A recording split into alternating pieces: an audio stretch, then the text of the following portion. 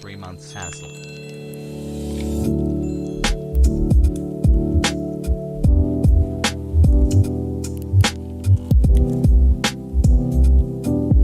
Get back, guys. What's up, chat?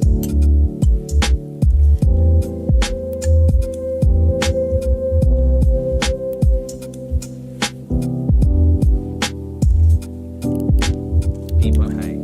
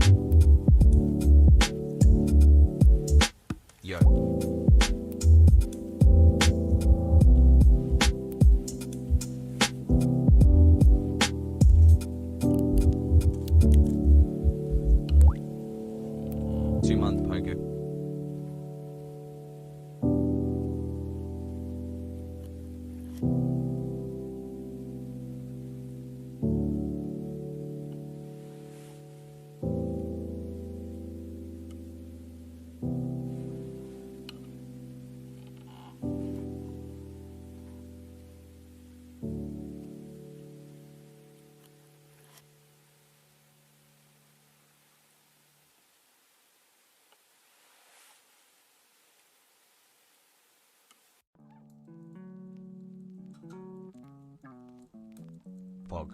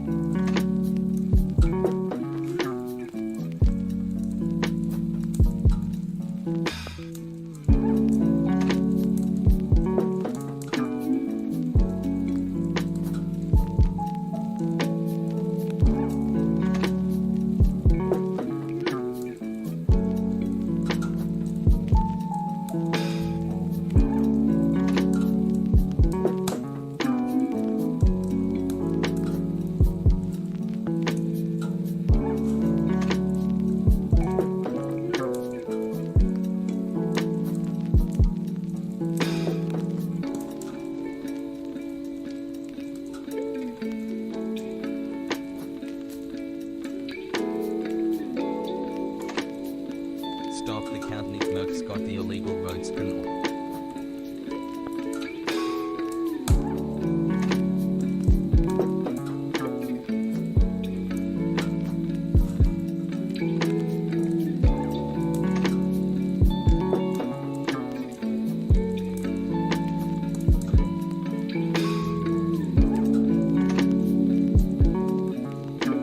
Poggers or something I'd want to put here.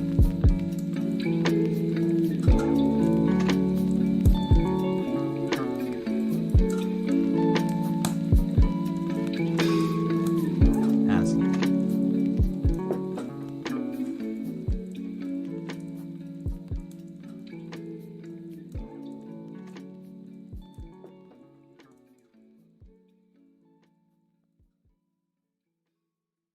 Hi, happy 3 months, big boy Hasan Hassel.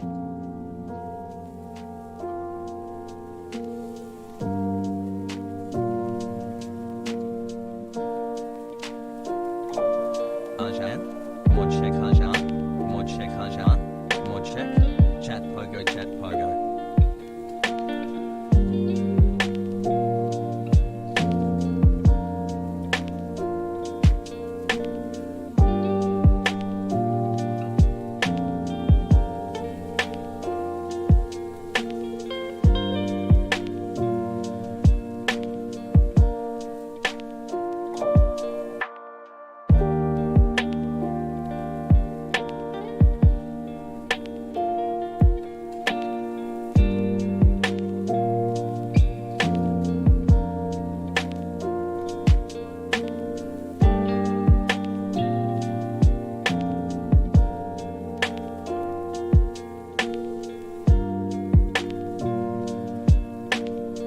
Pogs go.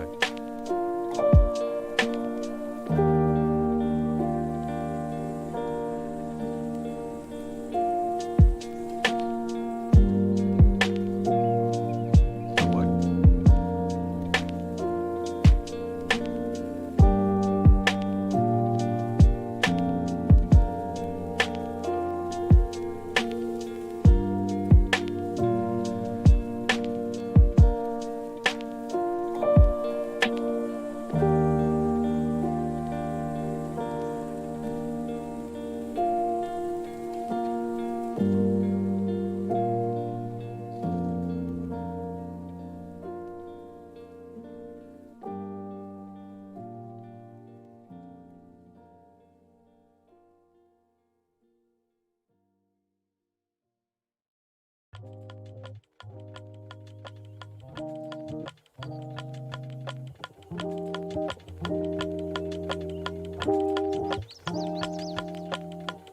Two months. Thank you, Hasan. Love you, chat.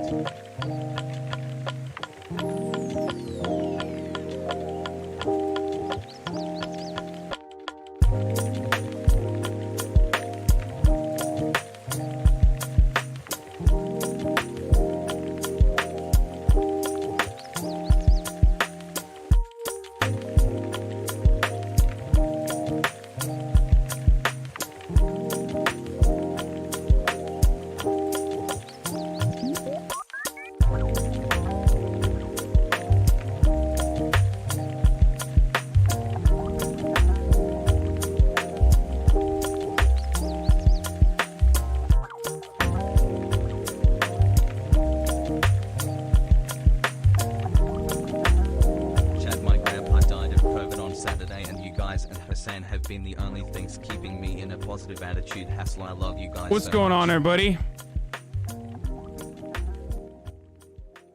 I hope everyone's having a fantastic evening, afternoon, pre-noon, no matter where you are in the world. I'm Hasan Piker, and this is the HasanAbi broadcast coming to you live from not so sunny, but actually very gray, very gloomy California, Los Angeles. We are live and alive. It is Monday, December 7th, 11:19, and yeah, it's really cloudy out here. Nothing changed. Why are you always late? Please don't hurt me. Just a question. Because I hate you. That's why. Because I want to punish you. Guys are scared to moan in front of your girl. Couldn't be me. I be up in her ear like it's top of the hour every hour. Why would I be? Ad break coming to Why would I be late? I don't know. Maybe because I have phone calls leading up to the stream. Maybe because I wake up at 6 a.m. every day, and from 6 to 11 is not enough to actually do all the business deals that I gotta do, and like set stuff up outside of the world of the stream, so that the world of the stream can benefit. I love you, Daddy Hasan. But that's why. And today is no different. Just like every other day, today is no different in that regard. I am late because I was on a call. I can't tell you more. I can't give you additional details. Actually, I can, I guess. It's just I am helping set up the Ossoff and Warnock campaigns, potentially. Maybe. Who knows? We'll see what happens.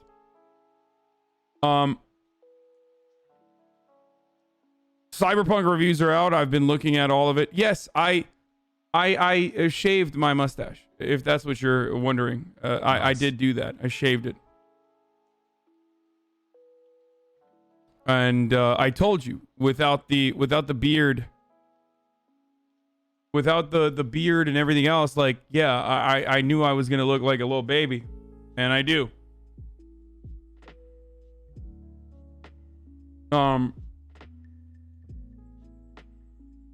Cyberpunk reviews are in. I have the subreddit face already open, looking at all of the reviews, like for the game title and everything else. I'm like, literally, I was just this morning, I was playing a little bit of here. I'll do the quick personal news stuff segment right now. I'll just get it out of the way. Radical liberal Raphael Warnock. And then we'll get right into it. We'll get right into other stuff. So Raphael Warnock. Radical liberal Raphael Warnock. Radical liberal what? Raphael. So this morning, I mean, last night I went to sleep early. I started watching, aside from the Big Mouth that I've been watching off stream. I watched completely randomly because I was hanging out with my brother, his girlfriend, and my mom, and he suggested we watch this flight attendant movie, or sorry, series on HBO Max.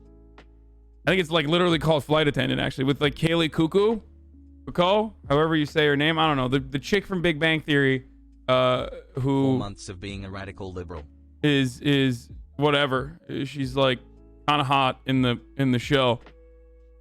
But I was watching that. Cuoco? Really? And it's actually not that bad. Surprisingly. Like, it's surprisingly not that bad. So I was watching that, woke up early, went to sleep early, woke up early, worked out in the morning. That was pretty good. It's cold as fuck out here. Like, no memes, no joke. Happy 5 months as it is actually fucking cold. Like, it was cold as hell. Like, this morning I worked out in 50-degree weather outside, and it reminded me of all of the horrible, like, I guess I have repressed memories from my childhood. Okay, I guess I have repressed memories from my childhood of me having to, like, in the middle of the freezing fucking winter, like, train, whether it was like running or doing like PT, or even potentially I just, the things that I remember is just like horseback riding. Let me out cut her hair, you beautiful and just bastard. hating South every for the moment of it. moustache. Ankara soğuğundan beter mi? No, of course not. Of course Ankara is way colder. But so like it was a reminder that like, god damn, I really hated that. Like I really hated. My boyfriend found out I am sub to you yesterday, and today he walks in with a mustache and contemplated growing out his buzz cut like Hasan. His crochet with Lee. Well, I've shaved my mustache, so your boyfriend is behind. Anyway, I know that whenever I say like the weather, everyone immediately is like, dude, 50 degrees is nothing, you fucking soft ass. Yeah, you acclimate. The human body, folks, Hello, for those of you who don't know, for my favorite himbo the human body acclimates to whatever the climate you're in. So yes, if I am used to 75 and sunny every day, then yeah, 50 is like fucking cold. It's very cold. If you are used to 50 degrees, or if you're used to 30 degrees weather all the time when you're in the winter, when the springtime comes around and it starts to get like a little bit warmer, like 50 degrees, you're like, oh, this is sick. Yes, in Los Angeles, for the most part, you don't really have an experience during the day when the sun is out where you need to wear a jacket, like throughout the entire year. Anyway, yeah, like I went to college in New Jersey. Like I know what horrible winters look like. Community supporting me through the worst time in my life. Anyway, so living in a cold country / state does not make you cool. Yes, I am still saying that. People really think being cold is a personality trait. I know, it's so fucking weird. Anyway,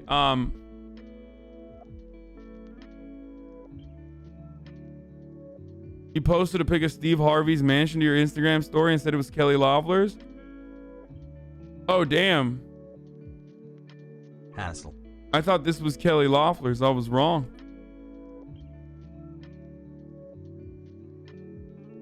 I'm not surprised that if you guys, if you remember what the inside of her mansion looks like, I'll delete it. But if you remember what the inside of her fucking mega mansion looks like, it literally looks like the outside would look like that. No cap, I think they live in the same hood. I mean, that wouldn't be surprising. Anyway, it doesn't matter. Even at work. Love you, man. So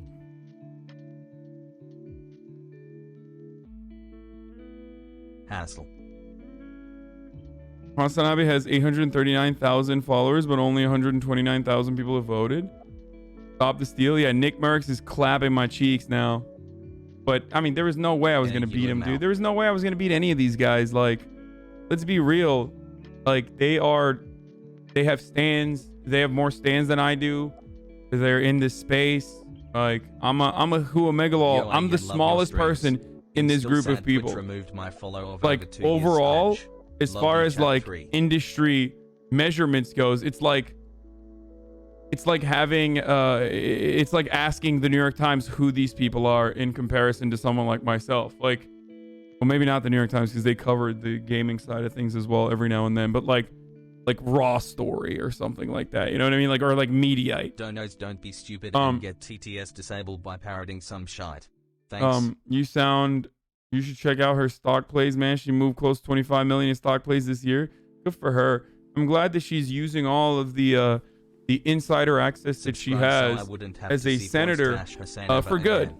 And what I mean by that, of course, is you know, the good of her wallet, her personal. Maya bigger than you, Keck W.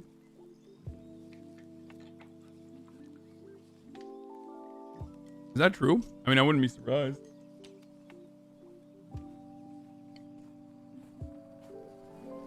Oh, this is her mansion. Wait, this is that one.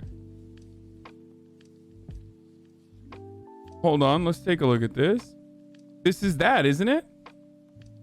Glad you. Oh no, it's not. Wait, left side. Pool? No, pool is in front of it. Okay, this is. Sorry, I got I got the mega mansions mixed up. The quadrillionaire mega mansion.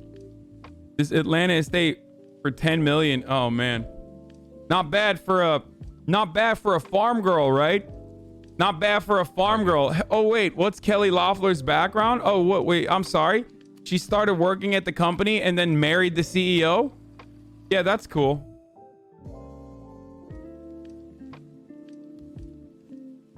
And then literally purchased their Senate seat? That seems great. That seems normal to me.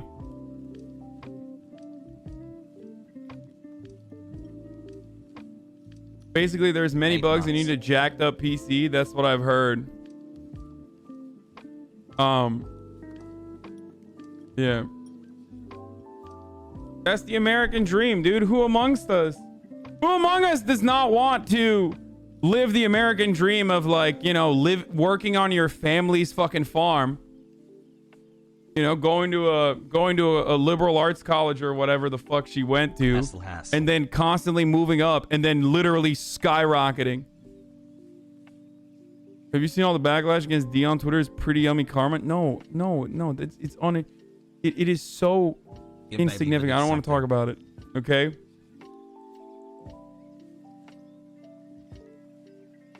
Please don't do that. It's so silly. What he's doing in Georgia is ultimately good. Okay? What he's doing in Georgia is ultimately good. It's good because, one, it activates younger people in the political process. People that normally would not. It gets a lot of the people in his audience to, like, actually interact with regular human beings in their door knocking process. It is ultimately good because it gets the word out and potentially will help. Even if it's marginal, it's still something. Okay? So I'm not going to shit on him on that side of things. But these institutions are, like, they are permanently apprehensive to all manner of political organizers. All of these fucking institutions are terminally apprehensive to, like, any sort of fucking controversy. So you have to make yourself notable on top of everything else. And if a lot of your notoriety comes from heated gaming moments and shit like that, and I know this from personal experience, like, then of course they're gonna know you as that. They don't fucking watch you. They don't know what your worldview is. They just know you as, like, the worst fucking moments on your stream. And for I saw someone in the deep web trying to dox you. That happens all the time. But it's basically, thanks for the great content. It's basically, I mean, he knows this. DGG knows this. That's why they fucking constantly pump out my worst moments or shit out of context all the time whenever I do something. They know that. Hey, I subbed again, hey guys. That's just how it is. You just gotta fucking put your head down. If you genuinely, legitimately believe the cause, you just, and this is for Destiny, which I think is doing, while I have my disagreements and I personally don't like them, but I think what he's doing is good. So if he truly believes it in doing the right thing, that he has to fucking keep his head down. New mansion. Like, he has to keep his head down and keep fucking door knocking. It's just how it works. Regardless though, like, you don't have to fucking do door knocking with a DSA or some shit or whatever the fucking story is. Chat like, just do your own thing. No, we're done. We're done. We're done with that subject matter. It is so irrelevant. Hassle.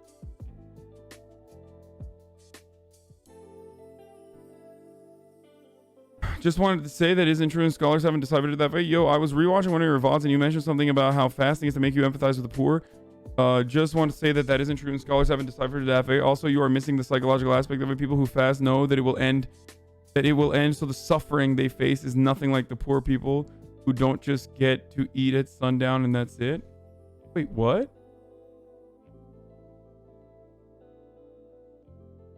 That's what I was taught when I was younger, man. That's like the common meme in Islam. I don't know what the theological scholars are saying, but I'm almost certain. I mean, I wasn't coming at it from like from a theology point of view at all. It's just how people are taught in the Islamic world. They are taught that you fast because you understand those who have less than you. That's why zakat is also a big part of it as well. And regardless of what like theologists believe or have studied, which is great and important, that is usually the most common way that people are educated on the matter, have found a place to hang. which would kind of defeat the purpose, right? Regardless of what like the roots of it are, that is usually the message around it now. So that's you'll find that most Muslims will tell you the same thing. Are you still able to guffaw without a mustache, or is the stash required? No, I can still guffaw. Compilation of all 13 times. Oh, nice. Someone made this finally. Okay. You fast for Ramadan? I do not. Yes, the caterpillar's gone, folks. It's gone. We did it. As a kid raised Muslim, I thought you were the reason for us, cleansing the soul, empathy with the poor. Yeah. Thanks for the great streams.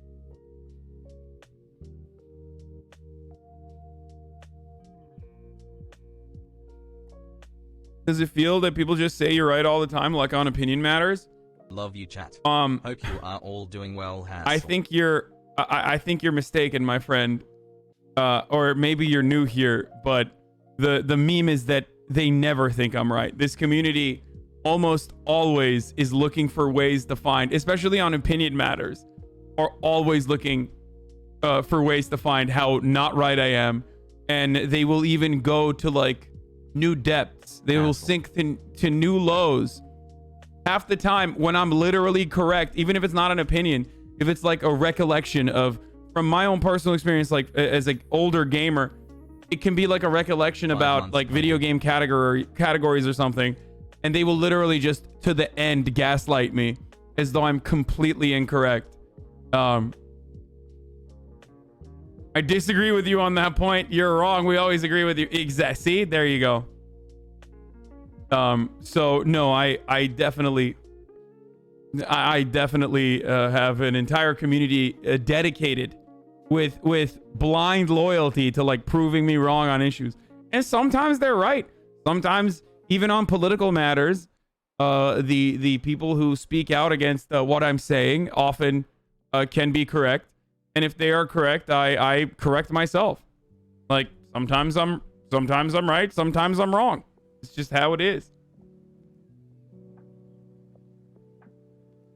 Any gamers? Has buff Hassel. It wasn't video game categories, it was genres. Genres, open world sandboxes, the fact that Attack on Titan is a mecha anime. Aiming of this, I think it's a libidinal fixation. The economy is all Hasan Pikers. What is this? What? A different framing of this. I think it's a libidinal fixation. I think it's fundamentally it's a sadistic idea that you can't just have a handout, which is just an unequivocal good pleasurable thing that comes with no strings attached and no contribution from you. What you need is a hand up, which is something that embedded within that is an obligation to suffer in some fashion. A hand up is okay, you have to do the work, even if it doesn't matter, even if money isn't real and it's totally irrational. No, you still have to suffer or waste your time or do busy work or whatever the hell, before just so you can continue to exist. Yeah, it's like this idea that if you were to give someone money outright, or if people didn't have to labor, that your belief of what natural human instincts are means that everyone just sit around playing computer games all day, and that you have to basically task people with things because if they got too much too easily, it would somehow end innovation and end art and end creativity, nothing good would happen in the world anymore. It's funny you say video games, because that's what I think 90% of the entrepreneurship today is starting a Twitch stream. Like that's what the economy is now. You don't know how much money goes around in little bits on Twitch. Like this is how we're getting the money back from, you know, losing our manufacturing base, putting that overseas is just the Chinese teenagers just buying Twitch money and sending it back over here. It's our big export industry now. It's our big export, Hasan Bikers. That's true. Oh God, I'm the backbone of the U.S. economy, baby. Let's go. Oh shit, I don't even have the mustache anymore, so I can't fucking do the Truth Teller Eagle fuck Hey, chat, .net. have a great holiday break. You're all beautiful, Hasan. I'm the bootstraps, brother. Germany import streamers, dude. Actually, a country that definitely fucking is like low key sneaking into the market is Canada. All these fucking Canadians, dude. They are running the Twitch racket, dude. They are literally running it. Hey, that's why you need an American streamer like me, goddammit. Hank Parker, ladies and gentlemen. Hank motherfucking Parker. That's why you gotta vote for me on the Dick Serto. That's why you gotta vote for me. That's right. We're losing, folks. We're losing right now. 27.6% of the vote. 30% is gone to Nick Merckx.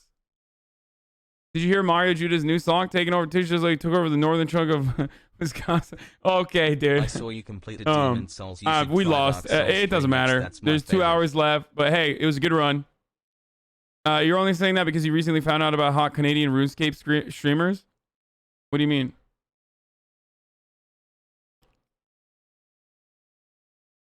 I love that this is funny, though. The economy is all Hasan Pikers. This is true.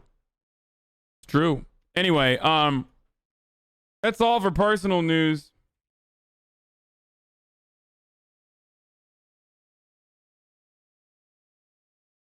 Yeah. When you realize you're helping Trump settle the deficit, who cares, man? Nelk Boys just started. I warned you last week. I don't know what Thanks this you, is. Hasan. Online uni has been really tough, but having you in the background while doing homework really helped me. Wish me good luck. I have finals this week. So Cyberpunk reviews are all basically the same, Yeah. which is like it's a good game. It's fun. It is broken. Like especially towards the end where the game is just broken. Before we get to the Cyberpunk stuff, though, look so I'm goddamn going to good. welcome all the Normans. So I think we should just do that right now. I'm just going to tweet out that I'm live and get it pumping so that the Normans can get their fucking news fixed. There's a lot of stories Hasan, to... you said we wouldn't subscribe for a second month, and here I am. Lol, love your content. Nice. Well, hold on. Let me just... Daycare is now open. Get your Monday news here while it's hot. Cyberpunk is nuts on your face. Just kidding, Hassel. Join now. www.twitch.tv. 2 months, baby. Love the streams, Hassel. Also, I shaved and look like a child now. Hassel. Anyway. Pimtool transition is grift ahead of schedule. What's he transitioning to? I think Democrats are gonna win both seats in Georgia. Oh no, now. Oh fuck me. We're definitely gonna lose now. Holy shit. I mean, my man, guys, just because he's saying what you agree with, it doesn't change the reality that, like, popular Minecraft player and streamer Josh says he wants nothing to do with the stand culture that has sprung up around the game. Other Minecraft players like Dream, Carl Jacobs, and Turbo respond. Bro, this in and of itself is literally a fucking testament to how powerful stand culture is around Minecraft. I really got to be more of a shark, dude. It's frustrating. Much love, everyone. I really, every time I see stuff like this, I am reminded that I don't do Here, get the Normans in here. Welcome the Normans in here. But every time I see stuff like this, I'm like, I really gotta fucking do more on the meta. Like, I really gotta go retweet it, folks, so we can have stan culture myself. But 2 months, Hasan. Pogo. Welcome the Normans and convert them into stands. But play Minecraft to get the Minecraft people to vote in GA for Warnock and Ossoff. 3 months, Hasan. Pogo at HasanAbi. The problem with the Minecraft stands is the problem with stan culture is that it's not like it's not actionable. And what I mean by it's not actionable is that most of the Minecraft stands or stands on the internet in general are usually locked into a certain age group. So you can only be in a certain age group when you're like a stan, and that's usually 14-year-olds, 14-year-old girls for that matter. They are the ones like 12 to 14 is like the most hyper active on the internet age group. So those people are not interested in politics, understandably. Those kids are not able to fucking go out and vote. They are mega active on the internet, but they're just not, you know, they're just not people that you would ever target unless you're a fucking Nazi or like a Nazi pedophile, you know, or literally like trying to fucking brainwash them into becoming Nazis or some shit. So you will lose your entire community if they can't even see themselves in the spam of 13-year-olds. No, that's we'll always have a. I mean, there are like. See, I'm 14 and I'm engaged and care about politics. Okay, but like you're unique in your love from Colombia. You're unique in your age group. Like most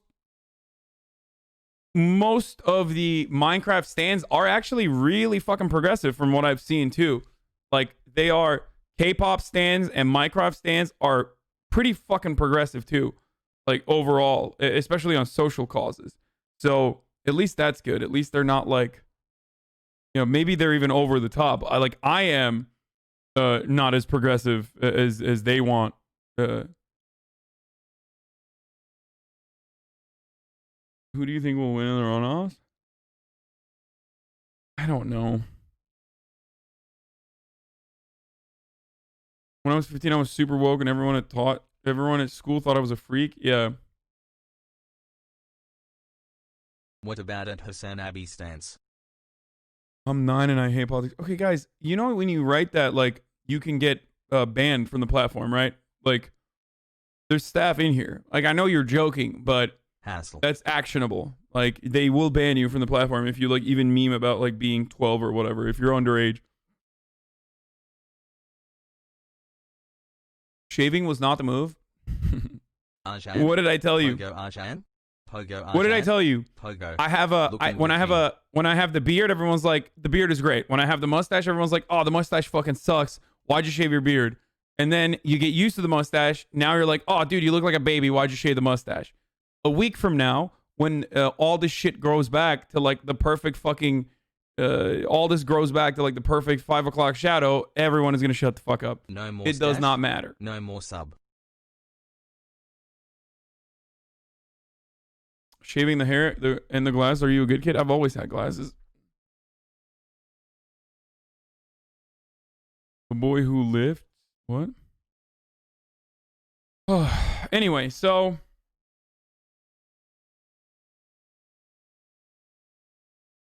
well, I don't actually listen to the chat about my appearance. Today. Why would I do that? Okay, I want to thank you because you got me into politics and now I'm switching universities, switching my major to political science with a minor in history. What were you doing before? Where did the dad stash go? I saw Kyle did some new leftist tests. If you consider doing one of those on stream, I think it would make for fun content. I've done it before. Like, I don't really care. Look directly at the camera, please. Here. Is that good? Love the shaved look, Hasan. How'd your upper lip feel once you shaved the stash? The worst part about, this is so gnarly. But fuck it, why not? I should explain it because I'm always doing too much information. This is the TMI hour. But the worst part about a mustache is that it's the flavor saver, right? So when you shave the mustache, there's like white. Is it called like whiteheads? There's like pockets of whiteheads that have accumulated through Find them or I guess not the best, but the worst part, not the worst, but the best part of the shaving it is that there's like little pockets of whiteheads that you can pop and squeeze out. Yeah, it's gnarly as fuck. But this morning, that's all I was doing is just like, yep, it's the best part. It's so gnarly. Only if you don't wash your beard. That's not true. I wash my beard like a fucking animal, brother. No matter what happens, once it gets to a certain... No, I fucking wash it like crazy. No matter what, like how much you clean it, it's literally just oil accumulating as a consequence of like having so much hair. It's not even like a real whitehead. It's like... By the way, speaking of Georgia, is that why you were late? No, I was late because I was doing business deals. That happens when you shave pubes. Can you not talk about how long it takes your beard to grow back? You're a beard ableist. Kind of weird, my dude. Oh, that's true. My beard is already grown back. Look at it. Like, my 5 o'clock shadow was already prominent. I shaved yesterday. That's definitely one area where even after I started taking finasteride, that's like one area that did not... But I love power tinks. That did not get too limited. Like, finasteride, I noticed, makes it harder for me to grow a beard. My beard... whether you want to believe it or not, literally used to grow faster than this even before I started taking finasteride for my hair.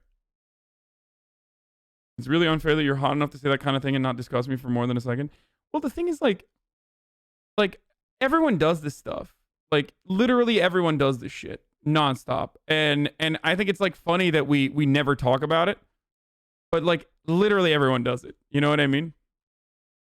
It's like picking your nose. Like your nose gets itchy. You pick it sometimes. Okay. Sometimes just purely blowing your nose doesn't get all the shit out. Sometimes you got to go to the sink and dig in a little bit. Okay. You got to go on a mining mission. Like everybody fucking does this shit. And yet we always act like we don't do it. You know what I mean? We always act like we don't fucking do that. And it's so dumb. Swagger. Why do you have shit in your nose? Not shit. Immigrants taking American jobs again? What? Arjan, thanks for 4 months. Mark your calendars because Lifetime and KFC have partnered for a Lifetime original mini movie you don't want to miss. A recipe for seduction starring Mario Lopez. What the fuck is this, dude? Go, big baby. Was playing Sleeping Dogs offline consider business deals? No, I got done with a bunch of stuff early on. I'm still working on the podcast. I'm still working on the merchandise, trying to make sure that it's all union. Happy 6 months. It's all like fucking union shirt makers. But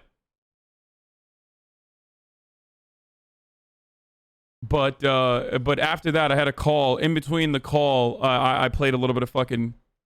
While I was like doing other calls and talking to people about the podcast, I was playing a little bit of Sleeping Dogs. Now, what was I doing while I was playing the Sleeping Dogs? Just the side missions. Like I was doing a little bit of the police side missions. Nothing like main or not even like the cool like yellow face missions either. Just doing. ADHD gang. Also, can we use Peepo chat more? Hasan, please give me a good charity that I can ask my racist old Trump supporting grandfather to donate to for Christmas, preferably one that emails him a lot afterwards. Raises.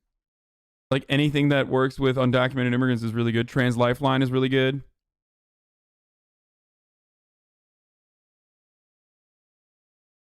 Three months, let go. Thanks for the good. Are you liking Sleeping Dogs more now? No, I love Sleeping Dogs. Wait, is this real? What are you doing?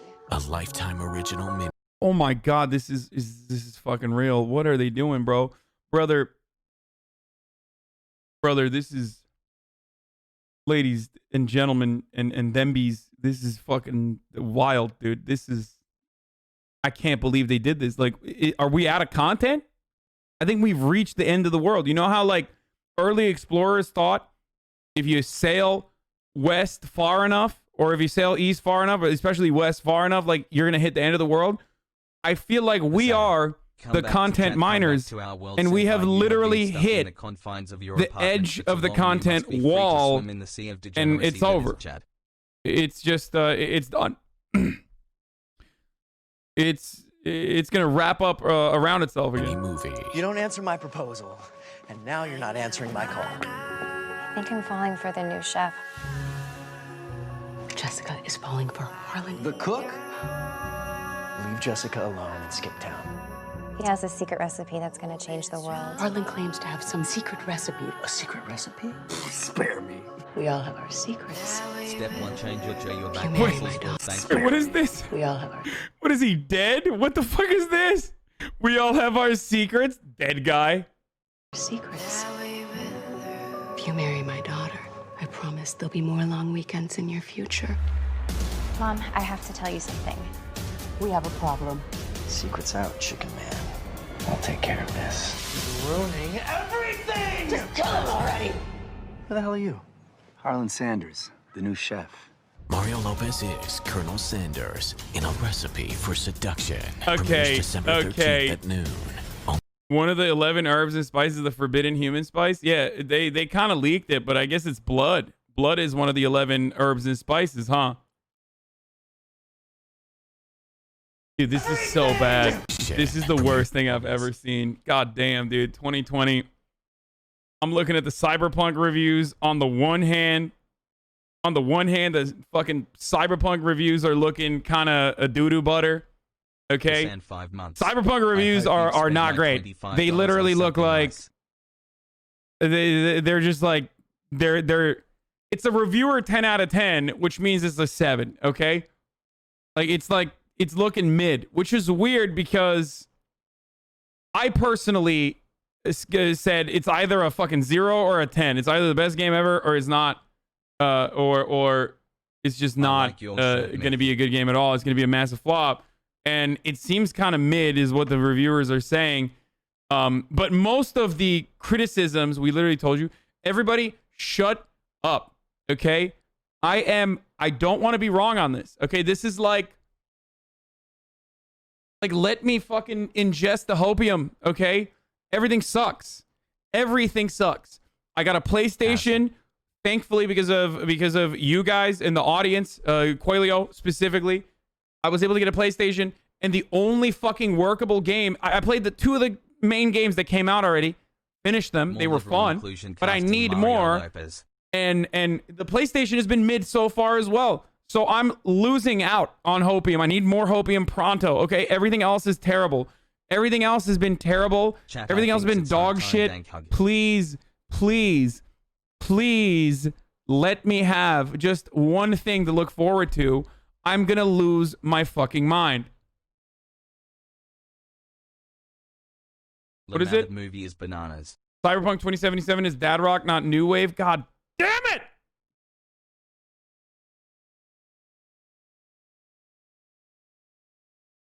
You already finished Valhalla? No, I didn't. But Valhalla is like mid. Like it's not that good. You're not playing Cyberpunk on PC? No, I was gonna play Cyberpunk on PC. Dude, if this turns into a Watch Dogs, I will lose it. But from what I understand, the main fucking criticism, from what I understand, is that it's super buggy, especially late game. Like, it's like Bethesda level, okay? We're talking Bethesda level game crashing, game ending, soft locking bugs, okay? Which is fine because I am a glutton, okay? And I get punished all the time. I love Bethesda games. I am a huge fan of Bethesda games. So I am already used to a massive, expansive, insanely convoluted and dense open world that is going to make me rip my fucking hair out and still act like it's great. I've been doing this since fucking Morrowind, okay? I've been doing this every time since Morrowind. I never played Elder Scrolls Online. I can't speak to that. But, like, I've been doing this for years. I've been doing this for longer than people have been alive in my audience at this point. Thanks for making me smart so I'm these used to past it. 2 months, you I don't want to hear it. I still...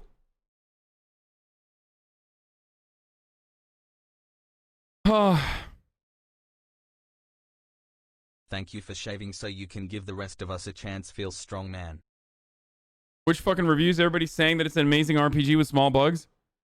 Dog.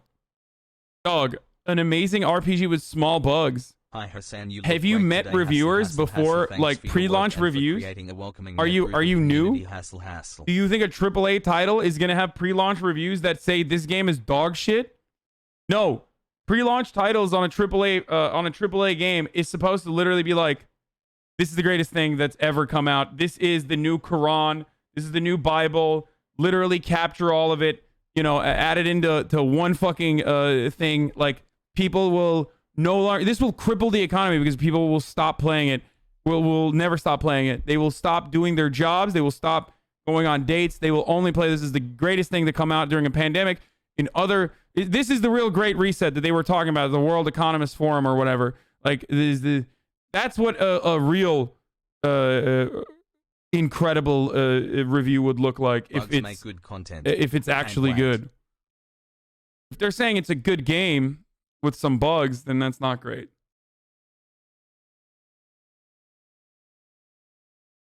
I think you're confusing early looks from movies. Early reviews just aren't reviews. They aren't hype reviews. No, I'm not.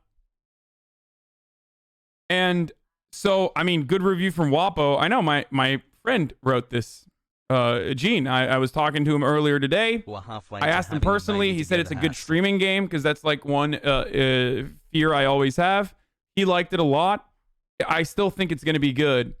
I am definitely exaggerating the intensity. Words that represent how I have always felt about the world. Hassle chat. But Asgachi. This is what they get for crunching those poor, obviously non-unionized CD Projekt game developers. Yeah. It might be too big to review correctly under the time constraints. Yeah, he basically said that too. He was like, dude, I had very little time to like review it. But one thing he told me that goes against what you have heard from the Game Informer and like all of those people is the fact that it's not as big as they make it seem.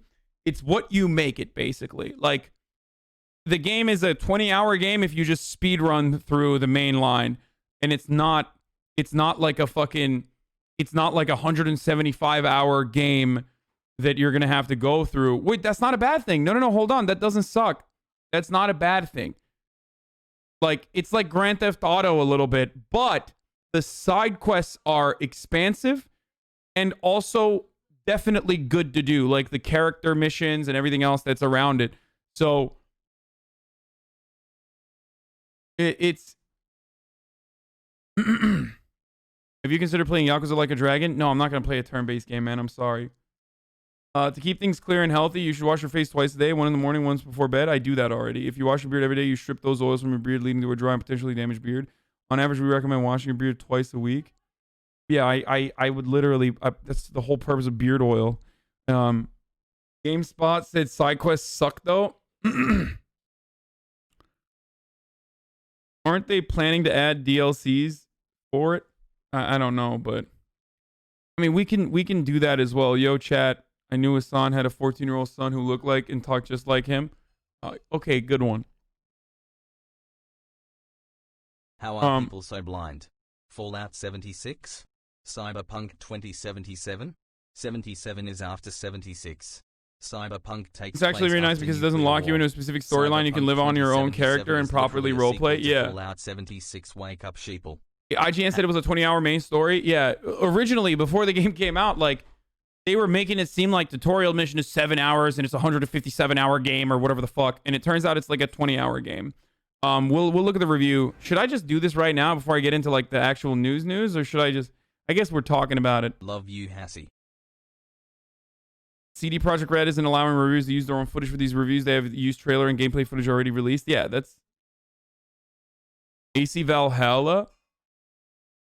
Georgia learned how to count because of the 2020 election. This is an advancement in education. It's like playing Breath of the Wild and complaining the game is too short when you run straight to Ganon and beat the game in 2 hours. Y'all know they literally delayed the game so they can make the day one patch, right? I guess. Let's watch. Okay, we'll watch this. Fuck it. It's also ad time. Top of the hour every hour. We have a 6-second ad break. I'm going to run the ad right now. Right now. If you would like an ad-free broadcasting experience, all you need to do is subscribe. You can do it for $5 or for free with an Amazon Prime account that you connect to your Twitch account. You can use anyone else's Amazon Prime account in your family if you want to do that, and you will no longer see ads. Here's the ad now. Okay, we're starting. Wake the fuck up, samurai. We have a city to burn. Wake the fuck up, samurai. We have a city to burn. So I before we even get going with this, I did watch some of the bugs, and the bugs looked really bad. I think that they already clapped them, but you can find bugs like people that have logged in and posted some of like the really horrible bugs. It's fucking bad, but I'm sure the day one patch will fix it. I need that right now. I need to think about that. Let's just keep going.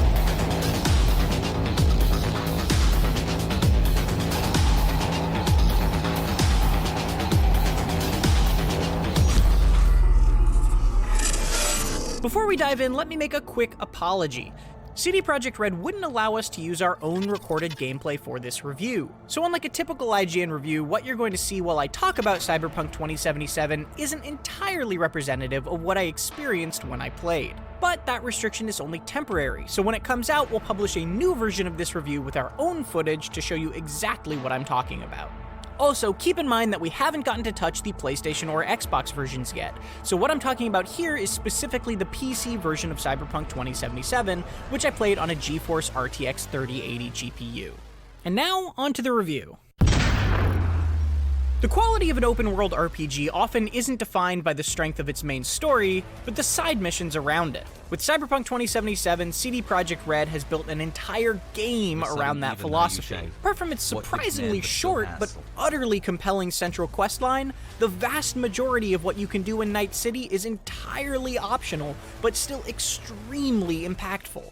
This more free-form structure isn't without its faults. Did this motherfucker say he ran it on a 3080? Did I just miss that part? No, the story is short. The main story is short. Shut the fuck up. Of course it's going to be short, dude. There's like a gajillion fucking side missions that are, from what I understand, there are a gajillion side quests and character quests and numerous paths that you can go along for replay value that literally turns this into a fucking fully fledged experience. Is what you want to make it. It's not a bad thing. That's a good thing. AC Valhalla, the criticism I had for Assassin's Creed Valhalla that you guys literally agree with me was that it's a fucking 700-hour game and it's too expansive and it's not good enough because it's not fucking like mashed with action and content. You don't even play video games? What are you on about? What? Of course I play video games, you fucking moron. You probably come in here in the morning to get your news fix and get the fuck out so you don't know. No, I play video games all the time. 20 hours is not a short game. 12 hours would have been a short game. 20-hour main quest means it's a fucking 60-hour game across the board for most normie players. Because you're not going to fucking speedrun the main mission. Including loads of distracting bugs, but the strength of the missions themselves and the broad and interesting choices you have within them make Cyberpunk 2077 one of the most exciting RPGs I've played in recent years.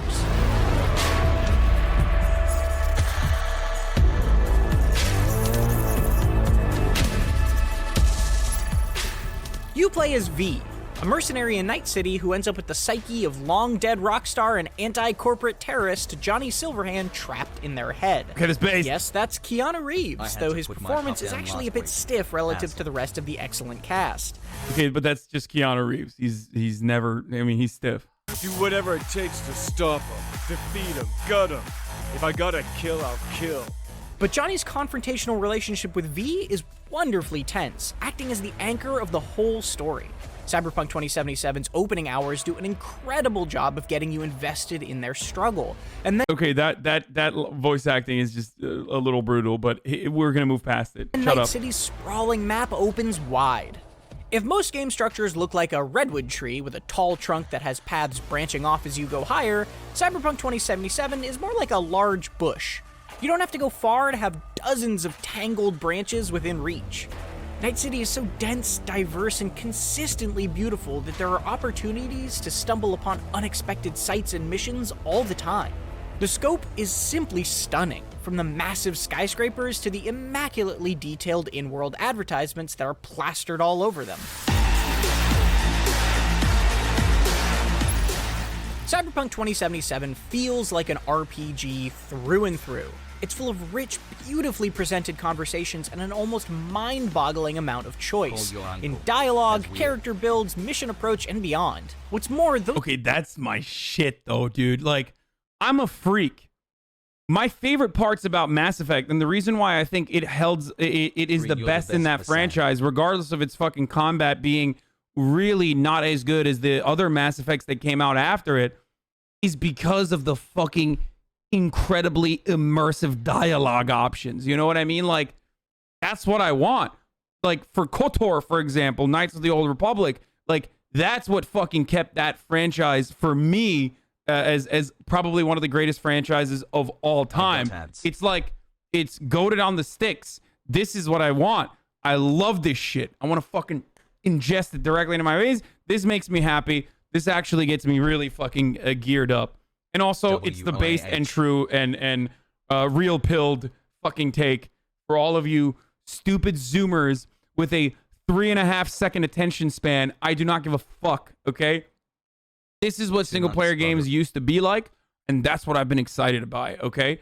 The reason why I've been very excited to play fucking Cyberpunk is because CD Projekt Red, specifically with Witcher 3, created a game that reminded me of my childhood when single player games used to be fucking awesome, when everything wasn't just another fucking recopied, like, remaster, remake of like an existing franchise that you've built that is always going to have an audience that will just like buy it regardless because we love the fucking slop. We're just pigs. And yes, I'm referencing Assassin's Creed and fucking Madden, which is the Assassin's Creed of sports, or rather Assassin's Creed is the Madden and fucking FIFA of open world RPGs at this point. So love the stream. This is Witcher 3 was reminiscent of that, okay? Like, it wasn't like COD. It wasn't a game that was just like hyper focused on microtransactions and shit like that. And it was reminiscent of like the Morrowind days, right? And even one of my favorite games from my childhood that I absolutely fucking love, Freelancer, for example. I don't know if you guys know even what this game is, but the Star whatever the fuck game that came out that is like kind of a scam. Originally, the game that came before that, the guy that made that, it made a game called Freelancer. One of my favorite games of all time from my childhood, the Star Citizen. Star Citizen might be a bit of a wash, but Freelancer was awesome. Okay? And it's great to see a developer just sit the fuck down and make new games. But you liked AC? Assassin's Creed is fine, but it's bubblegum. This, if it's done right, is going to be a masterpiece. It's supposed to be like a game that's got the meat and it's got the potatoes and it keeps you occupied. It takes over your fucking world for the duration that you play it. Like, for weeks, you're thinking about it. You get sad while you get to the end of it. That's what my childhood was like. That's what my childhood was. And that's what Witcher 3 kind of was reminiscent of, which is why I was very excited about Cyberpunk. Weird Mass Effect, Witcher 3 now, I don't know if that's what's going to happen, but that's what I was looking forward to this entire time, which is why you're hearing a lot of copium from me right now, or at least hopium, depending on what the game will actually look like. But it makes me happy that the dialogue options are great. You may be bad at games, but you have good taste in them. Yeah, I'm fucking old school gamer. Like, I just love single player RPGs. Like, immersive single player RPGs is my favorite shit. Those Did you like choices Skyrim? can Yes. have a massive impact on both V's own story and the characters around them. I once made a suggestion to a character that later lost him his job. That decision altered every future interaction, and knowing that someone else might have a very different relationship with him made my playthrough feel more personal. Similarly, I was shocked to discover one of my favorite missions early on wasn't even offered to another player because of a single decision we made differently. Realizations like this quickly became a common occurrence. Yeah, that's why it's 20 hours. That's why the main mission is 20 hours, because it has hella replayability, like crazy replayability. And what that reminds me a little bit of, is kind of like, you know, in the From Software franchise, where like if you go and like pick up an item and then go to a different part of the map and like hit a fucking illusionary wall and then give the person the item, wait for a day and then take that item, like all this shit, then you unlock a fucking character that you can kill. Like that sort of stuff is tight, and I think that this could have that as well. Or it could be a bunch of these like crazy fucking missions that you avoid because all these crazy missions that you don't even get to play because you're like too focused on speed running it. The missions themselves are also largely delightful. My favorites range from infiltrating an extravagant parade to a series of detective missions where you actually need to collect evidence on your own, to a deeply touching scuba diving mission, all the way to befriending a sentient vending machine. The fact that Cyberpunk 2077 is able to have deep, affecting moments alongside lighthearted goofs and blaring sex ads without any of it feeling out of place is a testament to the strength of both its stories and the world they take place in. And remember, just because something is a side mission doesn't mean it's not important to the main story. Surprisingly, Cyberpunk 2077 only took me around 20 hours to beat the first time, but it was only after reloading a save and spending another 20 hours completing side missions and befriending characters that I went back to finish the story again and found my ending options had drastically changed. Okay, dude, everyone always fucking says, your decisions matter, by the way, lol. Turns out there's a game that actually does have that. There you go. This is what gamers always fucking cringe at when we're playing any sort of games where like there's decision making and they make it seem like your decision is going to change the outcome entirely. Well, it turns out in this game, choices do matter. Get ready for all the fucking haters to say, get ready for all the haters to say, oh, well, now it matters too much. And now you can have a drastically awful fucking outcome and that it sucks because of that. 35 hours, I've now found 6 wildly different endings, and still have plenty more I want to do. While this freeform structure is impressive, it did create a false sense that I was failing to make progress at times. 3 percentages relating to different aspects of V's journey are presented like progress trackers in the menu, but they don't actually function that way, making them frustratingly misleading. Regardless, the openness of Cyberpunk 2077 is pretty remarkable. Beyond the big story decisions, you also get the good old-fashioned choice of how to kill, or politely incapacitate, your enemies. There are no character classes here. Instead, you invest points into 5 primary attributes, and then into perks within each of those. For example, if you're planning to go stealthy, the cool attribute can make enemies slower to detect you, and its stealth perk page is full of additional boons like increased crouched movement speed or unlocking an aerial takedown. Perks will also naturally improve as you use them, making this system wonderfully flexible. Combat opens up gradually. That also means that early stage of the game, it's going to be butt cheeks, and everyone's going to say, lol, can't aim, lol, don't know how to play it, lol, bad gamer, lol, cope, lol. That's what that tells me, okay? It tells me menu simulator for the streaming element, and also it tells me lol, aim, Pepega aiming, Pepega aim Andy, Haas aim, Pepega aim. As well. While I didn't love the gunplay initially, I eventually found unique weaponry and clever cybernetic augmentations that elevated it above simple pointing and shooting. Yeah, it's because you're a reviewer, dog. Journalist saying he hated the weapons because he can't shoot. Oh my god, I'm doing it. I'm doing what I am suspecting the chat is going to do to me, but to the fucking reviewer. Of course you're going to do it. You know why? Because it's so much fun to just talk shit, even though that person might even be a better gamer than me, just like I'm probably a better gamer than half the people who fucking talk shit to me in my own chat. Anyway. Some guns can charge up and shoot through walls, while others fire bullets that seek out enemies. And cool, iconic weapons add unique twists with flashy looks. Add in cyberware that lets you slow time, double jump, and more, and it's just a matter of time before you find some custom combination that clicks. It never becomes the most complex stance, especially with stuff like the fairly mashy melee options, but it's one that I felt I had complete control over choreographing. Of course, my V's policy was always to try sneaking before going loud. Similar to combat, stealth isn't much deeper than crouch walking out of sight. What's up, Jordan? Jordan says really small head. Wait, can people start streaming it tonight? Small head. What? No, I think there's like an embargo, right? I mean, I'm trying to see if I can get early access, but maybe I could start streaming it on Wednesday. I don't know. I don't have the game yet. I mean, I pre-ordered it and I'm waiting, and it's 2 days. On Thursday, it's gonna.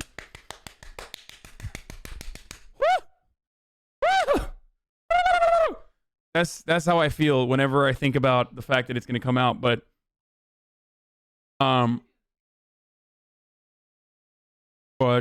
you know, you can download it. Yeah, I already pre-ordered it. Like I guess maybe I can preload it.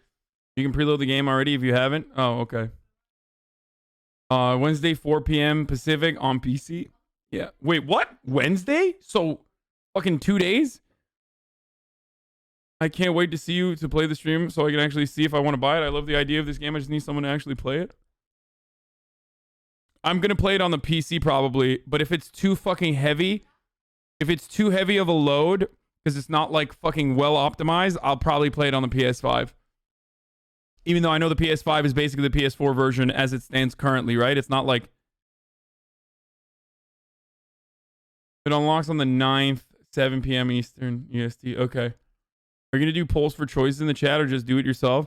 As it stands with every single game that I have played ever, I am a open backseat gamer. You guys know this already. I know that can lead to like shitty outcomes. Sometimes the fucking chat is like annoying, but usually I love collaborating with you guys while I'm playing. That's how I play most of the games. So I'll probably ask you guys like what the fuck's going on.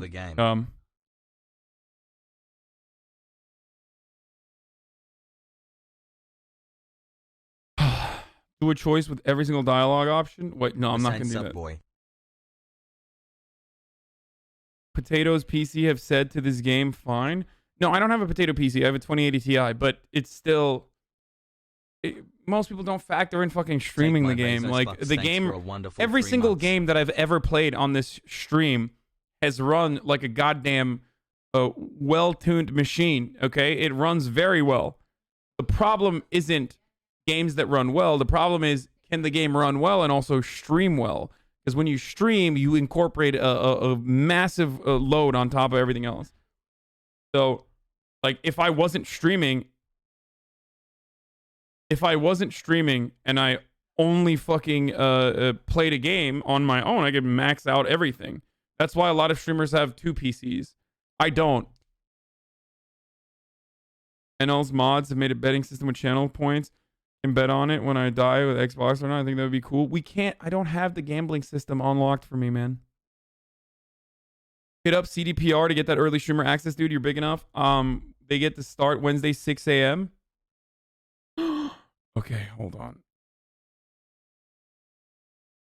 Streamer access is.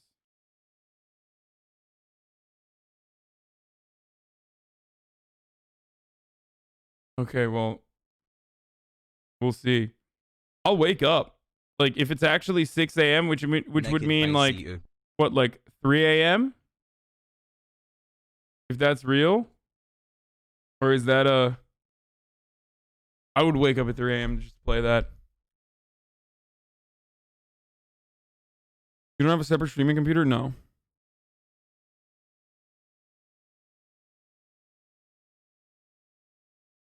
Young Yi played it on a 3080 i7 87,000 or 8700. Said he struggled to get 60 FPS on 1440p.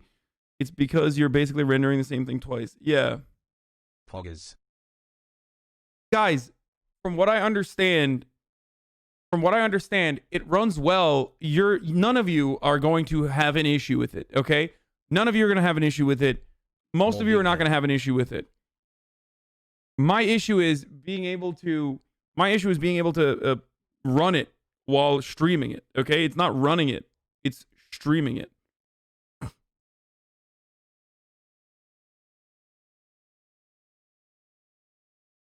Anyway, let's keep going. but planning my route and using quick hacks to do things like blind guards can be an engaging and fun puzzle. Like in a Deus Ex game, I was able to complete some missions without ever drawing a weapon, which is rewarding in a different way than cutting off someone's head with mantis blades. When things do get loud though, a special commendation needs to be given to Cyberpunk 2077's music. The soundtrack is fantastic throughout, but the combat music stands out, driving the pace of fights directly. Yeah, Gene said the music is pretty good too. So we have to talk bugs now. I've only been able to play the PC version so far, but even so, the frequency of bugs was a frustrating nuisance. It's nothing game-breaking, but hardly an hour has gone by without something going awry, and performance is only okay even with very high-end hardware. That makes me especially worried for what last-gen console versions might be like. And remember, we unfortunately can't show footage of any of these issues yet due to CD Projekt Red's pre-release restrictions. Should I at CD Projekt Red to see if I can get a early access? Why are you guys Pepe lying? I am a... What do I say? I can't say I'm a large streamer, right? What should I say, chat? I'm gonna get Donowald. You're a cutie, and I want to say you mean so much to me and have helped me, but you need to finish DS3. Okay, thanks. Hasi, you watching Cyberpunk genre media like Gits or Blade Runner lately? No. What should I say? Can you respond? I want to know if you played Fallout New Vegas. No, I played a little bit. Try their communications part.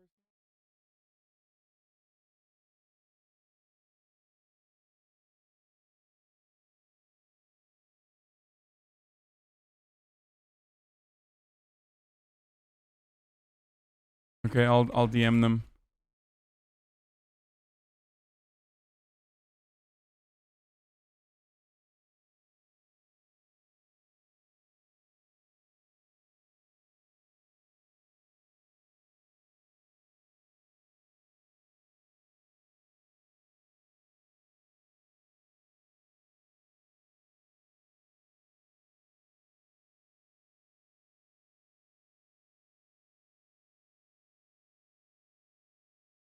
Okay, I'll do that.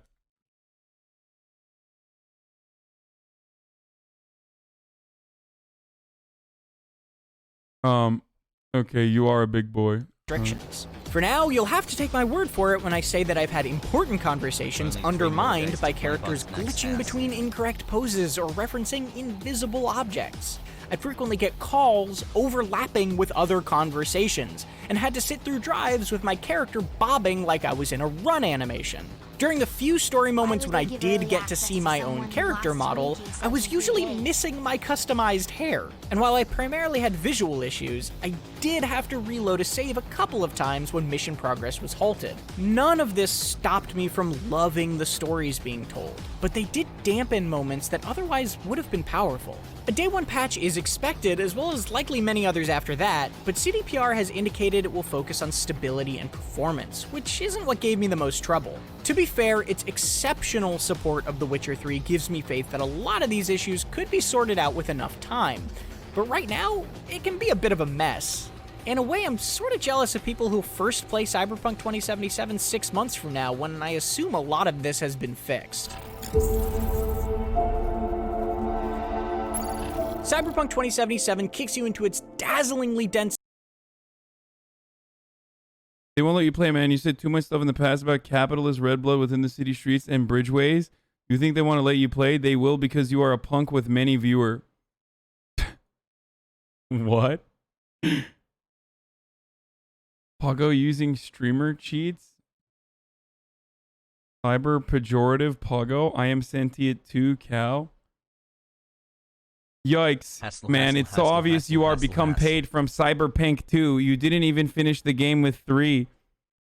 Why would you get a Cyberpunk when it's a reskin of no skin, no game to skin from? Are you a new gamer? Thank you for your time and content. Why not? Can You want new COD? Maybe Dark 4 -1? It's a really good game. Okay, my favorite. This is a good memer. I like it. Cityscape with few restrictions. Cyberpunk. It offers a staggering amount of choice, and your decisions can have a tangible impact on both the world and people around you. Those stories can be emotional, funny, dark, exciting, and sometimes all of those things at once. The main quest may be shorter than expected when taken on its own, but the multitude of optional missions available can have a surprisingly powerful effect on where V and Johnny's story ends up. It's a shame that frustratingly frequent bugs can occasionally kill an otherwise well-set mood, but Cyberpunk 2077's impressively flexible design makes it a truly remarkable RPG. For more Cyberpunk 2077, be sure to read my full written review on IGN.com, or watch our breakdown of the Cyberpunk world's story leading up to it.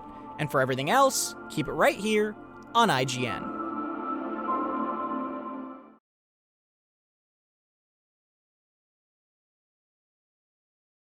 Oh, that person follows me. The NSF person... Oh, their head of NA communication follows me. Okay, I will DM them now.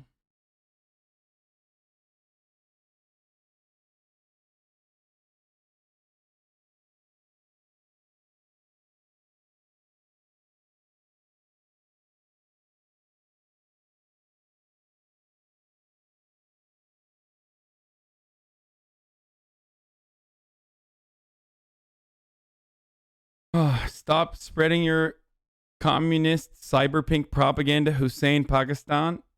Street Kid, Corpo, or Nomad? I think I'm going to play Corpo.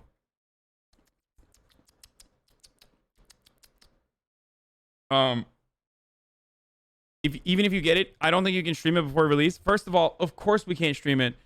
It'll be early access, like all of the Ubisoft games that I've played on stream. They basically give you early access. Oh my god, this entire day is turned into Cyberpunk reviews, reviewing Cyberpunk reviews. So it's, oh god, I'm so excited. Okay, I've already talked about why I'm excited for this game. Okay, so you already know. Contact for YouTuber streamers, YouTube at cdprojectred.com. No, it's fine. I think DMing their comms team is probably better. Yeah, unless you get into the early streamer thing. And early streaming access means that you can start streaming before the like there's an embargo that gets lifted leading up to the Wednesday. It's like a couple hours ahead of time.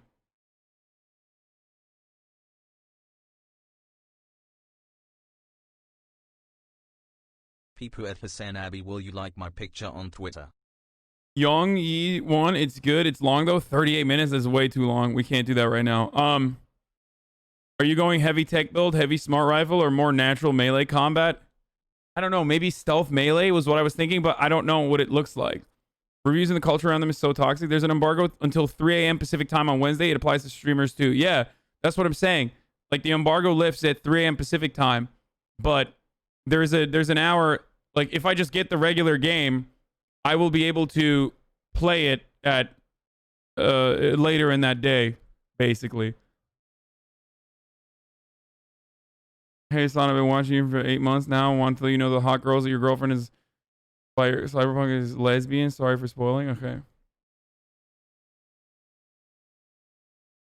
Half a year. CNET's reviewer has connections. Pekka 4x hassle. The editor at large at video at CNET.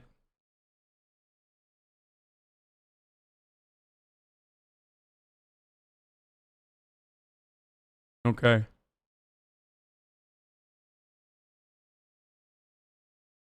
The Polygon review is critical and very good. Okay, we'll look at that. That Polygon article is some prime anti-SJW bait, but they went a bit overboard. I'm assuming they're gonna say, you said you want PS games and hope here's my third day of trying to show you. Dude, this guy wants me to play this Odin Valhalla game so bad. Bro, it's a fucking iOS Android game, man. Is this a fucking mobile game? You want me to play a mobile game? I'm talking about PS5 games, dude. Are you joking? This is the type of game I don't even play when they want to pay me to play it. Are you the developer, dude? Is it not enough that you guys already like pump out so many ads with every streamer? You gotta come in here?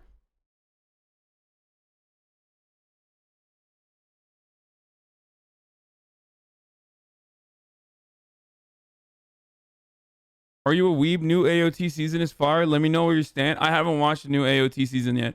I watched like 3 of the Happy 2 months to me, episodes in the last season that were beyond that were subbed, and I stopped watching it. I don't know what happened.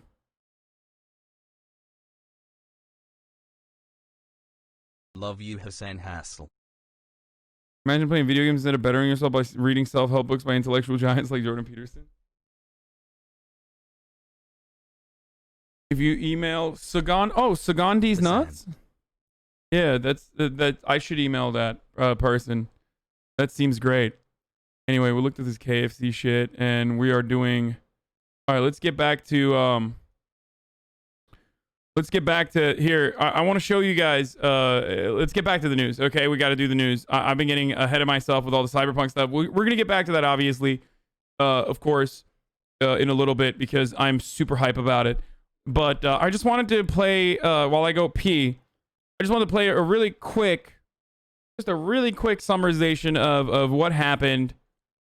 I'm gonna loop it too at the debate last night. My opponent, radical liberal Raphael Warnock. Radical liberal Raphael Warnock. Radical liberal Raphael Warnock. Radical liberal Raphael Warnock.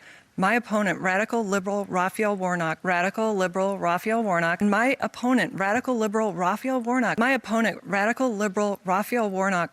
Radical liberal Raphael Warnock. Radical liberal Raphael Warnock. Radical liberal Raphael Warnock. Radical liberal Raphael Warnock. Radical liberal Raphael Warnock. Radical liberal Raphael Warnock. My opponent, radical liberal Raphael Warnock. Radical liberal Raphael Warnock. Radical liberal Raphael Warnock. Radical liberal Raphael Warnock. My opponent, radical liberal Raphael Warnock. Radical liberal Raphael Warnock. My opponent, radical liberal Raphael Warnock. My opponent, radical liberal Raphael Warnock. Radical liberal Raphael Warnock. Radical liberal Raphael Warnock. Radical liberal Raphael Warnock. Radical liberal Raphael Warnock. Radical liberal Raphael Warnock. Radical liberal Raphael Warnock. My opponent, radical liberal Raphael Warnock. Radical liberal Raphael Warnock. Radical liberal Raphael Warnock. Radical liberal Raphael Warnock. My opponent, radical liberal Raphael Warnock. Radical liberal Raphael Warnock. My opponent, radical liberal Raphael Warnock. My opponent, radical liberal Raphael Warnock. Radical liberal Raphael Warnock. Radical liberal Raphael Warnock. Radical liberal Raphael Warnock. Radical liberal Raphael Warnock. Radical liberal Raphael Warnock. Radical liberal Raphael Warnock. My opponent, radical liberal Raphael Warnock. Oh, it looped. I didn't even realize that it had looped. I went and peed, got a Diet Mountain Dew to get started on my Diet Mountain Dews for the day. And of course,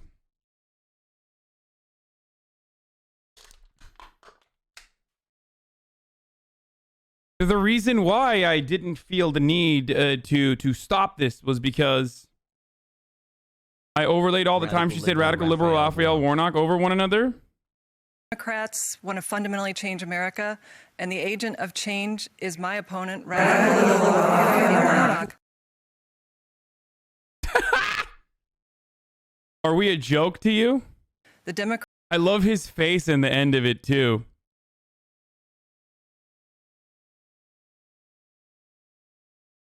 Quick summary of last night's debate in GA.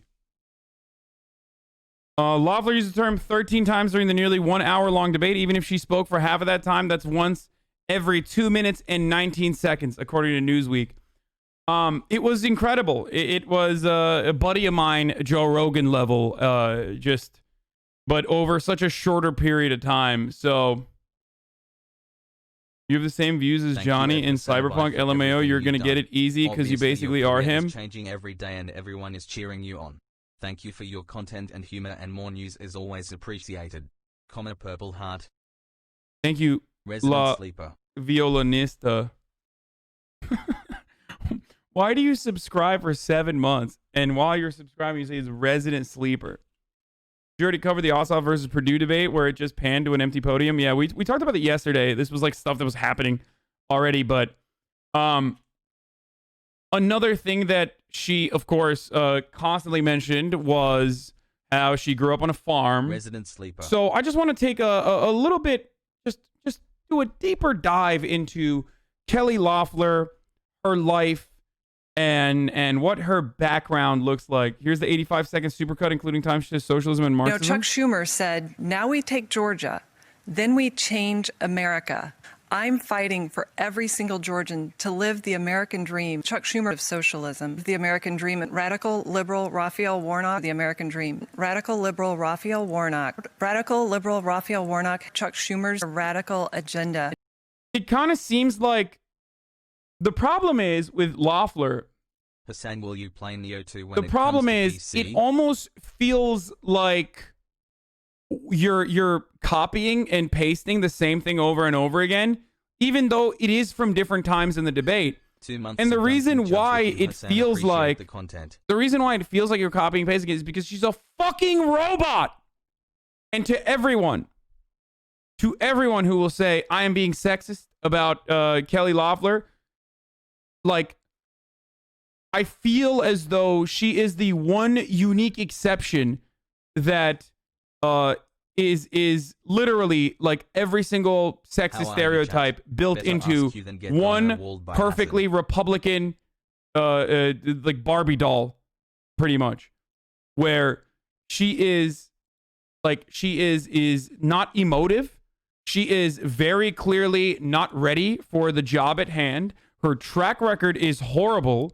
And most importantly, she has like moved up in the world literally by marrying the CEO of the company she worked at. So like it obviously this is not the case for the overwhelming majority of women. Nearly all of the women that work in the professional field oftentimes get inappropriately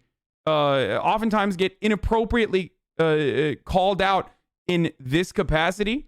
But she has literally been carried her entire life. It's wild to me.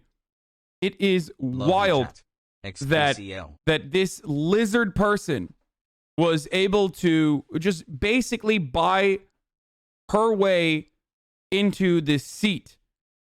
And all she has done with this political power that was given to her, all she has done is basically try to not try to, but just, enrich herself.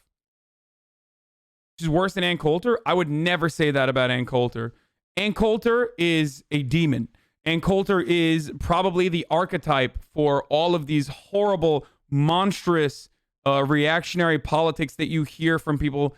They got the courage. Ann Coulter walked so these people could run. But Ann Coulter is a hard worker. I would never say that she she got a career advancement from like improper means or anything like that.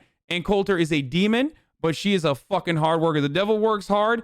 Ann Coulter, who is also probably the devil, works even harder. Okay, so I would never say that about Ann Coulter, and just like I would never say that about fucking like Kellyanne Conway. There's a difference between like being sexist and like openly calling to question someone like Kelly Loeffler and her background.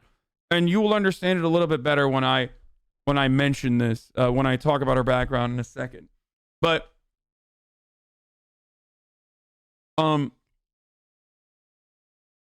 it's literally a brainwashing, manipulating technique that she's using, saying the same thing multiple times, same attitude every time. Yeah.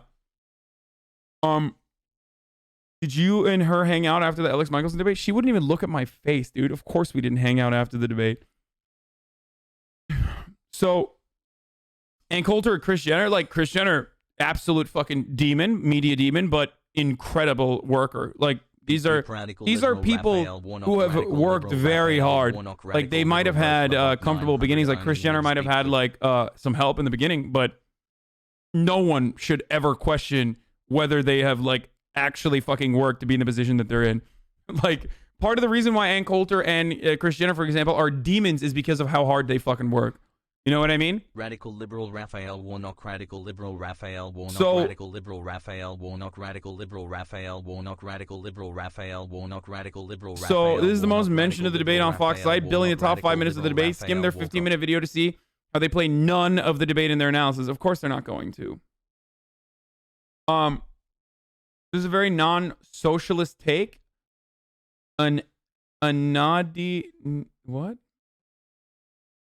What is the non-socialist take? What are you talking about? Anyway, she's working harder than Purdue. Well, Purdue doesn't need to debate. Purdue is in a better position than Kelly Loeffler is. Even like Purdue's race barely made it to the runoffs. Like, he didn't have to do debates, and then he did them. And when he did the debates, like John Ossoff ripped them apart. Now, are those debates worthwhile? Probably not. What's worthwhile is the amount of media coverage that you're getting, and what's worthwhile is the party loyalty. Purdue is going to skate along because he's a Republican, but Kelly Loeffler does, on the other hand, need to make an impression, considering the fact that. Considering the reality that while there was someone who was vote splitting in their ticket, Raphael Warnock did beat her technically. So, Loeffler probably shouldn't have debated. Can't imagine this actually improved anything for her. It doesn't matter. I think she did it because maybe she could get the talking points out, and then they could cut something together for it. I think she probably did the debate specifically for the child abuse line. She wanted to have that out because otherwise it's all talking points. Like, she just kept saying she wasn't elected either. Yeah, no, I know. She bought that seat. Like, she literally 100% without a doubt bought that seat. Like, she bought that influence there, and it was so bad. It was actually dumb. Donald Trump didn't want Kelly Loeffler to be in that position. It was Doug Collins that Donald Trump was actually pushing for. And right, it was Doug Collins, right? Yeah. Radical liberal Raphael Warnock, radical liberal Raphael Warnock, radical liberal Raphael Warnock, radical liberal Raphael Warnock, radical liberal Raphael Warnock, radical liberal Raphael Warnock, radical liberal. It does matter if the only thing people remember is her repetitive messaging, then she wins the debate. Can we talk about the stuff you like about Warnock, or dispel some of the lies about him instead of propagating GOP stuff? Jawline looks great, champ. What? How am I propagating GOP stuff? What are you saying?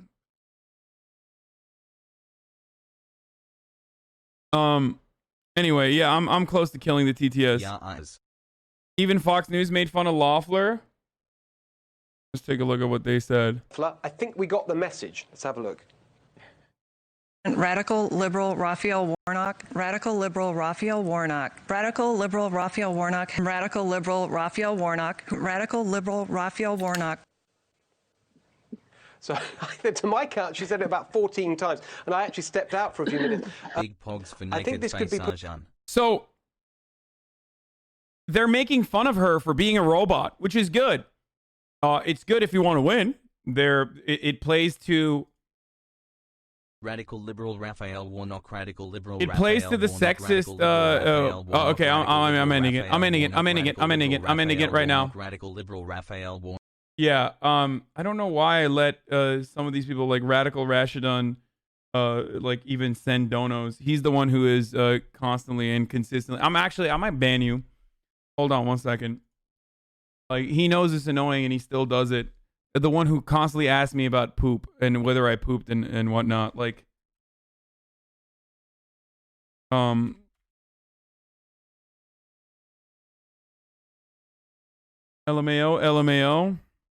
Wait, oh, LMAO, brother, I'm about to ban you.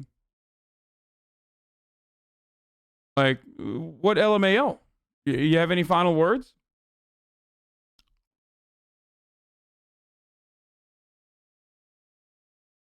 Huh?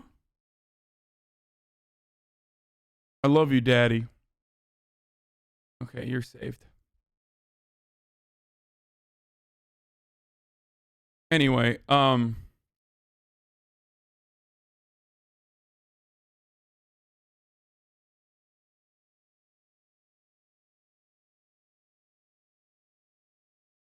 How many people have you banned? Thousands. I don't know why you keep text-to-speech on nowadays. It's good content. It's literally good content. That's why I keep TTS on usually. It's like it's fun. Like sometimes it's actually funny. And then other times it's just really annoying and repetitive and it's the same fucking joke over and over again. But when it hits, it really hits.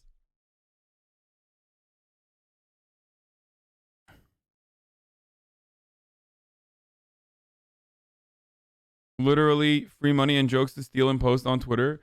Like it's not even jokes to steal and post on Twitter, but it's like it makes for fun clips every now and then. It's just not fun when it's the same shit over and over again.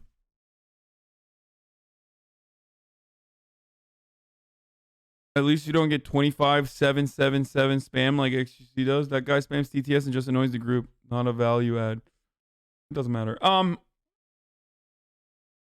Have you heard about the Logan Paul Mayweather fight? Yes, I have. So where was I? Okay, so I was talking about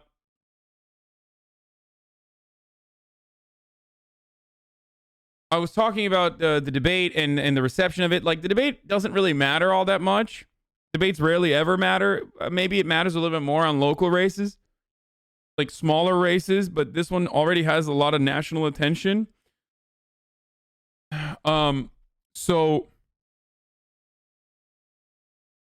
So we'll see, but overall, it just makes her look really like a robot. And she is a robot. Like, she is emotionless, and it's very obvious. It's very obvious to me, and I'm pretty sure anyone who was watching this, that she was basically robotic and just trying to do the Trump thing. Like, you know, talk about the culture points that her base cares about, or the Trump base cares about, rather, right? So we'll see if it works, but like, she's so bad personally at portraying herself like a human that anyone who watched that debate is not coming out of it thinking, oh man, Warnock is a radical liberal. Like, anyone who watched that debate is probably gonna be like, yeah, she kind of sucks. What the fuck's up with her? What's wrong with her? Like, how the fuck did she get this? Plus, most voters, and this is consistent, and that's why last night I talked about the comparison between her and Martha McSally. Voters don't like losers who get appointed to seats. And she is an appointment. If you're an appointment, you got to work extra hard to make sure that people like you, because people don't like privilege in that regard. And people don't like nepotism in that regard. And this is consistent for Republicans. It's consistent for Democrats. So she is she has done nothing with her position, nothing good. And this could be a Martha McSally style upset there. There's enough voters in Georgia, so we shall see. What is obvious to me is that this race is being carried by Warnock at the moment, because it's a twofer. On the Ossoff race, the race for the Republicans is being carried by Perdue, and in the Warnock-Loeffler race, it's being carried by Warnock for the Democratic side. So he has a better shot at winning because of who Kelly Loeffler is and the conditions that Kelly Loeffler got opportunities of advancement in the Republican Party, because she was she was elevated to that position. And it's exactly the same as Martha McSally. Like, her attitude is exactly the same as Martha McSally. Now, the difference here is that Warnock is black and has preached some things that, aside from being black, has preached certain things that would cause Georgians who are already apprehensive that he is black to definitely be additionally scared. Americans notoriously are not only racist, but specifically think that, like, black pastors that talk about like radical liberation theology and preach things like that. Americans are notoriously afraid of stuff like that. So, you really think a split ticket is possible? What do you mean? Do you think the Warnock race will end up similar to the Doug Jones race? I don't know. It's also worth saying that Warnock is doing a pretty decent job at conveying policy positions, also based as fuck. Yeah. So I've mentioned this before, but the really interesting thing to look at here is we're going to find out if Georgians are more racist than sexist. So that's one, which they could be, at least looking at the history of Georgia. And two, the even more interesting thing to analyze here is whether or not, because sexism is a factor that will be helpful for the Democrats, and racism is a factor that will be helpful for the Republicans in this race, specifically this one. But what we will also see here is whether or not Warnock's very interesting campaign strategy of not necessarily attacking Loeffler and instead hyper-focusing on the positives, maybe running a little bit of defense on the negative campaigning, but then mostly just sticking to the issues. We are going to find out if that works or not.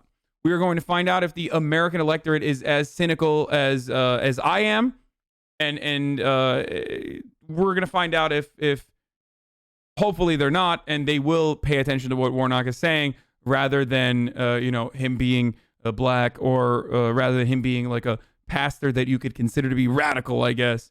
The misconstrued statements that the Loeffler campaign and also the National Republican Party has portrayed Warnock as.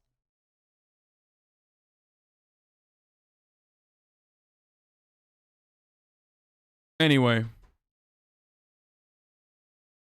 so we shall find out.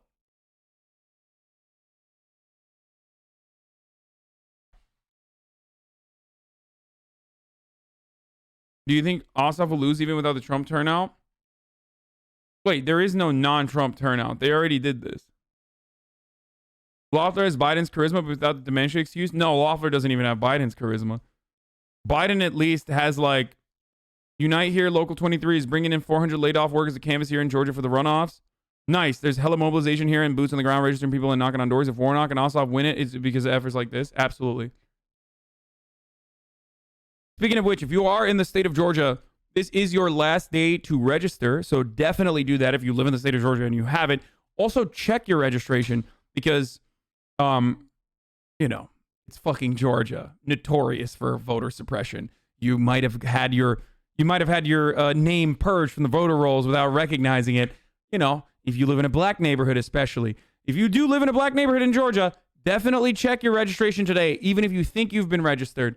I would absolutely advise you to check your registration.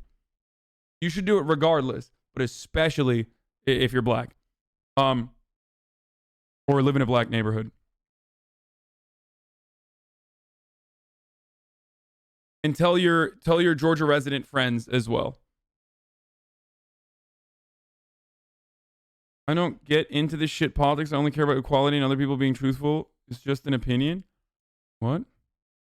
All right, we'll look at what Elizabeth Brunig had to say. I just found your channel on YouTube a couple weeks ago, just trying to put things into perspective.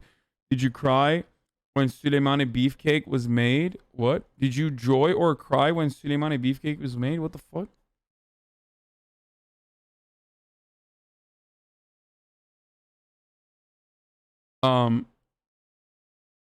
Any tips, talking points for field organizers, canvassers in Georgia? Yeah. The campaign won't fucking hit it, and they won't tell you to do this if you are organizing with like the rest of the door knockers. I don't stray away from their messaging. They usually give you the best talking points anyway. They've calculated it. But if you want to additionally, have a conversation about the fact that isn't it strange that both Kelly Loeffler and fucking Perdue have been caught in scandals involving their own personal enrichment, involving their own fucking portfolios? Don't you think that that's odd that both of them had insider trading scandals? I mean, and then if the counter to that is, well, they were both exonerated. That's what I saw. You say, well, politicians policing other politicians. That doesn't seem, it seems like it's an easy way to exonerate one another. What's next, Yeah.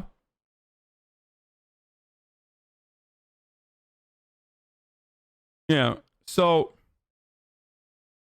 wait, how did Liz get on MSDNC? Elizabeth Brunig is a fucking New York Times columnist. Of course she's going to get on MSNBC. Anyway.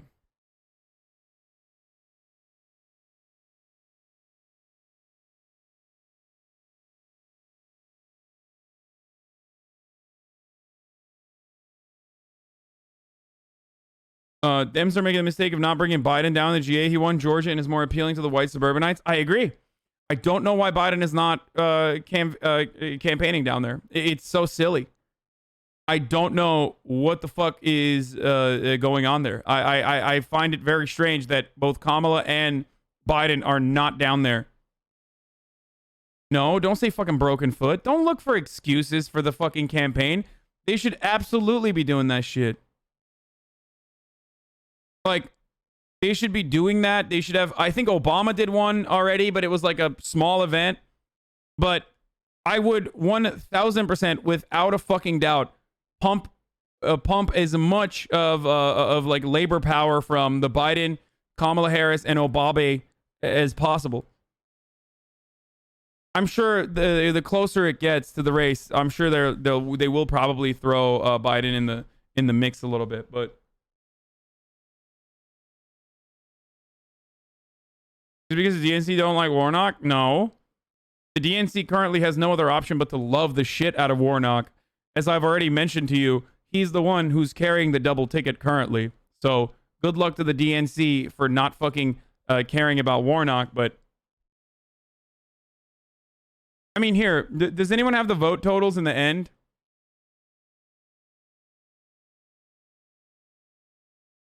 Does anyone? Let me just find it. No, John Ossoff John Ossoff did not win the plurality. Warnock did. Now, of course, there was a split ticket in that race, which is why he won the plurality. But still, wait, can someone link me the New York Times totals? Thank you. So. We're going to talk about what's happening to the fucking the pollsters and like all the people that worked on the vote counts as well, which was fucking insane. All right, where are we at? GA. No. What the fuck is this? Why is it the House? Wait, why did you pick the House election results? What? This is not what I'm looking for. Okay, here. So the race between Perdue and John Ossoff is the one where Ossoff secured 2.3 million votes. Perdue got 2.4 million votes. The other race that was bigger had a much different outcome, but that's where Raphael Warnock got 32.9% of the votes with the plurality, securing the plurality over Loeffler that only got 25.9% of the vote, because Doug Collins was the other Republican there that got 20% of the votes. The 538 projections do not even weigh in. There's no weighted distribution of the polls. It's just the average, for the record. They are only doing fucking averages.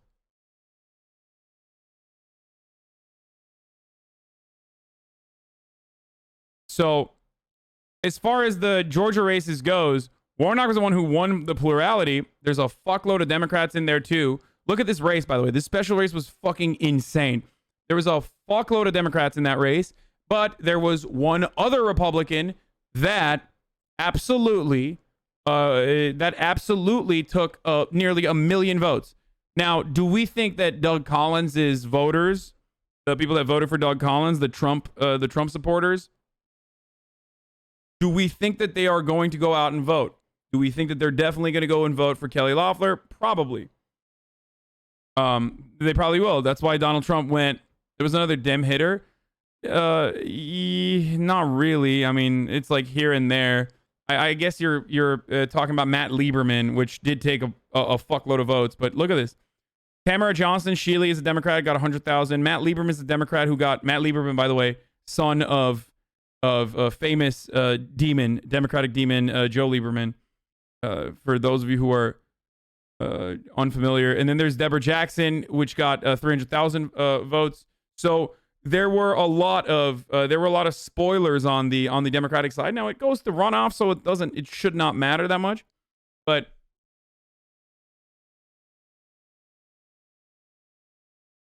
no public option, Lieberman. Yeah, the fact that we don't have a public option is directly on Joe Lieberman's hands. Trump is considering a made-for-TV grand finale, an Air Force One flight to Florida for a political rally opposite Joe Biden's inauguration. Nice.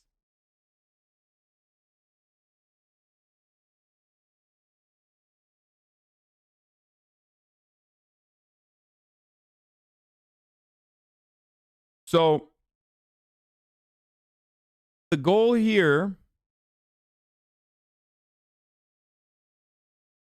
new lame duck President Donald Trump and outgoing VP Mike Pence sue POTUS elected Joe Biden and VP-elect Kamala to set aside the vote in 2 counties with Wisconsin's most people of color.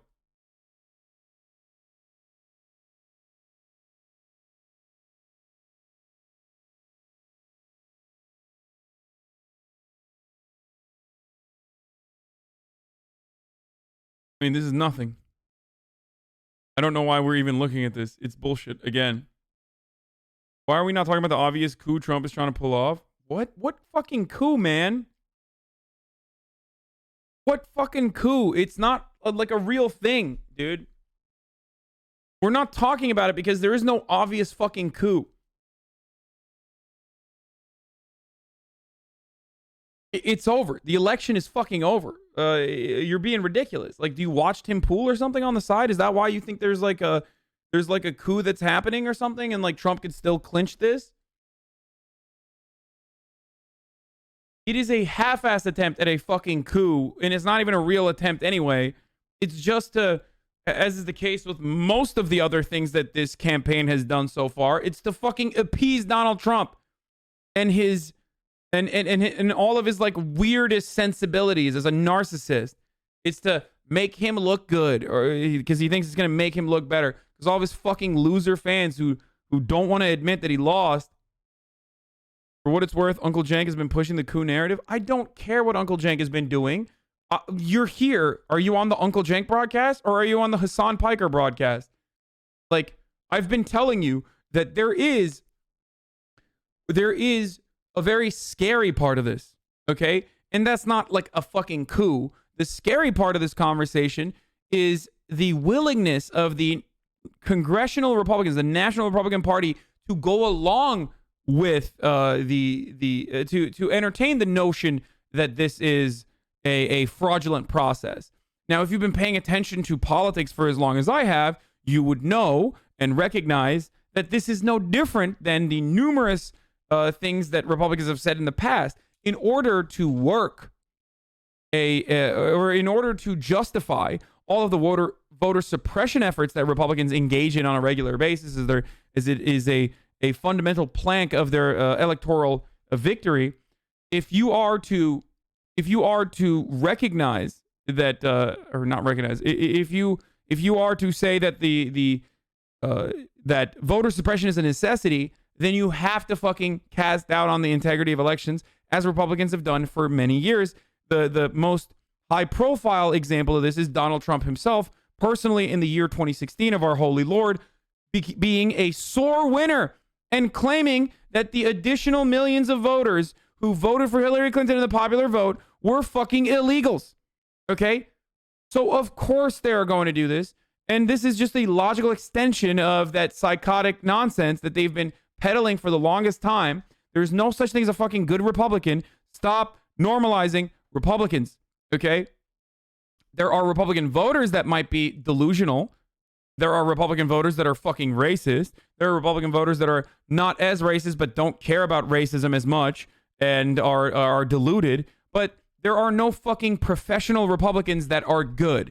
All of the professional Republicans that work in the Republican Party are fucking demons. Okay? Stop normalizing Republicans. Stop running with this fucking unity narrative. I don't give a fuck that Joe Biden says, you know, we got to unite, we got to reach across the aisle. The only way Not even the only way. There is no reaching across the aisle. You might as well fucking reach across the aisle, reach back, and shove your fucking finger up your ass and give yourself a reach around, because the only thing that you can do in that situation is at least a little bit of prostate stimulation, okay? That's the only thing that you get. False, stop dividing us. Shut the fuck up, and 7 Tony, okay? Shut the fuck up, you stupid, brain-dead, fucking delusional, naive moron. Republicans have never in their entire fucking lives ever said, we got to reach across the aisle, okay? 27 congressional Republicans out of the 270 plus have admitted that Joe Biden is president-elect. You mean to tell me, you motherfucker, that we should be, working on uniting this country? If you're the one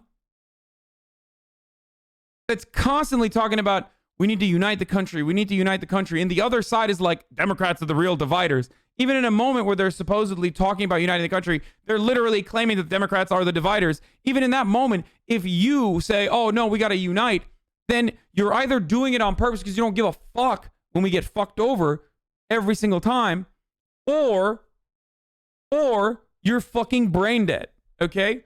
There are good Republicans like Mitt. No, that's not true. Mitt motherfucking Bain Capital Romney is not a good Republican. Mitt motherfucking Magic Underwear Romney. Mitt, I got folders full of women. Mitt, I got a fucking elevator for my cars. Romney is not a good Republican, you fucking psychopath. Ask what Mitt Romney had to say about Amy COVID Barrett. Ask what he had to say about that. So what's up? Good Republican, my fucking ass, dude. You delusional little babies, dude. I think you guys have a humiliation fetish. Like, I think you're cucks, and there's nothing wrong with that. If you like to be shamed, I can shame you here, okay? I think you want to put a little fucking lock on your penis and watch your wives get fucked if this is your mentality, that there are good Republicans out there. And there's nothing wrong with that. I'm not kink shaming outside of the boundaries of, like, what your kink requires. But if that's your worldview and that's what you want to live with, you just got to be honest about it, okay? We will put the fucking chastity cage or whatever the fuck it's called on your penis. Okay? We will do that, and we'll shame you if that's what you can get off to, if that's the only way you can get off. Unite the country, my fucking ass, dude. You stupid cucks. Why are your standards so high for that party? Can't you just be satisfied with better than average? No, because better than average is still fucking bad. You dumbass. I'm not even satisfied when Democrats are fucking conservative. Shut the fuck up, better than average. It's not even average.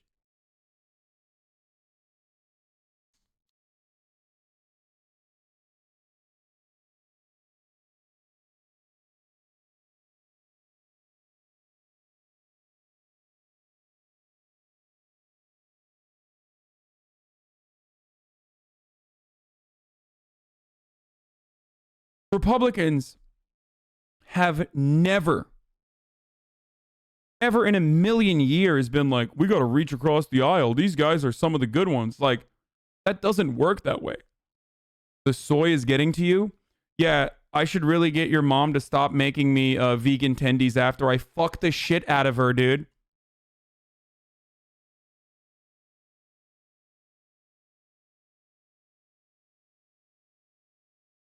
Motherfucker drinks like dairy, like from a cow, and then thinks that like tofu is producing estrogen.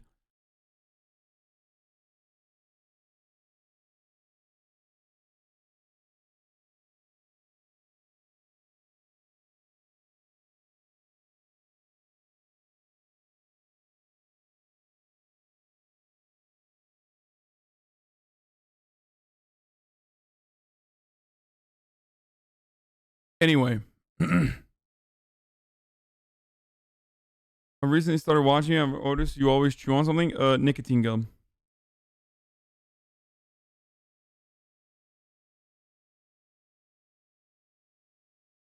I think Joe won, but knowing American people, anything can go wrong. No.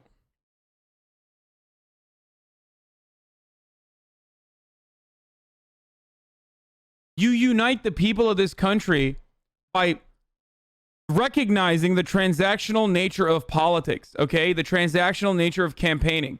That's how you unite the people. You unite the people along the boundaries of class. You don't unite the people on fucking their party loyalty by saying like, oh yeah, Democrats, Republicans, we got to unite and just leave it at that. No, you separate them from the Republican Party and you bring them onto your fucking team by saying, this is why they're demons. This is why we're better, albeit marginally, but this is why we're better. Okay? Empty unity messaging does not unite anyone. It just makes you look like a fucking idiot. Talk about the fact that these Republicans don't represent your fucking best interest. That's it. Like, Republicans have made this game into their only consistent way of winning elections.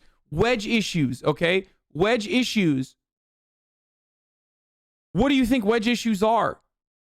That divide us along party boundaries, like abortion, even though the American public is literally united on issues like this, where the overwhelming majority of American people think Roe v. Wade should be the law of the land. Doesn't matter if you're fucking pro-life. Doesn't matter. You're still pro-choice. You don't think the government should be in your business. Okay? That's a fucking wedge issue that Republicans make seem like there is any sort of fucking back and forth on. Why? Because they want to fucking divide. Abortion is not a fucking issue that most Americans have a problem with, in the sense that Americans are like fucking terrified. They lie. They say Democrats are killing babies. They're doing, post-birth abortions and shit. They fucking have to lie about it, because if they talked about the reality, everyone would be like, shut the fuck up. Are you serious? If they were like, yeah, we want to ban abortions in the fucking first trimester, which is where 90% of abortions happen, with someone taking a pill and then having a heavy flow period. Like, if they were to be like, we want to ban that, everyone would be like, the fuck? What are you, psychotic? Get the fuck out of here.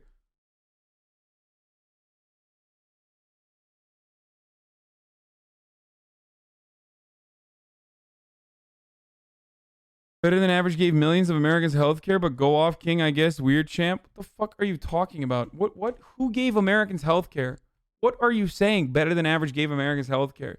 Yo, I'm sick and tired. Look, elections are important, okay? Voting is important. It's not something that I've ever said is not important. I don't give a fuck. I'm not one of those like, oh, it's a bourgeois democracy, blah, blah, blah, like anti-electoralist lefties, okay? But nothing fucking tilts me as much as the moronic babies who just got fucking involved in politics last year, who think like every fucking civil progress, every instance of civil progress and activism needs to revolve around getting people to go out to vote. Like, shut the fuck up, okay? That's not how fucking progress occurs. So shut up. John Casey's the best Republican, but I think Republicans hate him. No, John Casey's not a good person either. So no, we're not going to do that right now. Anyway.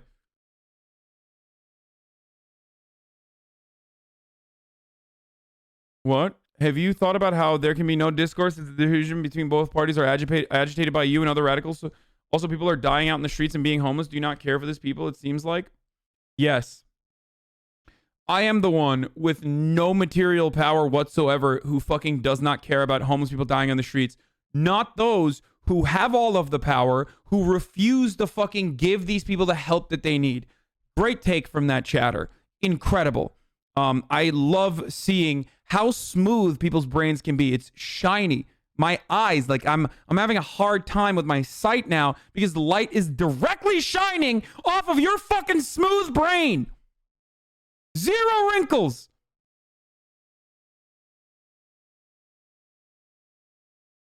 Let me just pass a stimulus bill right now. Oh.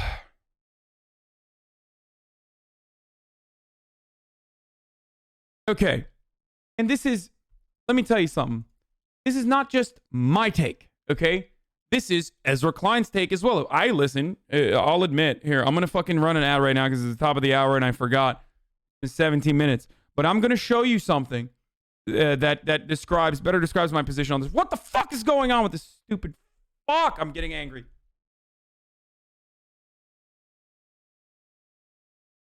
Okay, I'm running the ad while I fix this fucking camera. I don't give a shit. Fuck!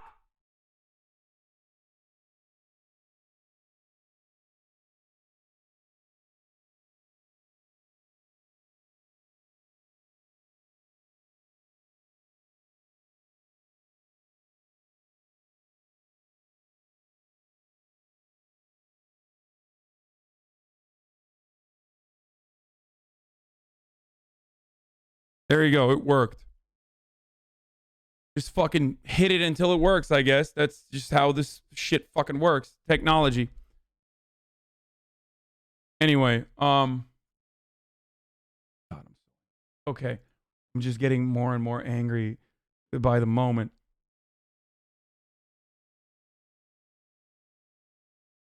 Okay. So in American politics, whenever you say like, oh, dude, you're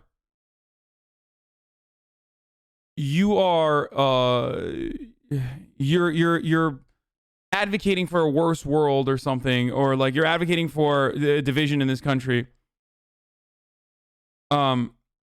is just an immediate fucking example that you don't know what the fuck you're talking about. Now here's how this works. Is this live? No, it's not live. It's actually a restream right now. Welcome to the restream. Okay. In American politics currently, as it stands, because of the geopolitical interest not being as important as it once was, like conservative Democrats having a drastically different opinion on like slavery, for example, than more progressive Republicans in the North. Because all of that stuff is now because most of that has been aligned across party lines.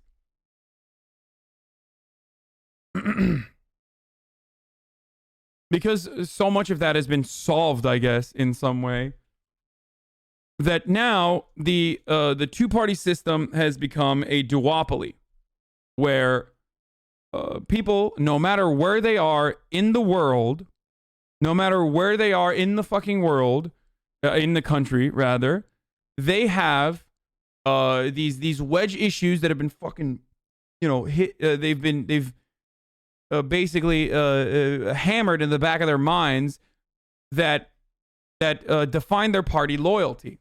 Okay, abortion, guns, religion. On the Democratic side, like protection of marginalized communities. Or I guess climate change, even though they don't really care about it that much. That sort of stuff, okay? And gun control, and also protecting abortion. So that is basically, in very reductive terms, what the two-party duopoly looks like. Now, the way that works, however, has created a system where the party not in power has every incentive to keep obstructing in contemporary U.S. politics, okay? That's why Mitch McConnell was so successful, because Mitch McConnell was able to ruin the Obama administration because they did not suffer from being obstructionist. The older Republican Party, like pre-Mitch McConnell and pre-Boehner even, used to know that they're not going to win majorities in the Congress, especially in the House. So, and sometimes they would win in the Senate, but because of their knowledge that like, hey, presidents might change, but Democrats are the ones who are always going to maintain majority because there's more Democrats, they oftentimes just worked with the Democrats. Under Mitch McConnell and Boehner before that too, they changed that strategy to obstructionism, like across the board. It was a risk, but it fucking worked.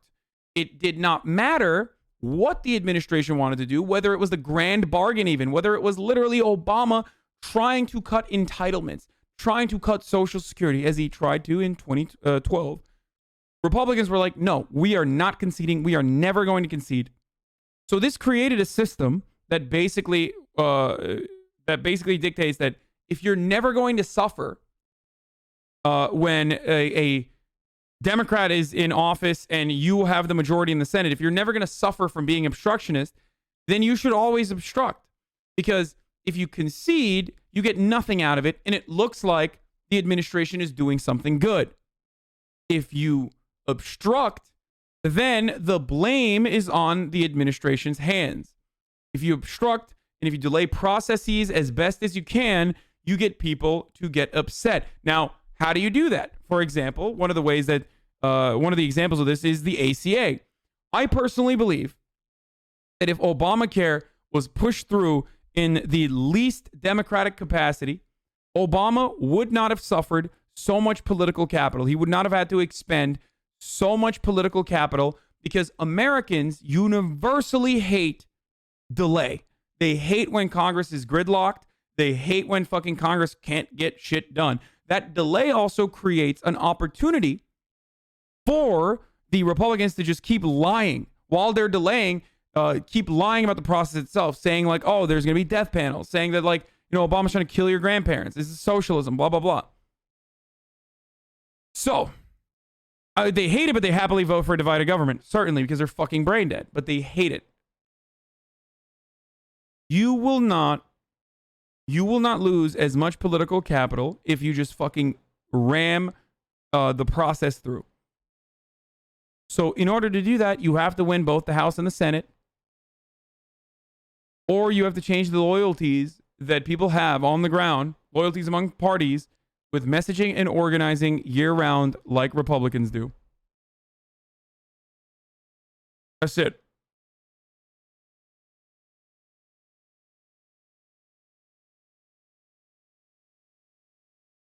How can you not really care about climate change? Americans don't. They claim that they do, but they actually don't.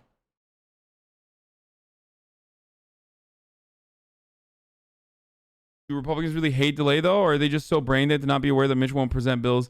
No, they hate delay in the sense that, like, they hate when Congress can't get shit done. They think that it's one of the worst things that you can do in Congress is, like, not be able to get shit done. No one cares about the fucking process. Not a single person cares about the process with the exception of Democrats. Okay? Only Democrats care about the process. Only they are like, oh, our institutions need to be strong right now. Like, our institutional legitimacy suffers when people don't follow the process. No one cares about that. Voters on the ground don't care about it. Republicans clearly don't care about it. And the greatest irony is that if you act like you care about the process, like the Democrats do, you ultimately end up losing to the Republicans who literally do not care about the process and undermine the process. So even if you do fucking care about the process, sometimes you got to be a piece of shit. Because Republicans certainly don't. And when you lose out to Republicans, or when you meet them as though they are your equals, when you meet Republicans, and I mean politicians, of course, I don't mean like regular Republicans, you end up undermining our institutions. When Donald Trump won, he fucking crippled our institutions. The institutional legitimacy was thrown out the window. The moment you lose to a Republican, the moment all fucking institutional norms go out the window. So if you truly care about our institutions and maintaining the integrity of our institutions, you sometimes have to be a little bit of a scumfucker.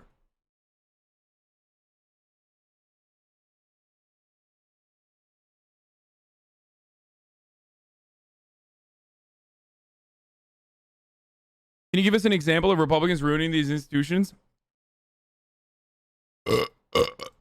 That's one. The Amy COVID Barrett proceedings. That's insane.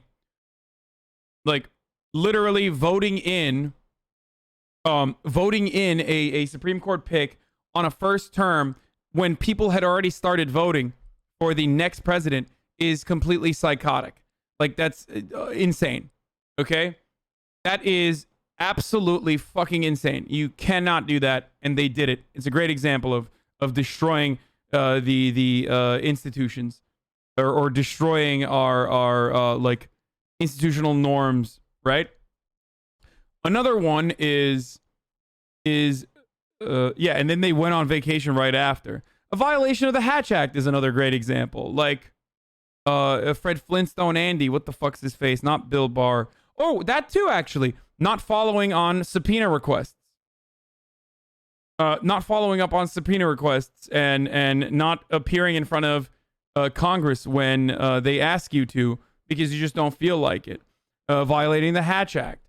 Undermining the Postal Service before an election. Offering no hearings to Obama's federal judges. But worst of all, it's already happening right now in front of our eyes. Undermining the integrity of our elections, which are otherwise very transparent. Our elections are super unequal within the system that we have them, right? Like, The Electoral College is a system of inequality that is built in to the structure of our voting system. The Senate is unequal by design. We have gerrymandering to turn what is otherwise supposed to be proportional, like districts in Congress, into an unequal process as well. But that side is unequal, but the transparency around the vote count isn't. That is actually probably one of the most transparent systems in the world, one of the most solid systems in the world as far as like votes goes. Now, Republicans don't give a shit. They fucking lie anyway, and now you have millions of Americans who don't believe that our voting system is actually democratic, and it's literally fucking it's destroying the moral fabric that is supposed to hold everything together. That is basically the greatest example I can give you of like undermining our institutions. So Democrats literally gerrymander too. Look at New Jersey. I didn't even say Republicans do it. Like I didn't specify that Republicans make it unequal. I just said unequal. Why did you have to jump the gun and talk about Democrats? They do it in Maryland as well.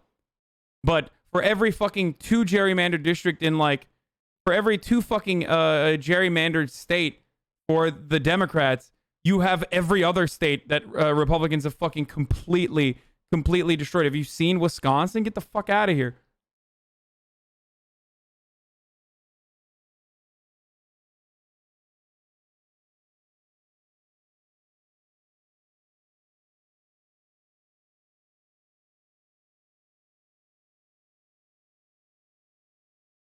Using acting secretaries and department heads to go around Senate approval process. Yep. Like Chad Wolf.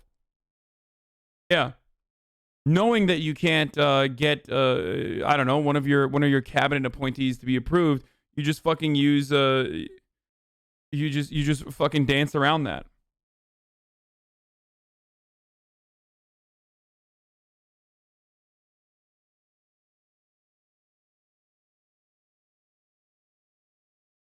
So also, you got to give the Zoomies a little bit more background to that about what was going on in 2008. Obama spent political capital on a Senate seat in Mass. He spent hella capital on the banking bailout, which literally started the Tea Party movement. Lol. He was that scumfucker my man Harry Reid wrote the book Mitch McConnell is using. I don't know, you shit on Frontline or PBS, but chat, watch them from the Obama years and you'll see. I don't know about gerrymandering in New Jersey.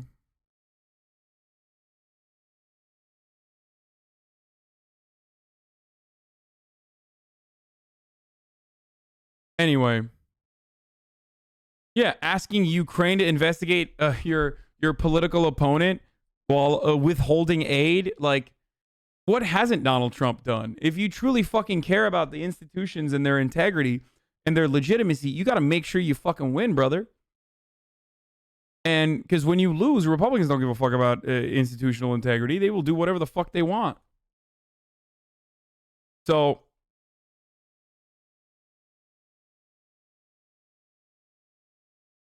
that's my take on the two-party duopoly we have and why Democrats lose all the time, because they are so risk averse and so bad at like reading the fucking room and don't actually do what it takes to fucking win, and what they have to do. Republicans, on the other hand, do not give a single fuck about unity. They literally rely on division. That's how they fucking win. Mr. President? So, Rudy's doing well. I just spoke to him. He's doing very well. No temperature, and he actually called me early this morning. It was the first call I got. Now he's doing very well. That's another champion. Greatest mayor in the history of New York, and what he's doing now is more important. And he will admit that. He was the greatest mayor. Did a fantastic job, especially when you see what's going on nowadays, Dan. Rudy Giuliani was a great mayor, and what he's doing now, and he will say it is even more important. A week from now, Mr. President, the electors will meet to cast their vote. There's not a lot of time between now and then to make your case to overturn the vote. At this point, are you looking to change the outcome of the election or tried to make a case to the American people that it wasn't fair? Well, I think the case has already been made if you look at the polls. It was a rigged election. You look at the different states, the election was totally rigged. It's a disgrace to our country. It's like a third world country. These ballots pouring in from everywhere using machinery that nobody knows ownership, nobody knows anything about. They have glitches, as they call them, glitches. The glitches weren't glitches. They got caught sending out thousands of votes, all against me, by the way. This was like from a third world nation, and I think the case has been made, and now we find out what we can do about it. But you'll see a lot of big things happening over the next couple of days. And very importantly, we're here for a different reason. We're here to present our highest award, our highest achievement, really, something that really speaks to such incredible achievement to a man who really is a great man and a great figure in sports. I mean, America is a third world nation if we're going to use those terms. Like, it literally is a third world nation with a Gucci belt. Like, and, you know, he is partially responsible for that. Like, the reason why we are like that is because of him. Like, and those that came before him. I can't, you know, I can't say the entirety of the blame is on his hands. You know, but he's a big part of it. Not just wrestling, it's sports. One of our greatest athletes of all time, and I just want to say it's an honor to be with you. Thank you. Thank you very much. Thank you, everybody. Appreciate it. Thank you. Another clip from the ceremony. Consecutive match. He won 117 consecutive matches and lost only one. Well, you know, in politics, I won 2. So I'm 2-0. No, you're not. Even the fucking kids in that room know you're not. Oh God, it's so stupid, man. The worst part about it is, again, I think in the past couple of days I've been getting really angry. And I think the reason why I've been getting really angry, I've been thinking about it. I'm like, partially because I'm overworked and losing my mind a little bit. But the other reason why I've been getting so fucking mad is like, it causes blind rage within me to create this fucking false reality, and for liberals and so many other people to like act like these people that are living in a complete fabricated delusional reality that like we have to act like they're our peers and that we have to take them seriously just by virtue of them having this opinion, like that every single opinion is just, you know, it needs to be babied, it needs to be coddled, and it needs to be taken seriously. And it really frustrates me. Like, what are we doing? What kind of fucking postmodern hell are we living in? That where, like, people that have just crazy fucking takes, we have to just sit there and be like, oh yeah, well, I guess we have to take you seriously just by virtue of you being a human being with the you know, with processing power enough to like come up with such a unique thought. Every thought is unique and needs to be celebrated. It's like, no.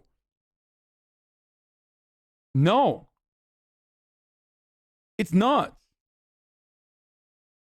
It's fucking nuts. And the worst part about it is causing us. What is this? I have some strong opinions on Brianna Joy Gray and her specific brand of advocacy on the left. That is, she platforms the biggest pro-Trump. She's the platform's biggest pro-Trump leftist. I'd appreciate sharing this around. Truly a cringe political post by cringe political post. Yeah, I don't fucking care about all these people that like love to dunk on Brianna Joy Gray. Shut the fuck up. Anyway, where was I? Oh, like these Republicans have made their own audience dumber on purpose. Right? Like they've created a system in which like they are constantly conditioning their fucking their voters to be dumber. And as a consequence of that, they can get away with more and more insane nonsense. Like the Tea Party had to be sold on the grounds that it was like you know, deregulation, or it was like a libertarian POV, and like that was fucking nuts, but there was a lot of money behind it, and it was AstroTurf, And now we've gotten the QAnon. Like, we took the Tea Party seriously, and now they have the Freedom Caucus in the House. There's a bunch of psychos. But now we have to take these fucking, like, QAnon psychopaths seriously. And it is mind-boggling. It's so frustrating that, like, I have to sit here and listen to a psychopathic person and their drivel. It makes me sick to my fucking core that it's not even just like us laughing at how weird these hogs are, but it's like so many people have to like tolerate it. Like this is becoming a part of political discourse. It's angering that we have to act like this is normal. Yeah, exactly. Like it's very, very frustrating. It's very frustrating. All ideologies are realities. These people are trapped by decades of propaganda and psyops. We should feel pretty bad for them. Their subjective experience must be terrifying. Instead of shitting on them, what's the positive communist project that has the signifiers that cuts through their thick bullshit? Like, it's a moment of weakness. It's certainly a moment of weakness for me. I admit that. Like, we should be nicer to the fucking hogs, for sure. It's a moment of weakness for me whenever I lose it and I start fucking yelling. Okay? Because no matter what, if you're a good person, if you're a kind person, if you believe in justice and equality for all, then you have to fucking cast aside, constantly turn the other cheek, and cast aside your differences and focus on the similarities. Because ultimately, everybody, when their head hits the pillow at night, everyone has the same fears. Okay, everyone has similar interests. Now, those obviously, we're talking about it on a class basis. Like, everyone that technically works has similar fucking interests that align with one another oftentimes, okay? So that's something that, do we though? Yes, we do.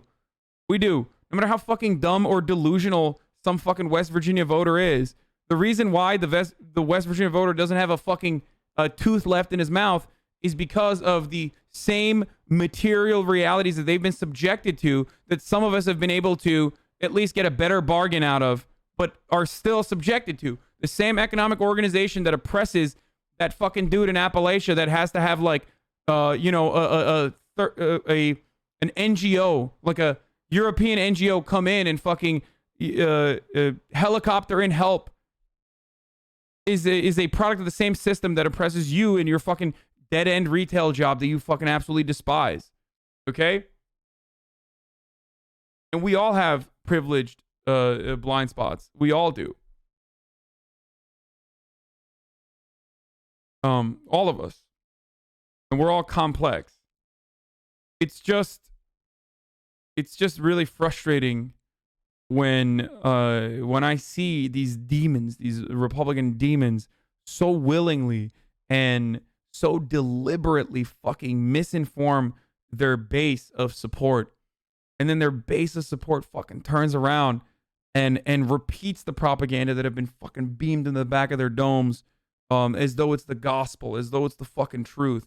And they're so misguided. I feel terrible. It's very frustrating. It's very frustrating to live in this reality. Is any of it true? No, there is no, the vote wasn't stolen from Donald Trump, and Democrats aren't running alongside the deep state a psychic pedophile vampire ring, dude. No.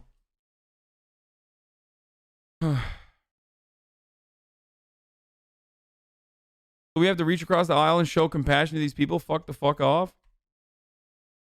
The problem is, I'm not talking about professional Republicans. I used to say this all the time.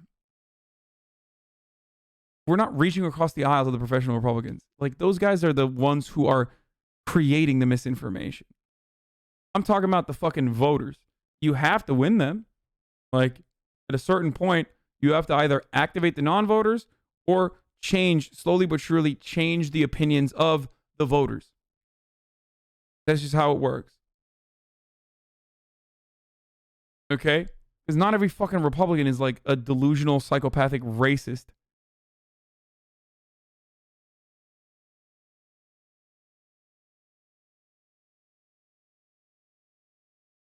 A lot of them are absolutely just brainwashed.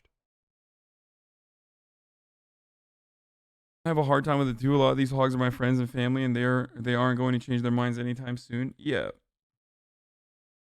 All you can do is keep trying, man. All you can do is just keep trying. You have nothing else.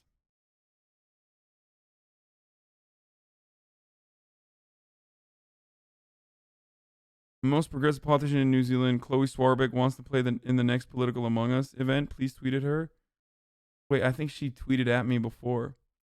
Sounded like Joe Biden, my man, unite. No, when Joe Biden says unite, he's talking about a delusional thing. He's talking about uniting the Republican Party and the Democratic Party. I'm not saying that. I've never said that. I'm saying rip these fucking voters away from the Republicans who are fucking them over, okay? By advocating for progressive causes, that economic progress and economic equality that these people also desperately need on the Republican side. That's what I'm saying. I'm not saying live in this delusional worldview where you've like, we're going to reach across the aisle to the fucking Republican psychos that have also advocated for Donald Trump's agenda 90% of the way. I'm not saying that at all. Fuck those people. Politicians are demons, okay? That's not what I'm talking about. Fuck the politicians. I'm talking about the people.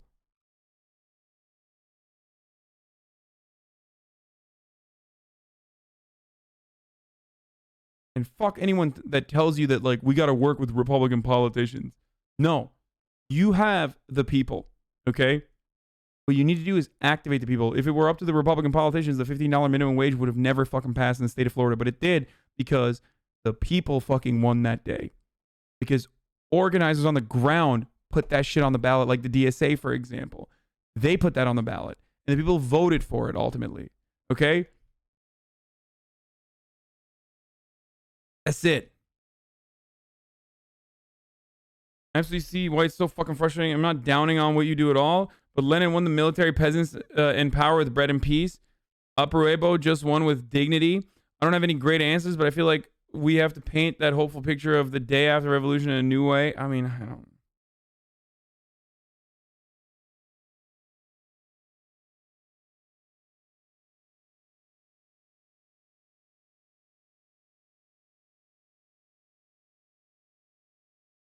Fake votes coming is on. It's over, isn't it? I thought the election is over. I lost. I lost to Valkyrie too. Not only did I lose to 13 minutes remaining, but not only did I lose to Nick Merckx, I also lost to Valkyrie as well in the last second. She has simps that are way... She has like actual simps. Joe Biden says we need to put aside our differences. We're saying to improve our messaging so that people can see the policies that would have real positive impact on our lives. Yeah.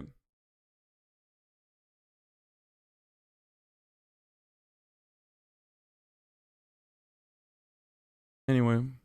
And that's pretty good, too. But we'll see how that turns out. He won 117 consecutive matches and lost only one. Well, you know, in politics, I won 2, so I'm 2-0. And that's pretty good, too. But we'll see how that turns out.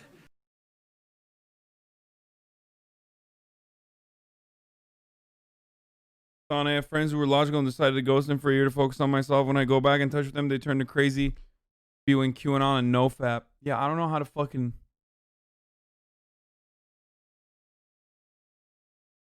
He makes giving someone an award about him. I had a kid my age arguing that oil was an infinite resource because he was trying to shit on windmills and backed himself into a corner. It's bad. The kid is 23 and sounds like a 60-year-old oil tycoon because he's straight vomiting talking points and is too stupid to understand what he's actually arguing. Yeah, but that's propaganda. And it's good propaganda. It's propaganda that has worked.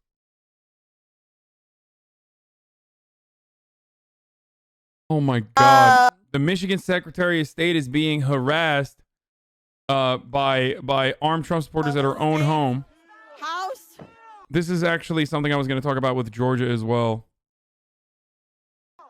And the steal. Stop the steal. Stop the steal. Stop the steal. Stop the steal. Stop the steal. Stop the steal. Stop the steal. You're a threat to democracy.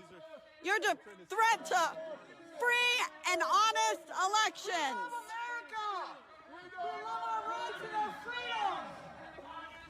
More like call the police. The police are already at her house.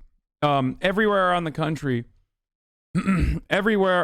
country, secretaries of state and numerous officials that have worked on these sorts of campaigns, all the way from public profile individuals like that Republican dude in Georgia, all the way down to even contracted employees that work for Dominion on the recount process, have been harassed, have had people dox them, have their email and information released, have their wives get fucking like sexually explicit threats in their phones. They have gone buck wild, and this is happening all around the country.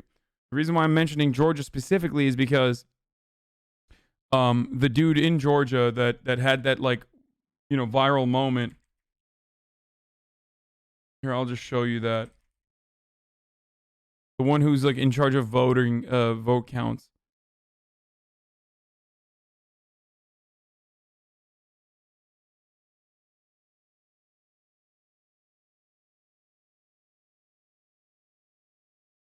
Here.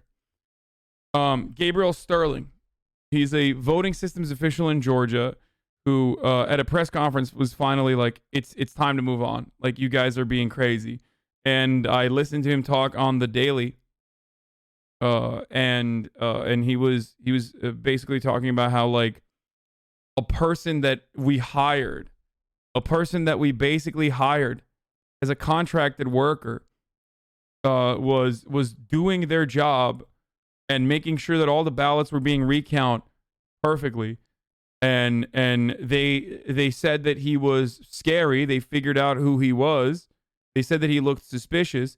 They figured out what his name was, and he had apparently a unique name. And now their entire family is getting death threats. And after that, he was like, enough is enough. You're stoking fear and anger among your supporters, and your statements are false. You have to do something about it.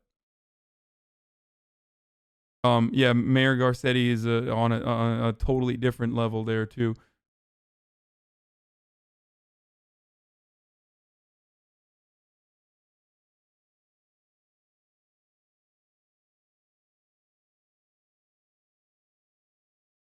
Like, it's crazy, dude. Here, we'll watch the entire video. It has all gone too far. All of it. Joe DeGenova today asked for Chris Krebs, a patriot who ran CISA, to be shot.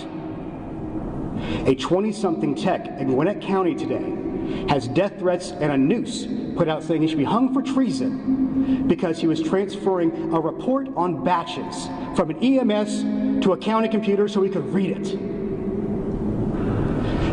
It has to stop. And this is where this is a two-parter here. One, this is what I mean when I say I'm so frustrated because, like, they think their false reality is so real because they've been so brain poisoned that they think their cause is honorable. Like, they literally think they are doing the right thing, but they're so stupid that how are you going to explain to people that, like, what they are seeing in front of their eyes is not voter fraud, it's just how fucking votes are actually counted. And you can't just fucking watch a Newsmax article or a Newsmax report that shows you, like, camera footage of votes being counted and then fixed and then recounted. But as long as there's a black lady doing it, like, maybe there's some fuckery going on. You can't just run off that suspicion and then act on it in a violent way. You can't fucking do that. Like, this is what I'm talking about when I say, like, we can't take these people's, like, we can't act like these people have a legitimate opinion. It is so insane, dude. That guy's a Republican. He voted for Donald Trump twice, motherfucker. He voted for Donald Trump. By the way, that guy voted for Donald Trump in 2016 and voted again for Donald Trump in 2020.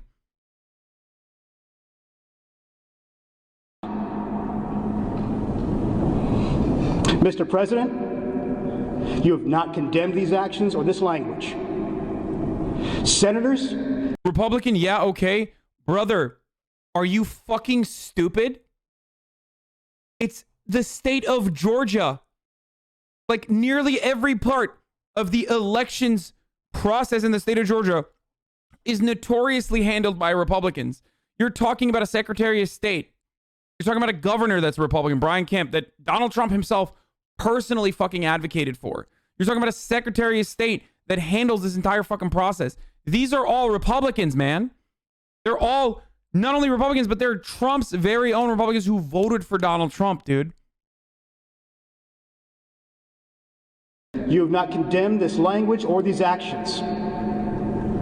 This has to stop. Like, the Dominion voting software in both the state of Georgia and in Pennsylvania literally shows that Donald Trump won 55% of the fucking counties. Like, he won a majority of the counties where Dominion was working. Like, why would it, what kind of a fucking system is this where, like, it ends up creating such complicated math that, like, it literally allows Donald Trump to win all the fucking counties that he was supposed to win, and Joe Biden to win all the counties that he was supposed to win, but then, and have Donald Trump win the counties, like, win more of the fucking counties, but then still end up, like, changing it in the outset, like, massaging the numbers so that, like, you know, the down ballot races are still given to the Republicans.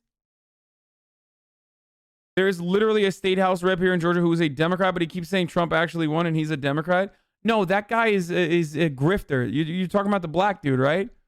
Yeah, he's like literally always with Lynn Wood and Sidney Powell. He's completely fucking, yeah, Vernon Jones. Like, he's a massive grifter, dude. He's not a, like, no one thinks he's a fucking actual Democrat. We need you to step up, and if you're going to take this argument does not convince any Republicans. Of course, they're going to think, yeah, but because they're stupid, brother. That's the point. Okay? Hello? That's literally what I'm trying to say. Like, you can't convince a stupid person. Okay? You can't beat a pigeon in chess. Okay? You just can't. What's a pigeon going to do? He's going to be a fucking pigeon. He's going to fuck the board up. That's not how this works.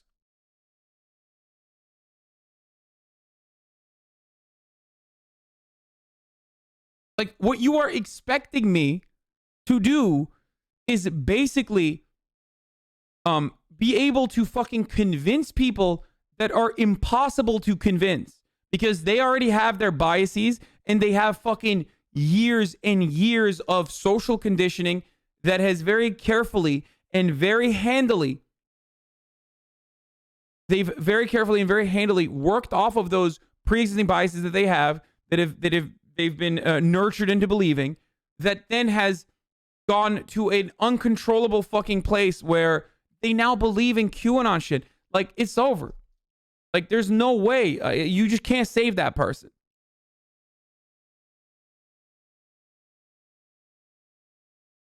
Like, you can try, and you should always try. But it's good luck. Oh my God, I want to ban every vegan. Birds are actually very intelligent. You could probably train to play a pigeon, play chess for treats. Shut the fuck up. Shut up. You talking about mostly white people? No, I mean, the majority are white for sure because it's the Republican Party. But no, there's like fucking black and brown people in this base too. It's a smaller percentage, but still, they are being targeted too as well. Black and brown people are just as likely to be conservative and believe in like white supremacist idealism that's coded and baked into all of our institutions as white people are. Like, that's why when you fucking when you do dog whistle politics for a lot of black people, like they still, you see them fucking vote for Donald Trump. Take a position of leadership, show some. My boss, Secretary Raffensperger, his address is out there. They have people doing caravans around their house. They've had people come onto their property. Trisha, his wife of 40 years, is getting sexualized threats through her cell phone. It has to stop. This is elections. This is the backbone of democracy, and all of you who have not said a damn word are complicit in this. I can't begin to explain the level of anger I have right now over this. And every American, every Georgian, Republican and Democrat alike should have that same level of anger. Mr. President, it looks like you likely lost the state of Georgia. We're investigating. There's always a possibility. I get it. And you have the rights to go through the courts. What you don't have the ability to do, and you need to step up and say this, is stop inspiring people to commit potential acts of violence. Someone's going to get hurt. Someone's going to get shot. Someone's going to get killed. And it's not right. You aren't a good socialist when you talk about this. You won't bring about class consciousness if you keep writing off chuds not being able to change. They too can commit to a vegan lifestyle if you educate them well enough. Oh my God. Are you doing this on purpose? Are you trying to look as unlikable as possible, dude? Stop. I feel like there's like Carney Agitprop over here literally trying to fucking make vegans look like delusional weirdos, so I'm not going to take it seriously. That's not what this conversation is about. Vegans, you're morally right. Please stop talking. There are not. A bipartisan group of lawmakers worked through the weekend to nail down a COVID-19 relief bill, but as it looks now, they are going to miss their first deadline. The goal was to have language drafted for a $908 billion package by the end of today. But there are two major sticking points: liability protection for businesses, along with funding for cities and states. The negotiations so far are bipartisan, but there's one major Democrat, progressive, Bernie Sanders, who is not on board. He vowed to vote no unless there are changes. Quote, "We've got to make sure that every word..." Top of the hour, every hour, we have a 60-second ad break. I'm going to run the ad right now, but if you would like an ad-free broadcasting experience, all you need to do is subscribe. You can subscribe for $5, or you can subscribe for free by connecting your Amazon Prime account to your Twitch account. You can use anyone else's Amazon in your vicinity, of course, like your parents or whatever, and connect it to your own personal Twitch account. This way you get one free Twitch Prime that you can use on your favorite streamer, if it's myself. Here's the ad. Working class American receives at least $1,200 in direct payments, and that we do not provide a liability shield to corporations who break the law. Joining me now, Politico senior Washington correspondent Anna Palmer and New York Times opinion writer Elizabeth Brunig. Anna, first, where do we stand with the COVID relief talks? Well, once again, Congress is punting. There was an expectation that they needed to get something done by the end of this week. They are now said they're going to do a 1-week stopgap bill. So they're going to give themselves a little bit of extra time. No shocker for those of us who've been covering Congress for a long time. They like to go up to this Christmas deadline to try to get big things done. I do think the big sticking point is going to be this direct payment issue. It's not just Bernie Sanders. We actually have a story up saying that Senator Josh Hawley, the Republican, has talked to the president and said if there are not direct payments in the bill, that the president should veto it. So there are still quite a few things to get done. It does seem like the odds are better than it was a couple of weeks ago, but we're still quite a ways away. Anna, this is a lot less than what the Democrats had wanted. It's $908. Democrats were floating, I believe it was around the $3 trillion mark. You remind me because so much time has passed that my brain seems a bit foggy on these numbers. But why are the Democrats so willing to make severe compromises or large compromises to get this done now when they weren't before? The Speaker, Nancy Pelosi, really held the line, and I think there's been some criticism of her decision-making in this factor for the last 6 months to say, we're not going to do it unless there is this really big package. At this time, though, you're starting to see... No, that's Elizabeth Brunig, and no, she's not at Osita's place. It just looks like the same background. Come into play, and I think that they believe there will be opportunities. She's married to Matt Brunig.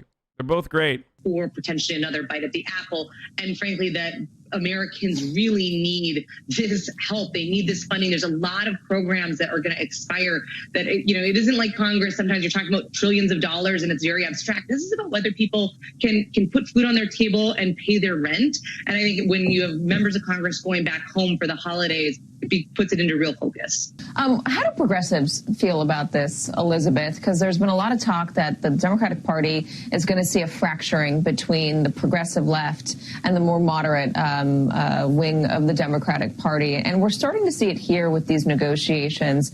And I know Anna just mentioned Josh Hawley, but people like Bernie Sanders drawing a line in the sand, saying the stimulus money is absolutely needed, and if it's not a part of any relief bill, I'm going to say no. I think Bernie is exactly right on that. I think that there is plenty to criticize Nancy Pelosi on, but the handling of the stimulus issue has been an extraordinary disgrace for the Democrats, calling the $1.8 trillion proposal that had been on the table during the election half a loaf, and then settling for a quarter of a loaf.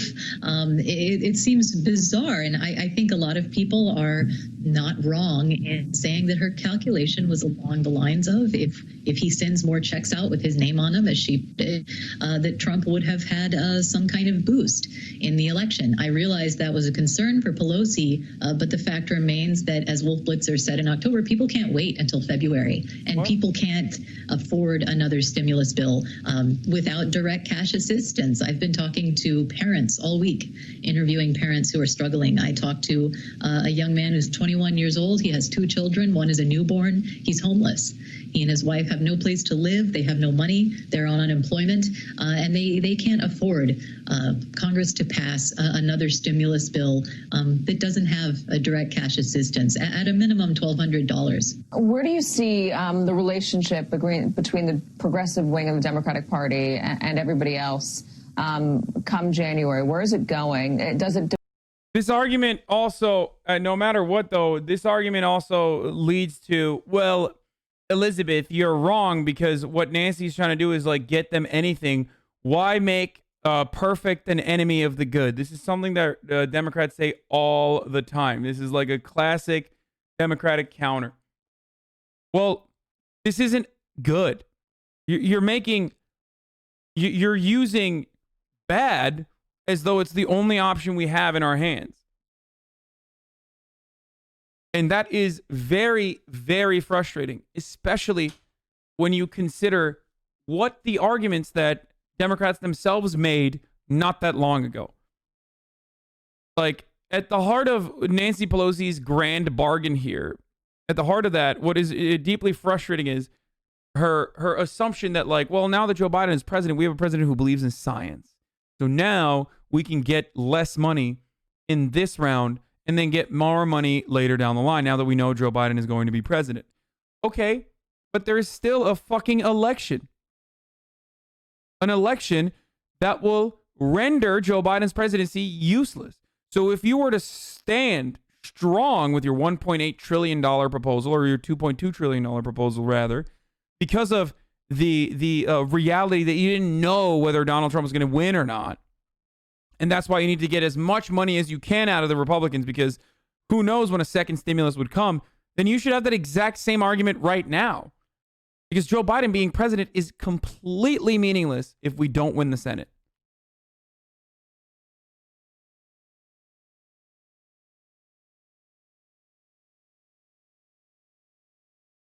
Depend great. Who is this boy on your stream, and where's the bearded Hulk of a man that used to be here? It's gone. He's gone. Joe Biden. Bearded Hulk of a man is gone. It's down in Georgia. I'm a boy now. I think it does. A lot rides on how things turn out in Georgia. If those seats both go to Republicans, then Democrats obviously have a much weaker negotiating position, even with the Biden administration. And is it when we get legal weed and end of daylight saving time? Dude, brother, I'm saying we're talking about stimulus right now. Joe Biden being the president is meaningless if we don't win the Senate. Do you understand? Because Mitch McConnell is not going to fucking concede. Mitch McConnell is not going to ever give anything to the Democrats. It doesn't matter if it's fucking daylight savings time or legalization of weed. Like, you're not getting anything. Okay? You're not getting anything with Mitch McConnell as a majority leader. Hello? With a Republican majority maintaining in the Senate, we're done. Joe Biden will be a fucking one-term president. I mean, he will be a one-term president regardless, but he will definitely be a one-term president. And then Donald Trump will run again, or someone else will run again in 2024.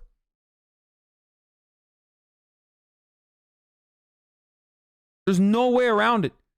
And I'm not even telling you that, like, Democrats winning the Senate majority is going to, like, change everything magically. I'm not even saying that. But if you want even fucking crumbs, if you want breadcrumbs, you have to make sure the Democrats win the Senate. That's just the reality, okay? Because they will concede amongst themselves regardless. They will concede amongst themselves regardless and give you the breadcrumbs anyway. They're going to fucking concede when they don't even need to if they have the majority.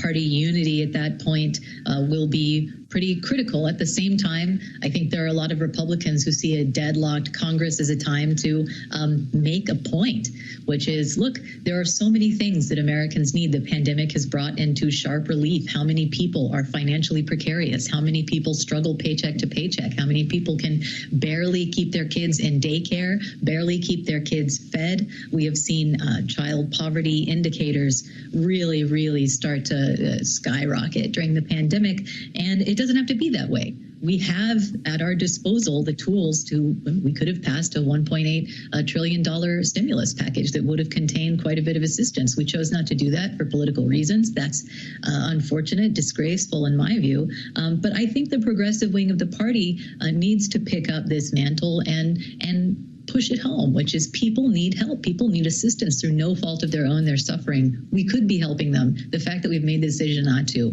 is really disturbing. And I'm curious about what you're hearing on Capitol Hill about this, specifically something that President Obama mentioned the other day. He was saying that defund the police was a snap.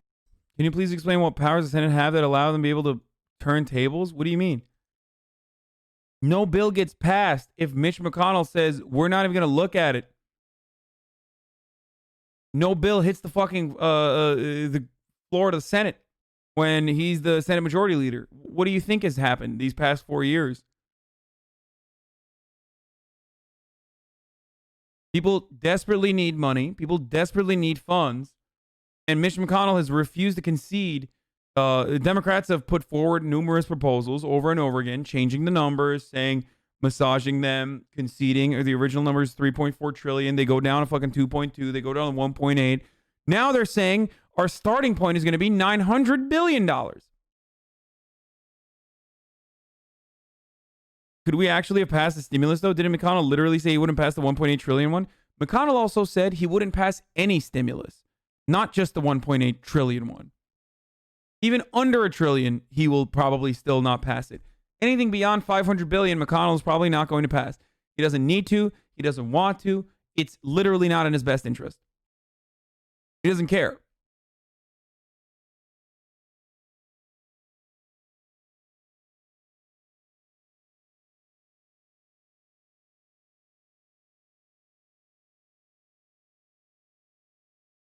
Happy slogan that was actually counterproductive, because in using that term, you immediately lose a large segment of the population who will push it home, which is people need help. People need assistance through no fault of their own. They're suffering. We could be helping them. The fact that we've made the decision not to is really disturbing. And I'm curious about what you're hearing on Capitol Hill about this, specifically something that President Obama mentioned the other day. He was saying that defund the police was a snappy slogan that was actually counterproductive, because in using that term, you immediately lose a large segment of the population who will never support something that's titled that way. Alexandria Ocasio-Cortez responded to that on Twitter. Man, I really hate how fucking, how my community is full of the stereotypical fucking lefties on the internet. Guys, stop. Okay? Liz Brunig is married to Matt Brunig. She's great. A great writer at the New York Times. She is a Catholic Marxist, by the way, for the record. Or is she Protestant? No, she is Catholic. Yeah. Please stop fucking being like horny as fuck. Jesus Christ, dude. Okay? Please, just keep it in your fucking pants.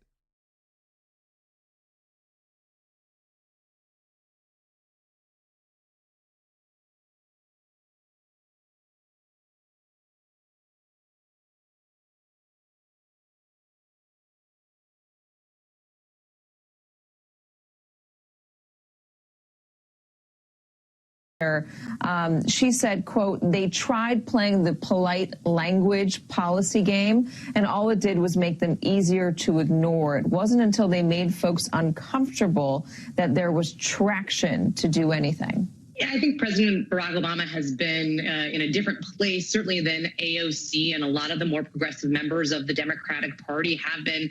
And he's come out a couple of times this last election cycle saying similar things about different issues and saying that, you know, you need to have a wider tent.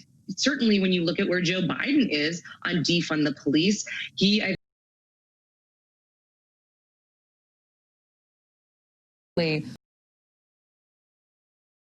pretty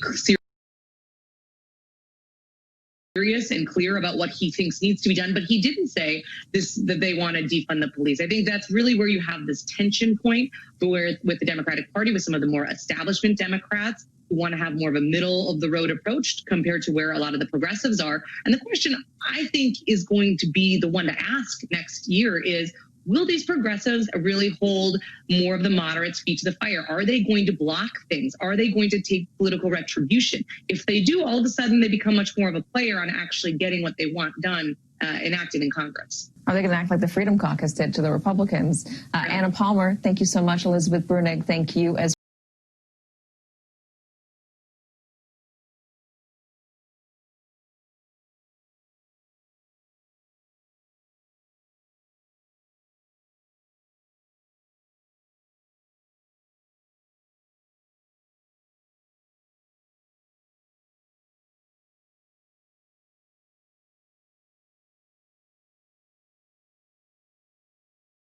Bro,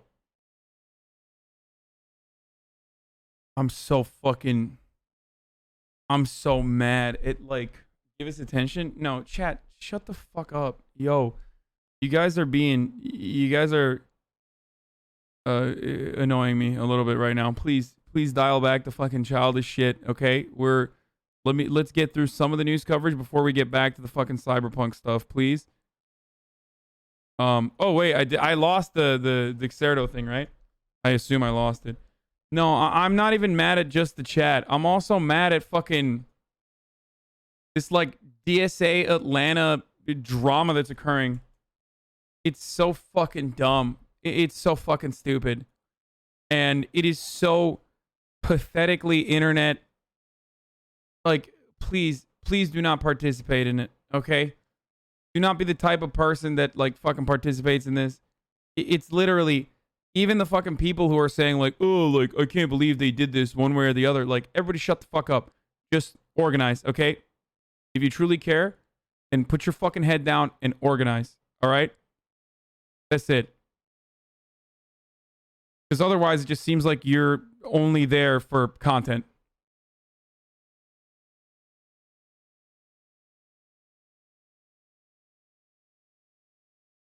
Oh, so Bernie was on CNN to talk about the relief bill. Like, Senator Bernie Sanders of Vermont. Senator Sanders, what's your response to those comments by Senator Warner?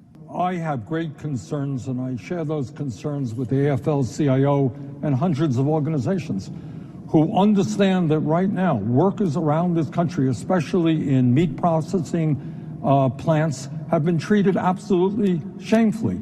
Amazon, I think workers in Amazon have developed some 20,000 cases of COVID. We don't know how many have died. What we need to do is to tell corporations that they have got to treat their workers in a way that is safe and healthy. They cannot be irresponsible. And if they are irresponsible, there are going to be consequences. And if we go forward and we grant this type of immunity, what corporations are going to say all over the country is, we don't have to do anything for our workers. They can't do anything to us. So you're giving a green light for irresponsible behavior. That's something I don't want to see happen. But in addition to that, Jake, I have real concerns about this bill or this proposal, which we have not quite seen yet, to be honest with you, because it does not address the economic crisis facing tens of millions of families in this country. We are right now in the worst economic shape since the Great Depression. And this proposal does not include that $1,200 direct payment per individual and $500 for kids that we desperately need in order to put working families back on their feet. It would be a real help. We don't have it. I'm going to fight to see that we get that included. Yeah, it's not included in that compromise proposal right now. I understand that you spoke with Republican Senator Josh Hawley of Missouri over the weekend. He is also saying that he wants that included and thinks the bill should be vetoed if it doesn't include it. I wasn't aware that Josh Hawley was in favor of direct payments. Are there enough Republicans on your side on this, on the direct payment part of this, that it could make a difference? Because obviously... Didn't they say on your Among Us stream that Kenna was doing $2K a month? Yeah.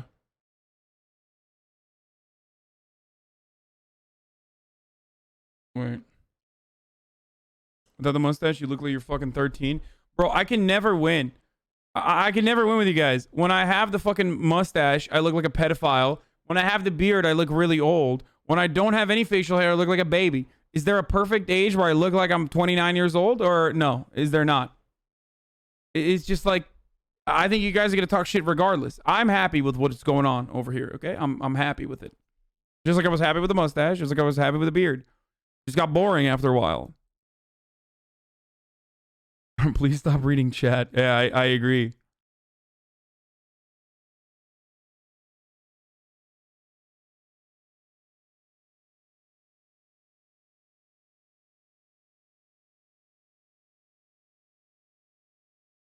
What? What is this fucking... Rebecca Jones, who was fired and then publicly smeared by Ron DeSantis after blowing the whistle about his fudging Florida's COVID statistics? What the fuck? Okay, we'll get to that in a second. I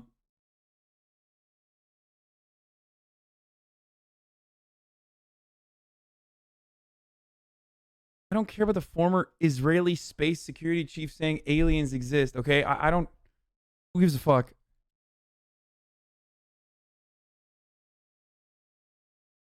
Biden appointed one Medicare for All supporter. I mean, we're not getting Medicare for All regardless, but it's good. Maybe they'll advocate for the public option at least. Like, there'll be someone. Joe Biden will nominate Javier Becerra, the Attorney General in California, to be the next the HHS Secretary. A victory for the Congressional Hispanic Caucus, which he used to lead, and had pressed for more high-profile Latinos in the cabinet. Okay, it actually does look kind of good. Hold on. I think Twitch brain cancer is now stage 4, probably.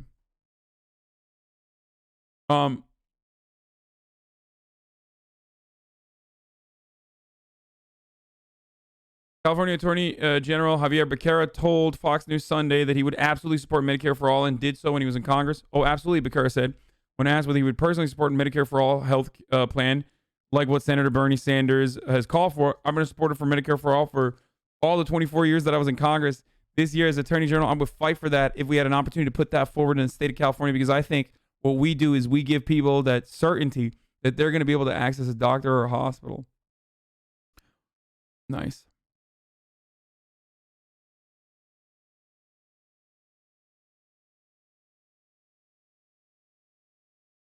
Dude.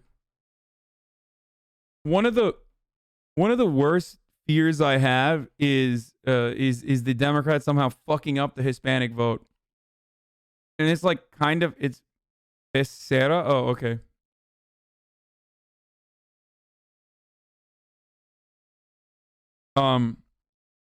Because like older Latinos, as I've said time and time again, are, I mean, they literally already did. I know, like older Latinos are either fucking super fucking pro, super anti-abortion, like Catholic, reactionary when it comes to social conservative politics. Or not either. I don't know why I said it like that. The Latino demographic across the board changes on social issues the younger they are, and there's a lot of young Hispanics out there, obviously, that are super fucking progressive on social stuff, to older Hispanics that are super fucking conservative on the social stuff. But across the board, no matter what, one of the most consistent things you can find within the Latino voting blocks, and they are very different than one another because you know the geographic differences. There's colorism, like there is racism amongst the Latino populations. But with the exception of Cuba, which is entirely different, we're not going to talk about that right now. Okay, just throw that to the side, cast that aside for a second. Which Cubans are monolithically fucking very conservative across the board, but all of the other Latino voters in America, no matter what age group they're in, okay, no matter what age group they're in, are fucking pro big government, okay? On those terms. I'm not even talking about like social safety nets. I'm talking big government. Like they literally will say, yes, we want a bigger government, okay? Which is the most unfavorable way that you can ask that question because everybody hates big government in this country, right? Not the fucking Hispanic population. So if you want to win, not true. Okay, look at the fucking numbers and then we can have another conversation. Literally go ask Republican outreach, like people who are absolutely false. Oh God, why am I having this conversation here? Let's just pull it up. We are not talking about Cubans, okay? Cast the Cuban vote aside, okay? We're not talking about Cubans. Even when you add Cubans into that population, you are completely fucking incorrect. Why do I ever fucking read the chat? It does not matter, okay?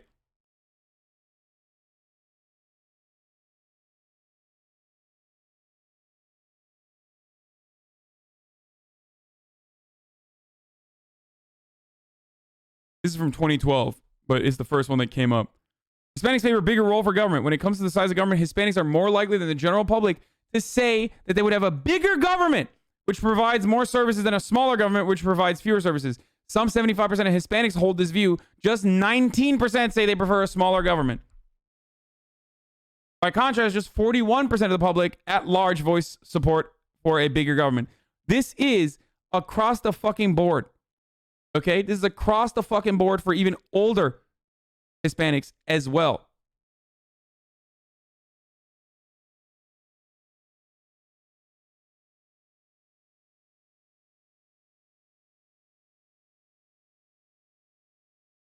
What the fuck kind of article is this from 2012? You are a dumbass, dude. I'm sorry. Sorry, guys. Instead of pulling any numbers whatsoever, and there's more that I can pull, and I will in a second. Instead of doing that, instead of, in all of my idiotic, stupid fucking point of view, okay? Instead of, looking at this research, studying it, literally fucking listening to Republican outreach people in the state of Texas where they have basically written the fucking rule book on how to get conservative Latinos to vote for you, okay? Like, instead of listening to Republicans even say this reality about like how they only can win Latinos over by talking about social conservatism and Catholicism because Latinos, even older Latinos, are literally fucking pro big government, even in older populations. Instead of all that, I should have dropped all of the knowledge and all of the research that has been conducted on this matter and listened to an anonymous fucking moron in the chat. Why didn't I do that? Head of Latino outreach in Texas for the Republican Party, of course, knows less than the random fucking moron in my chat. Fuck.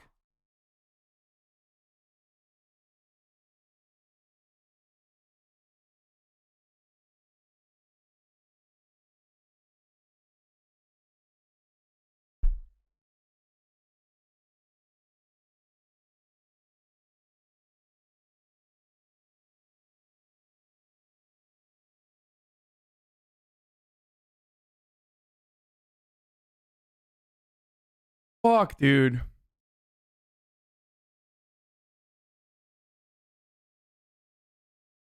Anyway, I'm Latino. I don't like big government, so I'm going to tell you you're wrong. Okay. Yeah, it was I was so wrong. I was so wrong to fucking, listen to... I was so wrong to listen to professionals that dedicate their entire lives to Latino outreach. Latino voters favor raising minimum wage, government involvement in healthcare, and stricter gun laws.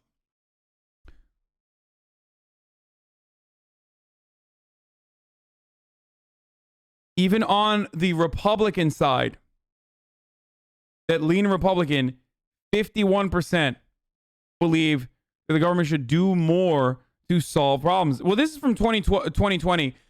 Do you have something from the future? Because we looked at something from the past. We looked at something from 2012, which was obviously not good enough as far as data goes. We looked at something from February 2020. Is there something like from the future that we could look to maybe that will correspond that will work along the biases that I've built up by watching MSNBC and hearing about Cubans as the only fucking signifier?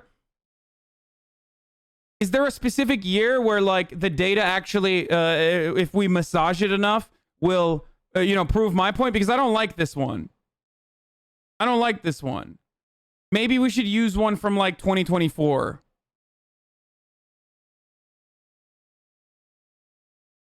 Especially Mexicans are fucking based as shit. Okay? That's the other thing. Like, oh my God. As far as like the Hispanic population and Hispanic voters goes, like, these dudes do not have a problem with big government. Okay? They do not. Probably because they come from countries where their government is fucking broken. And they like American institutional stability. It's part of the reason why they're here. And think, well, we have institutional stability. Do the fucking job that you're supposed to do. Which is literally what you're supposed to do. That is what you're supposed to expect from your fucking government. Okay? With, of course, long and robust histories of socialist movements, too.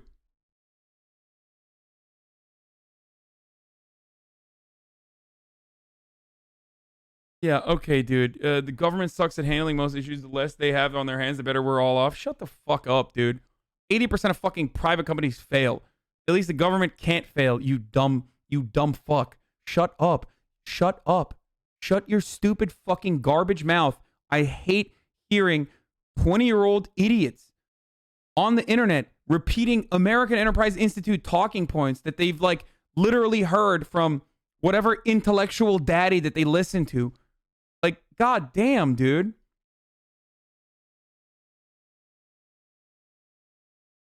You mistakenly put too much faith in the majority of chat, understanding non-white voters and demographics. I don't know why they're here. Like, just take my fucking word for it. Unless you have a counter. Unless you have a fucking counter, okay? Unless you have information that proves otherwise, shut the fuck up. Know your fucking place and listen to the words I'm telling you, okay?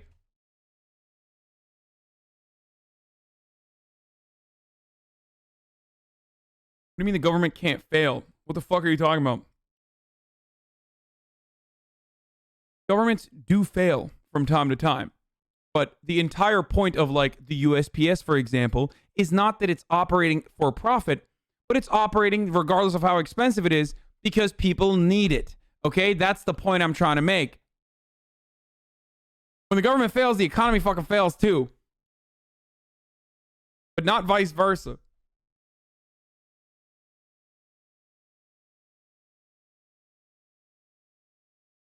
You misunderstand. Chad just doesn't want to learn. Yeah, that's true. There's definitely some people in here who are just fucking talking shit.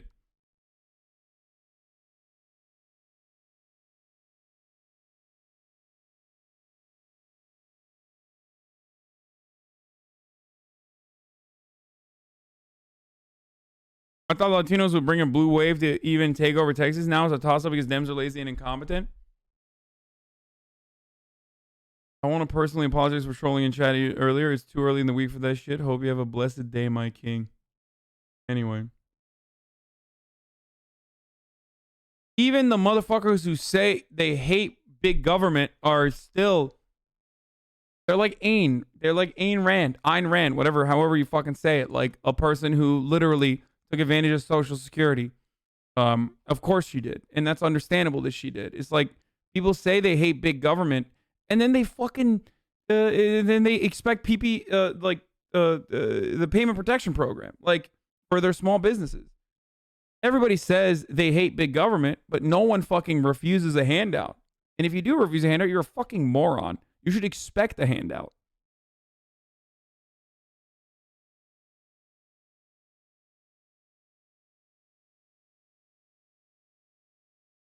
Anyway, moving on from this point that I was making earlier, which is that Hispanic voters are based as fuck, and the Democratic Party should probably do more to win them over, as they are a massive voter bloc, and they are not monolithic, but there is one issue that there is one area where the Democrats could do a lot more, which is, expanding on social programs, which fucking works well in Hispanic voting populations, with the exception of Cubans. But the reason why Democrats only fucking talk about Cubans is because, one, they're in Florida, and two, because the anti-socialist Cuban worldview, the American Cuban worldview, of course, not Cuban worldview. I don't think they have as much of a fear of socialism. They're living in Cuba, but the anti-socialist worldview is similar to the Democratic point of view. They don't want to fucking have socialists. That comment on them flipping Texas and them being dumb and incompetent, absolutely right. Both Beto's campaign and the Biden campaign put limited resources in the Rio Grande Valley, and both campaigns got diminished returns from that region, while the GOP put huge money into building a presence there on the hard party dollar side and the soft money independent expenditure C4 side.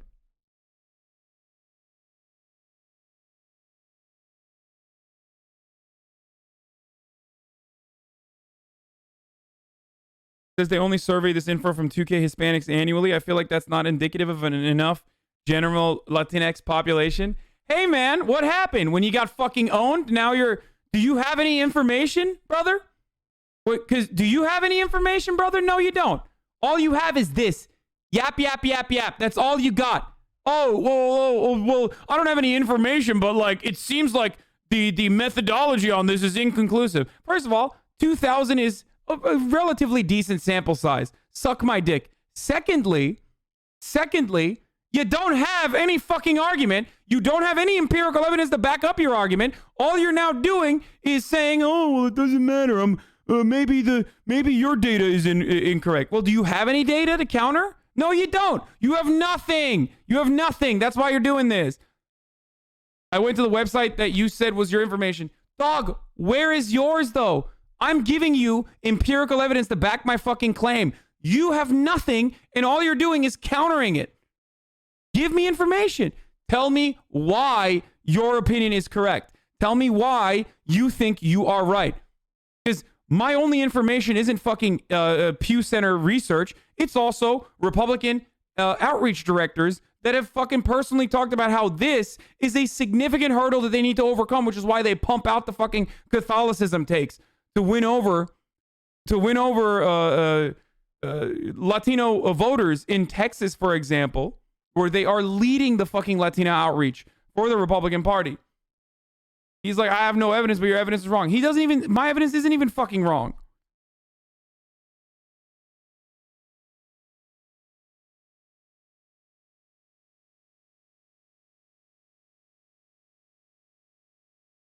So can you give me some evidence, or are you just going to keep fucking talking shit?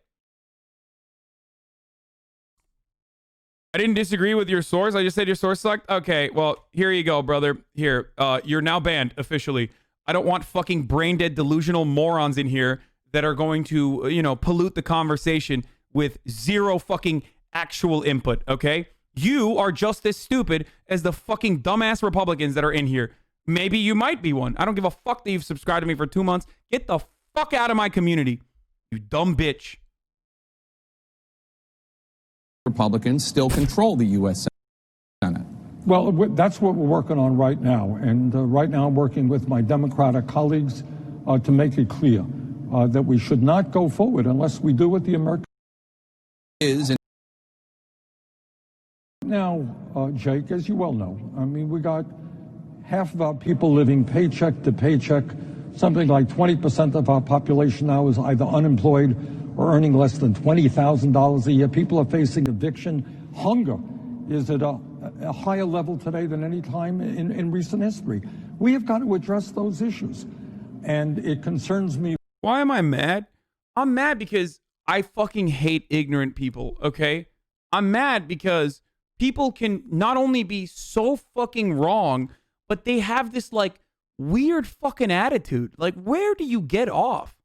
Like, I've done the fucking work. Maybe you should put the work in and also have an actual counter. Like, that's why I'm mad. It makes me so upset when I see this level of ignorance foster in my community as well. That's why I'm fucking mad.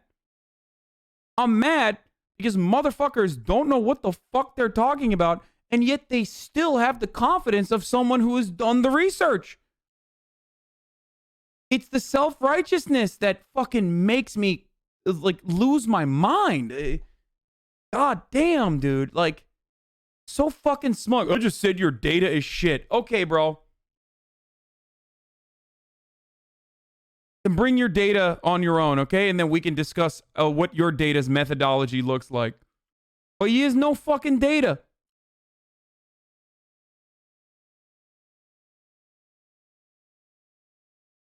Very much that this bill is far, far, far less than the other proposals that the Democrats have brought forth. Well, let me play devil's advocate for a second, because look, I don't doubt your sincerity, and I don't doubt that this legislation could be much, much better for all the Americans in desperate need. But the fact of the matter is, Donald Trump is still in the White House and will be until January 20th. Republicans control the U.S. Senate, and at the very least will be in charge of the U.S. Senate until January 5th, if not afterwards as well. Are you making the good, the perfect, the enemy of the good? No, I'm not. Look, as you'll recall, Trump himself has agreed in the past to, I believe, a $1.8 trillion bill, including these $1,200 direct payments. It's something that Trump has already supported. What we need is a compromise. I know I can't get everything that I want, but this bill really is not a compromise. It gives the Republicans almost everything that they wanted. And one of the interesting parts about it, as I understand it, and I have not seen the proposal yet, but Mitt Romney, who is one of the Republican negotiators, said that over $500 billion of this $900 billion in the bill is not new money. It's money being shifted away from the old CARES Act, money that has not yet been spent. So we're talking about $350 billion or so new dollars, when Democrats originally talked about over $3 trillion in new money to help working families in this country. So I don't think this is much of a compromise. I think we've got to do a lot better and negotiate a lot harder. Well, of course he said, why make perfect the enemy of the good? I've heard it so many fucking times. Delusional. He has a different opinion. Chill. Okay, there. Going forward, when I'm like very clearly upset at like idiots that are doing this purposely, trying to derail the stream, I'm just gonna start banning people. I think I need to do that more.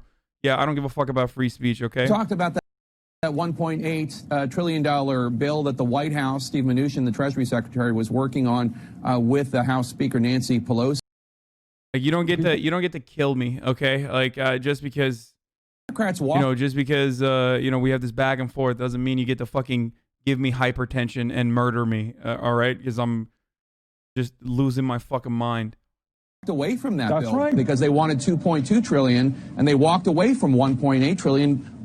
Was that a mistake? That's what I'm saying. That's exactly what I'm saying. Here was a proposal much, much larger. Democrats said, no, that's not good enough. And now we're prepared to accept a proposal which has, I think, $350 billion in new money, and which has, I believe to the best of my knowledge, this corporate immunity language as well. So that's my point here, is that I don't think this is much of a compromise. I think the Republicans have probably gotten 90% of what they want. Our job is to fight, at least get a 50-50 deal. Before you go, Senator, I want to ask you about the fact that President-elect Biden tapped Neera Tanden to head the Office of Management and Budget. Last year, you accused her of belittling progressive ideas and maligning your campaign staff. She obviously takes issue and disagrees with that characterization. You could be the chairman of the Senate Budget Committee if Democrats win these runoff elections in January. Where do you stand on Neera Tanden's nomination? Well, we're going to give Ms. Tanden and I hope, no matter which party controls the Senate, every nominee of the President-elect Biden deserves a fair hearing. All of the nominees have got to answer some pretty hard questions. That's true for Ms. Tanden, it's true for everybody else. So you're not in favor or against right now, you're just going to give her a fair hearing? That's correct. Lastly, the fact is that your governor in Vermont is a Republican. Does that complicate the idea of you getting a role in the Biden administration, given that your Republican governor would replace you with a Republican? No, that's not true. Actually, the governor has said that he would replace me if that were to happen. I don't know. Also, Vermont has I think Vermont has an auto vote, doesn't it? I thought. It will. But if I became a part of the Biden administration, what the governor has indicated is he would replace me with somebody who would caucus with the Democrats. Oh, okay. So that is not a real excuse if they don't actually offer you. I think the real excuse is Bernie is better served in the Senate because they can't fucking fire him. But what do I know? Position. The idea is because you will be replaced by a Democrat theoretically. All right, Senator Bernie Sanders, thanks so much for.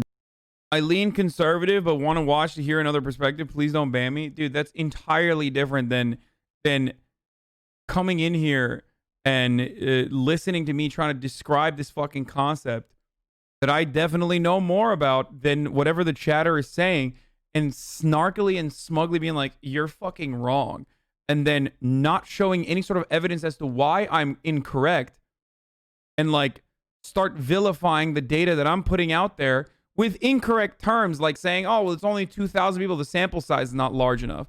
It's not like the fucking sample size.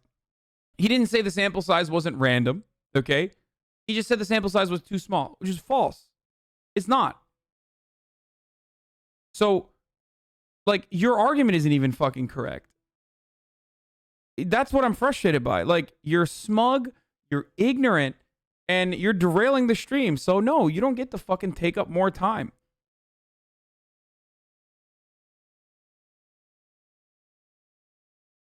Like, I don't give a fuck. There's plenty of conservatives in here. A lot of people in here that have been watching for a very long time. A lot of people that are in here that have been watching for a very long time didn't start off as lefties. They started off, some of them started off as conservatives. A lot of them started off in a more conservative worldview than mine.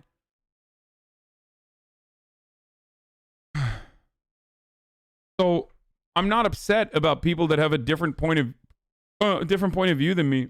I'm upset by how fucking smug people are when they don't actually have, when they don't even have evidence.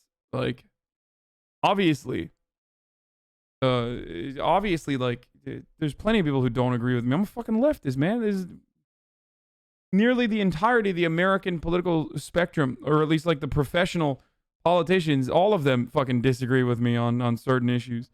I'm aware of my place.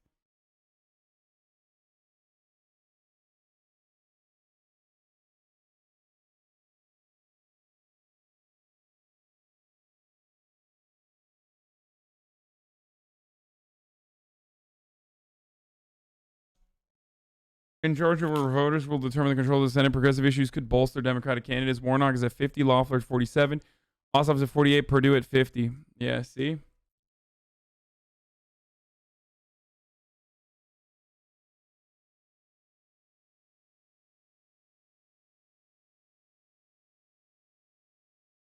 Anyway.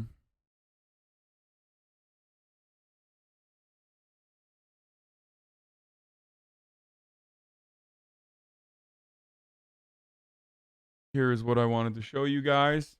Remember that lady that was fired and publicly smeared by Ron DeSantis because she whistle blew about Florida's COVID statistics being false? Well, this is what happened to her. At 8:30 this morning, state police came into her house and took all of her hardware and tech. They were serving a warrant on my computer after the DOH filed a complaint. They pointed a gun in my face. They pointed guns at my kids. Let's take a look. Come outside. Outside. Who else is in the house, ma'am? My 2 children and my husband. Where's your husband at? Calm down. Calm down. You want the children now? Calm them all down. Mr. Jones, come down the stairs. Now! Hell yeah, dude. I fucking love the cops, bro. This is what we gotta do, bro. Hey, 1984, bro. Democrats are so fucking crazy, dude. Yo, Democrat. Yo, liberal fucking freshmen on college campuses get mad when I purposely fucking misgender them. That's 1984. Not the utilization of a fucking Gestapo police force against a fucking scientist that blew the whistle on you, purposely fucking omitting and lying about your COVID results that would harm the public. That's not 1984. When I can't say the N-word in public, that's 1984, dude. Fuck. I love the police, by the way. Police, come down now. Search warrant. Bring your children. Down the stairs. My children!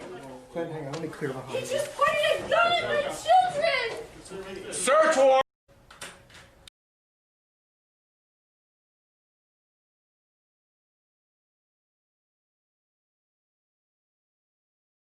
Great. You know, things that make you go fuck the police. This is one of those things. You're not fucking human. You're a pig at this point. They took my phone and my computer I use every day to post the case numbers in Florida and school case for the entire country. They took evidence of corruption at the state level. They claimed it was about a security breach. This was DeSantis. He sent the Gestapo. This is what happens to scientists who do their job honestly. This is what happens to the people who speak truth to power. I'm telling my husband and 2 children upstairs, and then one of them draws his gun on my children. This is DeSantis. This is Florida. Yeah. So many libs arguing. Hey, man, some of these cops are good, though. You know, not all of them fucking had their guns out and drew it on the children. Where are the good cops in this? Is there a cop? Is there a cop that told them, hey, maybe we shouldn't do this? Was there a cop in that?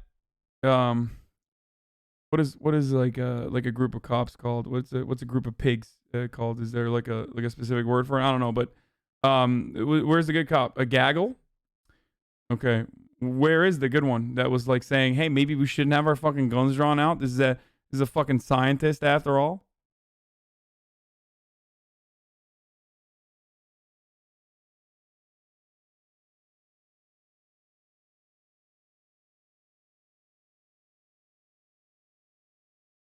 Interesting stuff.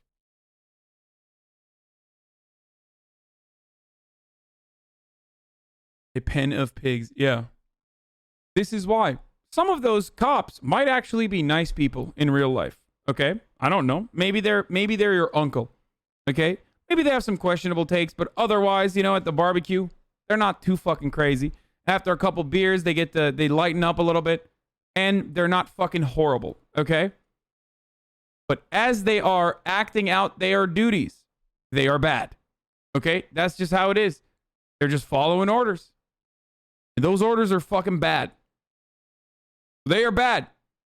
And they can't be good. There's no way to exercise their own personal autonomy in this situation. Okay? That's what it means when people say ACAB. That's where this comes from.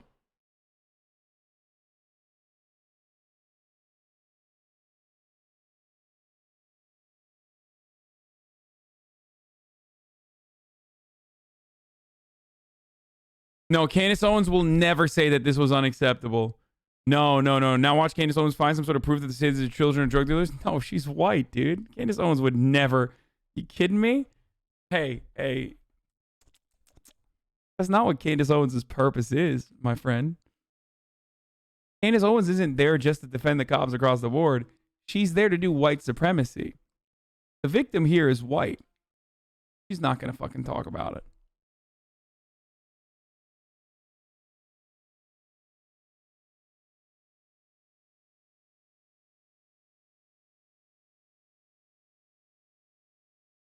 A group of pigs is called a drove, but since they are obviously hogs, we should call them a passel.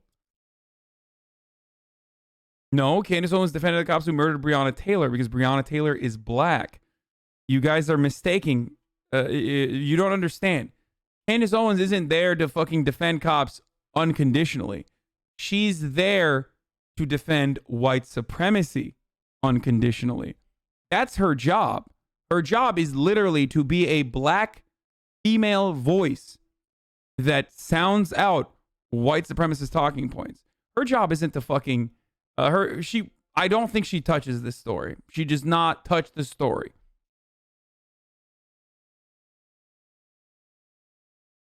She does not touch the story because this is not her job. Her job isn't to fucking the victim here is a white woman. It's not her job. Her job is to vilify every black person that is fucked over by cops. So false? Okay.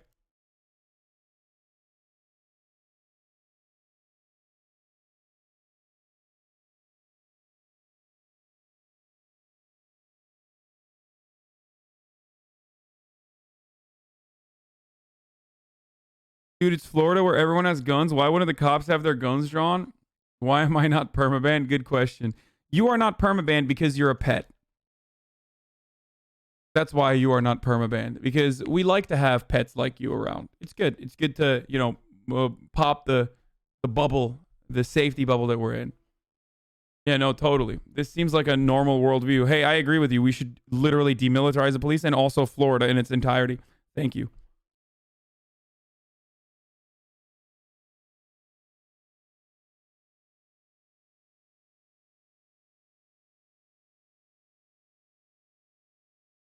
But if we defund the police, who's going to terrorize me? True. Here, I'll retweet Lib Crusher. Mr. Accountability Holder. Dude, what are you getting Cyberpunk on? I will probably be getting it on a PC. It is now confirmed that they are going to send me... they're going to send me a key.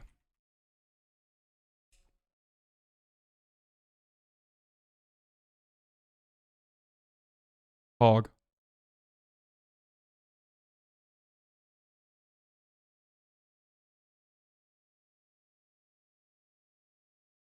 I mean, I already bought it. Like I already bought the game, but hopefully the key allows me earlier access, like as early as possible. Oh, the key does allow me early access.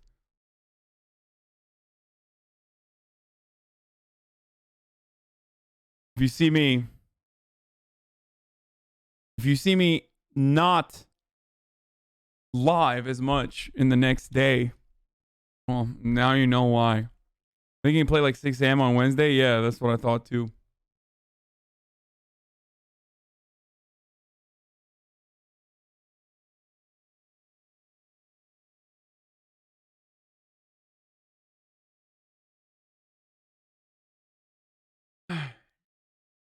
Trump official turned down Pfizer's offer for more vaccines during the summer? What the fuck?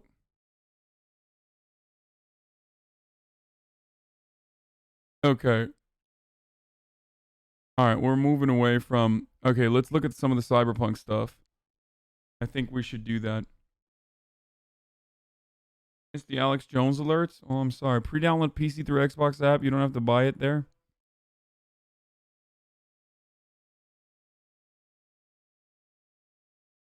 I pay you. You stream Cyberpunk even if you get striked. What?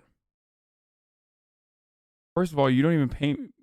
Bitch, you're not even subscribed. You don't even pay me. Like, that's not... At least subscribe if you're going to make an argument like that. I pay you. You fucking stream Cyberpunk right now, even if you get striked. Okay, well, pay me and I'll think about it.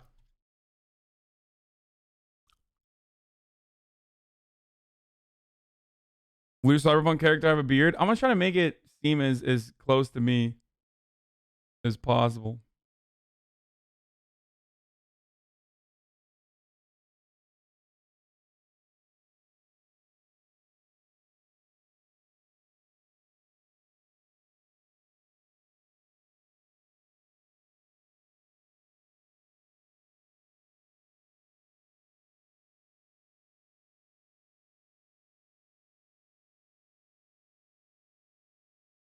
Anyway.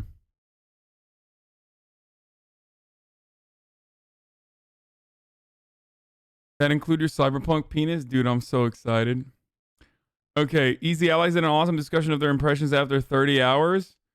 There is like a lot of Cyberpunk stuff. MSNBC segment discussing Biden's health and human services pick. He seems like a progressive win. All right, we'll see. Let's see how much they fucking get triggered by it. The Biden transition's announcement saying it plans to nominate California Attorney General Javier Becerra to lead the Department of Health and Human Services. I gotta pee real quick. NBC's Ali Vitali joins me now. Hey, Ali, what do we know about this choice? This is a choice that, frankly, surprised several people that I've spoken to tonight. My colleagues Kristen Welker, Heidi Prisbella, and I all reporting that Javier Becerra, the California Attorney General and former congressman, is Biden's likely pick to lead the Health and Human Services Department. And this comes as we had heard really private jockeying playing out very publicly over the course of the last week and a half for this very high-profile position, because it's coming as Biden is talking about the need to crack down on and get this pandemic under control. This was one of the key things that he campaigned on, and now this Health and Human Services Secretary role, a lot of speculation about who this was going to be, given the importance that we've seen of getting the pandemic under control. Now we're learning Javier Becerra is the pick, but in terms of the jockeying, we had seen the Congressional Hispanic Caucus, for example, writing a letter to the Biden team saying that they wanted to see more high-profile Latino and Latina picks in these roles in the cabinet. We also know that the Congressional Black Caucus has been having frequent conversations with the Biden transition about the need for more African-American members of the cabinet. And so really a lot of the conversations around diversity in terms of the cabinet have shifted from the early days when this Biden team started rolling out transition picks. Initially, it was praise. Now what we've seen in recent days is a pressure campaign to make sure that the picks that have yet to be announced look reflective of America and look reflective of the priorities of a lot of these different groups who are really pushing for racial diversity within this cabinet. The other pick, though, that we've known about is our sources telling us that Dr. Vivek Murthy is going to be the Surgeon General for the Biden administration. That's a role that he had in the Obama years. He'll be reprising it now for Biden, but he's also another person who had been in talks to be HHS Secretary. People that we have talked to, in some cases surprised that he landed at Surgeon General, but he's also someone who has really been key in keeping Biden apprised of the pandemic. He is a co-chair of the COVID task force, very intimately involved in helping this transition team figure out the best workflow for vaccine dissemination as well as short-term mitigation efforts as they try to get the pandemic under control once they hit office on January 20th. Ali Vitali in. Can you imagine if Fox News takes after CP2077 comes out? Your children are playing with chicks with dicks? Yeah, they're probably going to be super transphobic. Probably. But I don't know. Does that even fucking play? Like, does that even have like, does that even have like cultural?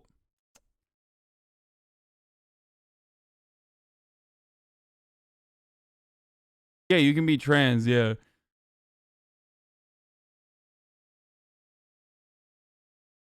Are you a teacher where I have to pay you to be nice to me or develop a genuine relationship with chat that chooses to support you? You're beginning to sound like a female streamer asking for monies. Welcome to the broadcast where I literally ban people that have been subscribed to me for a very long time if they're being fucking idiots. But that level of misogyny alone is reason enough to fucking clap your cheeks. Fuck off. Suck my dick. In its entirety. Like, when have I been apprehensive to fucking ban someone? As a matter of fact, I probably have a higher, I have lower tolerance for idiocy from longtime subscribers because I expect them to at least know better.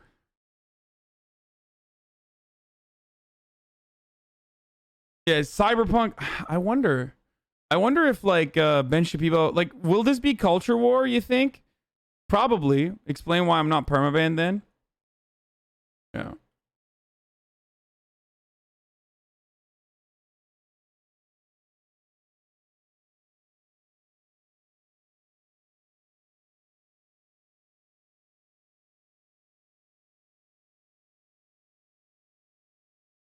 Don't act like you have not advocated for transphobia in past streams. It's really hypocritical. They don't even show us a good rap point. Shut up.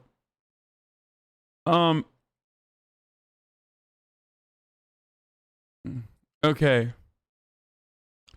Fox did a hit piece on Mass Effect back in the day. Yeah, but that was back when like gamers weren't seen as like loyal foot soldiers in the culture wars. You know what I mean? But then again, I feel like a lot of gamers are excited for Cyberpunk. You know what I mean? They don't give a shit that it's like pro-trans or not. Like, so I don't know if they would do that.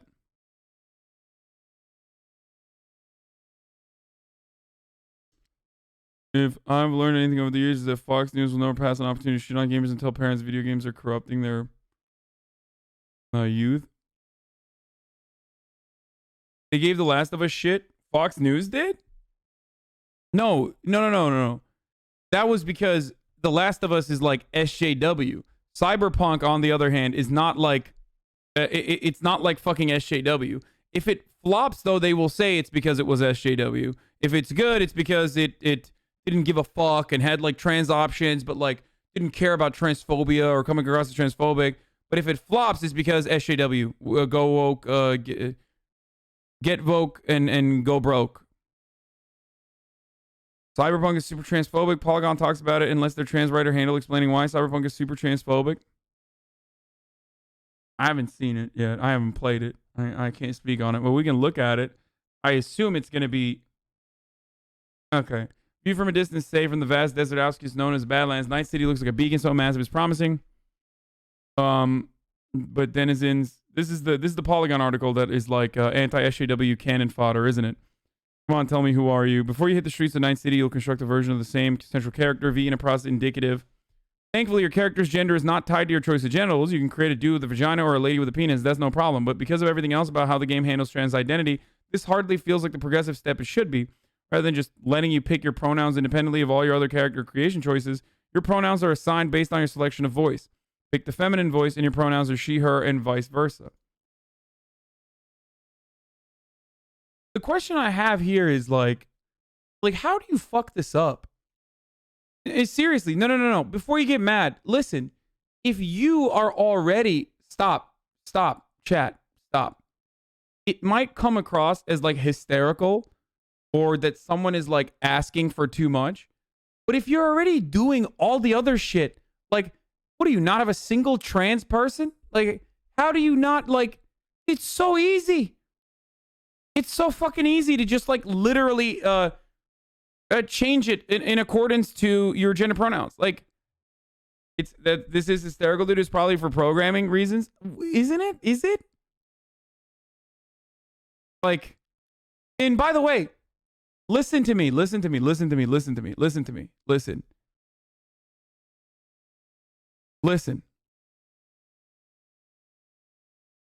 It's still like, am I not going to play it? No, of course I'm going to play the fuck out of it. It's just shocking that it's like it's like a tweak. It's like such a small tweak because you've already done the hard part. Okay. You've already done like, we are going to be so trans inclusive that like, you know, you can have whatever genitals you want. You can do whatever you want. You choose your, gender. It like doesn't change the way you look. Like, it's the one part. So the same reason why you guys think this is like an additional grievance that is so insignificant is the same reason why I'm like, yeah, it is, which is why I don't understand why they wouldn't do that. It's so wild. Literally just make it separate options. Yeah, I don't know.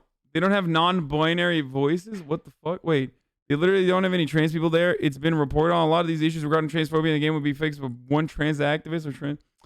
Okay, well, it's clear that they don't have a fucking single trans person that works there because it's like the dude who made a white guy read "I'm a Southern black woman." Like, that problem goes away with like literally one black person that you ask, where you're like, hello, one singular black person. Is it okay for this very obviously white person to read an entire short story about how a black woman experienced the civil rights movement? Like it's that easy. And the black person says, no, that's so dumb. Right? And you don't do that. So It doesn't seem like it's too late to fix it either. If they refuse to fix it, then that's a problem because it's a super easy fix. We don't know if it's a super easy fix or not. But it's like, yeah, I am talking about the art of speculating, right? So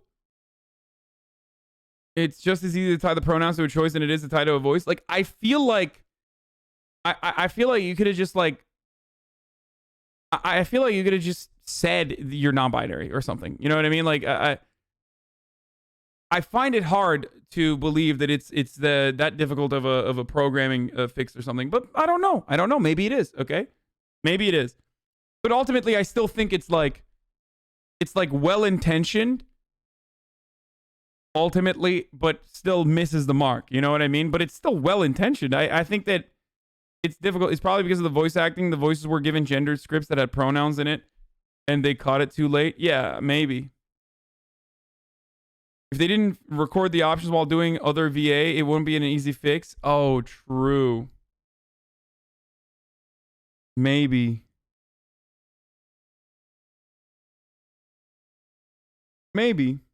Anyway, we're gonna move on to the Cyberpunk stuff, but before we continue, it is top of the hour, which means it's time for a 60-second ad break. If you would like to have an ad-free broadcasting experience, all you need to do is subscribe. You can subscribe with a $5 subscription, or you can subscribe for free by connecting your Amazon Prime account to your Twitch account with a Twitch Prime. You get one free subscription a month. It's like taking money from Jeff Bezos. Now, if you don't personally have one, you can use your mommy's or your daddy's Amazon Prime to connect it to your Twitch Prime. That accommodating. Anyway, here's the ad.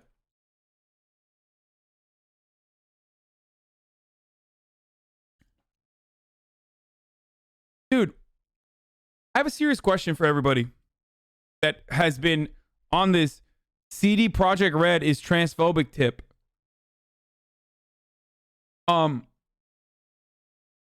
Why would they do all of the other accommodations? Like, why would they do that? Can someone please tell me why they would do all this other shit if it wasn't to like they didn't have to do that. None of the games have this level of fucking accommodation. It's good that they would, right? And it's great. I'm glad that games are doing it. But like, most games don't fucking do any of this shit. So what are you talking about? Like, for a better punchline? Yeah, okay, bro.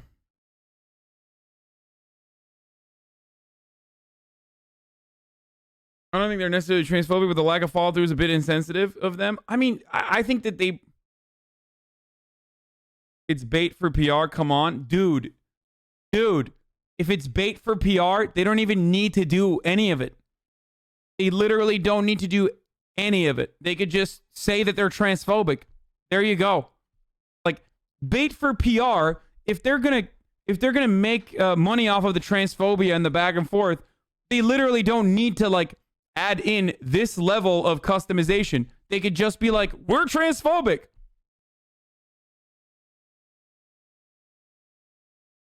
I don't understand. Like, oh, anyway. I feel like a trans person could make a lot of money consulting on these AAA games. It's amazing that they went this far since they're Polish.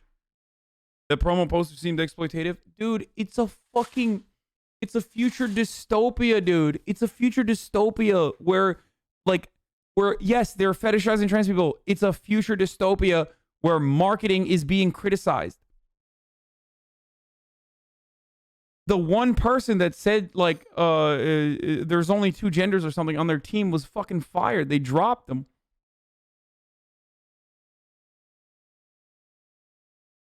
Being a non-binary means you're robbing yourself of a game feature. No dick slider. Who would want that? Wait, what? I don't know if that's true. A non-binary fix could be having NPCs who don't know your character oscillate between male and female pronouns. It happens all the time to they, thems. They wouldn't require much VO recasting.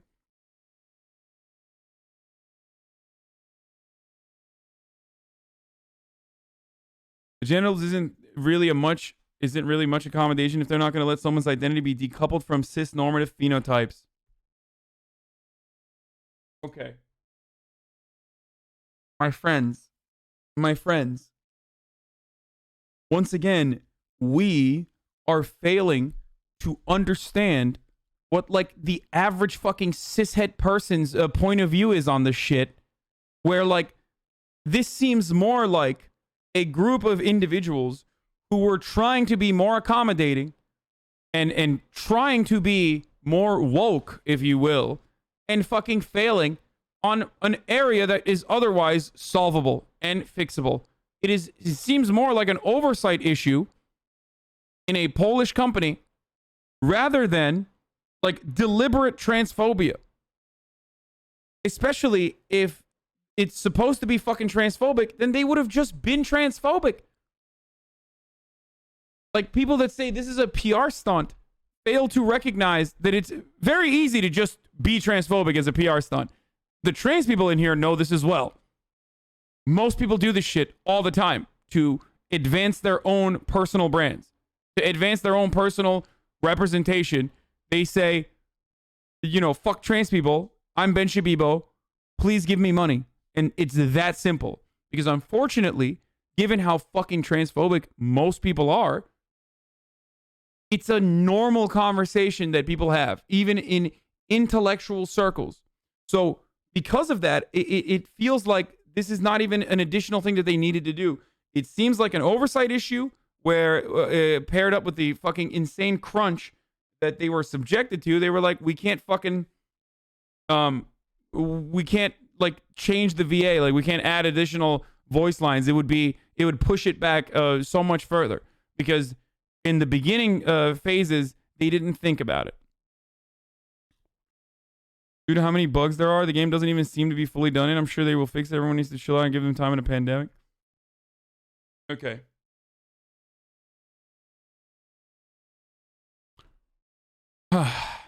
Pick the feminine voice, and your pronouns are she, her, and vice versa. There are no non-binary pronoun options. As a trans woman with a voice that many would not describe as feminine, this is a direct linking of gender identity to having a voice that sounds masculine or feminine feels weirdly essentializing. It is. It is essentializing. Now, the conversation then revolves around, are we, do we think that this is deliberate, or do we think that this is a lack of oversight? Because people are coming in here and they're like, oh, this is fucking transphobic, it's transphobic. Or like people are even advancing the argument that it's a marketing stunt. I could have forgiven it if the rest of the game took strides to humanize trans identities, but boy, it sure doesn't. Ubiquitous throughout Night City are ads for a beverage called Chromencature that feature a female-coded model with a penis visible through her skin-tight clothing, making clear that Cyberpunk 2077 trans bodies are objectified and commodified.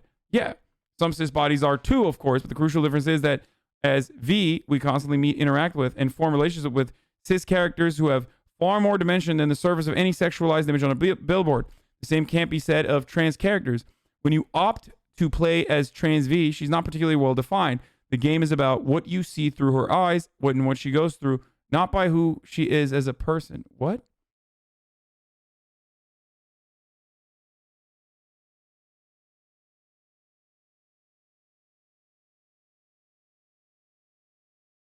Okay, real question that I'm actually wondering. Could it still not be transphobic to a degree? Then it's an oversight? I think it absolutely changes the way, the critical lens in which you look this through. Now, I'm privileged as fuck on this, so obviously my arguments revolve around like, I personally want to live in a world where it's as accommodating as possible to trans people, where trans people can safely exist and people are understanding and aren't fucking transphobic. But ultimately, I'm still a cis het dude. So for me, it's like, it's not even something I would ever consider. I'm not like, this game doesn't have trans representation, I'm not going to play it. No. Of course not. Like, that would be crazy. I've never, the thought has never even entered my mind. I'm being perhaps maybe too honest, brutally honest here. But like, it's selfish, but it's certainly a point of my privilege. So my argument on this is always going to have that reality. Okay? The vast majority of trans people wouldn't see this as transphobic. They would just think this wasn't thought through. It's like I have said before on here, the loud voice on the people who shoot down any and all attempts to change that aren't perfect are driving the conversation. Look, all of this is great, but can we start asking the real questions? Like, will there be a clit slider? Okay, shut up, DJ Mothman. Criticism of capitalism through dehumanizing ads goes right over the... Yeah, like, this entire fucking point on the billboards, which I'm showing because it's a part of the game. It's not going to, like, not be a part of the game. But the entire fucking point of this game is about how, if I'm not mistaken, is... I think Cyberpunk is, what, written by a pretty woke lefty black dude, right? And that the entire fucking point of the game is about how capitalism, hyper-capitalist commoditization of human beings.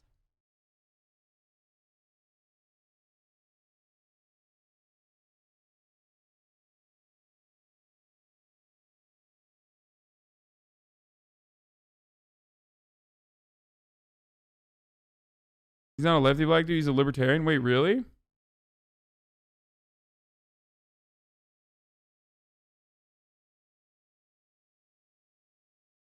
People call them on the issue though and warn them. Is it not deliberate if they were warned on it earlier and they didn't fix it? Well, the ad stuff, I don't even agree with. I talked about it before. I literally don't agree. Like and maybe it's because I'm privileged, but I just don't agree. Like it's not like I'm not gonna be won over on the ads are dehumanizing. Like, because yeah, of course they are. There's an entire fucking band of like sex worker Marxists or something too in there as well, aren't there? He's anti-corporate and libertarian. Sounds pretty lefty. That's the whole point. Like that part I will not agree with. I don't agree with it. And I didn't agree with it back then, and I still don't agree with it. But the part of it that is like is a fix, I think, is an issue of oversight. Or not even oversight, but just like a lack of representation. They're not making a utopian world. Why do people expect them to make a very transparently dystopia? So that's the fucking problem I have, is like this notion that in video games where like bad things are supposed to be bad or should not exist. That's something I do have an argument against. That's something I do get frustrated by. It's supposed to be art. Bad things that are supposed to be evil are going to be bad and evil in the game, and that's literally the fucking point. In my 40 plus hours in Night City, I've never met a single character of any significance who the game made clear was trans, and one of the only queer coded characters I encountered was an extremely unsavory cybernetic surgeon who does extremely unsavory things. I did spot a trans flag on a character's vehicle, though that hardly counts as a positive trans representation. Doesn't even necessarily mean the character is trans. But like, what do you... Okay, yeah, no, this is... All right, whatever. I don't want to talk about this any further. This is going to fucking... Bad section of an otherwise good review, and I say this as a trans person. I don't want to... We should move on from this part of this review, I think, because this is not as good as you think it is, and you're not going to hear me say things that you expect me to say. As someone who is a very loud and proud trans advocate, so I'm not going to fucking read this part. I'm going to move past it, okay? And you can say that I am being, cishet privileged. Fine, probably true. And you can also say that, I'm excited about Cyberpunk, and that's why it's like clouding my judgment. And probably true as well, but... ultimately, I don't think that this is like, I think this is a little crazy. Maybe the game is really fucking like expressly anti-trans, and maybe I'll find out while I'm playing it, but it doesn't make sense. It's like a conflicting value for why they would have trans representation within the game. I know that a trans person wrote this article, by the way. I know it's not a cis person that wrote this article. Can't defend objectifying trans people as dystopian and then not have the game make a single comment on why it's bad? Oh, wait a minute. That's crazy. Hold on. I'm so confused by that take, considering the fact that an entire pathway on the game out of the 33% of the game's acceptable pathways are literally about fucking destroying corporations and capitalism. That's such a weird fucking take. What the fuck are you saying? The fucking voice in your head is an anti-corporation terrorist. The whole point is about capitalist exploitation. This person wants the game to make it clear the characters are trans when you meet them, and in the same breath complain that they're hypersexualizing trans people others them. Those 2 points are contradictory. I know. I don't want to even get into that. I believe all of them are about that, even Corpo. I get that Cyberpunk's dark future is intended not as a goal, but as something for humanity to avoid. As Mike Pondsmith, creator of Cyberpunk tabletop game, put it, the Cyberpunk future is a warning, not an aspiration. There is real potential for a grim world like Cyberpunk 2077 offers to serve as lens through which our own world is critiqued, but the developers of CD Projekt Red failed to do anything with the trans option, and in identities they incorporated into the game to make them function in this way. And as V, you never have the option to say or do anything about it. The objectification of trans people is just background texture, nothing more. Okay, even if they had the fucking... I'm serious. Even if they had fixed the voice thing, I think that there would still be complaints. I'm sorry. It feels like people have had it in their heads for a while that this was going to be transphobic ever since the fucking one shitlord over at their marketing team said something transphobic, and then that's it. It's transphobic since then, and no matter what the fuck happens, you aren't listening, dude. Oh my god.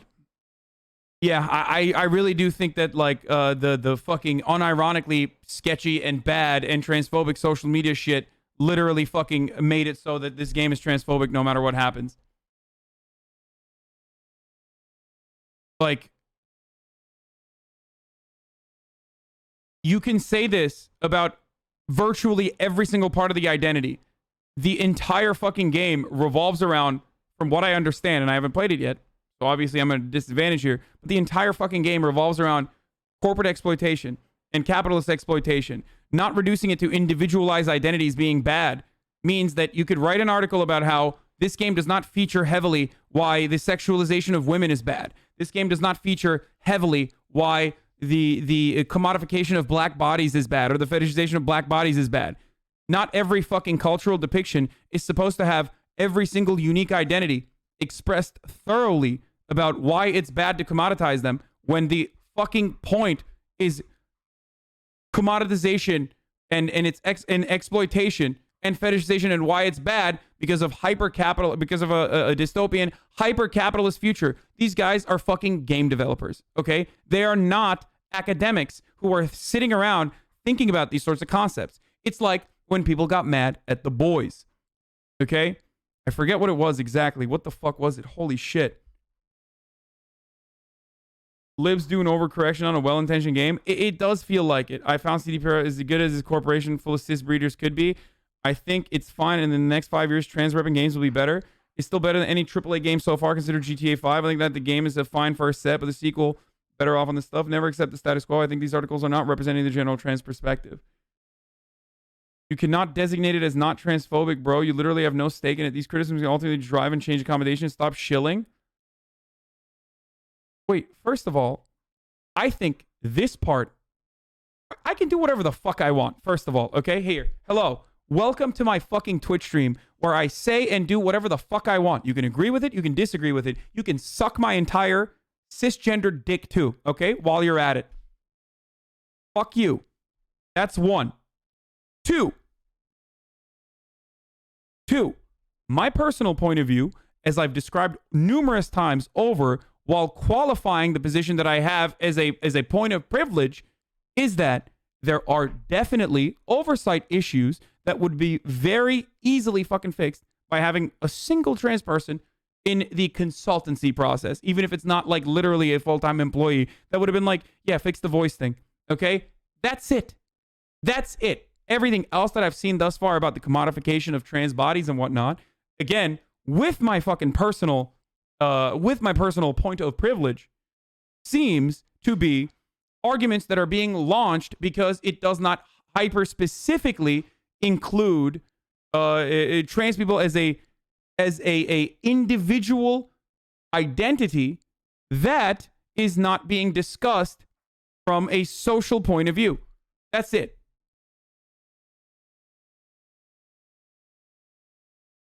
I'm not black either, but I said the exact same thing about like saying, well, this is fucking bullshit because the game says that you can be black, you can be a black character, but the game does not fucking have anything about, like, I don't know, emancipation, or the game doesn't feature a plot point about how you're a black character and the fucking way that you deal with other black characters is any different than white characters.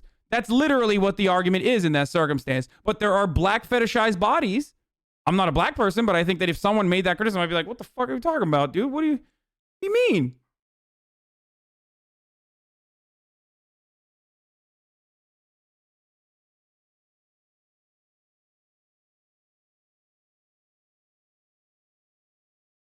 Anyway.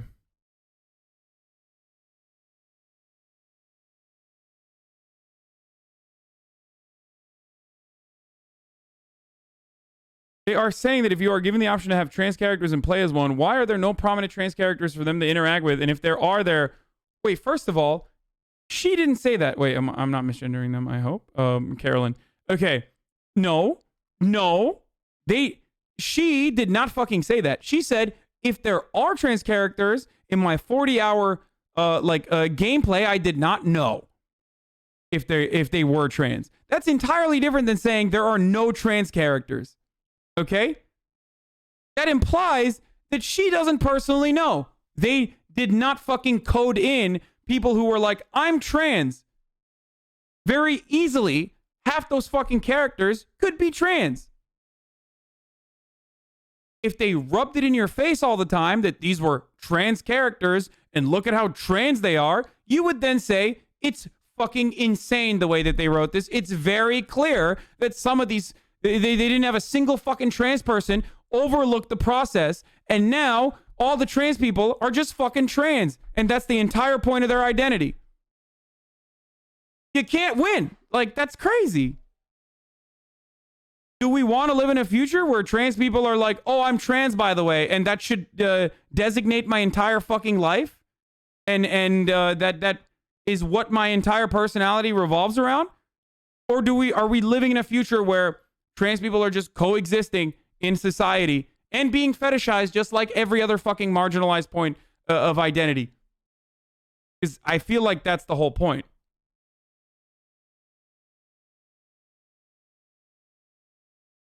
Dude, the game can have transphobia problems? Okay.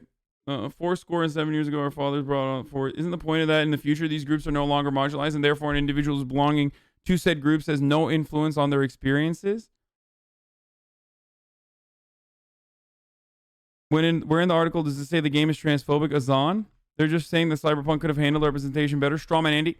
Bro, are you fucking nuts? The purpose of this part of the article, at the very least, is to draw this exact same fucking response from my audience. It's not necessarily the argument that I'm criticizing. Now the argument is extended into literally every single person in my audience that's like, no, this is a transphobic game. Fuck you. This is transphobic as fuck. Fuck you. This game is insanely transphobic. With other trans people in the community saying, well, I'm trans. It doesn't fucking bother me. I don't know why people are fucking getting super bent over it. While simultaneously a bunch of cis people and maybe some trans people as well saying, fuck you, this game is transphobic. Why are you shilling for it?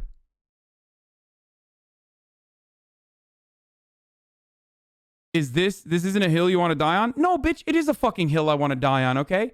Like, this is nuts.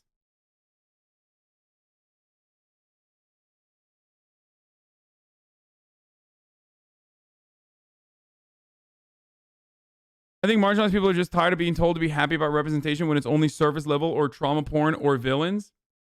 Yeah, but you're the main character. Like, what the fuck? You're right. If they didn't try to fucking accommodate, like, that's my whole point. They could have easily just fucking been like, made the game gender essentialist like every fucking other, literally every other video game with like 3 or 4 notable exceptions. And then on top of that, been transphobic as fuck. And I would be like, you're right. Like, this is transphobic as shit. But they tried to be fucking accommodating and failed because of a very simple fix. Otherwise, very simple fix, but clearly it requires probably more work.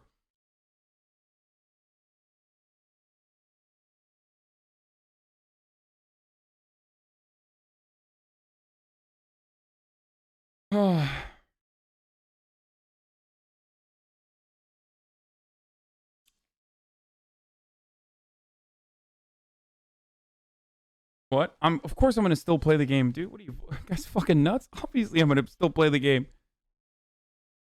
What are you, crazy? Even if the game was like literally transphobic, I'd probably still play it. Like, fuck you mean?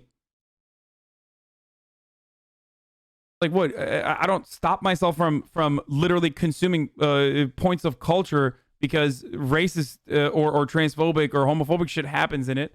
Like, I'm not a baby. I don't need to shield myself from these sorts of things. I can make up my mind about it as I go along. But, like, I've literally never you all would, too.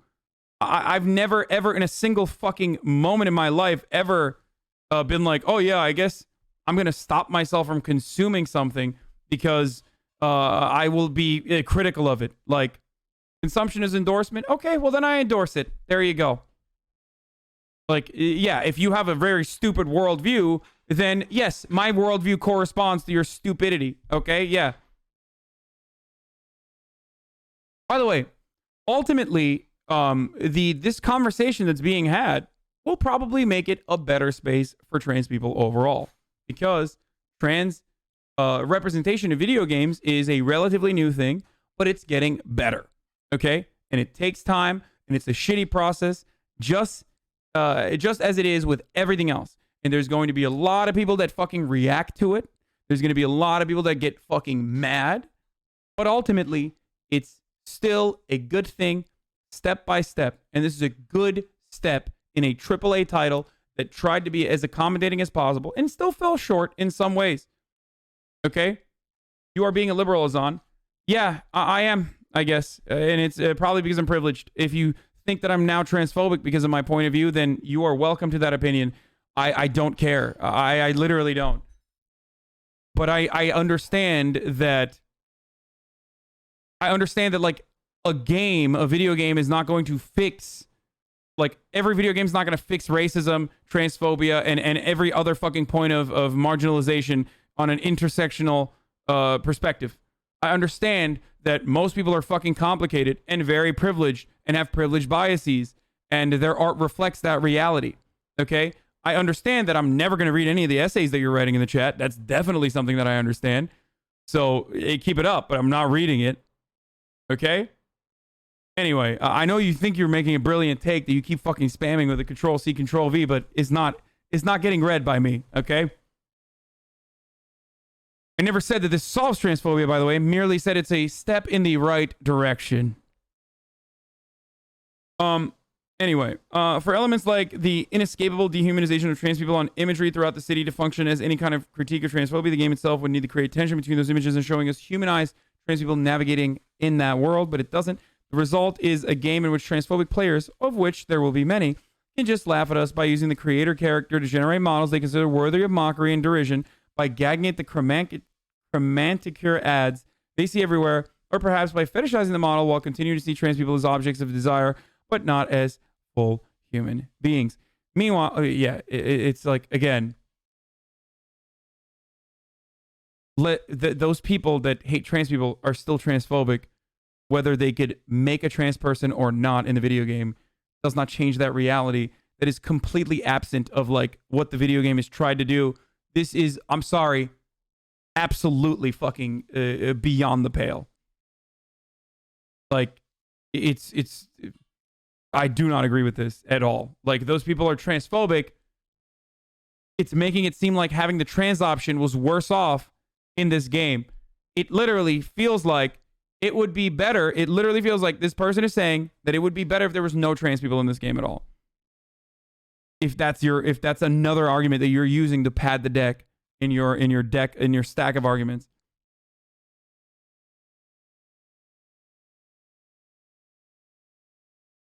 We in the Latina community complain about when our representation is the buffoon or the idiot of the story, and that's our representation. I would think it's similar with most other communities. I don't think the game is doing that, but I haven't played it.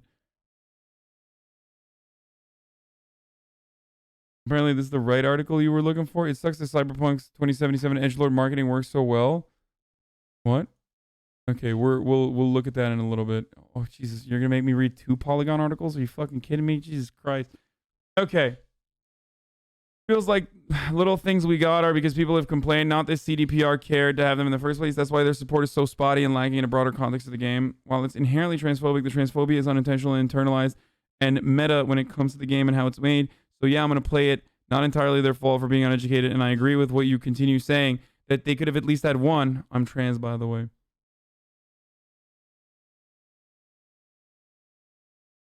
Their point is that the game supports transphobic people better than trans people. Okay. Every point of culture in that regard supports transphobic people more than trans people. Every single game, with the exception of like 3 or 4, are gender essentialist, which would imply that every single game that has come before this one supports transphobia more than trans people. This game, at least, has made attempts to accommodate to trans people in some way. So technically, with that fucking understanding, then yes, of course, every single game is more transphobic than it is trans positive. This game, on the other hand, at least is making some steps in the right direction. That was the argument that I was making from the jump. Okay?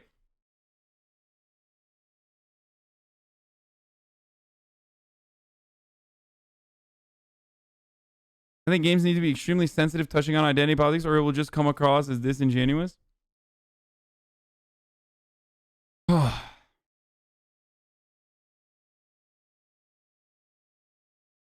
The game is definitely not a champion of trans rights, but apart from the voice thing, it seems fine. That's what I'm saying. I didn't. It's clear that the game is not trying to be a champion of trans rights. If it was, then they wouldn't have had such a fucking easily solvable error like accommodating for the gender essentialist point of view of your voice dictates what your fucking gender is. Literally, it's that easy.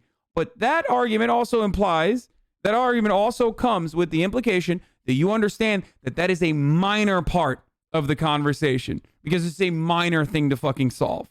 It's a minor solution, and therefore it is a minor part of the conversation, especially when you're otherwise trying to be accommodating. If they hadn't done any of this shit, whatsoever, I'd be like, yeah, this could be kind of transphobic. Anyway.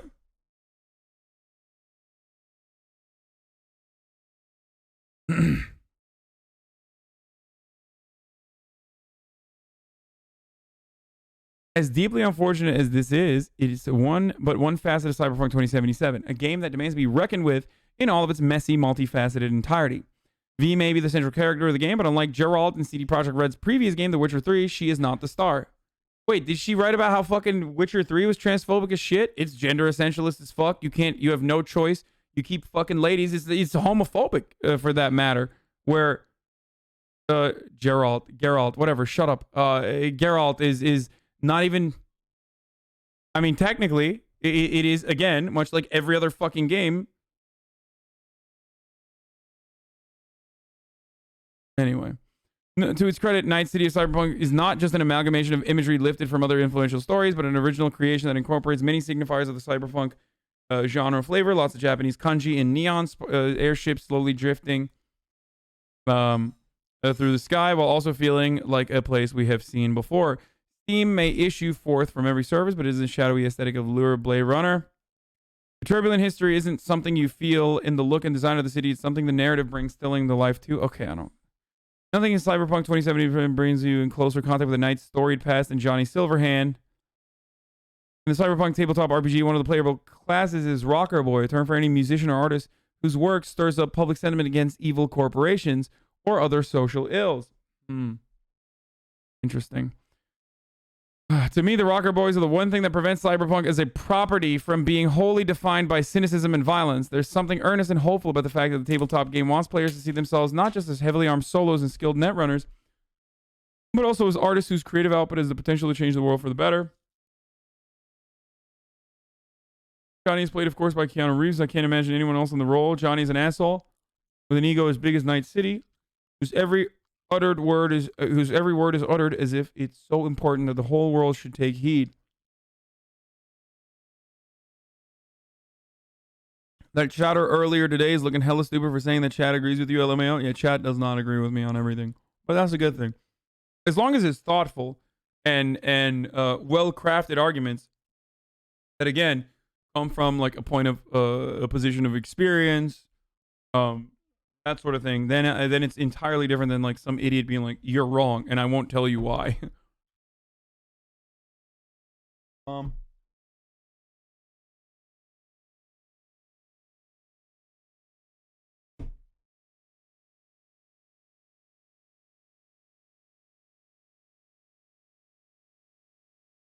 Breaking news about Florida. We already covered that. Okay. Okay, the rest of it is just like kind of boring, I feel like. There's one thing in Cyberpunk 27 gets right about the genre from which it takes place. Many of the best Cyberpunk stories are high stories. Okay, I want to see like what else sucks about the game though. A little of that human touch. Like what else did she not like about it?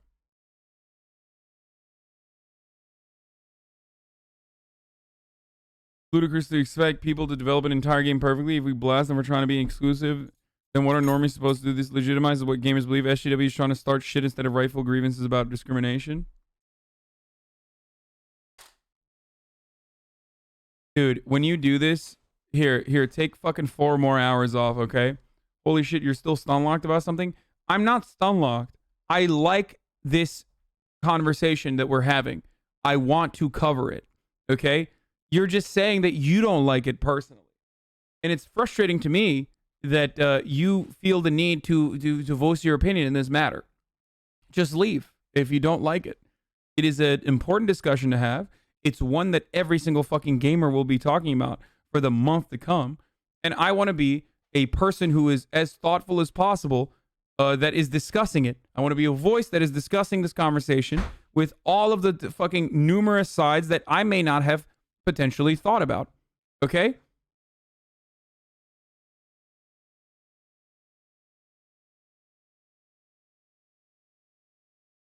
Sorry, if you don't appreciate that, then you can, I don't know, come back and appreciate it later when I'm doing something that you will like. Let's take a look at all the Cyberpunk reviews now.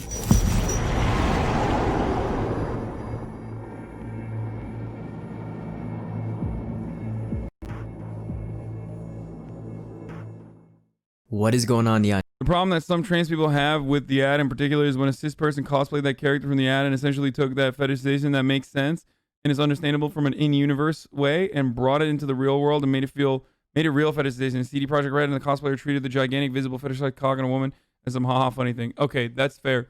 That's actually not good at all. I didn't even know that happened. Listen to your paying customers, please. Why did someone try to do that? Hope this game isn't just trans tokenism. All manner of like cultural depictions in the early stages of acceptance are going to be a little tokenized.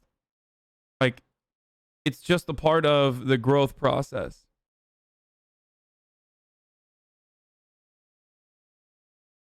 Like,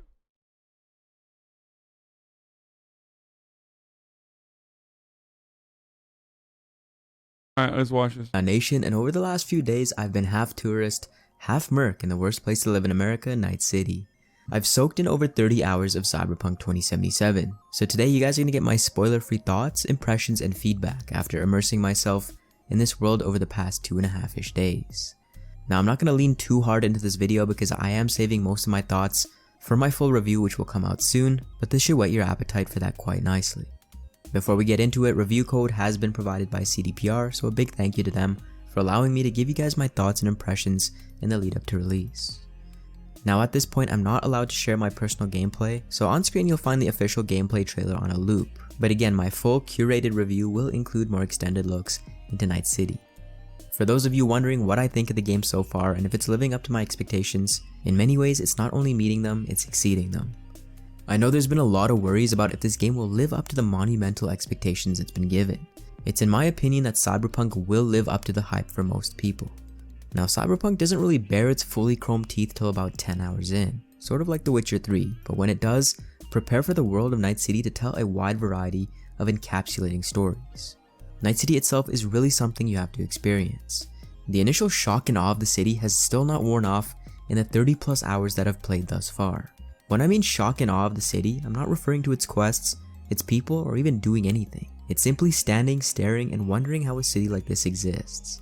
The layers, the granular detail, the world building, the people, the population density, it's all here on full display around every corner, in every nook and cranny, and Night City itself is nothing short of a work of art. It's definitely in the top 2 things for me so far in Cyberpunk 2077. Now within Night City is a dizzying array of content and quests. Oh yeah, Quests are separated into main and side quests with a sprinkling of various different alternative activities like gigs and scanner hustles, which are effectively Witcher 3's random encounters or bandit camps with a little bit more context. At the beginning you'll be doing some pretty trivial tasks, mostly involving scavengers and mostly around Watson, but just like in The Witcher 3, after the training wheels fall off, Cyberpunk 2077 really hits its stride and begins offering you some more compelling content. Think of Watson as Night City's White Orchard, but with much more to do. Now I will say that the quest UI, the logs, and the interface needs work. Absolutely everything is red, and with that everything blends in. Some color coding on the map itself as well as in the logs would go a really long way to help readability. Don't get me wrong, it's clean, but it can be more functional in my opinion. As amazing as Night City is from a visual and city design standpoint, it would be nothing without its cast of diverse characters. Very early into Cyberpunk 2077, I found what is thus far its strongest aspect, neck and neck with the city itself, the first-person interactive dialogue segments. With this, you can freely look around as you're engaged in conversations with NPCs and main story characters, and you never lose this perspective going from cutscene to cutscene fluidly. Combine this with the exceptional nuanced body language of characters, and for the most part their eyes, and I experience a connection to these characters I've yet to experience in a video game. Throw in well-written dialogue and some truly jarring and disturbing quests, and you'll start to realize how strong a decision this was for CDPR. Now in normal conversation, you break eye contact, you look around if you get distracted, and your head is not fixed, and CDPR has captured that with this scene system. You'll also find contextual clues and things you might have missed otherwise this way. There was a segment where I was giving glowing remarks to an NPC's girlfriend, and as I turned to my left to see his reaction, he had this underlying look of approval and gratitude waiting under the surface of his boisterous machismo exterior. Another time an NPC looked into the back to catch the latest TV story off screen. I moved my head to follow him to a particularly interesting news segment. This is a system that gives each interaction some added authenticity to it. Another strength which goes hand in hand with CDPR's first-person scene system are the quests. The main quest is compelling right out of the gate, but side content will start off more slowly as you acclimatize to the controls, navigating the city, and your role as a merc. When they do start to pick up, however, they are in line with some of the best from The Witcher. One of the lengthier side quests I did was tied to the NCPD and Braindance, and is something that will stick with me for a while. It took me through a range of emotions while taking moments and breathers for connection with the people involved. That's really what seems to be at the core of Cyberpunk 2077, making human connections in a barbaric world, filled with everything and anything to make you anything but human. The soul of Night City is in its quests and its characters.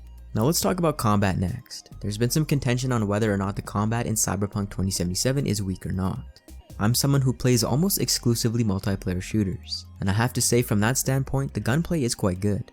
Personally, I got the most enjoyment out of the tech weaponry, which not only had the most satisfying sound design, but could also penetrate cover, letting me run and gun or sit back from a distance and know where my enemies were hiding. Okay, I don't know what this guy's deal is. Is he legit? Like, because it sounds really good. Being said, in a game where there is so much mastery on display, the gunplay can appear to be objectively worse, just purely based on the fact that it's just good. For me personally, I really enjoyed the gunplay. Skills, perks, and cyberware also really add this additional layer of customizability, and the fluid class system really lets you dabble into everything. Just before I miss it, customization in the character creator is not the most expansive ever, and was a bit underwhelming. There are some cool options there, it just didn't feel like there was a ton. In the grand scheme of things, it really doesn't matter since you rarely see your character, and you'll likely be wearing weirdly mismatched equipment anyways, since there's such a wide variety of styles and armors. Now initially via a tutorial, I thought I would actually really enjoy the melee in Cyberpunk, but so far it is a weak spot. Dodging is unintuitively tied to double tapping either the A or D keys, and although you can rebind it, it's still just a weaker element. To make things worse, it wasn't overly noticeable when you're landing hits or when you were getting hit, which muddies the readability of an already hard to pull off FPP hand-to-hand combat. Swordplay is a bit better, but again my go-to ended up being firearms, and oddly enough stealth, which I found very exciting in Cyberpunk, just based on how robust the infiltration system is. It's similar to Deus Ex, but with more things to manipulate in your environment and the freedom of an open world. I'm also happy to announce driving is implemented well. I'd liken it to a slightly more weighty GTA with less outlandish physics and a more muted damage system. Different makes and models will drive differently, and you will find your favorites, which in my case were Thornton and Archer vehicles. Some of the earlier vehicles are a tad sensitive, but this is to separate the economy vehicles from some of the other types like the weightier luxury vehicles, the zippy sports cars, or the all-rounder hypercars. I stole a Herrera car at one point, which I absolutely loved. Also, I found myself driving mostly in third person, firstly to ogle at Night City as I was driving, and second because Night City has so many turns and windy roads that it was just easier. Going back to the Quest UI with all the layers to Night City, the waypoints and GPS can be very frustrating at times. Now the radio stations and music in general spans a wide variety of genres and tastes, with my favorite being the more experimental hallucinatory rhythms and some of the foreign flair. Those are my initial thoughts so far. You can steal cars after. You can steal cars only after you like get the perk for it. Full-blown in-depth review soon, and for more Cyberpunk, join Neon Nation by subscribing to the Neon Arcade.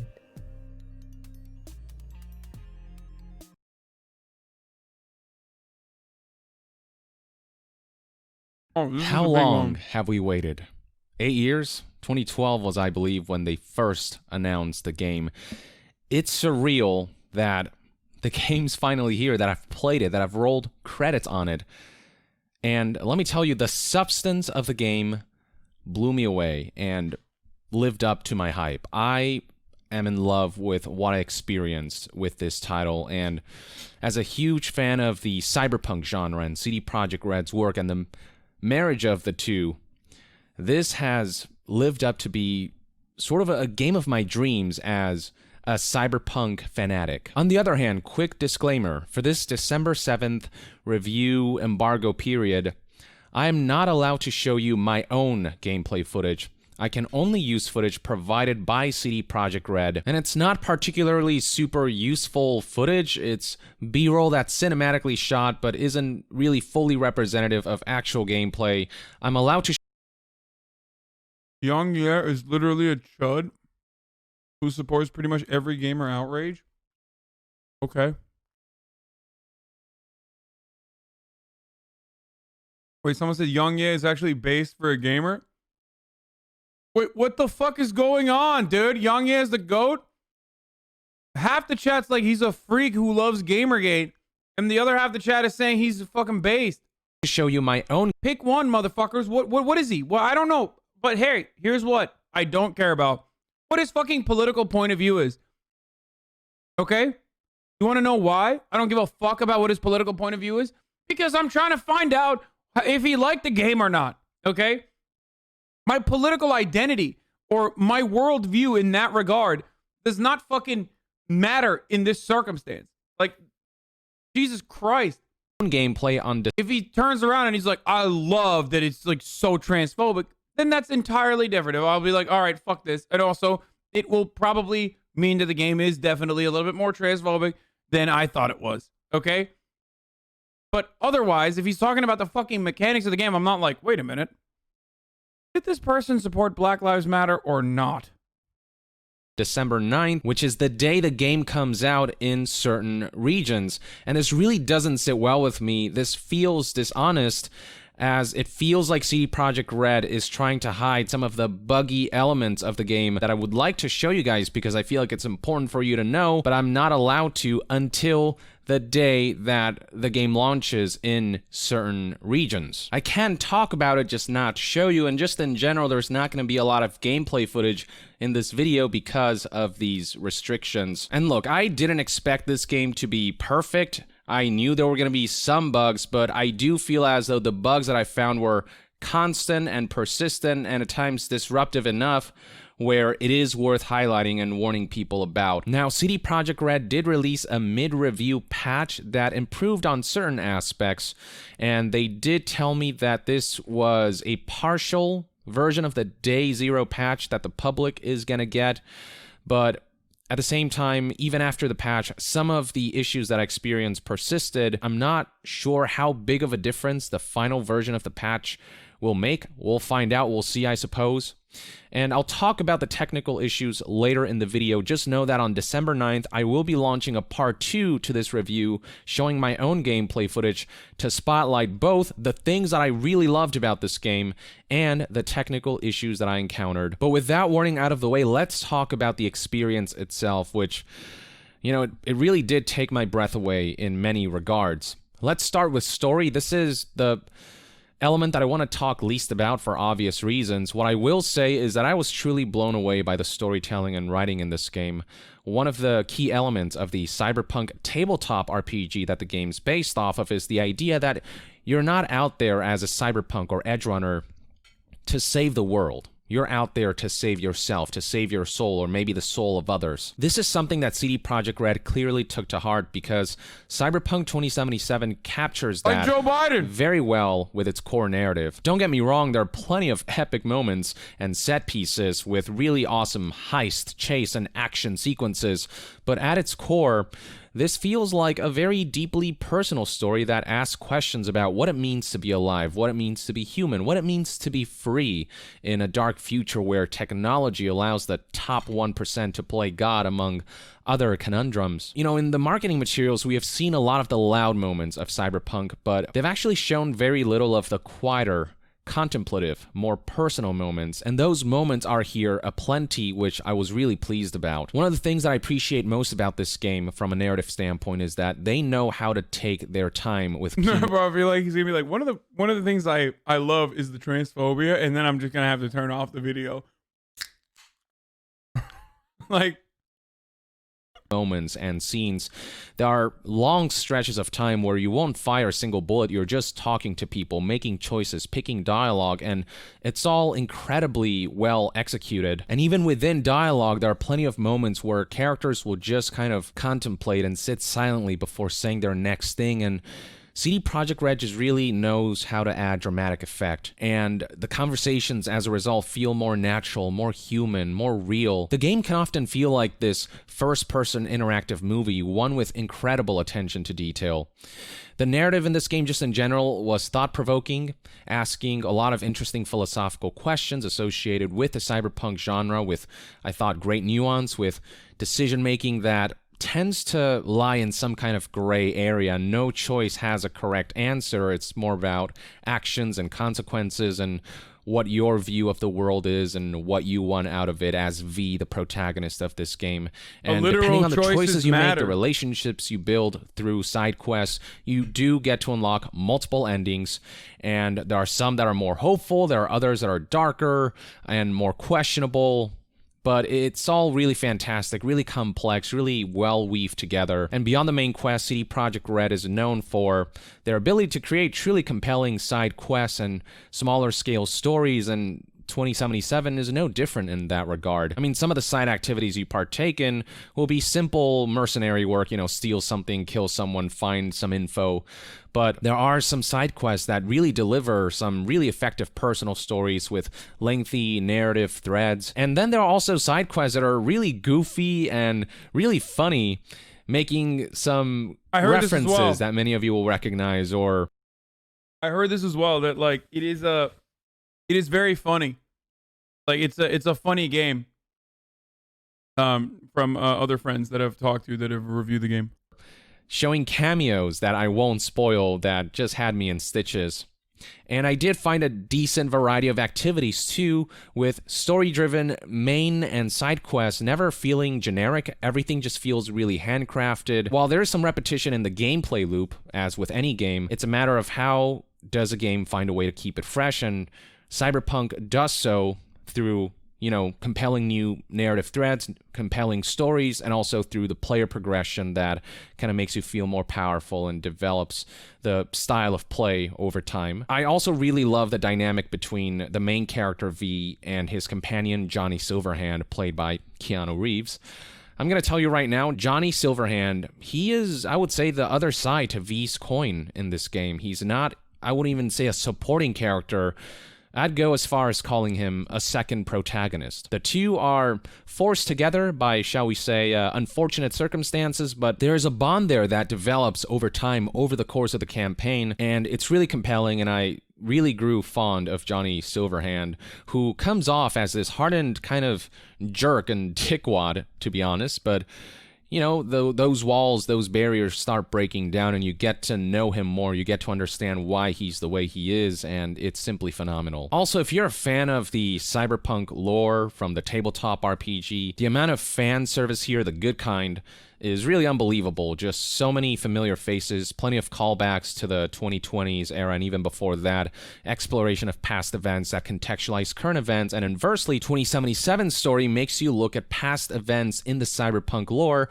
under a different light. I really don't want to say much more than that. The blinder you go into this game, the better you'll be off. I think a lot of people will be very pleased. Even if you're not familiar with the Cyberpunk lore, this tells a very effective cyberpunk story that deals with a lot of personal issues, and yeah, Who the fuck is familiar with the cyberpunk lore anyway? I mean, I'm sure you guys are, but I'm not. I don't know anything about it.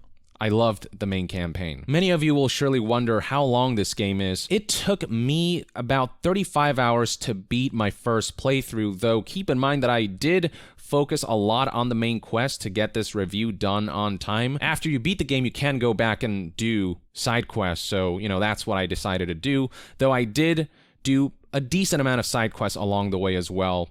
I'd say about 25 hours of my playthrough was dedicated to main quests, and then 10 hours was for side quests. But by the time I was done with the campaign and went back to the open world, I had plenty of side quests that I have still left to do. I still have to go back to the game and finish more side quests. I don't know exactly how long the game would be if you complete everything. I think it'll generally take shorter to complete all of Cyberpunk's activities compared to Witcher 3. I spoke to another reviewer, SkillUp, who actually cleared more side quests than I did, and he suspected completing all of the game's main quests and major side quests, it would take roughly 55 to 60 hours, given that he has completed most of the major side quests in his quest log, though I do want to personally spend more time doing side quests before I say for sure. I do hope that in part 2 of my review on December 9th, dude, that I've already fucking addressed these arguments. 60 hours, not even 100 hours. Like, dude, shut up. The game is supposed to be replayable. That's one. Number two, only 60 hours, you spoiled fucks. I would rather have 60 solid hours than 700 hours that you get with AC Valhalla. Shut up, you fucking pigs. Just shut up and eat your fucking slop, you stupid fucking pigs. That's my take. I'm sick and tired of gamers that fucking shit on everything. AC Valhalla, 110 hours in, there's still plenty of game to play. Okay? Go ahead, play that game. I'll be able to provide maybe a more accurate assessment of my own, but the campaign is shorter than Witcher 3's. CD Projekt Red has been open about that in the past, but it's a really tight campaign with really great narrative beats, and I was satisfied with that experience, and I can't wait to dive back and just do more stuff. There's still plenty of narrative threads that I have not touched, and plenty of quests that I kind of stopped halfway, and these side quests feel very handcrafted. They feel as cinematic as the main quest. It feels like a lot of love and care was put into the side quest as much as the main quest. All of the side quests, the major side quests, have felt substantial to me. There's also another factor to consider. The game does feel very replayable. I am already kind of interested in starting a new game, making different decisions with a different life path, and seeing how that affects how certain quests play out, or what new dialogue options open up and how that affects certain quests, and which endings, additional endings, I can unlock. The narrative is bolstered by the incredible presentation of this title. I know there are people out there who would have preferred to see, you know, some kind of third-person perspective for this game, but after playing through this game in its entirety, the campaign at least, I didn't find myself missing a third-person perspective at all. In fact, I would say Cyberpunk 2077 makes some of the most effective use of a first-person perspective that I've ever seen in a video game from a presentation standpoint. There are no real cutscenes in this game because everything plays out seamlessly right in front of your eyes. A lot of cinematic moments happen right in front of your eyes without any camera transition and cuts.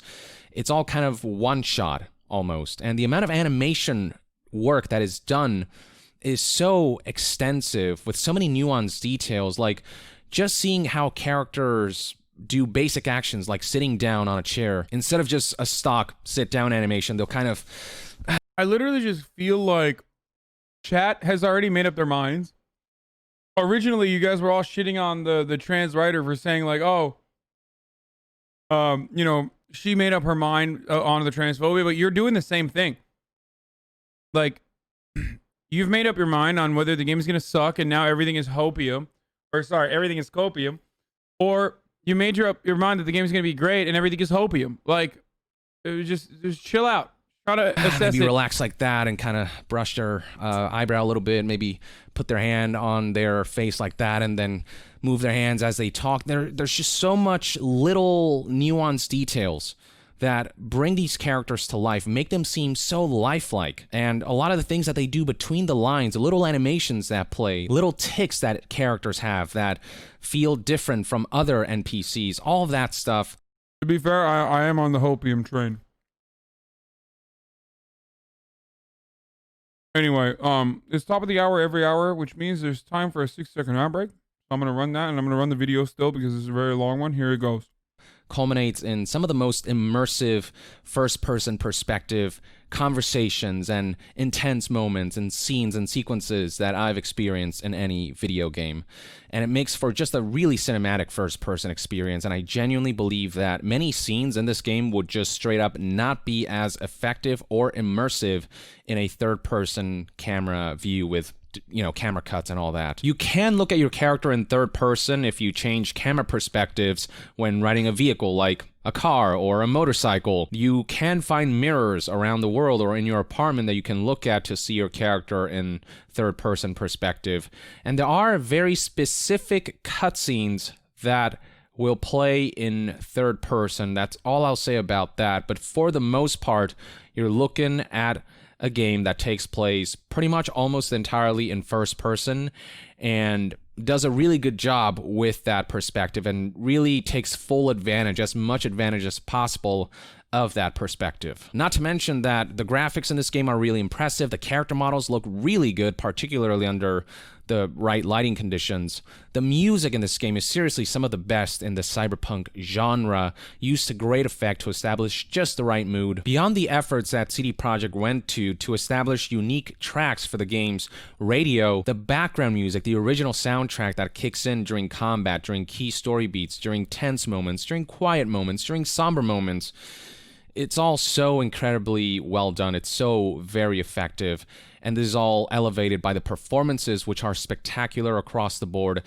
And I know we've heard a lot of the sort of edgy attitude dialogue stuff in the trailers, but there are a lot of softer, more nuanced, quieter moments that are beautifully performed. So honestly, kudos to all of the actors across the board. And going back to graphics, I did play this game on ultra settings with ray tracing turned off because I found performance to be far less consistent with that on. And the game honestly looks about as good as what was shown in the marketing material and the gameplay presentations. It's really not far off at all from the gameplay that CD Projekt Red has put out there. And it pushes the boundaries of open world graphical fidelity, which I'll get to in a bit. And the game also does not hold back on the mature content, which I'm happy about. I feel like you really need that in the cyberpunk genre. The game is not afraid to delve into darker themes. Visually, there's just a lot of violence and a lot of bare flesh to be found, shall we say, but done in a way that I feel services. God. That was the nerdiest, like, he's like the comic book guy from The Simpsons, dude. Look at him.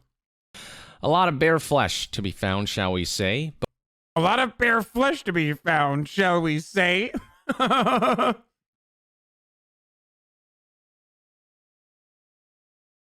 There's a lot of boobies in this game.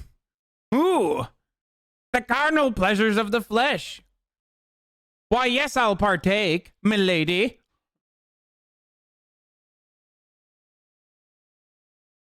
Anyway, It's funny.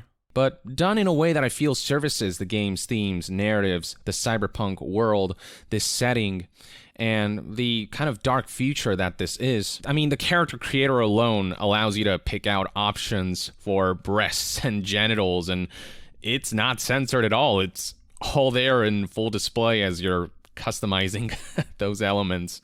But let's talk about the open world. My God, this open world. It is smaller than Witcher 3's. Oh, come on, bro. Look at him. He literally had to take a breath, dude. No one sells something this hard if they don't truly like it. He literally like, my God. Oh, come on. Oh, come on. That's not hopium. That's like, this guy really likes the game, I think. A surface area standpoint, from a volumetric standpoint, but it is significantly denser and more vertical. And if you ask me, this is, I think, the most detailed, most gorgeous, most handcrafted feeling open world I've ever seen in a video game. The aesthetic of it alone is intoxicating, but the scale of everything is what's especially impressive. It really does feel like you're inhabiting this cyberpunk metropolis. It's bustling, it feels lived in. There's so many details on every corner, and you look up and you see skyscrapers rising above you, overwhelming you, and all of these different sensory elements. What do you mean too much hype? Bro, it's out. It's out. These guys have played it already. I'm hopefully, if they didn't, I don't know. I hope that I will also get the what do you call it? The game soon as well, to try it out at least. From the soundscapes to the neon lights to just all of the different elements that makes up a cyberpunk world, it's all here. And interiors are equally detailed, going to clubs, going to rickety kind of shady apartment buildings or high-class fancy places within corporate buildings. All of that is so meticulously crafted. You can just really feel the amount of research that went into it, the amount of painstaking attention to detail that was applied. And when you're outside of the city looking at it from far away, it really looks gorgeous, especially at nighttime, where it really gives off that Blade Runner vibe. And then you zoom into Night City and you look at the unique attire that people wear on the streets, the vehicle designs, the unique semi-futuristic weapons, the different gangs and the different cultures that are evoked through them.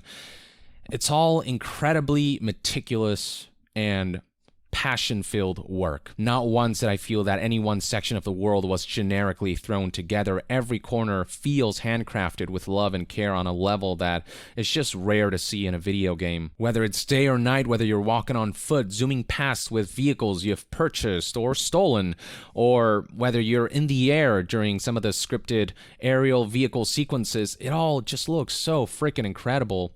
And navigating the world feels really good, running around, vaulting over obstacles, and driving vehicles, all of that works perfectly fine. The one issue that I had was that with keyboard and mouse controls, I could not find the option to toggle walking. I was always running.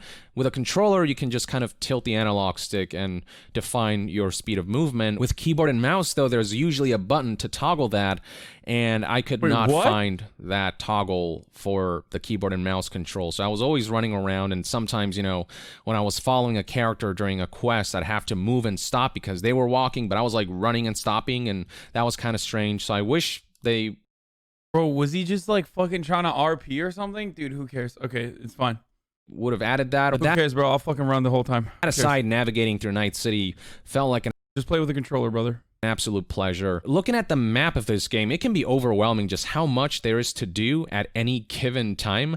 You kind of get flooded with a lot of side activities from the outset. After completing the intro portion of the game, people are going to be constantly calling you to hire you for new jobs, and as your reputation improves, as your street cred increases, you'll get more and more calls from different people who have been hearing about your endeavors, and before you know it, your quest log is gonna start to look quite full. This being Cyberpunk, it is of course a dangerous world, and The rule of the land is survival of the fittest, and that's where the game's combat mechanics come in. I was actually really surprised to find that the shooting mechanics in this game feel really fantastic. Cyberpunk has always been advertised as an RPG first, so I thought shooting would feel fine, would feel adequate, but it ended up feeling much better than I expected. All of the guns really pack a punch due to a combination of great sound. Bro, this guy, is he like the only one that is saying this? I feel like I would not have expected someone to be like, the shooting is actually good. I feel like everyone just said like it's kind of boring. The last review said the combat was good. This guy's saying the combat is good. I just don't know why he would lie. Like, I can see why a video game writer at like, I can see why someone at fucking GameStop or not GameStop, like Game Informer or whatever would have a reason to shill a little bit, right? But I don't know why an independent YouTuber would do that too. Just play the fucking game and find out. Yeah, I will.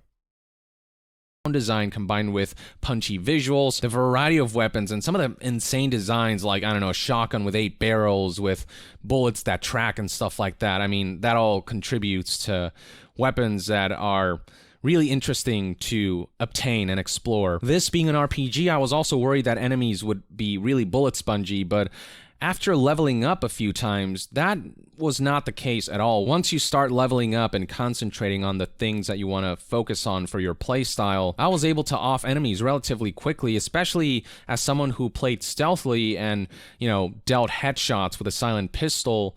That was really satisfying, and there are bonuses that come with stealth attacks. So all of that contributed to me being able to essentially kill everyone with one shot to the head as long as I stayed hidden. Now, much like Witcher 3, if you see an enemy who has a skull sign over their head... Wait. My metric for whether someone is a good reviewer or not is if they liked Fallout 76 before in their preview. Before Fallout 76 is that he liked it, but this guy keeps spamming that he hates Fallout 76 and EA shit. God damn it!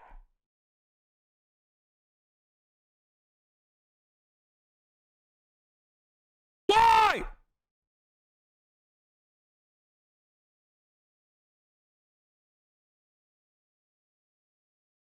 I'm done with you. It's over. For the first time in a long time, I'm shutting off chat for the rest of the stream.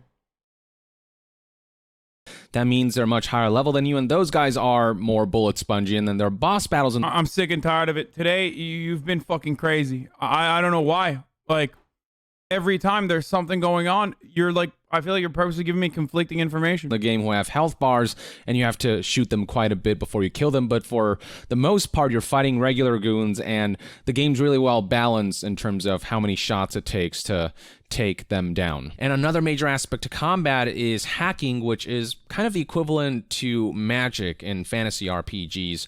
You have a certain amount of RAM that generates over time, and RAM is the resource used to execute these hacks, and you can upgrade your RAM through cybernetic implants, through skill upgrades, you name it. You'll also be upgrading how fast that RAM recovers, how many programs or spells, if you will, you can equip at any given time. My character wasn't leaning too heavily on hacking, but I did use hacking frequently enough, especially one program that I favored, which offered the ability for me to essentially blind enemy cybernetic optics, which worked wonders for my stealth build. And then another useful hacking ability was called Ping, which essentially tagged all enemies connected to a particular network. I don't think I'm going to do stealth melee because everyone keeps saying that stealth melee melee sucks, so I'll probably not want to do that. Which allowed me to gauge their position and their patrol patterns. But there are other types of hacks as well, like short circuit and synapse burnout, which deal damage to machines and humans respectively. There's one program that allowed me to wipe an enemy's memory so that they would drop their aggro. You can jam their weapons, disable their cyberware, among other things. And you can also quick hack environmental objects to distract enemies, take over cameras to get a better view, unlock certain doors, interact with certain elements that can damage nearby enemies, you name it. Now, there are some gripes that I do have with the game's combat system, a major one being the way they mapped dodging. You kind of do a sidestep or a dash, by double tapping a direction. When playing with keyboard and mouse, and especially when playing stealthily, I often make these minor adjustments while I'm, crouching and sneaking, where I, tap, tap, tap like that, so the character kind of inches his way towards a destination. And sometimes when I did that, the game would register those taps as me wanting to dodge, and so there were a number of times where I revealed my location, where I revealed myself to enemies by accident because my character dodged instead of moving slowly as I intended. So I wish... If I was annoying, if I was one of the annoying shooters in my community, I'd be like, ha, you're just bad. Mad cause bad, Omega Low. Way to change that. I haven't found a way to change that. I wish you could remap that differently. Another gripe that I had was that you cannot do certain simple things like removing a gun silencer without going to the game's cluttered inventory menu.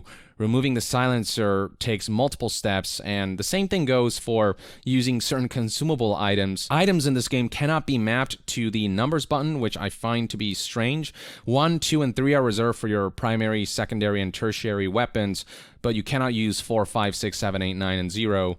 And map those to other elements. And inventory management in general, while functional, could feel like it could have been implemented in a more organized, more intuitive, and more accessible way. I eventually kind of got... It's fucking weird as hell. Used to it, but sometimes it can feel like doing simple actions can take more steps than they should. I also wasn't the biggest fan of the game's melee combat, as the melee impacts don't feel super impactful. It all feels kind of loose, like you're swinging air. I did find rushing enemies with my katana and slaying them in kind of samurai ninja fashion to be pretty fun, but when you engage in one-on-one melee combat, that's when melee is serviceable, like it works, but it doesn't feel particularly... God damn, bro. What is melee? Really good. Okay, yeah, melee sucks. Isn't a playstyle that I would deeply favor as a result. Just melee felt nowhere near as good as gunplay in my opinion, which is a shame because melee is a big component of combat and progression. You could do a full-on melee build if you wanted to, but melee doesn't quite live up to how good shooting feels. Speaking of progression though, I really love what they did with the progression system of this game because there are just so many layers and there's always so much character progression happening. You're always getting stronger. The first layer is of course gear, of which you'll find plenty as you engage enemies in combat, as you complete quests. There's just so much loot in this game. Every enemy you drop basically drops something, whatever weapon they were holding, and other things like consumables, things that heal you and whatnot, Eurodollars, money, you name it. And each room you clear as well also just has a lot of stuff to loot on shelves, on boxes, and everything. Sometimes it can be too much to loot, though you eventually get to a point where you have such high level gear that you can ignore a lot of the loot. But all of that loot can be useful because you can disassemble the junk that you pick up or the weapons that you don't Very important. use, and you can convert those into crafting materials that will allow you to craft new items for a goblin by like obtaining myself. blueprints for those items, or upgrade your old gear so that you can make those, the ones that you prefer from, when you were lower level, viable for high level stuff. But yeah, the game can feel like a looter shooter in many regards because of how much loot there is in this game. You will find different weapons and armor of varying rarities, and the higher the rarity, the more mod slots and additional features to those particular weapons and armor. And, you'll find weapons that are of the same brand, but maybe different rarities and the like. But this is, of course, excluding the shitty life service monetization elements that would ruin it or get in the way. So it's a lot of fun. Now, a layer on top of gear is the fact that some of the weapons and clothes that you obtain will have mod slots that will allow you to insert cybernetic chips that grant additional passive upgrades and adds an additional layer of customizability. And then for guns in particular, you can on top of that add attachments like scopes and silencers, though not much more than that. All I've seen are pretty much scopes and silencers. So that's gears and gear mods and gear attachments. Then you got the second layer, which is leveling up, which contributes to your attributes, your skills, and your perks. There are 5 attributes in this game, each of which house a number of skills, each of which house a ton of perks, so many perks, and leveling up will grant you an attribute point and a perk point to spend. And on top of all that, skills themselves level up individually as you partake in activities associated with that skill, kind of like Skyrim. When you use one-handed a lot, your one-handed levels up. In Cyberpunk, if you use a lot of pistols, your handguns level up. If you use a lot of blades, your blades will level up. If you do a lot of stealth kills, your stealth will gain XP and level up. You get the idea. And leveling up skills comes with its own benefits. You gain bonuses as your skill level goes up, whether it's extra perk points or just extra damage, extra bonuses. And all of this contributes to the fact that certain actions will involve skill checks. So for example, there are certain dialogue options that will only open up if your attributes are up a certain level. And then beyond dialogue, you've got things like how if you want to lockpick certain doors, you need a certain amount of technical ability attribute. And also to disable mines, technical ability comes into play. If you have a high level in the body attribute, you can rip certain doors open, or you can steal certain cars, so on and so forth. There are plenty of skill checks to go around. So we've got gear, we've got leveling up. The reason why I love this is because it's yet it's another game where I can actually fucking skill charisma. I feel like I haven't played a game where I had to skill charisma in a long time, just so I could have better dialogue options. Like Vampire Bloodlines Masquerade, or like Mass Effect, Knights of the Old Republic. The third layer is cyberware, which can be obtained via Ripper Docs, these black market surgeons essentially, and those grant additional bonuses and new abilities that you can essentially... I'm not gonna lie, I kind of dig the not looking at chat thing. It is like actually making my experience a little bit better. I'm probably gonna do this more often. So congratulations to the chatters that made it so that I was so angry that I turned off the chat. I feel like my brain is empty now. There's like a space there now. I don't have to constantly sift through messages. Slot in and out based on your playstyle and preferences, and cyberware comes with their own mod slots for even more passive upgrades and customizability. So there's just so much going on here, and compared to Witcher 3, Cyberpunk feels much more customizable when it comes to playstyle. You can go full, balls to the walls, Rambo mode. You can go stealthy, you can go hacking.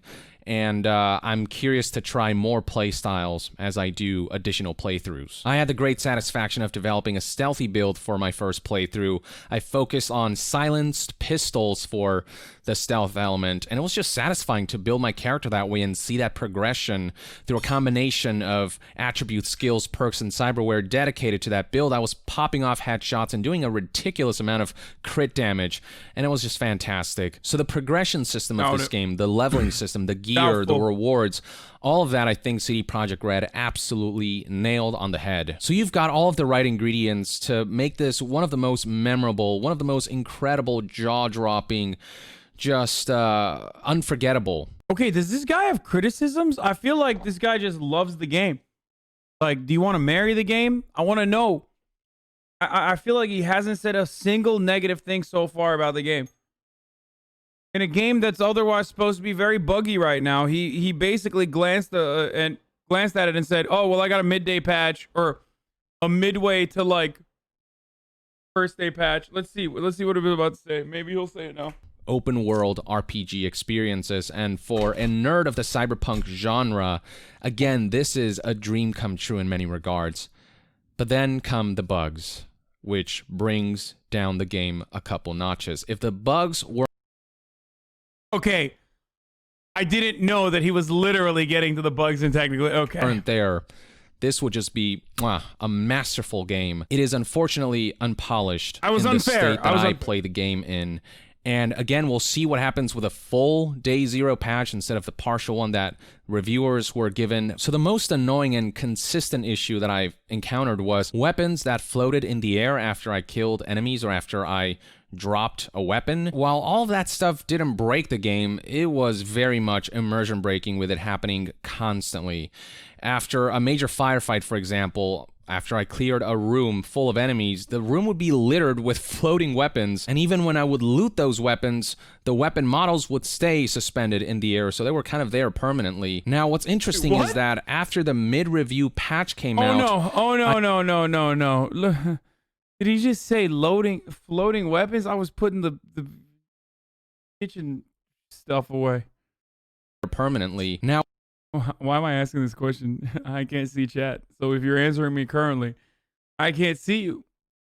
It's actually quite remarkable. Again, very liberating, very freeing experience. What's interesting is that after the mid-review patch came out, I noticed that it made no difference for my corpo save file, which was made before that patch, but then I started a new game as a street kid, and a couple hours in, I found no weapon floating issues. So it seems as though the fact that I made a new save after the patch released fixed the issue for that playthrough, for that save file. So it is entirely possible that if you start a new game after you've implemented the day 0 patch, you won't encounter this issue at all. Beyond Wait, but that's a bug in and of itself.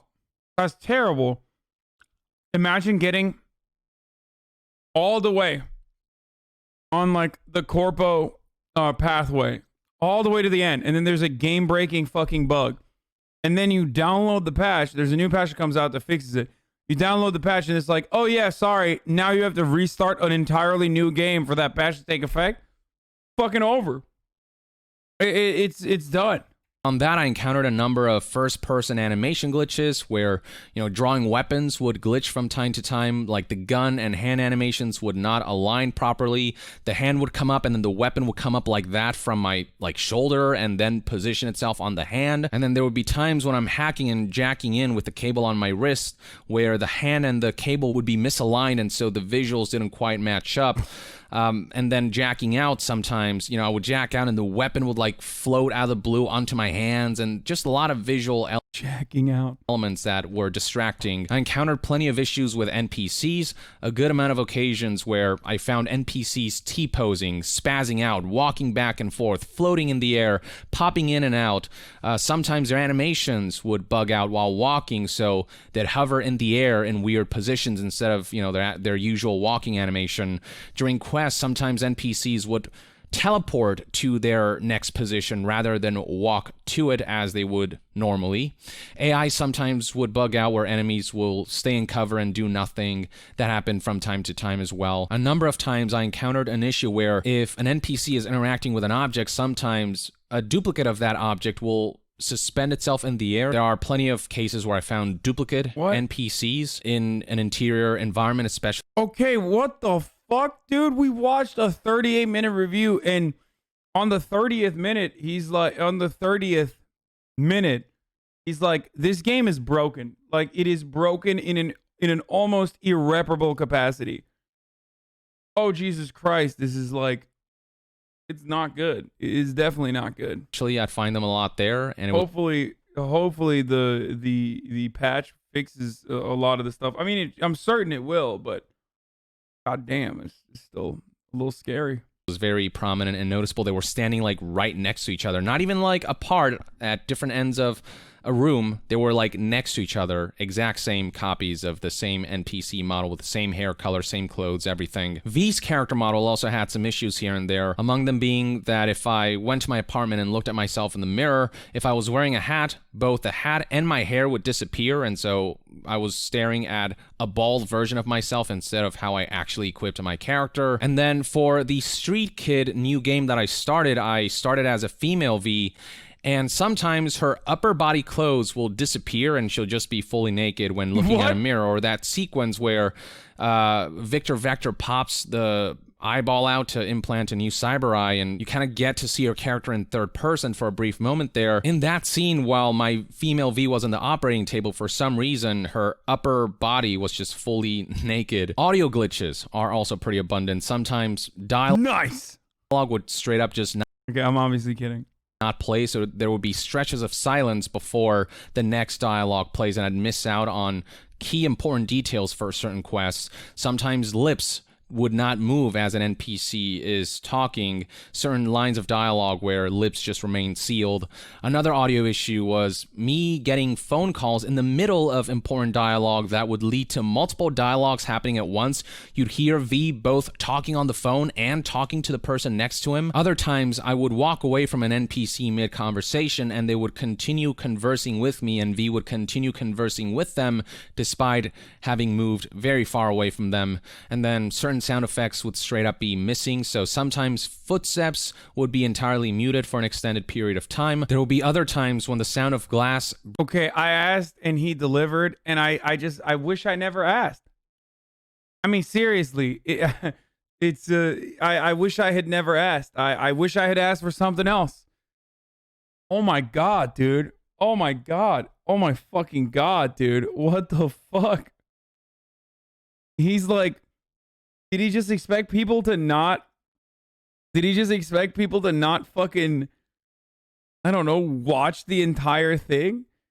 And he just like left it to the end 6 minutes where he's just fucking, oh my God. Look, I've said this already, but I am a seasoned veteran who has played some of the most buggy games that have ever been made. Vampire Bloodlines Masquerade is the perfect example of like a game that had such tremendous bugs that they were game breaking, like they were game ending. You literally could not progress because of the bugs. Probably one of the buggiest games of all time.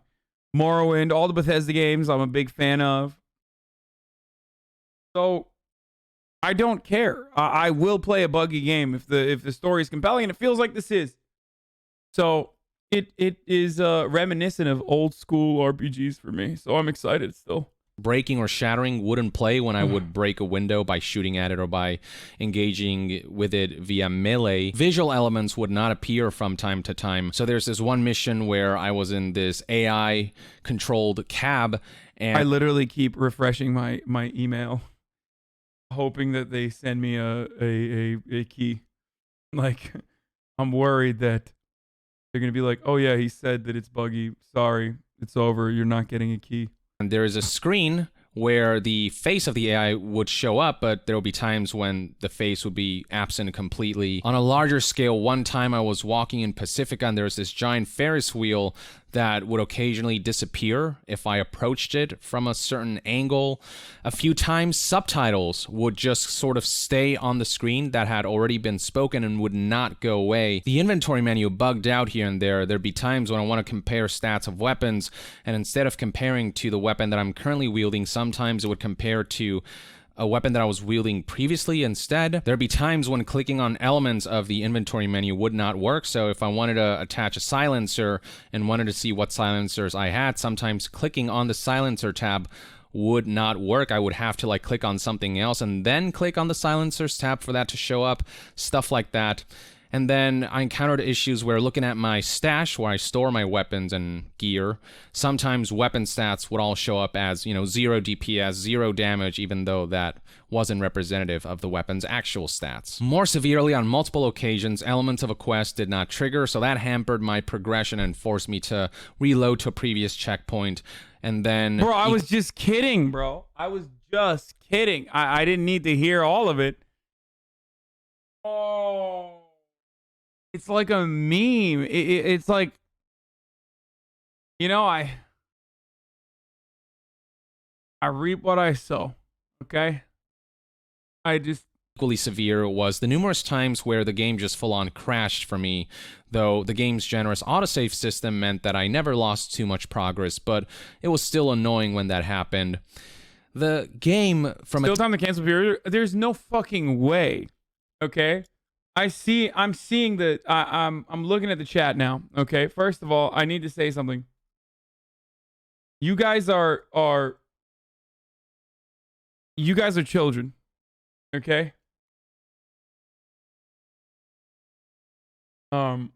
You've gotten worse.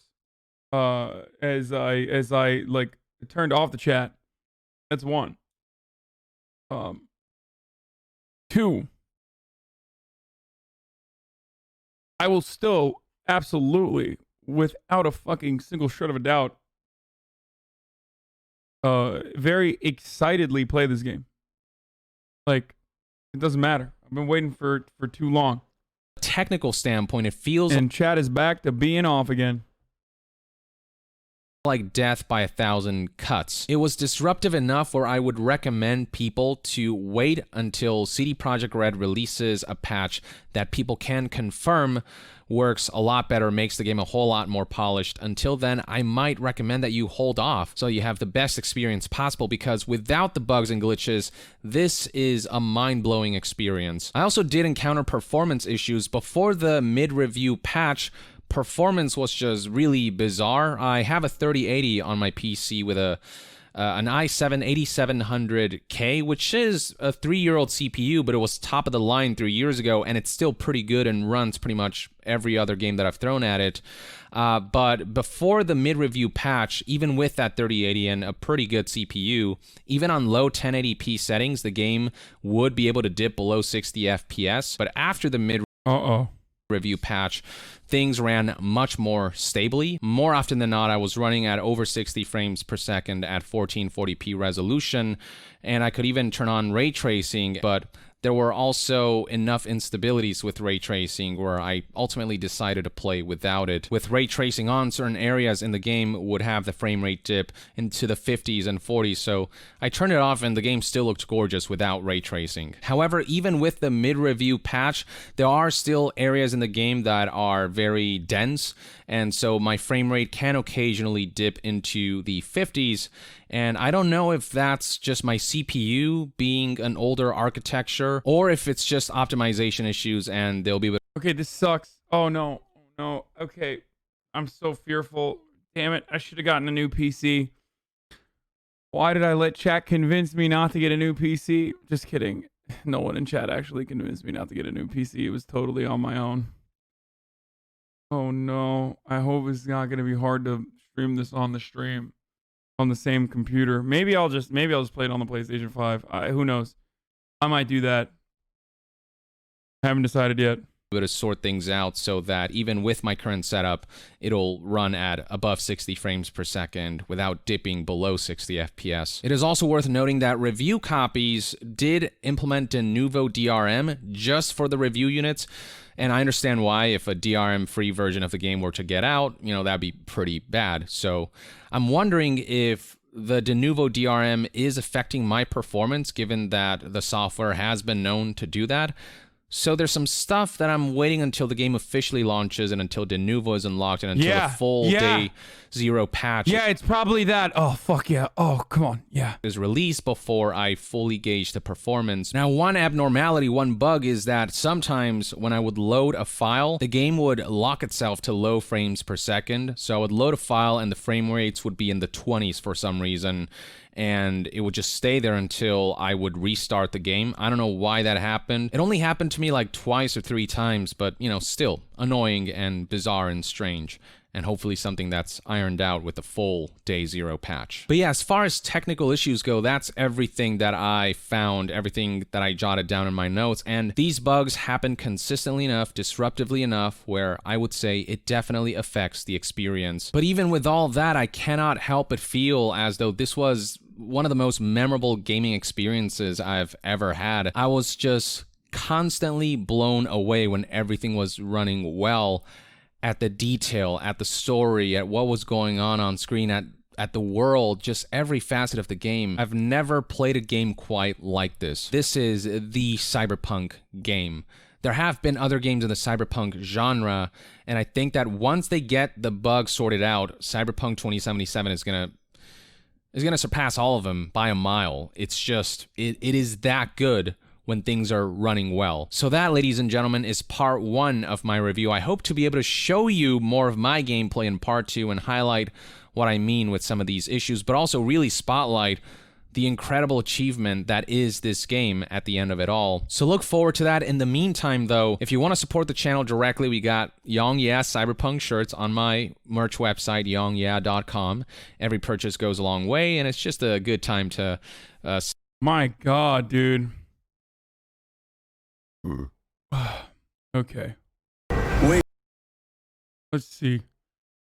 I don't know if I want to watch the rest of it. We already saw the IGN one. Mr. Matty Plays. Okay. Out of all of these reviews, I'm going to turn on chat for a second. Don't think that this is a common thing.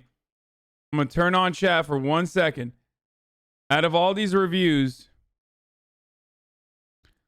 I want to hear which one you guys want to see. Just for the time being. Okay? Just ban the shitters? No, I turned the chat on the other monitor to monitor the activity.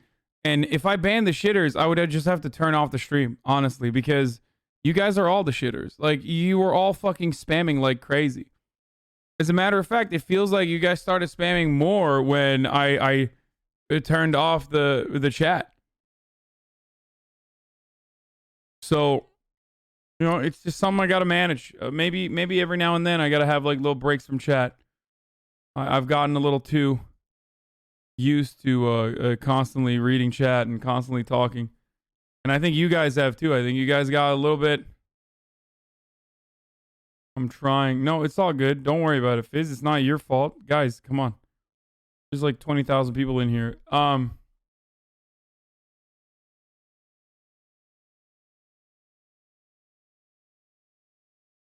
There's no way that you guys can deal with all that. It's just, I think no matter what happens, you got to, no more reviews might spoil. No, anyway, I want to hear from you guys on which one of these dudes is good and legit before I turn the chat off again. Easy Allies.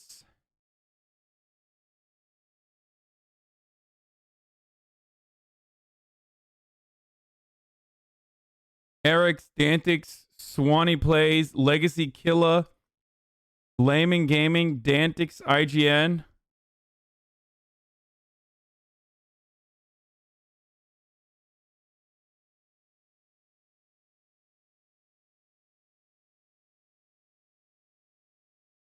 Maddie and Easy Allies? Okay.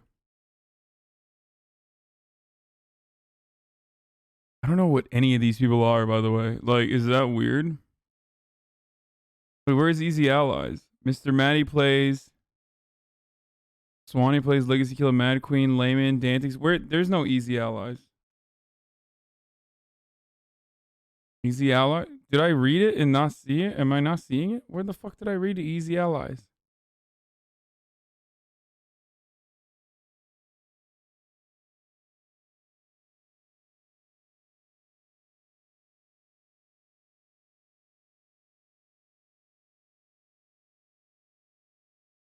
It's 42 minutes. I can't do that. The other thing I kind of noticed when we're talking about the dialogue choices and things is not in every case, but... That's not happening, brother. That's 45 minutes long. Are you crazy? I'm not doing that. Layman has kind of similar taste to you. Okay, let's do it. Layman. Okay, it is the time that everyone's been waiting for.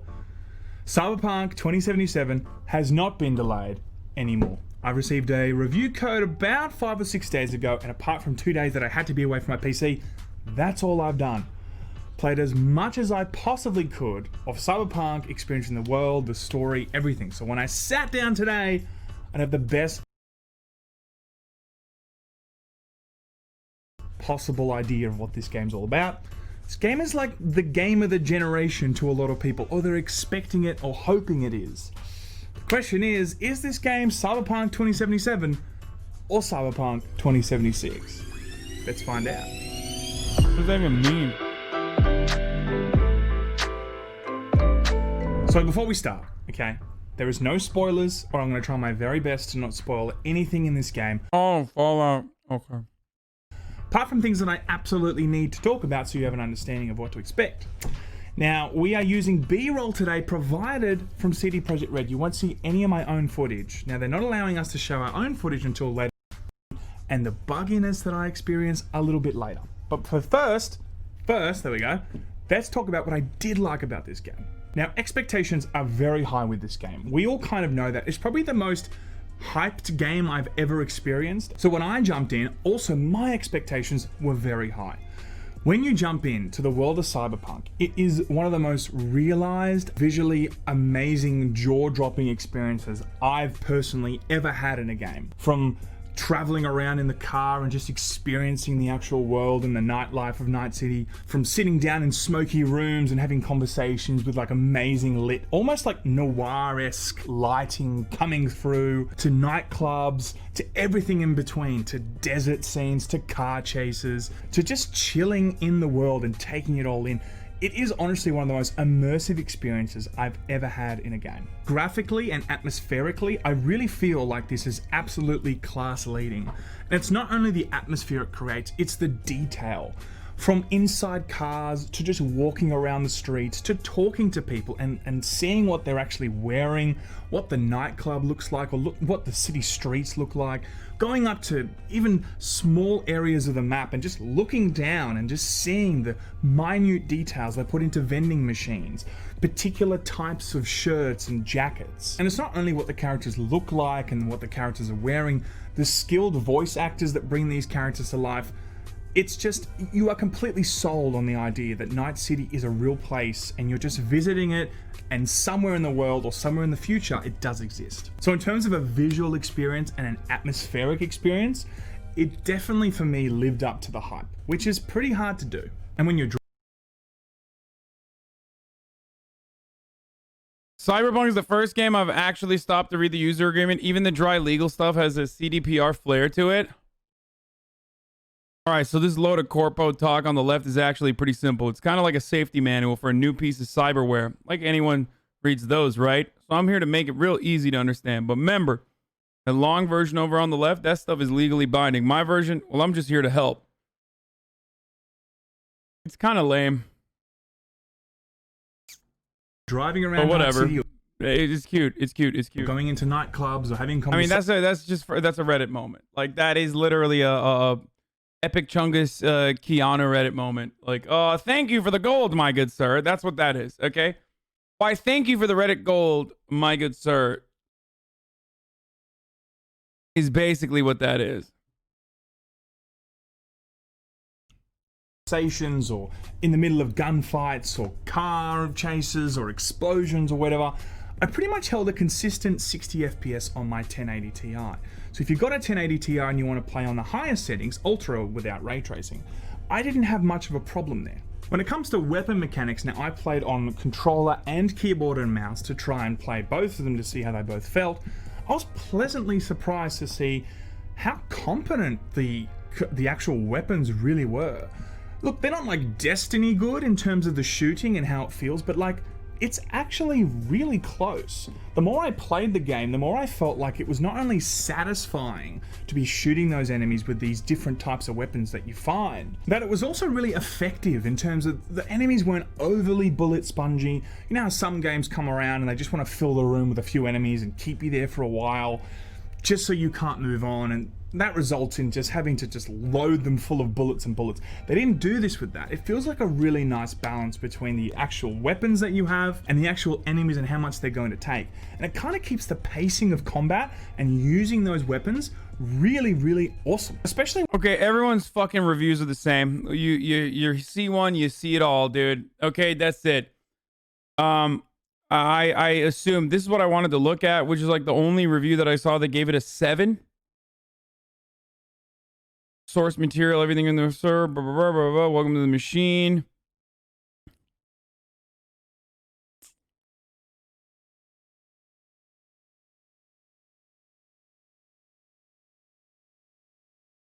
It's all the same, I feel like.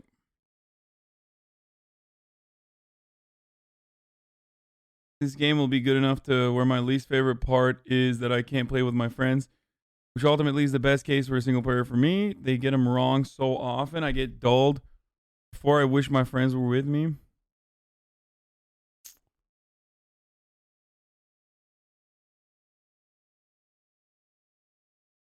Critical takes on what they did. Yeah. All right. 10 seconds. 9, 8, 7, 6, 5, 4, 3, 2, 1. They should have delayed this game even more. Dicks. Cyberpunk 2077 is a surprising... Oh, I have such mixed feelings on my time with the game. I think the word that I've been using a lot is undercooked. Yeah. You know, I think this game, as much as there's a lot to talk about, we'll get to everything we can get to. I also don't want to spoil a lot of stuff. I don't really think you can spoil stuff. It's kind of got a lot going on where you're not gonna really have it ruined for you. Well, there's stuff that like there's stuff. It's funny because like the stuff I do like about the game is the stuff that happens basically in the transition from Act 1 to Act 2. Right. And the kind of the early bits of Act 2 where the story really does change quite a bit. Like all of Act 1 is like maybe like the longest prologue I've seen in a game in a long time. To where like on the other end of Act 1, you're like, oh, this is actually like significantly different now in a way that like is interesting in a way that maybe the game hadn't been up until that point. Right. Like I saw the title screen. And I was like, am I done? Yeah. Is this, did I finish the whole campaign? No, Is this no. Okay. Yeah. But to go back to your point about the undercooked, maybe they should have delayed this a little more. I think open world jank is a thing that we are very used to in this type of game. There is a incredible amount of glitchiness going on in the version that we currently have on PC that a few times I was kind of shocked a little bit. Yes. So since we've had the game, it's gotten one big patch. I know word went around that the game had been patched because I think people have leaked console. So the dude on the right is Jeff, right?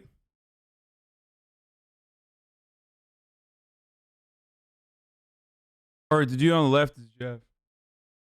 Wait, who is? They're both Jeff. Okay, yeah. Okay. They're both Jeff. Okay. Dude on the right is dude on the left is Jeff Bacalar, and the dude on the right is dude on the right is Jeff Bacalar, dude on the left is Jeff Getzman. Do left, right. Gertzman is on the left. Okay, good. That's what I thought. Okay, so shouts out to dude on the left got fired from GameSpot for not giving a bad game a high score. Okay, well, shouts out to Bacalar, who put me in contact, I think, with some of the people at CD Projekt Red. I have not gotten the code. I just keep refreshing, hoping to maybe see it in my inbox. It'll come at some point, right? It'll be there at some point. Maybe spam.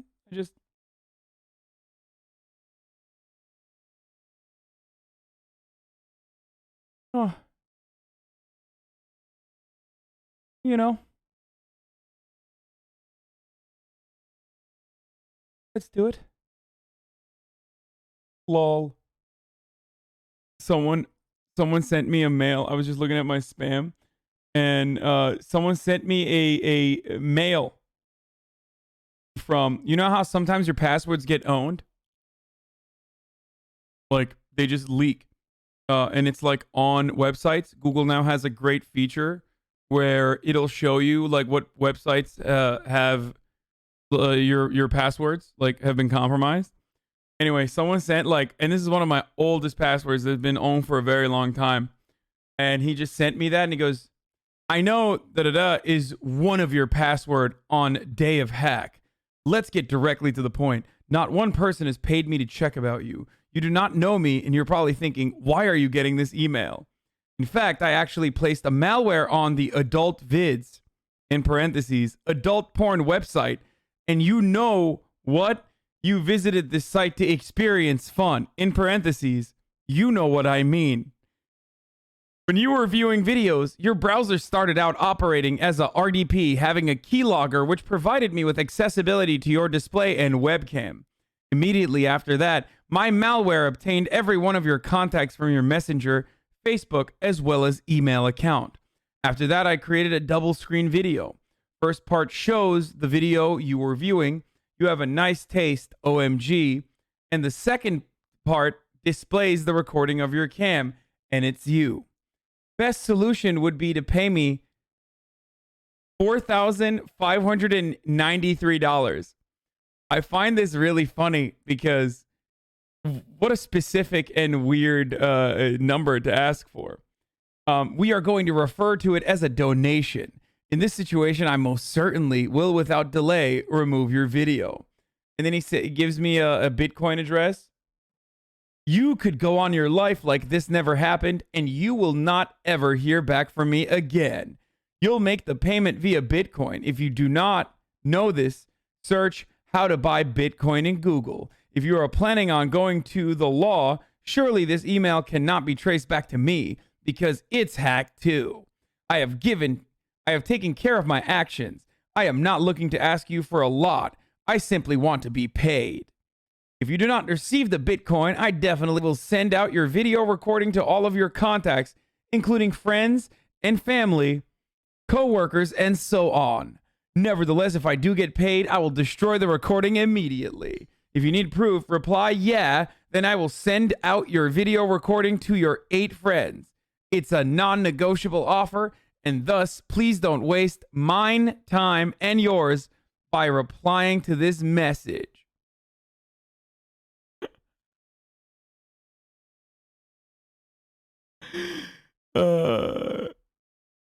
It's so funny. What if it's real and he speaks poor English? No, it's not real. It's funny because if you were like an older person, you would probably be like, oh my God, this is fucking terrifying. But I know that like it's pretty, you can very easily find out how some of your passwords have been owned or not. And so much so that like LMAO, he doesn't know that everyone already knows what videos you fap to. Yeah, that's the other part of that's hilarious. Like I very openly talk about what I jerk off to, which is hilarious. Like it's a part of my content. So I think that's additionally funny. Okay? But lastly, it's so obvious that like this person is like randomly finding emails and going through basically basically going through like one of those fucking hacked documents, or whenever a site gets owned and all those passwords are leaked, he's just going through every email point by point and fucking sending out with whatever the password is. It's just phishing. Well, it's not even phishing. I think it's just like,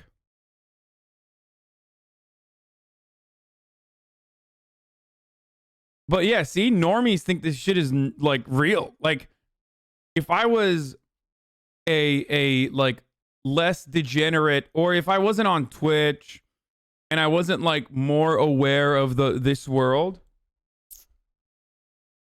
I would probably be, I could see myself getting scared of something like this, but I know. You know? Yeah, my fucking Chatterino, dude. Please just stop. I hate how Chatterino breaks so frequently. We know that you love those Midwestern mommies. Huh, spooked? Yeah.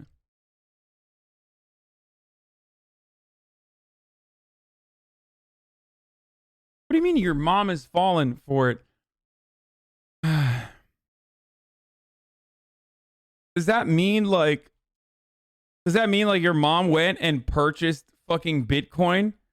Like your mom went and Googled fucking Bitcoin and purchased it? Like, is that what you're telling me?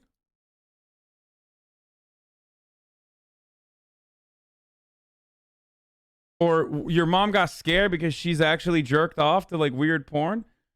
Anyway, the only reason why I was looking at my fucking junk is because I wanted to see if I got a CG Project Red email or something, but it's great. Oh, the person's name is John Jones. That's funny. That's another like hilarious thing, but my dad freaked out about it.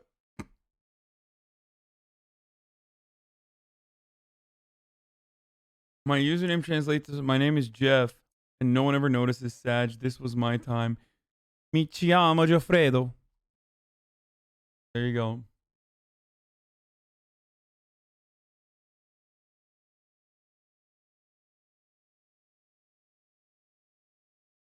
So the funniest part is, I'm just looking back there to see if my mom has headset on.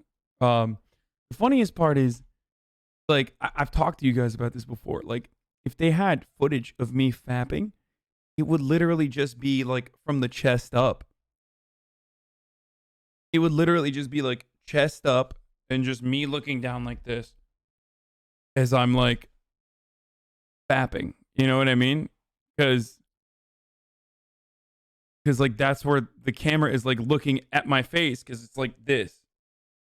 So it's not even like, they don't even have like pee-pee footage, you know what I mean? And if they had it, like, whatever, but still. DSP? Happened to DSP was funny as fuck. So wait, did they like, so what happened there? Like, he was just straight up jerking it and then like he got caught? Like, what happened? Like, he forgot to like turn off his, he forgot to turn off his laptop or something? Like,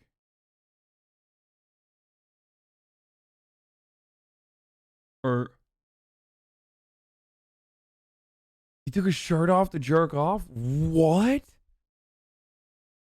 He was streaming and forgot to turn off the camera? He went live by accident? Wait. Bro, you're a cyberpunk. Lol, get him, chat. Let's go. Wait. It's safe for work. You can look at his video. Wait, so did he get banned for it? Hasan, remember this? What is this shit?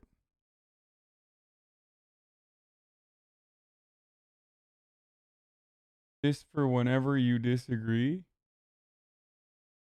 My opinions, me, things I like, being right. Your opinions, awful. You, things you like, bad. Yeah, it's true. Yeah. But no dick visible, just obviously he was jerking it. It's like if you were jerking it while the live soon screen was up.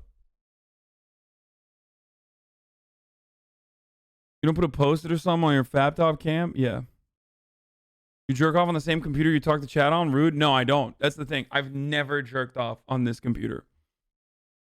How would I? It's in the living room. Like, I live with my mom. Why would I use the fucking family computer, basically? I mean, it's not. It's my computer. No one else touches it. But still, like, why would I do that? Friends send me pictures of you naked in a beach. Are those real? On my Instagram. If it's my ass, if you can see my ass, then yes, it is me flashing the Greek islands. Like an old ass photo, but yeah.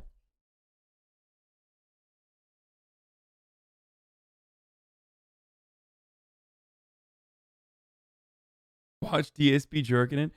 Dude, I feel bad about DSP, dude.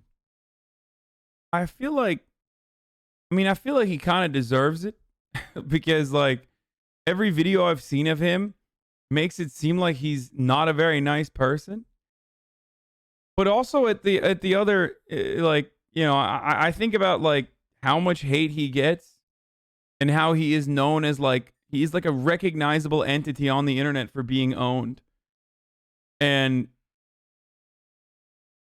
it kind of sucks. Anyway, top of the hour, every hour, 6-second ad break right now. There it is. He's a shithead, but he's destroyed. Yeah.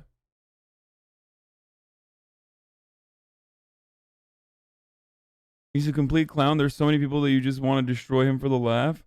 And I got to admit, I'll laugh along with him. Yeah, I don't know. I mean,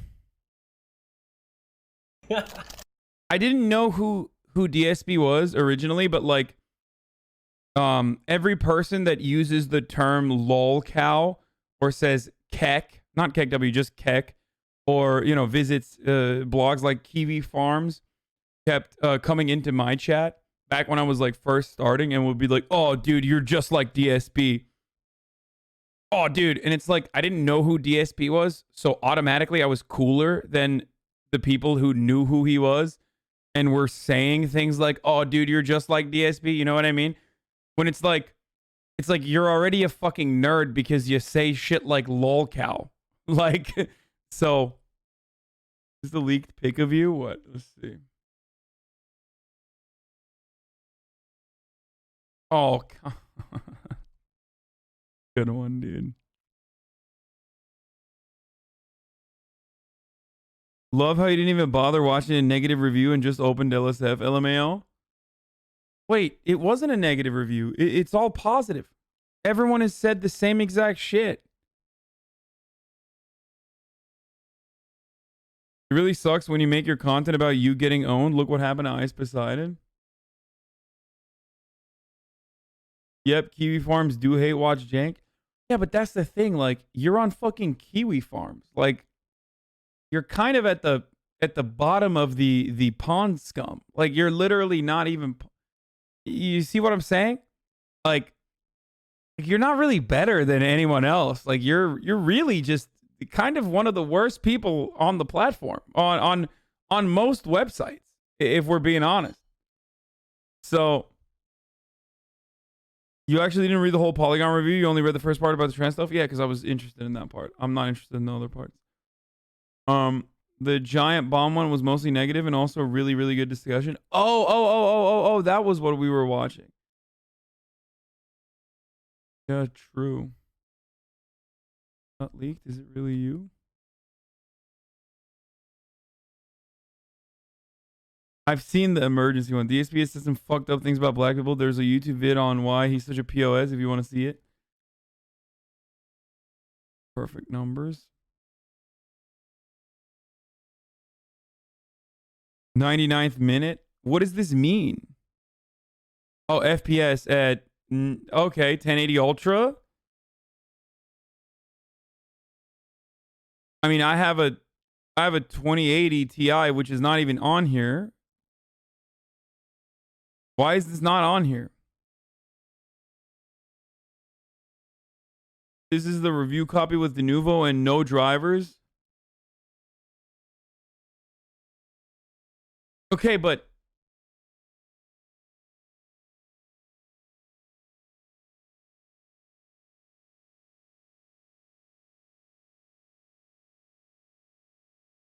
it would be between 3080 and 2060. Okay, that sucks. What the fuck?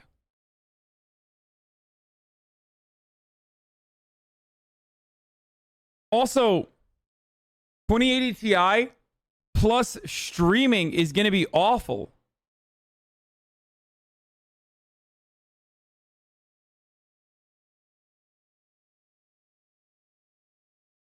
That's on ultra preset without turning down shadows and shit. Yeah, that's true. Yeah, that's fine. It's fine. It's fine. Hopium. Okay, let's watch. Oh no. Oh my god. Look at his room, dude. Why is it still in my room? What do you say? I can't hear him. Scottish comedian, Twitch streamer Limmy left his cam on accidentally during his YouTube days and was seen jerking and sucking himself off until he realized he was live.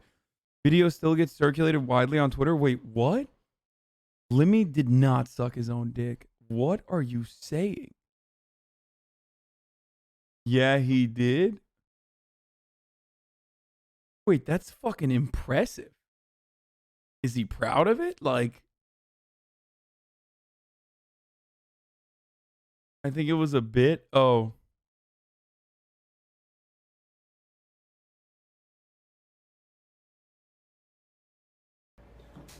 Oh. We're probably homeless. Oh, he's picking us up. Oh no. He's picking us up. Now you're gonna get your fucking ass beat. Oh no. You came into my fucking room. You think you're fucking funny, you little shit? What? You're gonna fucking die. Where are we going? You're gonna die, you little shitbag. What? Shoot out of you.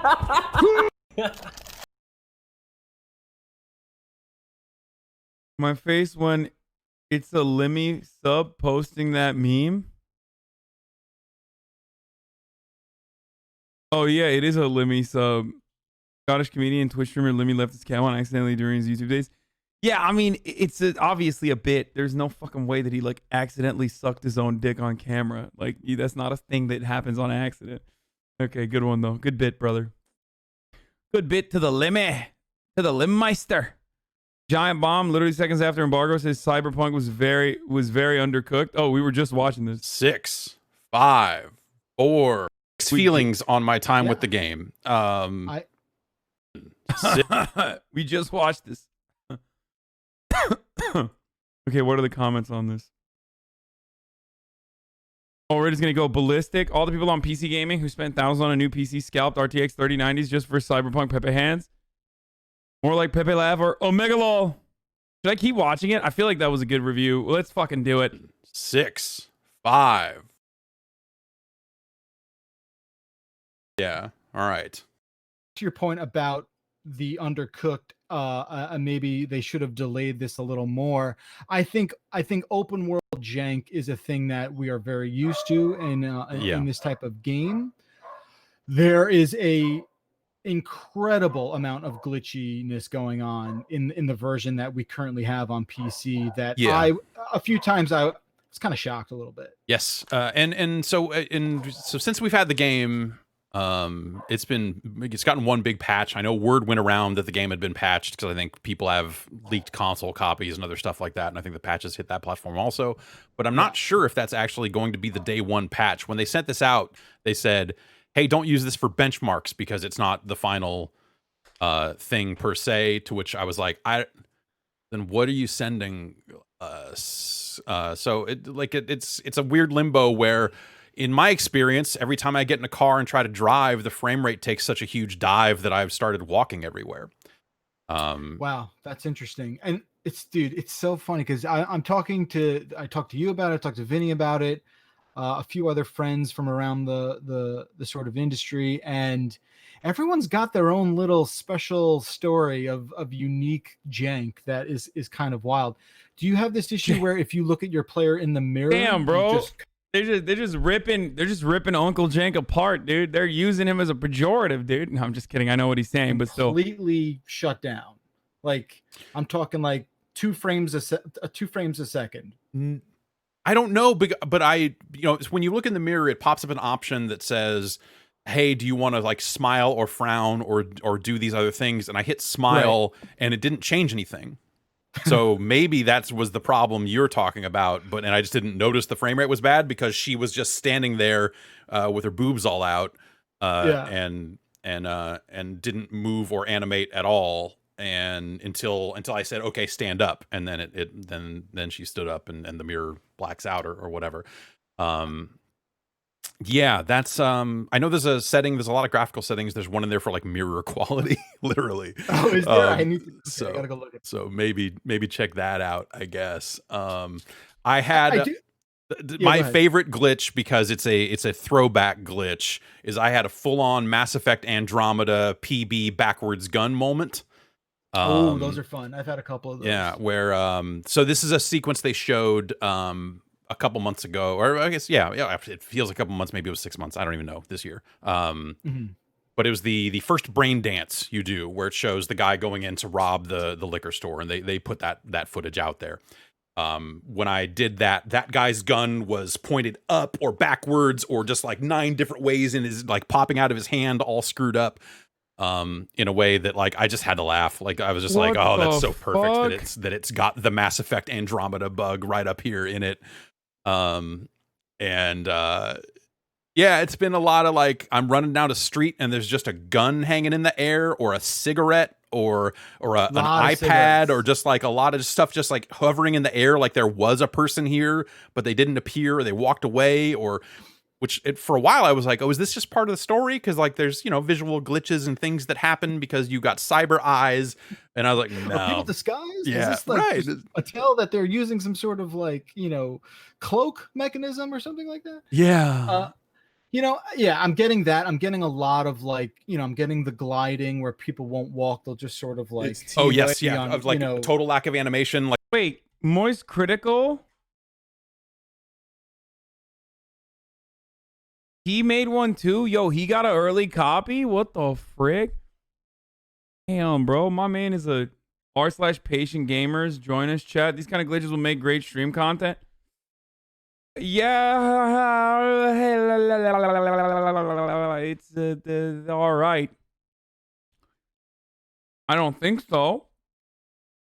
When Witcher 3 released, it was almost unplayable, but they patched it. I don't remember.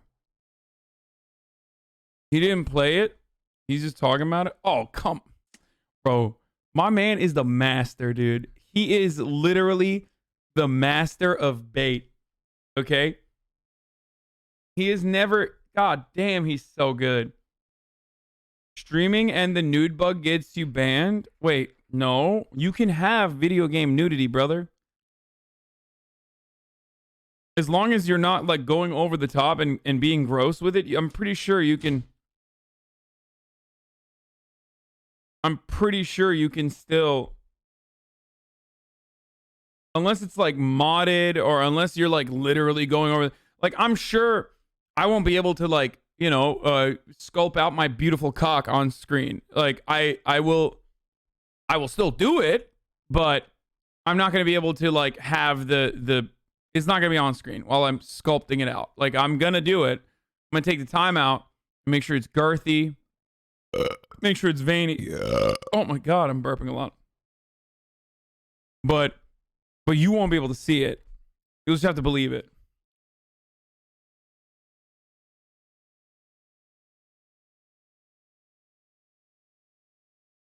People literally do that in Conan Exiles. You can absolutely do it in Cyberpunk. I don't think you can. I'm sure that there will be not that many cock settings. No, Sag.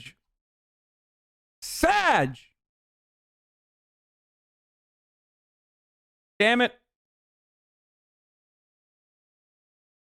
Dag nabbit, dude. I makes me upset. I've streamed Rust and they got cocks and titties everywhere. It just can't be the focus of your stream. Okay, well, me making a cock would be the focus of my stream, so I don't think I could do that, is what I'm saying. Me making a pee-pee is literally the... It goes from 5 to 8 inches. Oh, that's a bummer.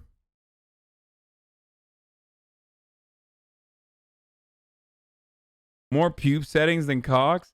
Wait, so that one streamer who wanted to make a tiny pee-pee and expose his button to all of his friends on the internet, he won't be able to do that. It only goes down to 5. There's no microphallus?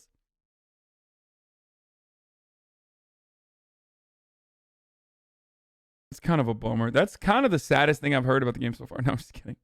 Like a guy carrying a big case up to set down on the table with a little robot in it, and he just hovered over with the case, just not even animated, holding it, just like arms crossed, and you see the case go, and then the guy glides out of the frame. I had that happen like 4 or 5 times. Just like a lot of moving sidewalk stuff, right? Like as you said, floating objects. What doesn't matter what it is, it's something we'll figure. I've seen clothing sort of just like, you know, where like the body has disappeared, but the clothing is just sort of 6 feet in the air. I had one spot. I had one spot, and this. So people at home, this is the first time that Jeff and I have been able to talk about this game to each other. So if it sounds like we're just running down all the glitches, it's because this is we'll get to like we have to commiserate about this stuff. There's one spot in the game where you kind of, you know, like an RPG would do. You might lose all your inventory, and suddenly you're redressing yourself up from nothing. And when you go into the inventory screen with nothing equipped, you're nude. And there's options for turning nudity off, and I assume that would mitigate this problem. But it was a problem where as I was putting pants on my lady, the pants wouldn't appear. So it was like I could put all the upper half stuff on, but she was just nude from the waist down until I buttoned out of the menu and back in, and then it fixed itself. Speaking of buttoning back into menus, I ran into cases where I couldn't run unless I paused the game and unpaused it, and then the... Okay, I feel like all of these problems with the glitches, not to be like too much of a hopium addict here, but I feel like every single one of the problems is going to go away, or most of them are going to go away, if the day one patch is so big. I'm not going to watch the whole thing. Don't be crazy. Like, there's no way that it's just so glitchy. I thought that stuff was okay, if the patch is so fat, you know? I think it's been really uneven, and I think quest by quest has been, whether it's like fun or not. Like the things I thought I was going to have a really good time with are the things I'm finding to be really superfluous so far, like the quick hacking, the ability to like hack enemies, or like any kind of like cyberpunk type stuff of hacking things and enemies, I think has been really, really underwhelming. And so it's been like, well, do I want to do stealth or do I want to shoot everybody? And the stealth hasn't been awesome either. I feel like the stealth. This game, I guess, like to step back a little bit. This game is like I think people coming at this going like it's the next game from the people that made The Witcher, and it's I feel like the parallels there are not that many because this game to me, and maybe that's me having not played a ton of The Witcher 3 because I didn't like The Witcher 3. Wait, what? Wait, why am I listening to this then? So it's not for him. That makes so much sense. Okay. It's like listening to someone who says, Fallout 76 is my favorite game. Or someone who has said Fallout 76 was a good game in like a pre-release review. Once you say that, once those words come out of your mouth, like you're not a credible person. Now this is different. This is of course not a this is a subjective point of view. Obviously, it's not like Fallout 76 is a good game, which is an objective thing that is objectively false. So it just means that, he just doesn't like that style of game, I think, maybe. He likes The Witcher 3? Oh, chat, I'm about to turn you off again. Chat. You are doing that thing. He literally just said he didn't like The Witcher 3 that much. This game makes me think like, oh, they kind of made another Deus Ex. They kind of made an open world driving, an open world game where if you piss off the cops, stars appear on the screen, like that's the game they made. And it's got these cyberpunk underpinnings to it and the character system and some of the other stuff that comes from the pen and paper RPG in a somewhat modified form. And all of that. But I feel like they don't necessarily at this point, and I should say, like, I'm 15-ish hours, 20-ish hours in. I'm, at a point I would call like midway through Act 2, if I had to guess. And I think for me, it's that you end up in this bad situation where it's like, I really want to exploit these systems and do more than just shoot everybody in the face. But boy, you have made the ability to just unload a pistol into someone's head be the easiest thing you can do.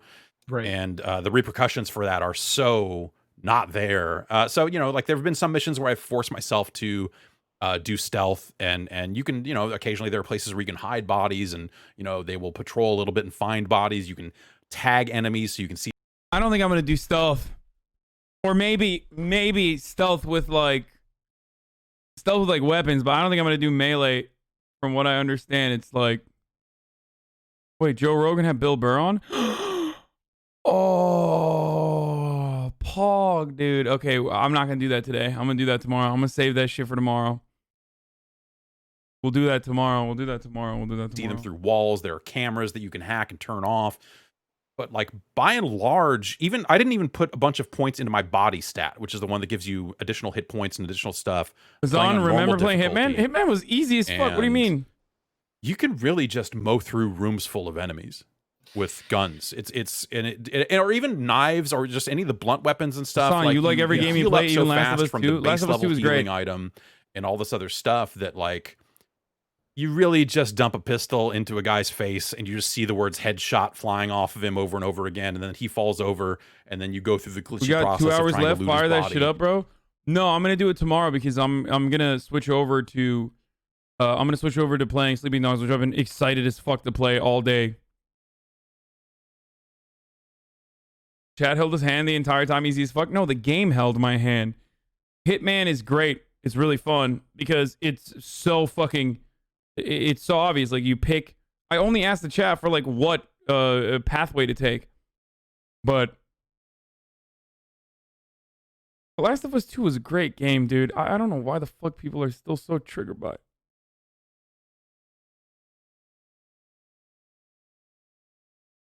This review's undercooked. Only 15 hours. Doesn't even like this genre. I don't know. Look, man. If I get the key, I will let you know. I will not go to sleep tonight. I will play as many hours as I possibly can. You only ever ask for help and hand-holding in every single game you play? Oh. People like you is the reason why I enjoy playing video games offline. Just for the record. Like, it's a lot of fun to play video games with the community, with the chat, and it's great.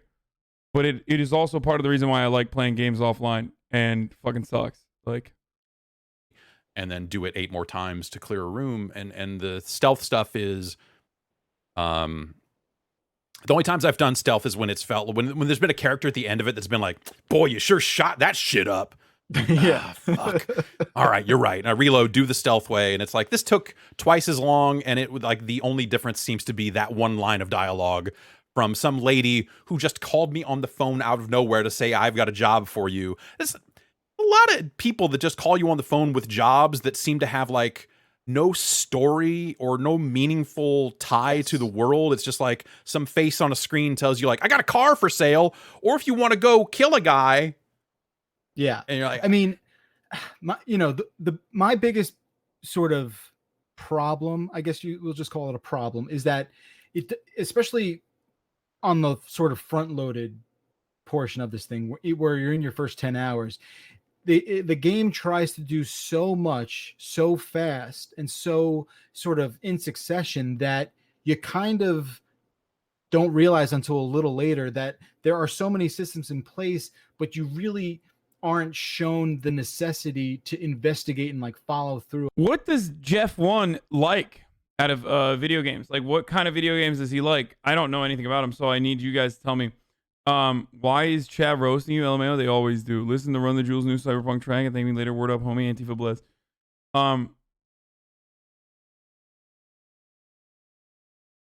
Like, what games does he like playing? JRPGs? He likes butt. I like your Sleeping Dogs and Spider-Man playthrough. Yeah. Anti-visual novels? He likes retro stuff? What?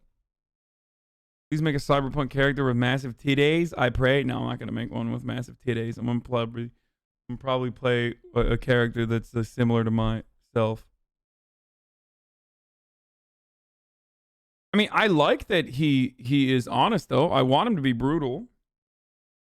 Knowing his point of view on Witcher 3 drastically changes my opinion though. Like, it leads me to recognize that he has a different opinion on. He likes Cyberpunk games like Deus Ex and Syndicate. Through a lot of those things and make them worth your while. And I feel like, to your point about with the hacking stuff and even with the crafting stuff, you just don't need to do it. And again, like, if you're someone who wants to really dive deep into all that, you're going to be well served. But you're right. It becomes so apparent so quickly that you can just shoot, and the shooting is okay. I mean, I think that is fine. It's, I know it's their first shooter, but that stuff is so sort of serviceable that you don't really find the need to investigate all the other options you have at your disposal. Doesn't like Witcher, doesn't like all RPGs? No, but if he doesn't like Witcher 3, then if he doesn't like Witcher 3 and I liked Witcher 3, then we have drastically different tastes. That's the point that I was trying to make. It's literally the same developer. Like, so people always say Witcher 3 combat is mid, but it's pretty fucking decent for what it is. Like, I feel like people wanted Witcher 3 to have like JRPG elements. Like I'm sorry that it doesn't have From Software hitboxes and mechanics. Like, the fuck do you want? It was pretty good. Like, the switches, and I mean, it's a pretty basic counter. Like, it's literally every fucking game now has that exact same combat mechanic now.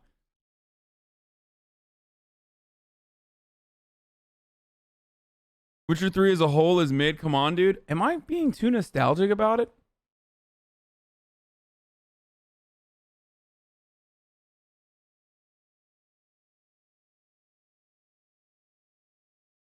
Combat was mid, but that's not the fucking point. It's an amazing RPG. I thought it was good. I don't know why. I mean, I guess it's gamers, so everyone has their own, like, really.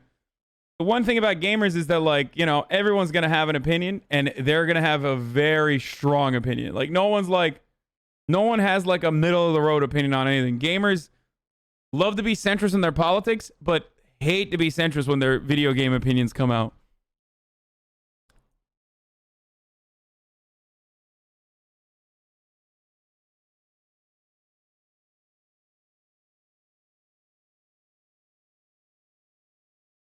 Like Witcher 3's pacing, if I remember correctly, but Witcher 3's pacing was even better than Red Dead Redemption. Like Red Dead Redemption 2, the pacing could be a little off at times. It was a little slow at times. But Witcher 3 didn't even have that. Side quests did not seem repetitive.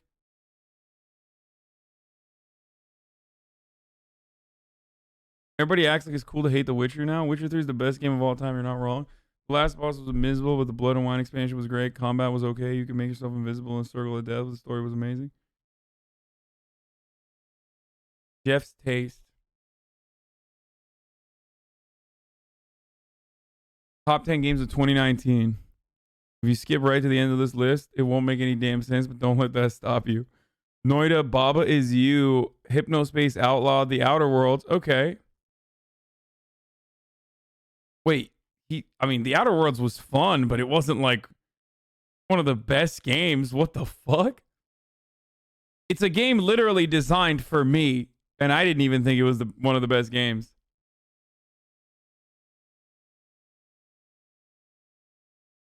Unless you played 10 games and you had to put that there. You didn't play.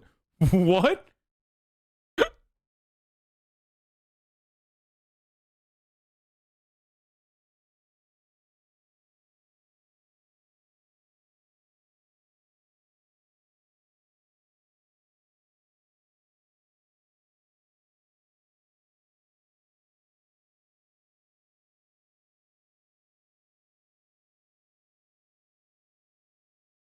Mortal Kombat 11? Apex Legend? Wait, what? Is this a troll?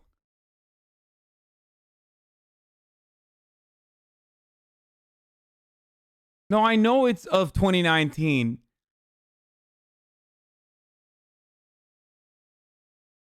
Didn't Sekiro come out in 2019?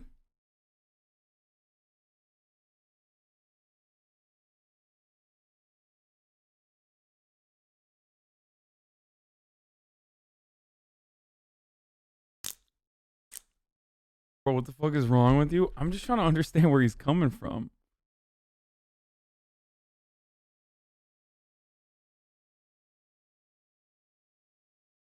He likes his shooters. Shouldn't you value his opinion on a stealth shooter? The clean gun mechanics, crisp Warzone gameplay, and well-based game makes Modern Warfare a top FPS player of the year, only rivaled by Squad.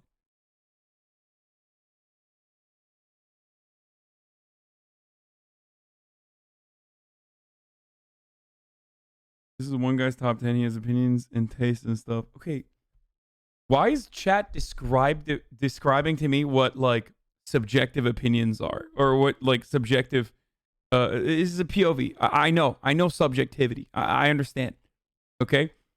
Chat's explaining to me the concepts of top 10 lists of individuals. Like, you think I fucking don't know what that's like? You think I've never... Oh, thanks, chat. I've never read a list before. So thank you for describing to me how top 10 lists for individuals look like for a particular year. I did not know what that was. I was...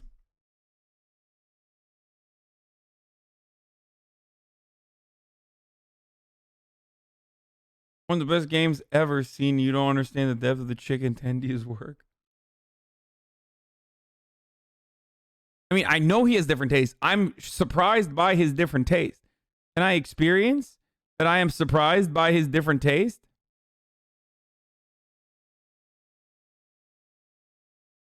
No, I'm not allowed. I never even played Control. Is it that good? Should I try it? I feel like maybe I should. I don't know where the Control hit me as hard as it did, considering how utterly disappointing I found Quantum Break. Actually, maybe it's not at all weird.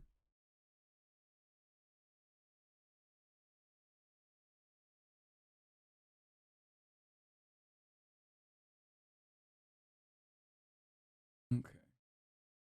Keep going for a little bit. For me, that's kind of like the problem. This game steps on itself so much in how these jobs present themselves to you, like you said, with the random calls and the random text messages. It's very difficult to kind of keep all those plates spinning, understand what's up. Man, is hate watching increased exponentially? I feel like I'm going insane. You say your opinion and people act as if you're oppressing some guy for making a top 10 list. Yeah, I don't know what's going on. I feel like maybe it's my own vibes or something, but like now anytime I say something, everyone is just like waiting to fucking jump on my neck and like cut it with a Cyberpunk katana. It is really weird. No, we don't. Stop putting words in our mouths. Dude, are you not reading the same chat I'm reading? It has gotten a little bit weirder, the chat experience.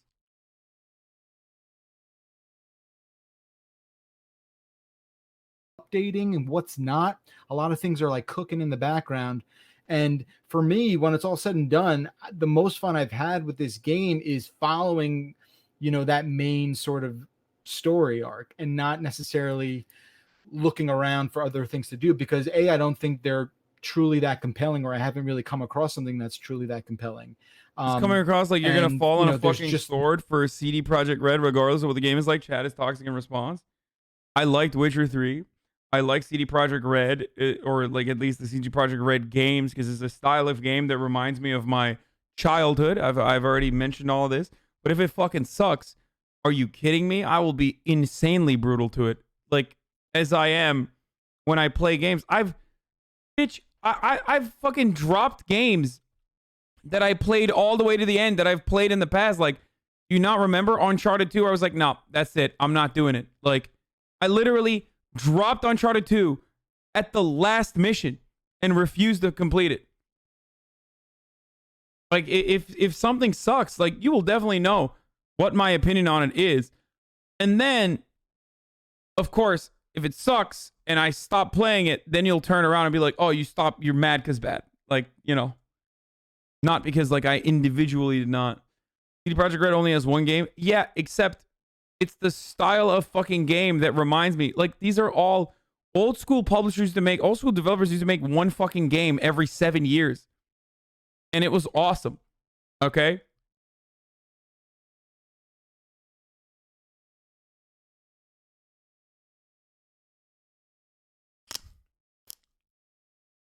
Not that much of an incentive because of how, you know, passable and how sort of like how much you can progress without really dedicating the skill tree, dedicating time to upgrading all those other, you know, attributes and whatnot. So I think there's so much in place. Like, dude, what the first time when you opened your inventory menu and you realized you had collected 1,100 shoes and you know, all these items, and I get it, like there's some people who that's their bread and butter and they're just going to eat that up, but you know, it becomes very clear almost right away that you're like, I don't need to do any of this. I don't need to really spend my time organizing any of this sort of stuff. Yeah, it's, you know, and at some point you just look for the highest armor number. But like that's the thing is, like, through the crafting system, you could take your existing armor and upgrade it.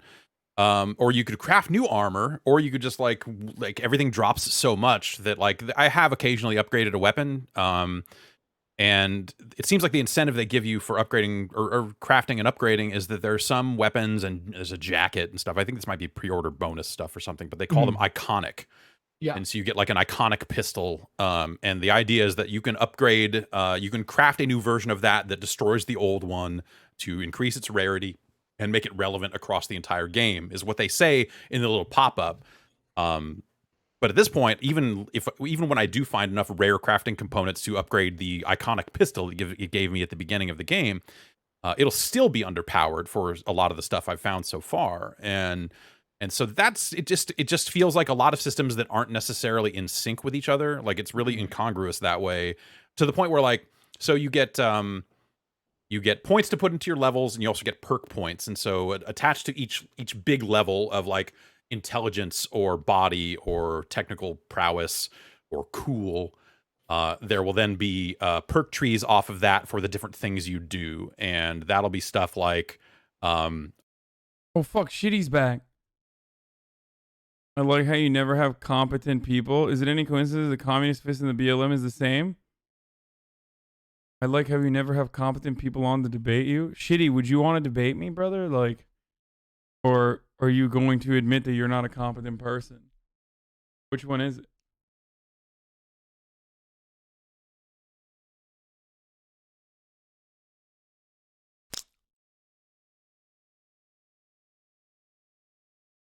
I know when people try to ruin this for you and other people excited for this game, they don't even have low expectations. They want it to be bad so they can just shit on people that say they were right and be contrarian. So annoying.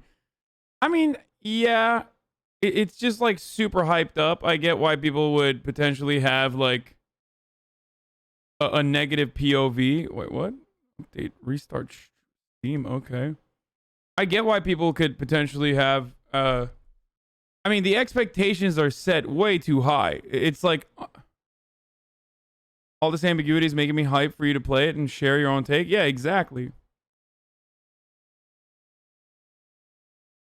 Hey, serious? My mom's a frontline worker and is worried she may be forced to take the... Oh, fuck, I can preload Cyberpunk now, so that's cool. I just got a message. But I can't fucking... come on, I'm just gonna... I probably shouldn't preload it yet, right? I should probably wait for... Oh, Shitty said I'll pass. Wait, Shitty, does that mean that... So you're admitting that you're incompetent. Okay, got it. Oh, as far as your mom goes, no, she's lucky that she's getting the fucking vaccine. What are you talking about? Bro, give her vaccine to me, bro. If she doesn't want to take it, I'll take it. What the fuck?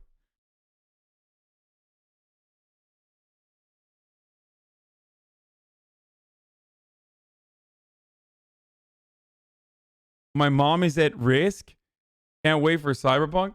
Bitch, what do you mean? I'm literally saying, like, if your mom doesn't want to take the vaccine, like, I'll fucking take it for her, dude. Like, you crazy? Anyway, it's time. It's time to fucking play a little bit of... It's time to put my money where my mouth is and actually play some video games. I played a little bit in the morning. Very excited to play Sleeping Dogs. It's gaming time.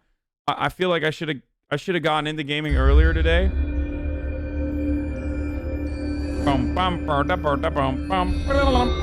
Dude, by the way, I have been looking at OK Buddy off stream, and last night it made me laugh like crazy. There's a video on OK Buddy.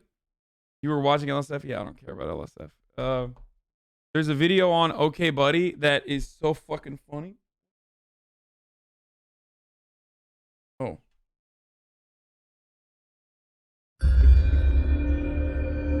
Do LSF? No. Why? I want to play video games, man. I want to play video games. Can I please?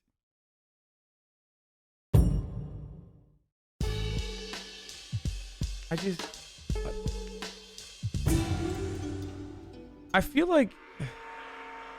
I don't know. Guys, look, I love playing video games on stream. I'm going to keep doing that. If you don't enjoy it and if you don't want to give me the time of day and like test it out to see if you'll actually enjoy my playthrough of Sleeping Dogs while I'm truly enjoying the shit out of it being fucking Monkey King, then that's your own prerogative, okay? But all I can tell you is I can't convince you to stay, but all I can tell you is I'm enjoying the shit out of this game and I think you will enjoy it as well. Like, you'll enjoy watching me is what I mean. Alright, it's time to take a fucking cab all the way over here because I don't want to... Whoa! Oh no, it's a racing mission. Oh god damn it, I spoke too soon. $310 is the law, brother. Spoke way too soon.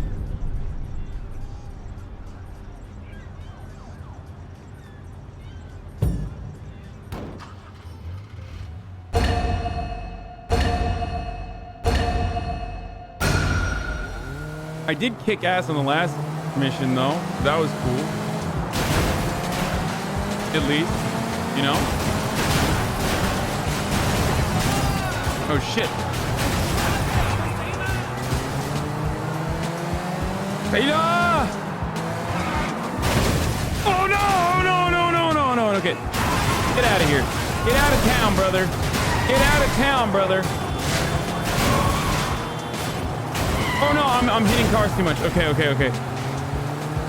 Get out of town! Wait, how is he faster than me like that? Yep. That's how you do it, boys. Okay, let's go. Let's go. Let's go. Let's go. I have clearly a... Oh, shit. I clearly have a slower car than they do, but it does not matter. Because I have more spunk than they do. I have more courage than they do. Do not forget. Do not be intimidated by others just because they have superior technology to you. The fat left turn coming here. Oh, it's a short one, but hey, we did it.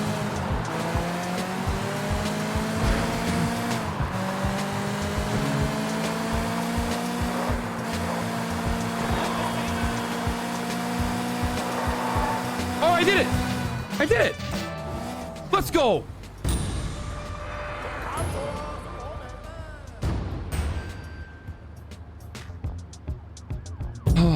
I am saving the soul of Hong Kong, okay? Many people don't know this, but I'm restoring the soul of Hong Kong, okay? That's why I'm hitting all these cars. This is how you do it. Wait, which one is this?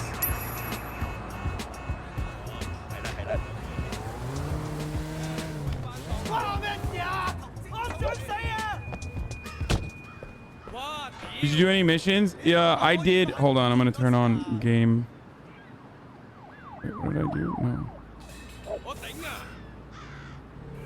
Oh, game captain's on already. Okay, good.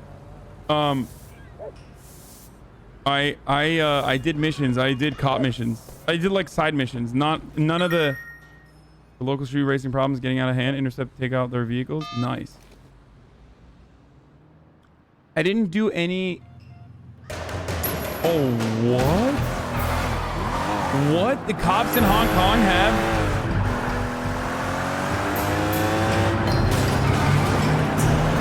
That's crazy, dude.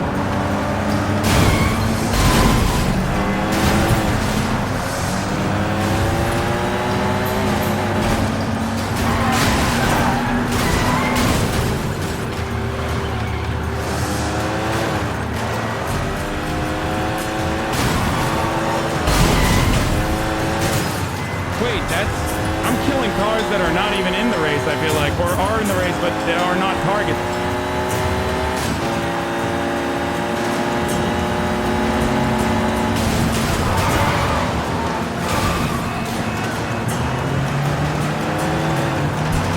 Uh-oh, I feel like I might have... Okay, let's get number one first.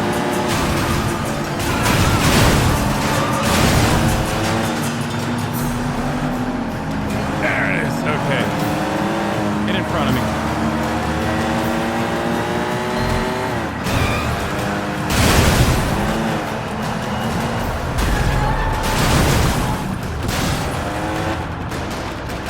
Come on.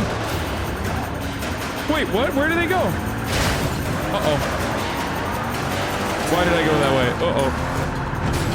Oh god, oh god, it's two more cars, 64% of the race is complete. Oh god, I'll pick him up, I'll pick him up. Hey, trouble! Oh no! Oh god, okay, well I messed that up. Oh god. That is not a good show. That is not a strong showing for what I just delivered to you earlier with the race and all that.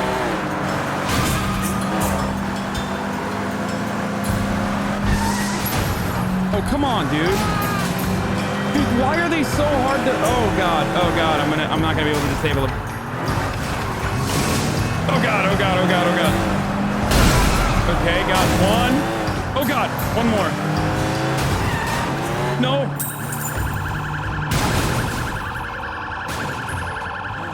Did that work?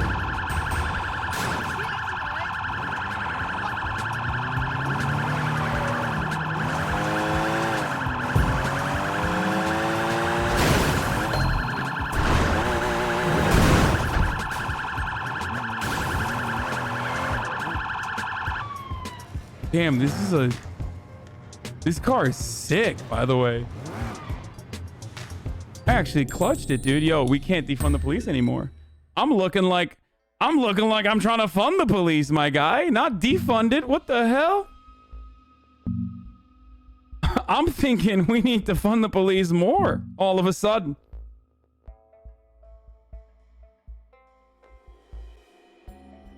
I mean, goddamn, how else are the cops gonna fucking...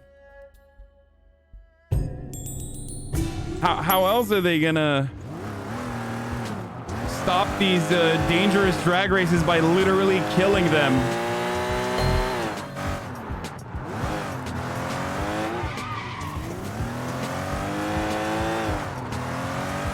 How else are cops going to prevent further dangerous drag races from occurring by literally killing the people who are doing the drag races to begin with? Which is kind of the point of why the drag races are dangerous, as it, you know, kills the people, but you're in too deep, way.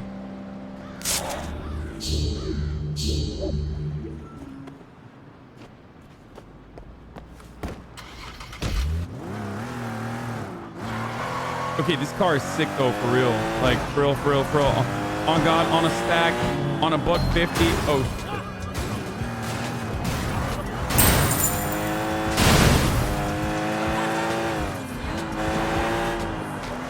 I'm always looking at the map. That's why I'm driving like an asshole, because I'm trying to see if there's any shrines or anything that I'm seeing on the map. Because I didn't realize that shrines literally show up on the map until recently. When you get close to them, like, they're gray. Can you get it repaired? No. But it doesn't matter. I think, like, because I'm about to do this mission anyway. Can you help me, mister?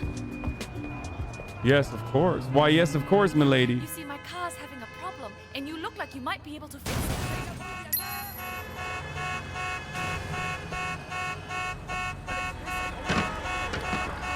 Oh!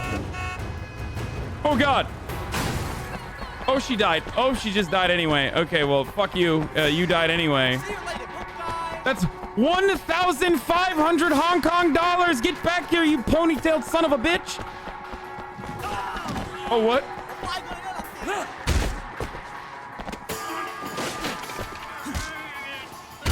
Break your fucking leg, dude.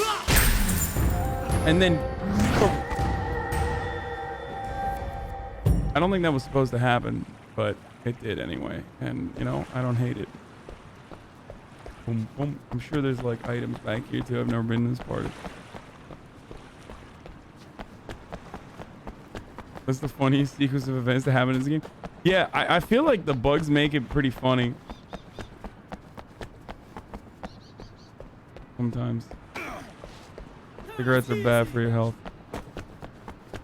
Just like Cyberpunk's will. Opium. Okay, stop, dude. Stop it, dude. Oh, God. It will be just like... Do a drug bust? I have done those before. Yeah, bugs are fine. Oh, God.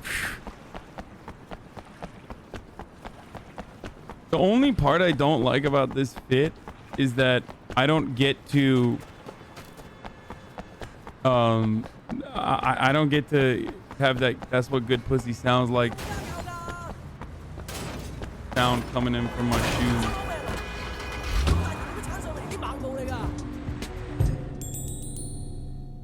What were the curse words that we learned yesterday? Write it in the chat real quick. It was like gumcho.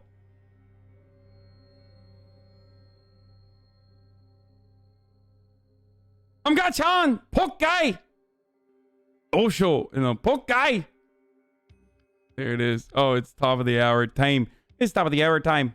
Okay, well, okay. It's time for an ad break. Why are you saying banned? Like, none of it is like fucking actually like a really bad actionable swear word that is like bad. Okay, let's go to the fucking wedding, dude. It's time to do that shit. All right, I'll go. Wait, why is it a clothing store? Oh, because that's for the fucking wedding. I need a cab. 2,000 miles away. That's way too far. I need a cab.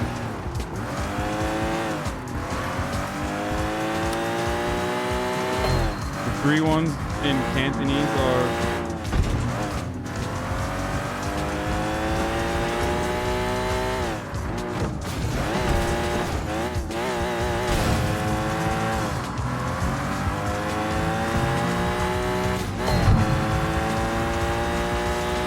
There's not a single cab here. What the hell?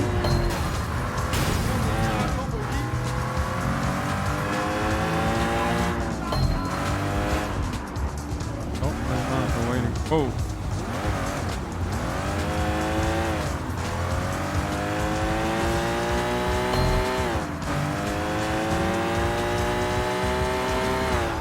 Unlimited amounts of gear in these cars. Many people don't know this, but the police cruisers have literally unlimited gears. Can you arrest people? Yeah, I have before. I do sometimes.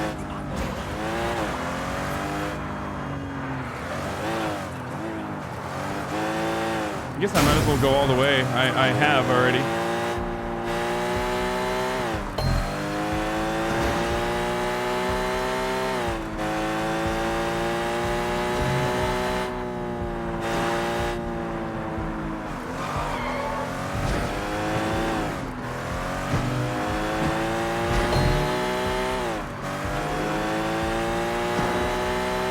This is truly why this is the greatest argument to fund the police, honestly.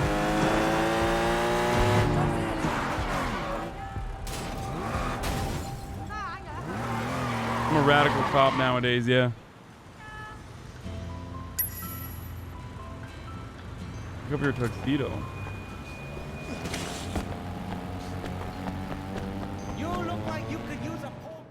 See you again soon. Saat bir var mı? Hey man, I'm stuck in traffic. I'll get there as soon as possible.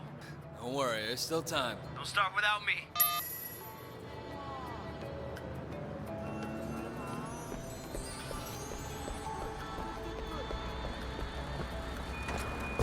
I should probably not use this car.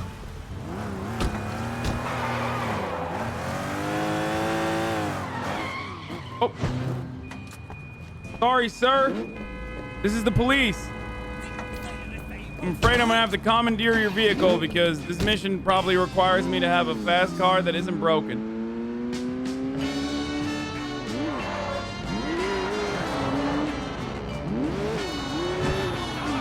Wait, what? Did I just see someone jump? Wait. I'm so happy you can make it. Congratulations. Dude, he's so jacked. Peggy, you look stunning. Thanks, Wei. You both must be very happy. Yes. The best day of your life. So they say. You know what? They're right. If you say so. Oh, Uncle Paul. Welcome. Congratulations. My guest of honor. I'm happy to be here. It's nice to see someone who wants to be a good family man. Not enough of that nowadays. Hi. You look absolutely lovely, my dear. So he's gonna get Almost clapped, as right? lovely I mean, as he's gonna your get clapped. mother. It's not even, without a doubt. Either him or his mommy is gonna get killed. Maybe both. I got a case of the chairman's favorite wine in my car. I forgot to bring it in. Good things You don't mind happen grabbing in and making sure they know in it's weddings, him? in games. I'm gonna make sure he gets inside, okay? Yeah, sure thing, Winston. You gotta enjoy your day, okay? Where you parked? Right through there. I'm going. Just bring it into the kitchen.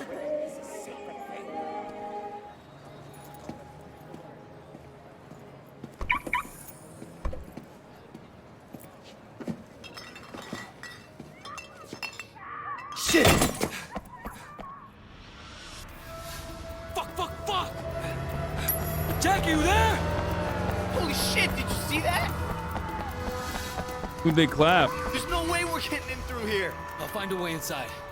I'll go get help.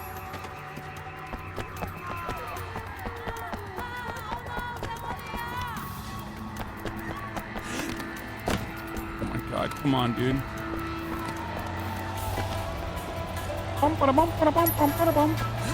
Find out what's going on inside. Oh yeah. Bro, what are you doing, homie?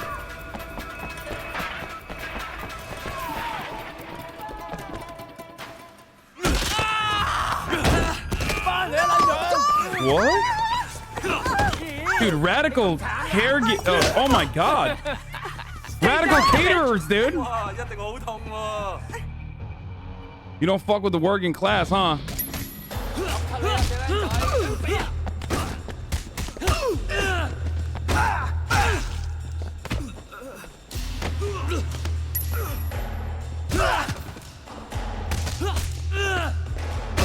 Oof.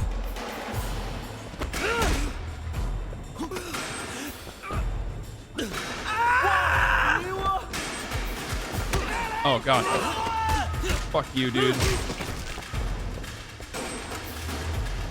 Oh my god. If they killed everybody, why are they now using their hands instead of guns?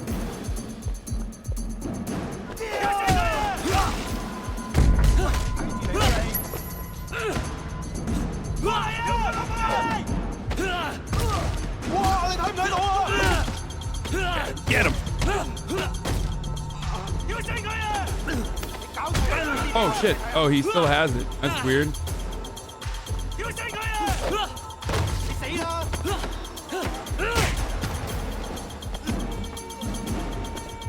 Wait, is there a place I can put him in? Like, nope, no, there isn't. Okay, you with the cleaver. I am gonna.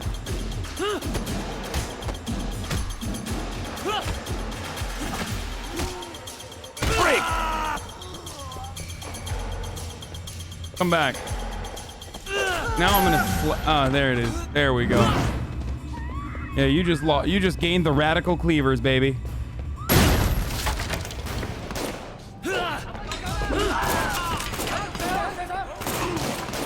Wait, what? Oh,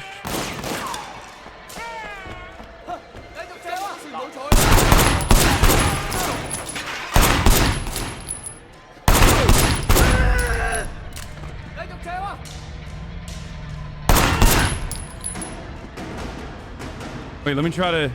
Should I try to jump over? I'm gonna do that.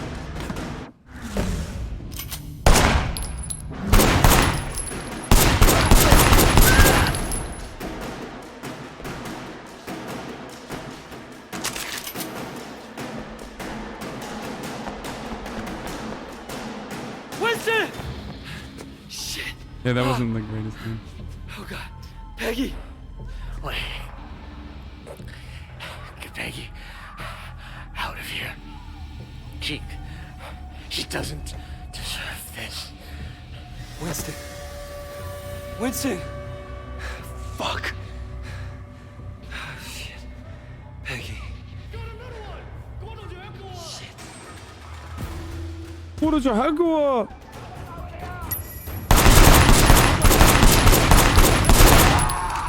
Shit.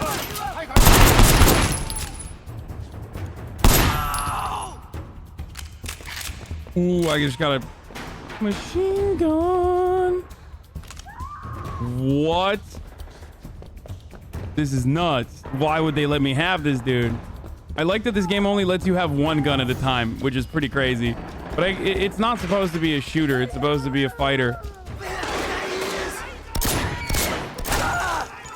Call the rest of the boys. I need them here now. Press the throw button when you're next to someone holding a gun. Why? Oh my god. Oh my god.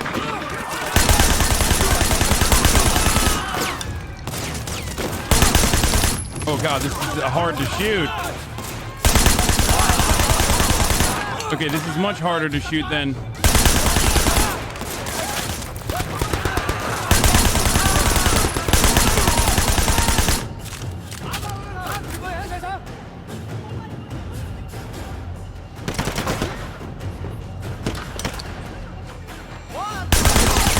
Oh, come on. Oh, don't do this to me, old game. Old game mechanics right here.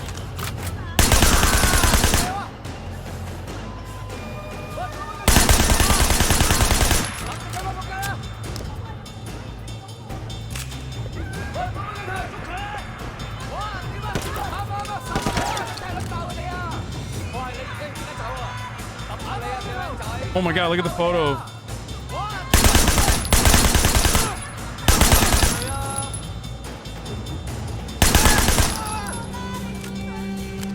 Look at the wonderful couple down there.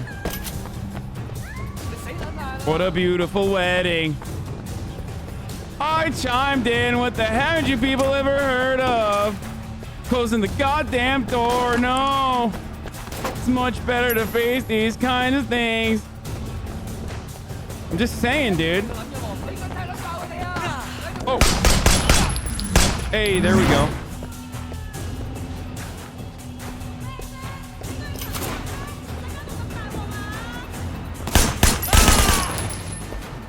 Damn, I just popped him. I did not think I would get that guy. We're being honest. Okay, look for Uncle Po. Uncle Po! Uncle Po! You listen to music? Why are you guys shocked by this? Uncle Po! Uncle Po! Popo, Uncle Po! Uncle Po! Are you okay? Can you walk? What's going on? What happened to Winston? Okay, come on. We gotta get you out of here.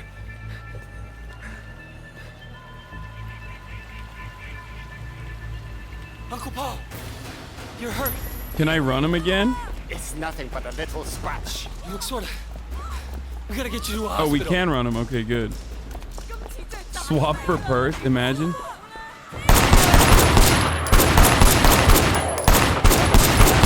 What? What the fuck? God damn, bro.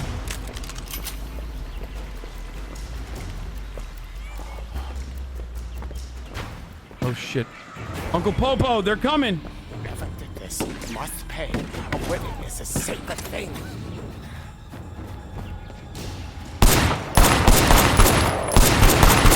Oh my god, it's not very easy. Oh shit, he's right here. Come on! Good shot. Oh god, Uncle Po, don't shoot at him. Shoot at me. Don't shoot at Uncle Po. I'm all right. Don't worry.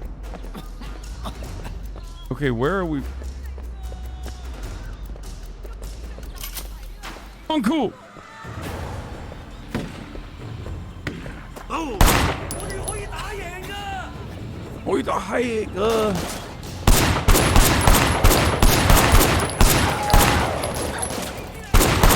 You cannot, like... Okay, they do not make it accommodating for you to walk and shoot at all. Like... You just lost the radical Asian? Wait, what? Man, shut up. I do fucking accents of every single fucking identity as soon as it's can't do Asian. I can't, you won't even let me do a Prince Zuko.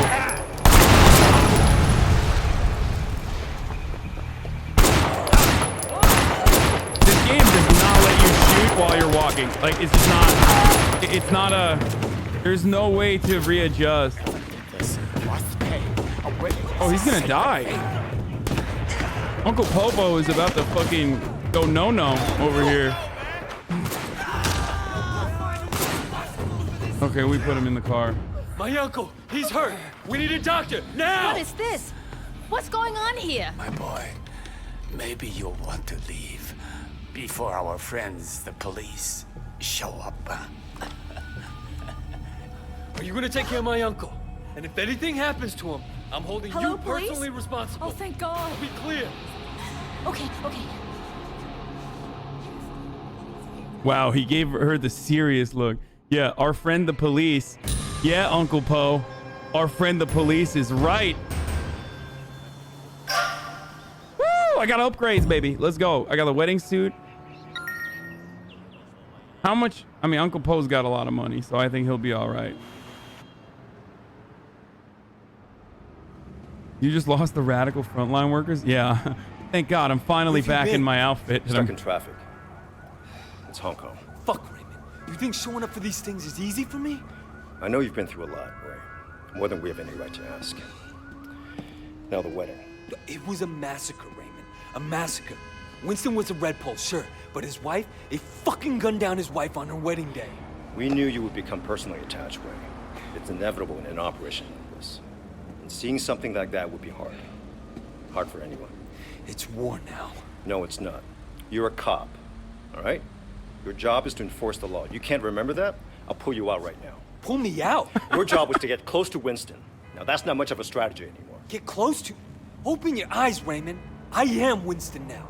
With him gone, I'll be taking his place. You want the chairman? I report to him now. You want the red poles? I'm one of them. That's what worries me, Wei. You're one of them. Oh, wow. He's on the police. My man is all... Ever had? Your best shot taking down the Sun on Yi? Exactly. We done? Yeah, we're done. Wow, dude. You look like a dorkway. Hey, fuck you, man. Can you sum up the plot so far? It's literally the same as every fucking action movie you've ever seen. I'm an undercover cop who is in far too deep. Winston! He doesn't. I'm an undercover cop who is in far too deep. That's it. We don't know who shot up the wedding, but I got hella drip. I'm an undercover cop with hella drip, so no one questions me because everyone's like, oh, dude, he's crazy enough to fucking be a monkey suit wearer, you know?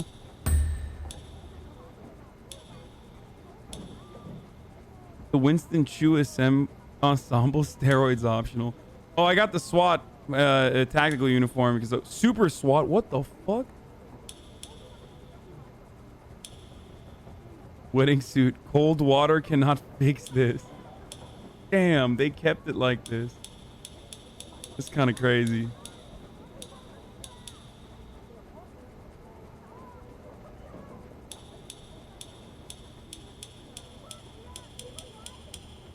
I'll just keep the Wukong. Fuck it.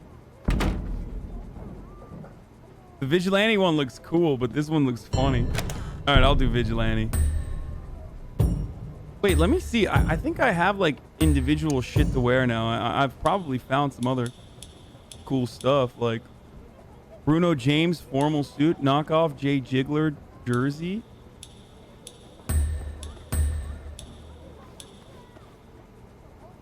Oh, I got counterfeit Jay Jiggler track pants now. Dress suit pants. Get the Yakuza outfit is only 10K. Yeah, that's a really cool one. Good.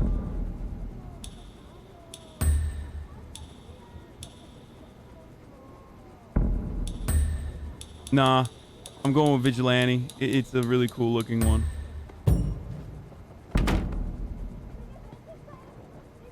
What's up, brother man? What are you doing here?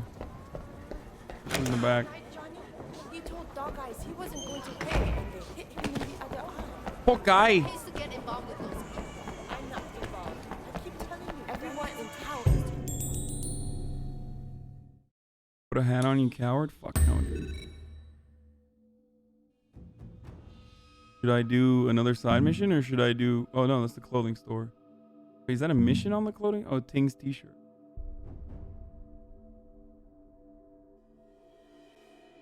Available missions, hotshot lead for meet ace.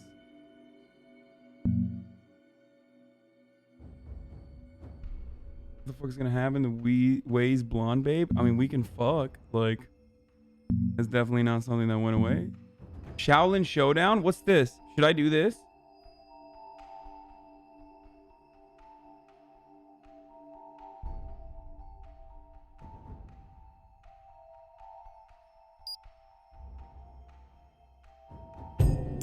Racist accents? Of course. What do you think this is, dude? You have a car in here? Of course we got racist accents. You crazy? I wish I could live your life.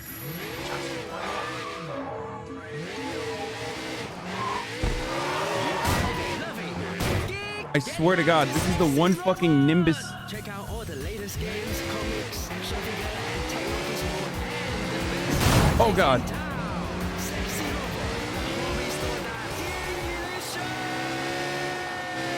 Yeah, we got racist accents. We got it all, brother. Oh, wait.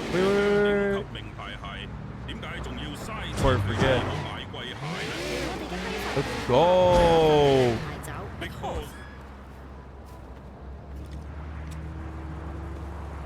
I got one more until I got extra health. Oh, guy. The smoke is not a glitch. Coming up next on Wolf Radio, yes, you guessed it, anything new from video. Followed by the psychedelic trippy track called Ancestors from guy. Sufi, rounded off with Gangbang by Flying Lotus.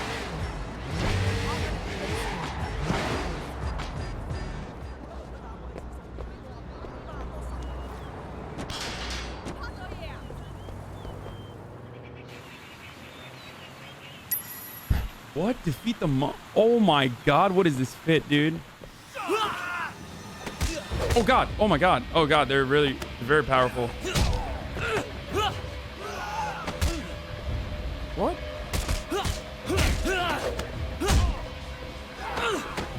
Oh god. Oh god. No, no, no, no, no, no, no, no, no. Okay, never mind.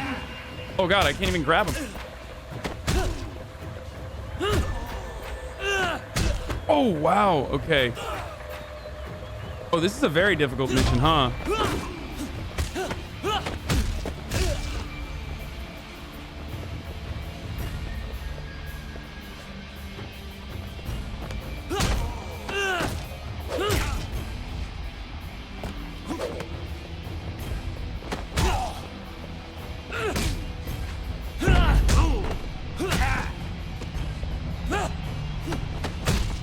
Wait, what? What?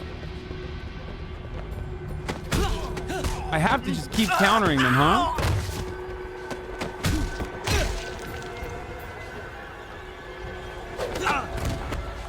There's no other way to defeat him. I just have to keep countering them. There's no way to fuck them up otherwise. Losing the bald frogs? No, these are warrior monks, and you guys were racist for thinking that... You guys were racist for thinking that monks don't fight when they clearly... Ooh, wait. Oh, shit. Okay, well, that was dumb of me. But what is that move?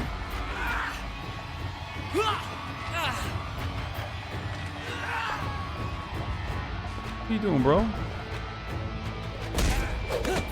Yeah, there you go.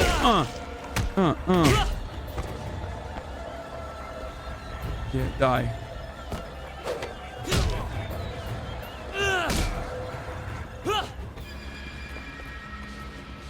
Come on. There we go.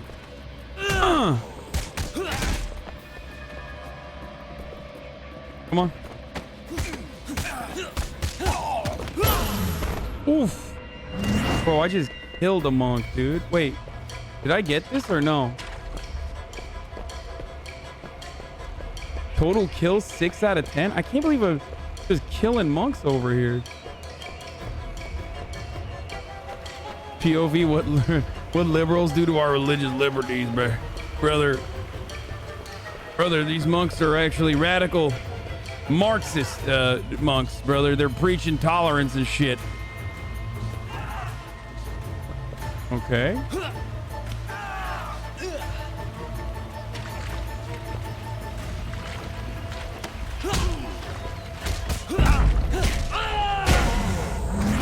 Come on. Come on. Come on. Oh, God.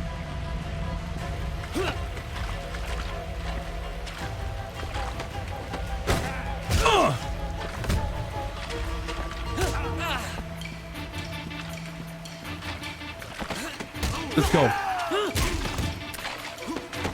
Oh, shit. Okay, all counters. All counters only. Shit.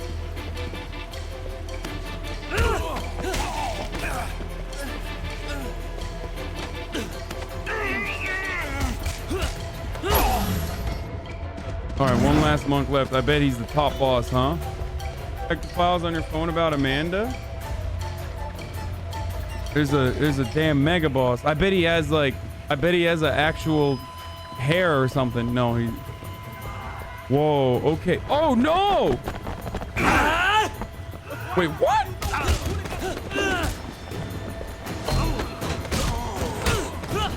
What is going on, dude?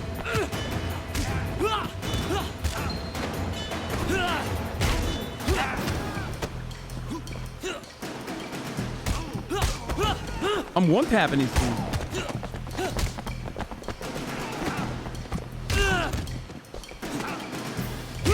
Wait, I want to see what's gonna happen to him when I put him in the water. Oh! Oh my god! Oh my god! It's a massacre, dude! Oh my god! Did he die?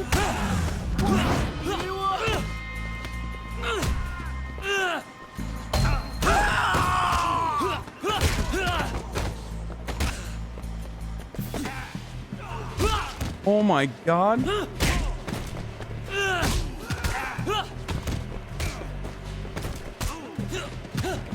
Okay, well.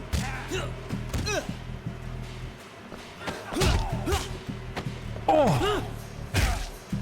Oh, this is so much worse than... This is so much worse than when I was allowed to walk into the Kung Fu Master's den and just...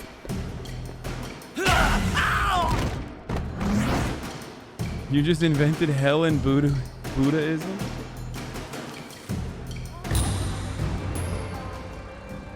That's it? That's all the rewards I got? Shaolin Warrior outfit, Wing Chun decoration in your apartment? There's no way. That was all I got? That was relatively difficult. That was not very easy. At least I got the Shaolin outfit, though.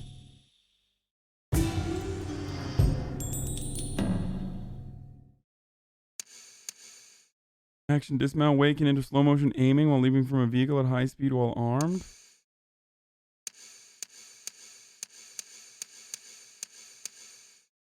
Firearms have slightly reduced recoil.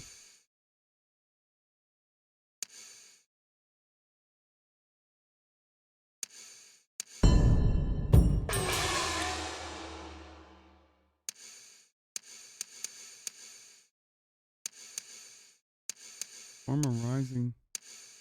Melee weapon sprint attacks. Unlocks the ability to perform powerful attacks while sprinting.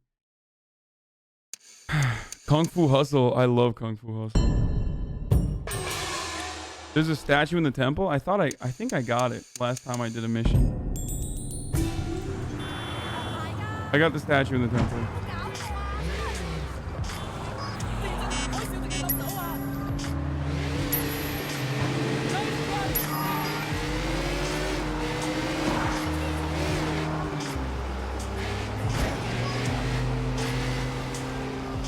You missed the statue in the wedding store? That's true, I did miss the statue there. Is it worth it though? It's probably worth it, but it's kind of far. If I'm ever around the wedding store again, I'll go grab it. Oh! Hold on. I just saw another... Move up.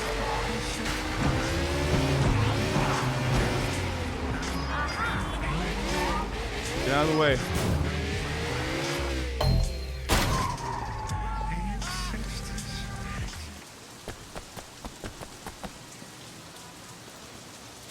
Why are you saying phone? Oh, did I get a message? Okay, I'll check phone. I'll check phone. I'll check phone. Check the file for Amanda on your phone.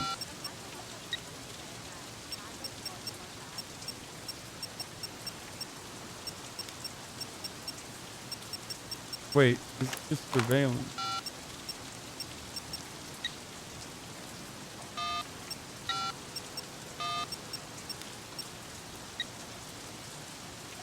Wei Shen, Mimi Shen, Big Smile, Death Charles Ho, background Uncle Post, CI report on Jackie Ma, Hotshot, Dodge Eyes Lin. Oh, subject was observed with Serpent on several occasions, triggering an immediate background check. U.S. citizen, no criminal record, review of job applicants. Reveals that Cartwright has exaggerated and or fabricated her experience in this field. Limited physical surveillance conducted on an as available basis of 2 weeks, no suspicious activity. Romantically associating with several other males of Chinese origin. Recording officers observed that this may reflect a romantic bias or sexual preference unrelated to ongoing Serpent operation. Okay, this is... Who made this game? Moderators of AZN Identity? What the fuck?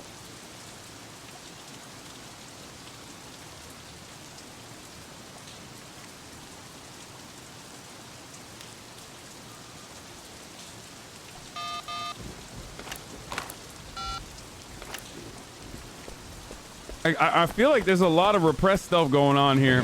Like...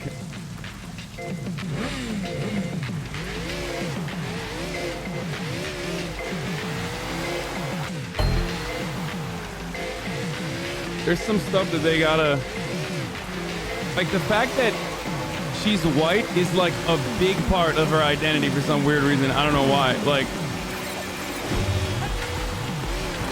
I guess it's kind of a big deal. Like, not as big as a deal as, like... I mean, not as big as a deal, sorry. It's, like, a much less significant to be Asian in America than it is, I guess, to be a white sexpat in Hong Kong. I think it's really funny though. Like every part of that I find hilarious.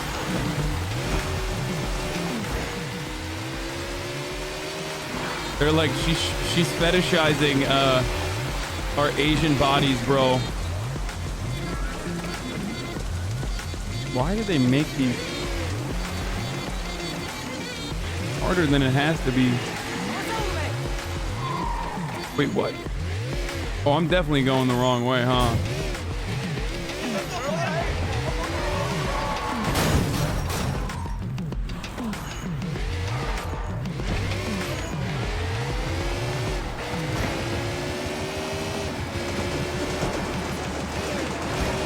I hate this part in the game. Oh, this little area here is so difficult to traverse.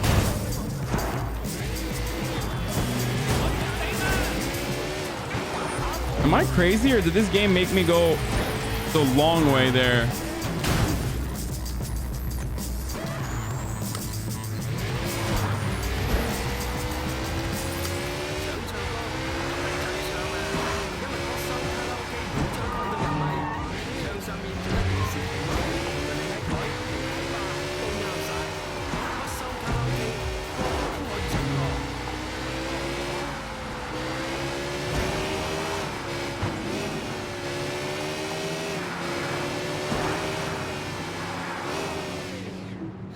Where's this guy? Hasan's trying to kill me! He's crazy! He's... Shit!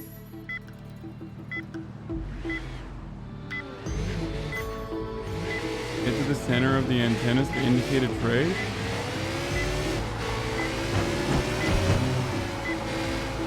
Shit, wrong way.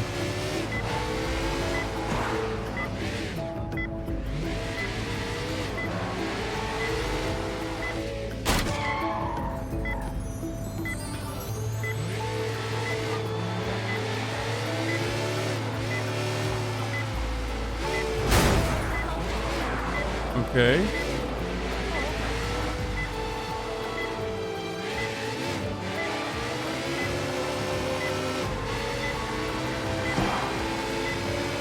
Nope.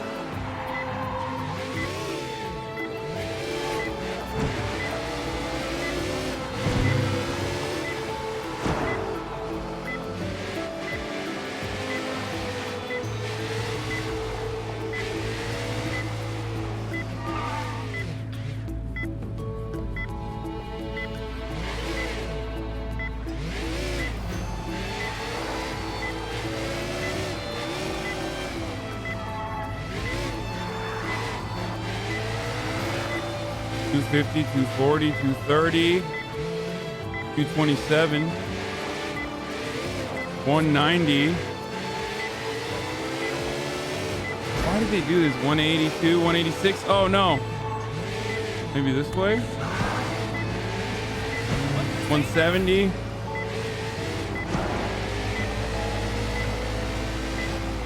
$120. $90.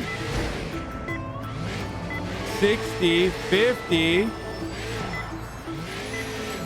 42, 30 meters.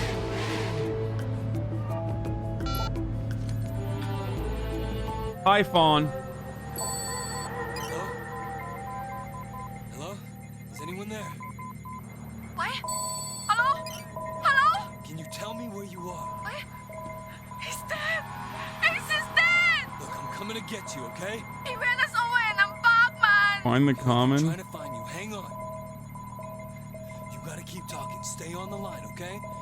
He's got crushed. What row were you on? I don't know what I'm doing here. Can you hear me? I'm just standing here. My feet are wet. Ace is dead. Are you sure? Does he need an ambulance? He's gone. He's gone.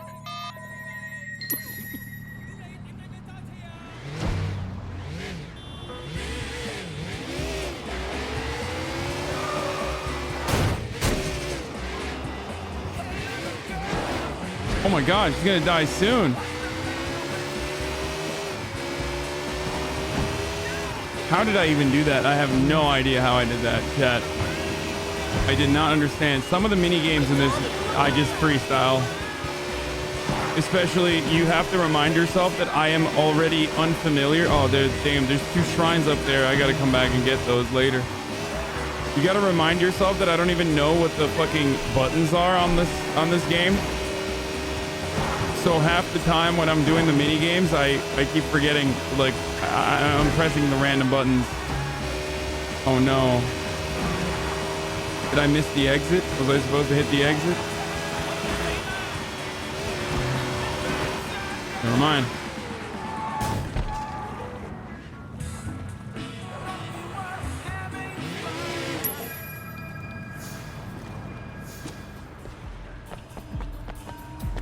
The game is almost finished? Wait, really?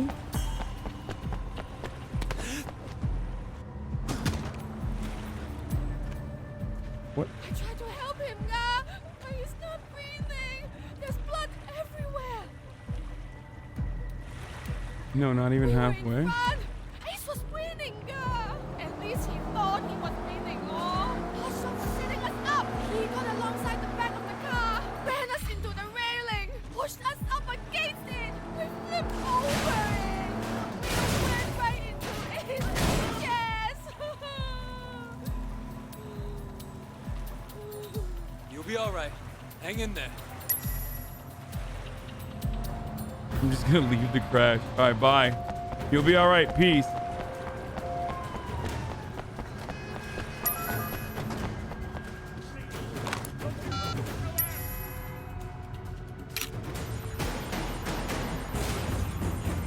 Yeah, you'll be all right.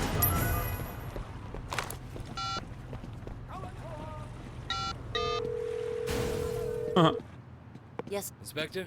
Peace. Hotshot killed Ace. Damn it, wait, we were supposed to catch them in the act. Yeah, well, they acted too fast. I have an eyewitness statement and all the evidence you need to get this bag of shit off the streets. I'll type out a warrant. Don't bother, I have a better idea. I'll challenge him to a race, and once we're in it, I'll lead him right to you. All right, but wait. I want him alive. Bro, look at the hair. Then it takes the hotshot challenging him. Hotshot, let's see who rules the street. Where you hiding out? Meet me at Victoria Peak. Bring a fast car. Find a fast car. Don't have to look too far. Boom, baby. That was suspiciously conveniently placed right there, huh? Now I'm worried about... Oh my god, this car is too fast. I'm too fast. Too furious and too fast for y'all, man.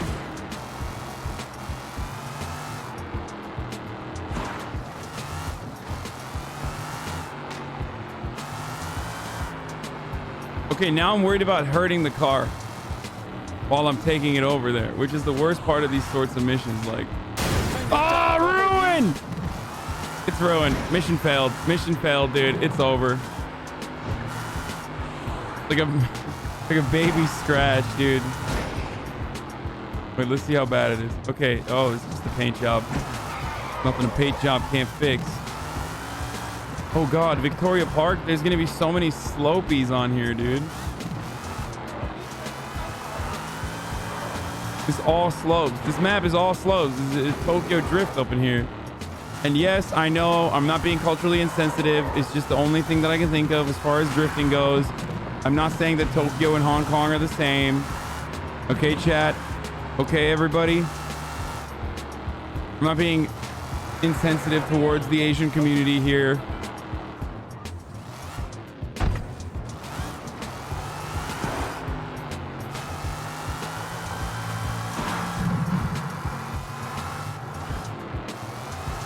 Deserve the death penalty. Yeah, I know. I really do.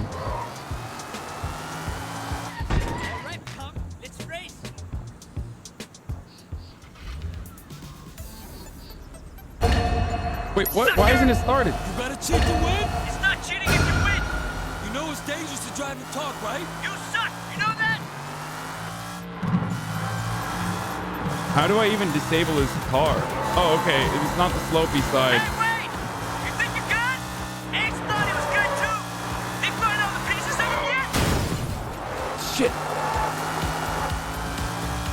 Fuck my car up, dude. This sucks. Oh god, he's very fast. Oh, oh god. Damn, these cars, they when you fuck these up, they buckle quick.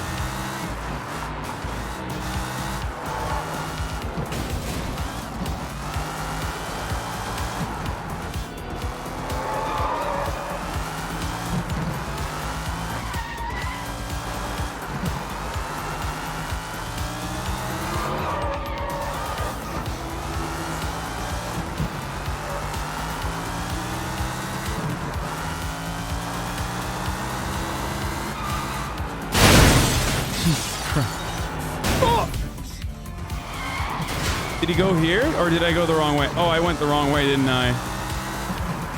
Oh, I definitely went the wrong way. Wait, what is happening? Shortcut. Recovery, baby. That was on purpose, chat. Do you like that? I did that on purpose.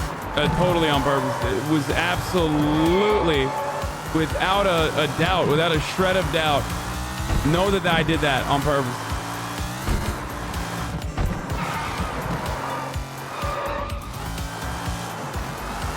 Do I have to pass him? What? Fucking cops! I thought this was supposed to be a race!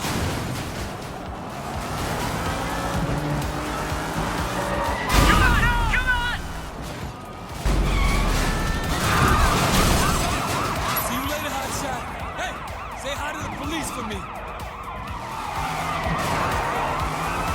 Fucking chill, cop. I'm on your side, brother.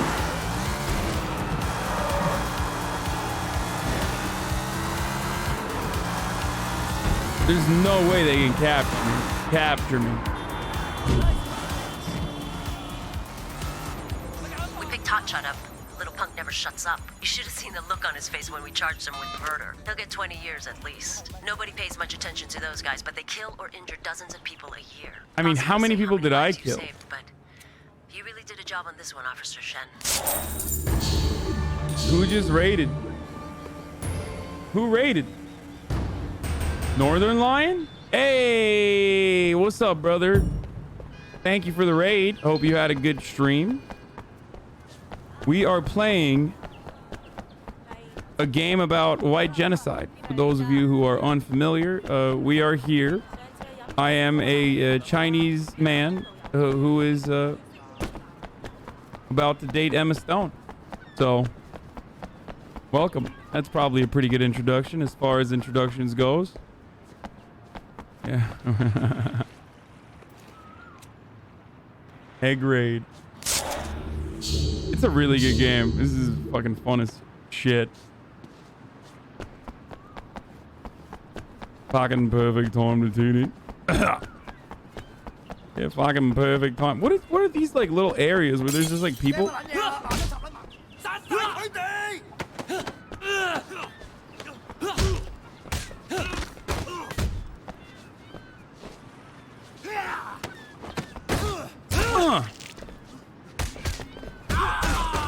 God damn it. God damn it. I thought this made it easier to dodge people. What happened?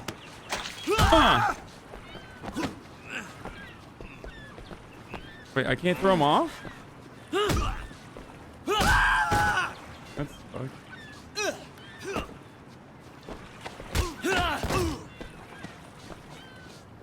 Is he still not dead? God damn. Okay. There it is. Is this Asian Demon Souls? Demon Souls is Asian Demon Souls, dude. Lockbox, one of the 5 discovered in Aberdeen. Those dock workers had to come. The game is a little old, so there's a little bit of a bug. There's some bugs in it, but...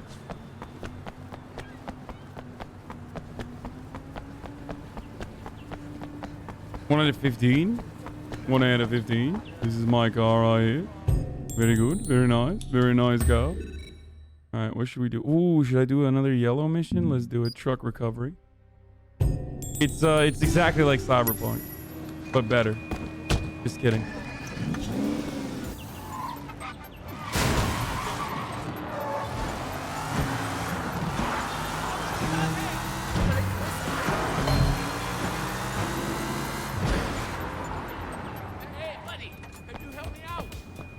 You got it. You got it, mate. You fucking got it, mate. Ah, just my damn luck. What's the problem? I borrowed money to bet, but I lost. And the guy took my truck. Can you get it back for me? I'll get it back for you. Yes, Hey, thanks, buddy. I like this better than Watch Dogs. while. You want to know why I like this better than Watch Dogs? Because it's the exact opposite of Watch Dogs. Okay, here's why. It's a shorter game overall, but it's jam-packed. Like every side mission that I've done is not repetitive. Every side mission that you do is like exactly the opposite. It's very buggy, much like Watch Dogs is. But every like side mission, every side quest, everything that you do seems like purposeful, you know? Oh god. I mean, like I said, it is still buggy. There's always a recovery on this.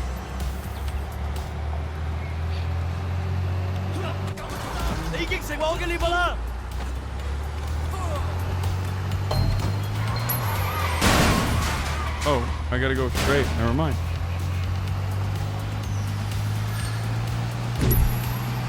Escape the police? Oh my is bang. How the hell am I gonna escape the cops in this fucking thing, dude? It's gonna be kind of hard. I guess I gotta break him.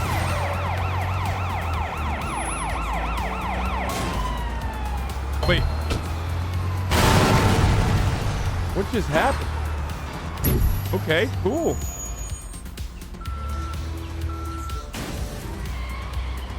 I did that on purpose. This is why you can't defund the police, folks. Their cars keep blowing up.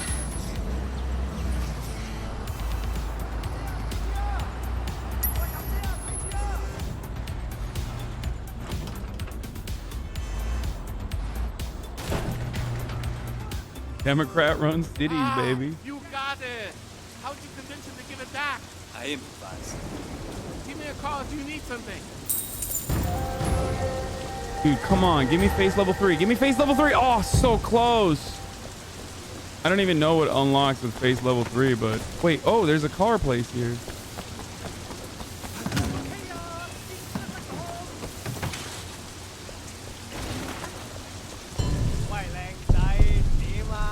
What does the orange thing do? Yeah, I can't drive any of these because their face levels are way too high, dude. Oh, the Velocita. That's a nice one, dude. The Etalon is the one I used already, but don't buy cars. You get them from missions. What are you doing? You didn't just walk Oh away shit. from a deal like this? Sorry. Oops.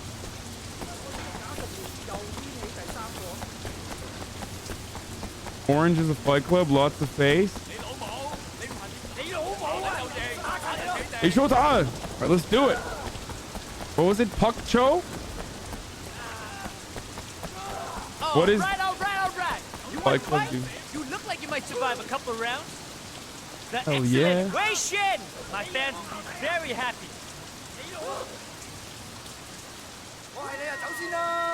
小心啊！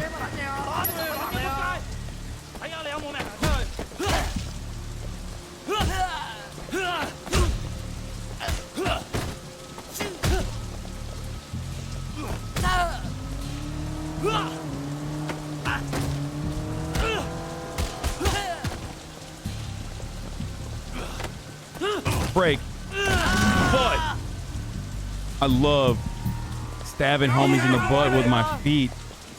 All right. You keep winning, I keep paying.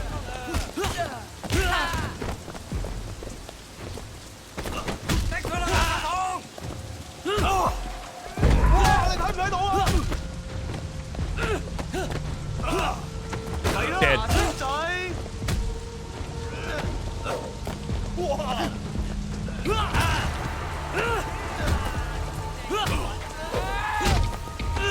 Oh my god, I'm clapping him, dude.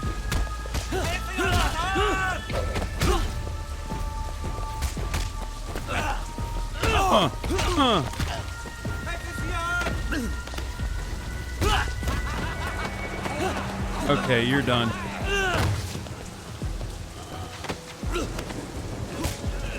Break.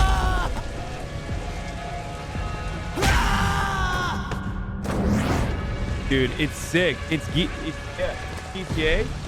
Kung Fu. Run up a wall and press attack to do a drop kick off of it. I keep paying. But what?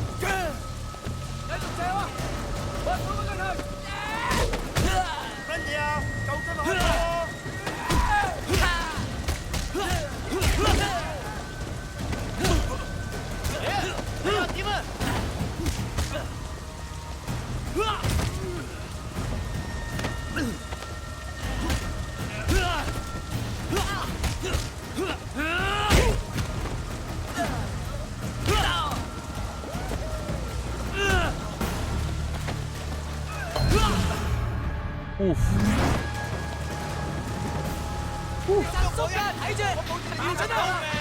Okay, I'm destroying these fools, dude. Keep winning, I keep paying.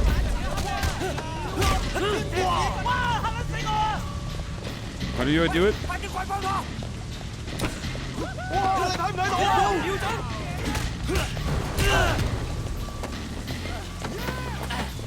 Oh my god, he's still on the floor. Oh no. Oh god. Wait, which one's B?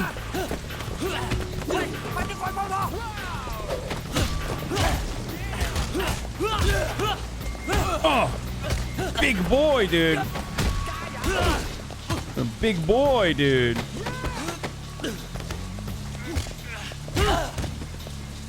Come on. Oh shit.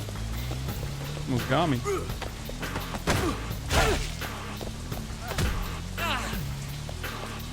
Can I pick him up? Oh no, I can't. Which one's a B? Which one's B? Which one's B? Oh, I got it. Woo. Okay, O is B. Okay, thank you. Holy crap. Okay, there's a lot now. What the hell?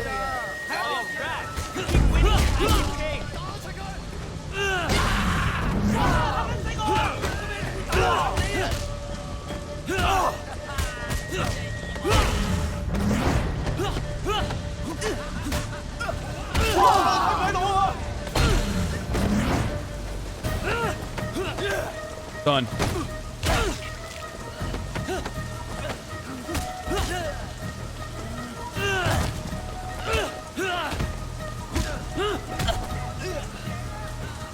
Oh, come on. Come on. There it is.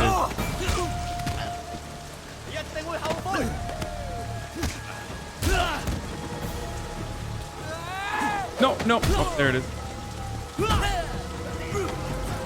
Done.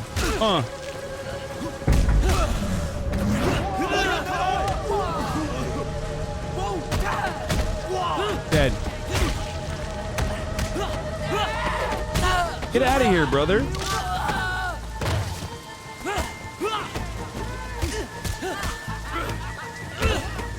Break your freaking leg, dude. Wait, what? Oh, God. These... Okay, what do you think you're doing? Break your freaking leg. All that combo training for nothing? Oh my god, oh my god, oh my god. There's a lot now. You keep winning, I keep paying.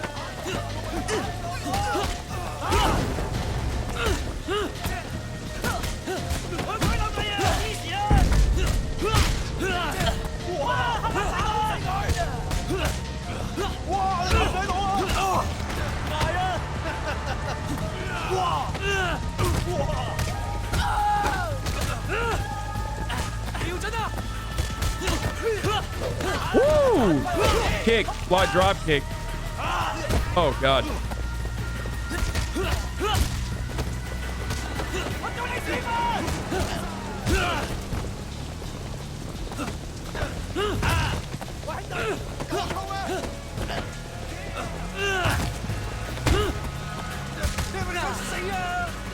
Oh shit. Oh, X.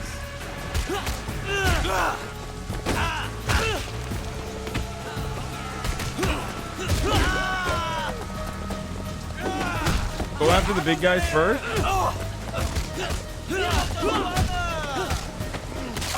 Why should I go?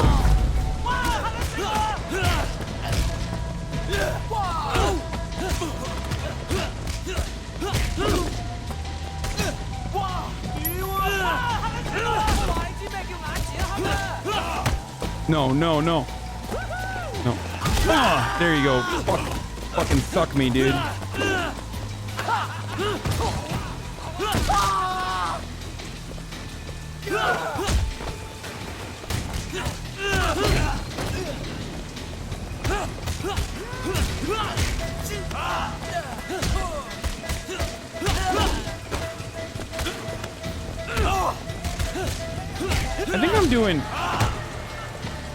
I think I'm doing all right. Oh no, he got me. No, no, no, no. Yep, yep.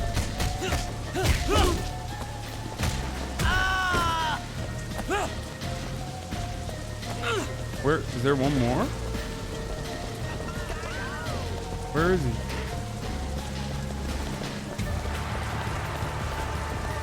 Uh-oh.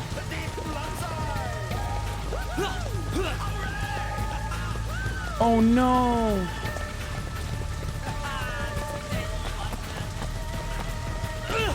Oh wait, he's motherfucker playing dead? Seriously, that's the best you can do. Okay, how much face did that give me? Wow, that's so much face, dude. Yeah, I mean, if I beat the shit out of like 70 dudes in a row with just my fist. Try now, run up the concrete wall and then press. Wait, hold on.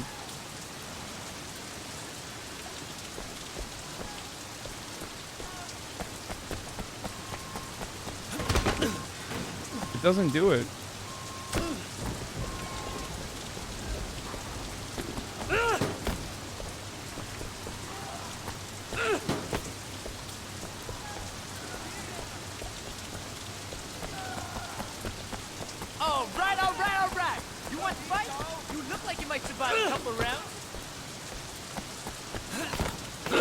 Oh, that was pretty cool. Okay, good job.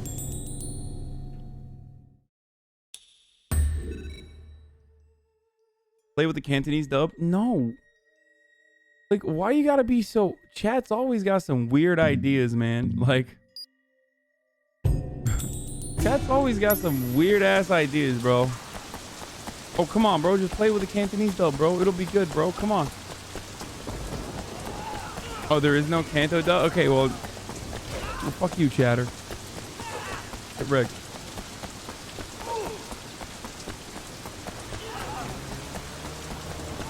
Come on, dude. It'll be fun, dude. It'll be poggers, dude. No, I don't want to do a cockfight. I want to get back to the mission. It's also ad time. It's also the top of the hour, every hour, 60-second ad break time right now. And before I get to that, I'm going to get the shrine first. Then after the shrine, after the fucking shrine, I'm going to do the odd time right now. All right, while I'm doing the shrine, top of the hour, every hour, 60-second ad break. All you need to do... Wait, what? Run multiplayer ad? What the fuck does that mean? Okay. What? Okay. Multiplayer ads are a new way the communities experience ad breaks. When a multiplayer ad is triggered, viewers in the channel watch the same ad, and they're presented a poll afterwards. Voting in the poll helps support you, the streamer, via bits. When you run a multiplayer ad, you'll see a multiplayer ad poll on your stream preview.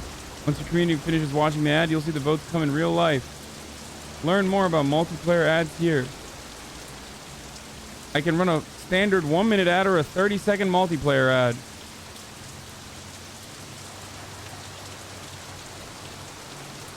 What do you guys want?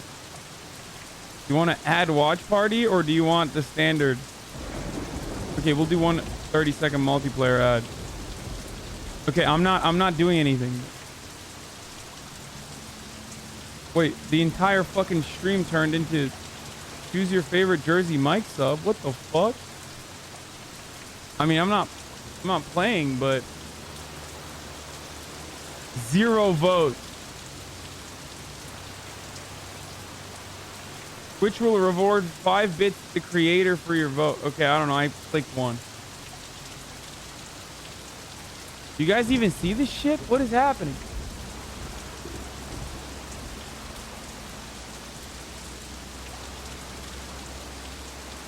Wait, am I the only one who's seen the ads?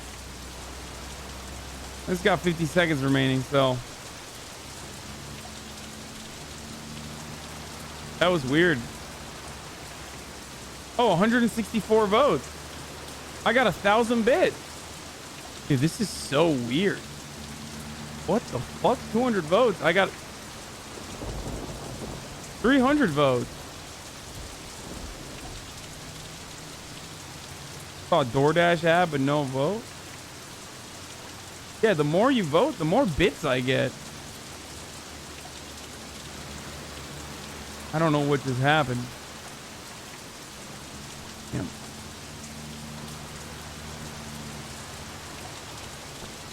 Okay.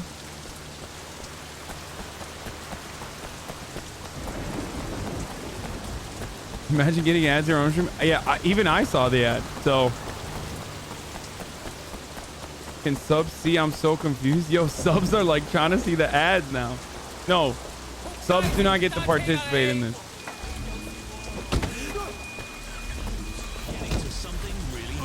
Oh, that's a much better car.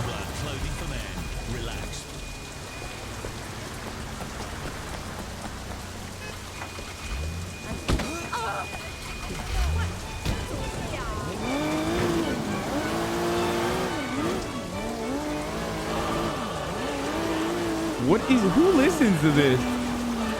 Like, who would listen to this as music in their car?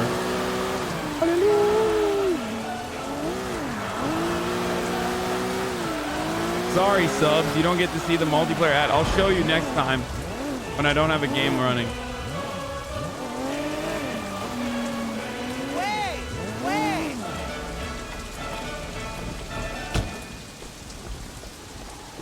What do you want? I got cheated again. No break Cho was losing to me, but he had a friend run me off the road. Guy was driving a big truck. He almost killed me. Will you help me? Someone needs to straighten him out. Again? You sure you didn't just lose? I swear. Okay. Find the winners.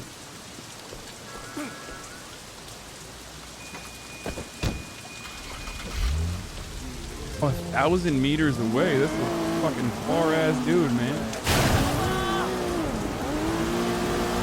My dude is far.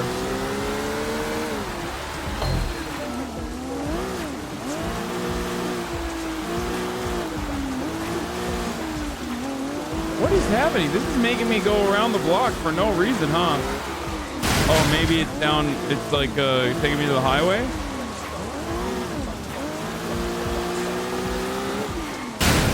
Oh my god, these cars are made of butter, dude. Wait, I wonder if the rain actually changes your sliding.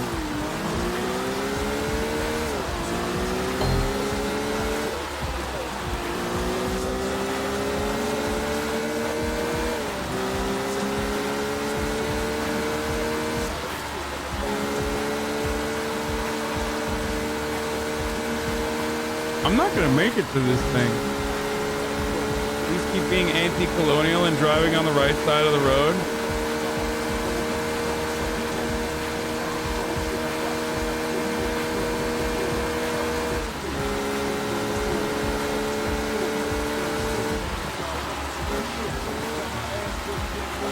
I'm in Aberdeen. Aberdeen!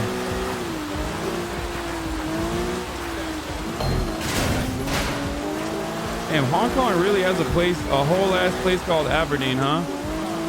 That fucking colonial influence is big. Big time.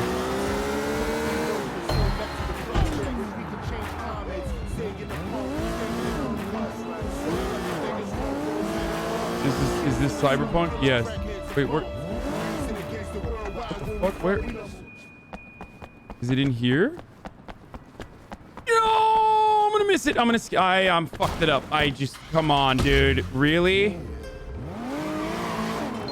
Wait, how do I get there? Oh, thank God. Okay. Not that big of a deal. We're gonna make it. We're gonna fucking make it. We're gonna fucking make it, bro. We're gonna fucking make it, bro. 10 seconds. 10 seconds. We are gonna fucking... Son of a bitch. Hey, boys. This is the fucker who's been trashing our cars. You are seriously going to try something, are you? Are you an idiot? Get him in the fucker. Kill this moron. I mean, I've killed like 70 dudes with my bare hands like a second ago, so you don't phase me. A couple fucking chody ass drivers is not gonna, you know, you're not really gonna do the trick for me, brother. I still don't exactly know what the face meter does as far as like in fight sequences, but maybe it like increases my... Yeah, I'm gonna get the... Hold on. I'm gonna get his, oh. Wait. Oh, he's a big boy. One of them big ones.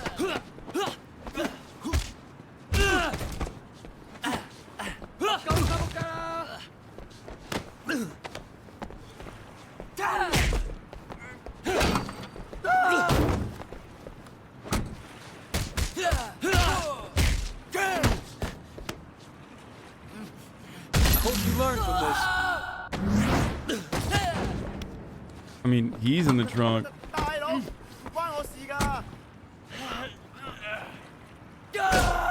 Oh, crap.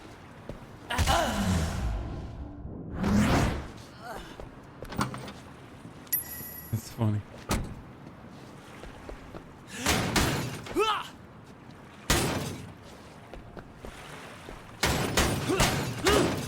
Wow, indestructible. Wait, what? Oh no, the car is broken. It's like literally indestructible.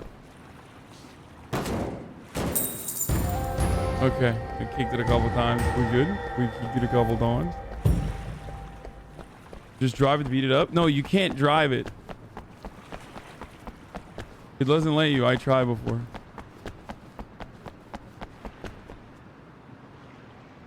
Okay, face meter allows you to heal up between fights and allows you to grapple the fat dudes. Okay, got it. First of all, they're pleasantly plump dudes, not fat. Okay. Don't be a fat shamer. Crane is this game's #1 advocate. Meet the new boss. Ooh, Mrs. Choose Revenge. Which one should I do? I'll do Mrs. Choose first.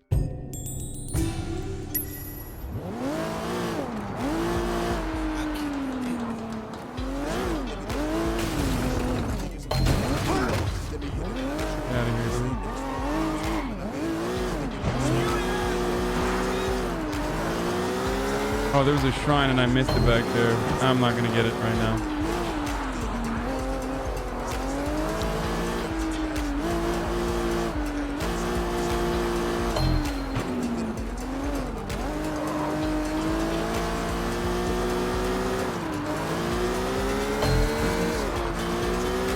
Nice car?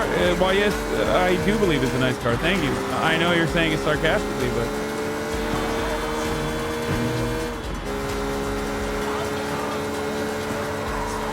How do I increase the volume?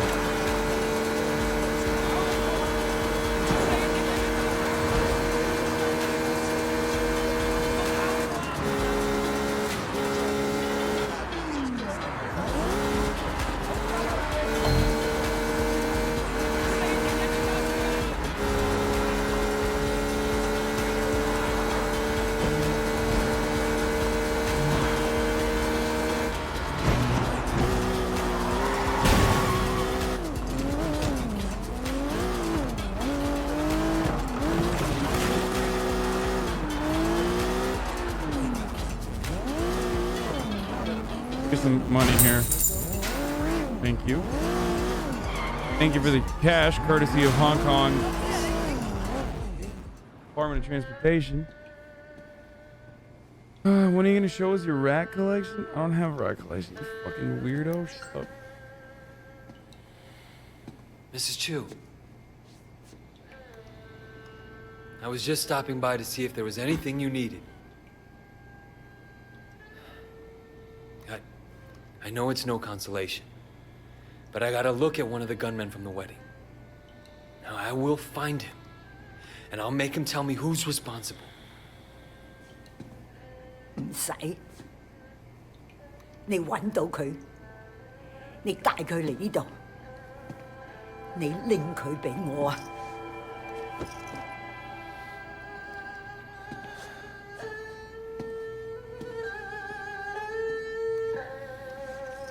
What's she gonna do? Make him fucking make chicken out of him?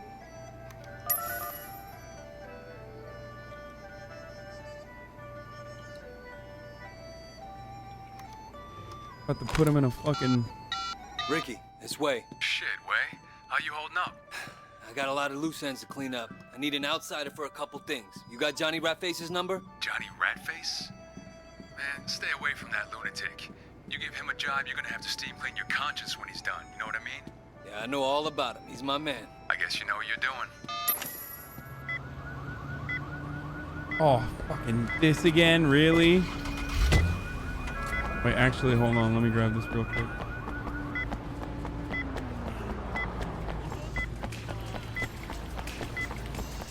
You want good clothes for less? Hey, need clothes? Need a suit? You come here. Wait. Fuck, where's the shrine? Hey! You like noodles? I got good Come on, noodles. good suit. You need good suit. Fuck out of here, man. Get out of the way. You want music? You want game? I got groceries. Hey, come on in. I got special deal for you. Isn't this the beginning of the game? Where this is the first shrine? Oh, there it is. I got good noodles. Right here for you.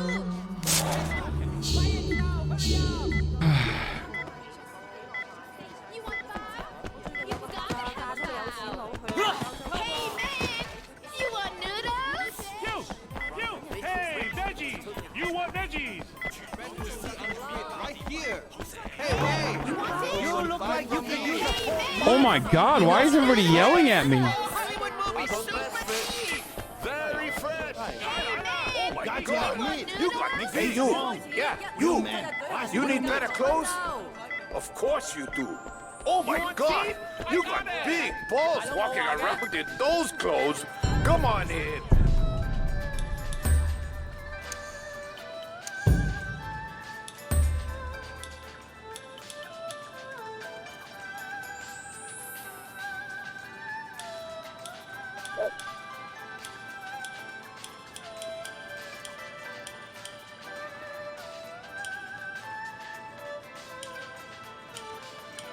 Oh my god, I have enough face level for all this now. Wield the lightning warrior sword.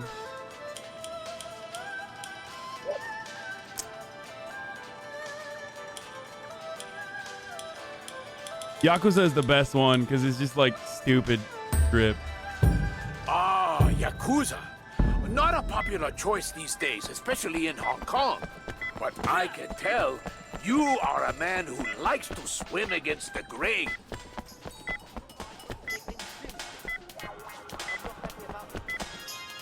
Okay, I gotta get the fuck out of here, man. How do I get the fuck out of here? Do you like dark chocolate milk or white chocolate milk? What?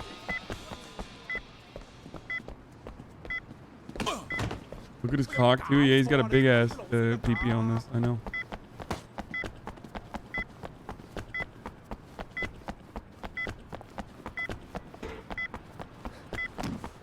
Wait, he doesn't even have the blip, blip, blip, blip, blip. Like, this doesn't have the good pussy sounds like fucking sound effects.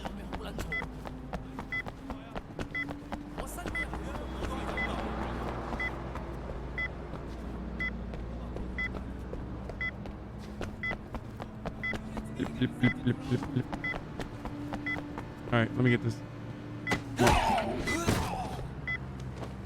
I'm literally Yakuza, bro. Sorry.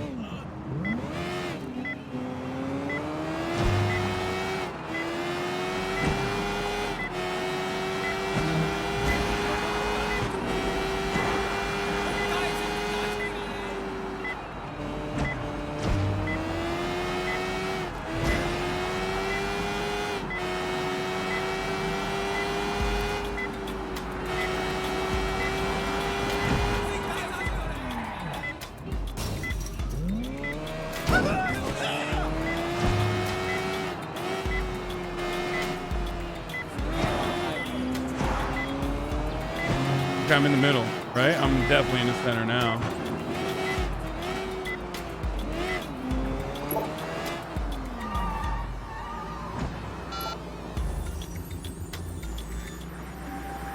Hey, is this Johnny? Yeah? A friend sent me to you. Works with a lot of movie stars, know what I mean? So? So I got a problem. He said you could help me. I'm busy. Wait, please. Look, I trade diamonds. Down in Central, my partner took off with all our stock. And by the time the cops look into it, he'll be halfway to Shanghai. I'll never get them back. Diamonds, huh? All I need is someone to recover them. I pay a large fee. Okay. What's the guy's name? His name is, Large Bucktooth Cho. He lives at 101 Aberdeen Road, but I think he may be at his girlfriend's apartment. Yeah, where's that? She's at, hold on, I'm looking it up. She's up on Marlboro. It's a green building with a lot of bamboo outside of it. Moron, what's the number? Got you, fucker.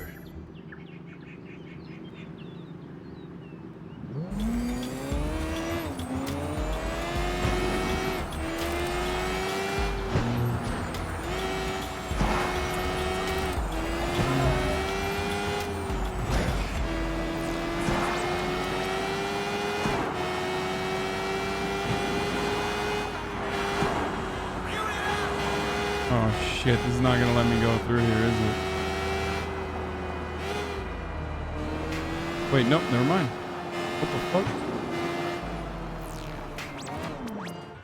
Oh, you lovely baby, I promise. Are you insane? Think of all the money we'll make. This is our future, you and me. Fuck you, asshole. I'm not taking off my clothes for you or anyone else. Asshole. Find Johnny the Rat Face.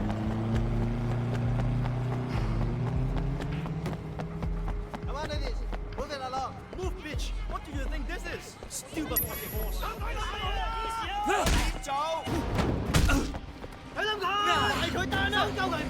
The Wing Chun Masters. The professional is better because it gives me, I think, like better counter opportunities. But I'll keep using this for now because it's drippy.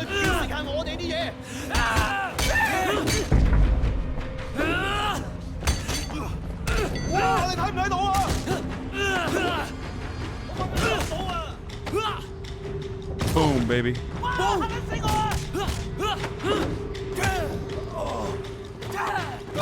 Dead.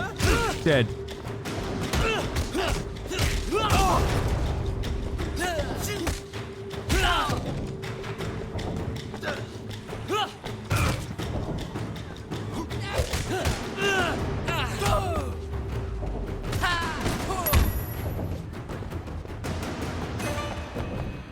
It's kind of funny that I'm just like beating the shit out of these fools.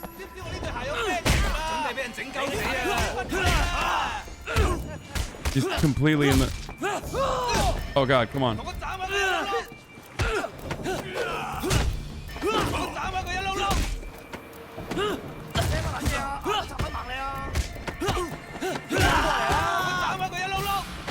There we go. Come on, give it to me.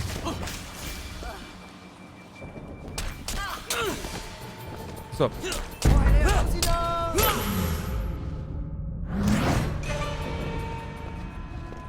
Confront Johnny the Rat Face. Hey, you! Oh shit, look what they're doing!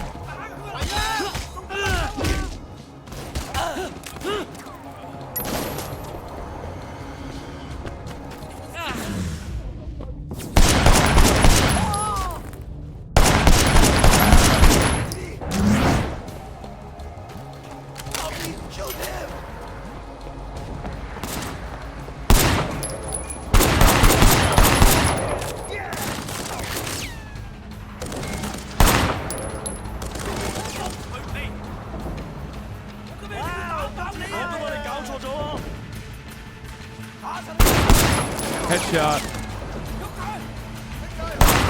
Headshot. Headshot. Headshot. Headshot.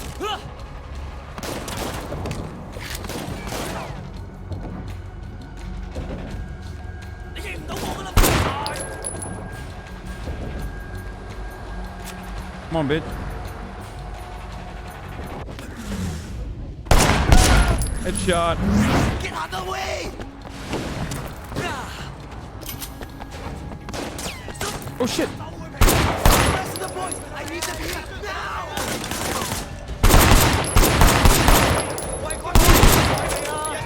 Damn. Headshot.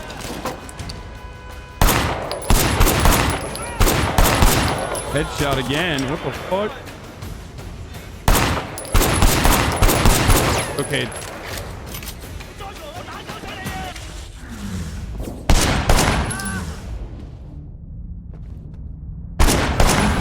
What?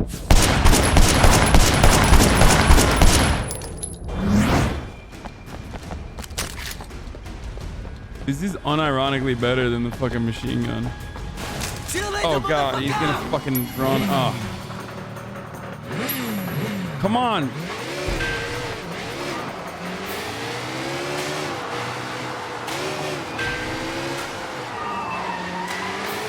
Hold LB to aim, RB to shoot. Okay.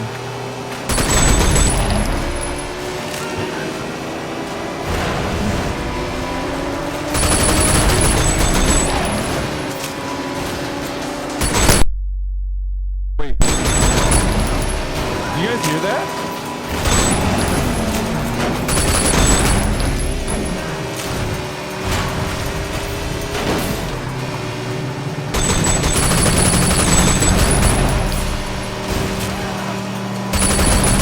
That's an innocent. Oh no, sorry.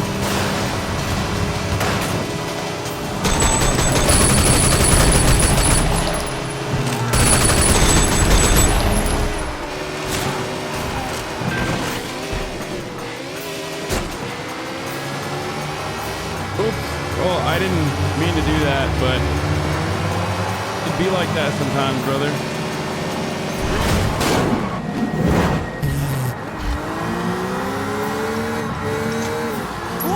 What do you want? A friend of mine wants to serve you some noodles.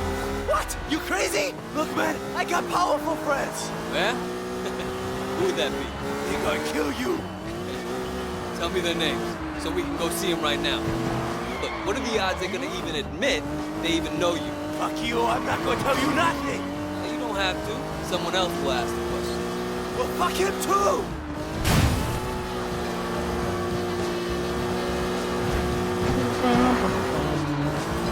What was that sound? Yeah, I have no idea what that was.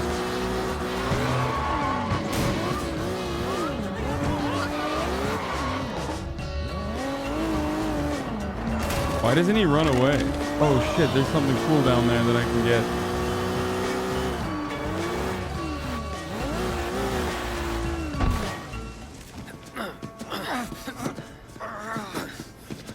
Johnny the Rat Face. Meet Mrs. Chu. Much like McDonald's, we're about to serve some McRib, baby. Osama! I don't know what this guy told you. 佢話俾我聽 ，Winston 死嗰日你就喺嗰度。而家你話俾我聽，邊個叫你做啊 I don't know what you're talking Your about. mic shit itself? Dude, when that happened? What do you mean? 喂，你而家應該走，你走啦喂。 Wait, don't leave me here. She's fucking crazy. Okay, I'll tell you anything you want to know. Just please, don't. Is it fine now?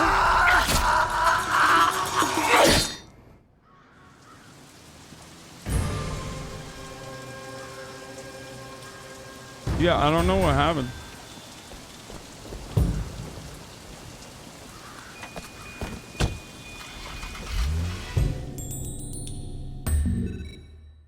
Abi sakalsız çok sikici oluyorsun. What? Alright, let's do the meet new boss.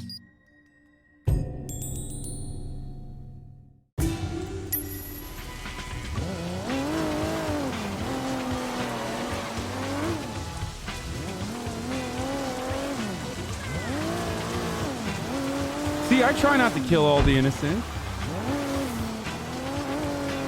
Wait, how do I get to my apartamento?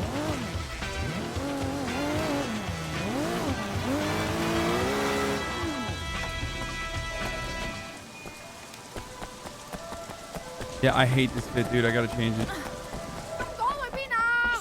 Loving this game? Me too, man. It's a really fucking fun game. It's a really fucking fun game. Oh shit, look at this. I can practice.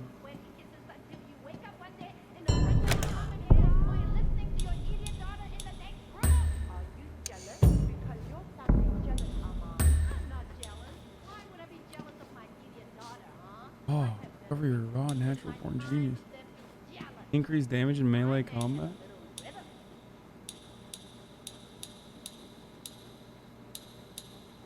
Okay, I'll do increased damage in melee combat.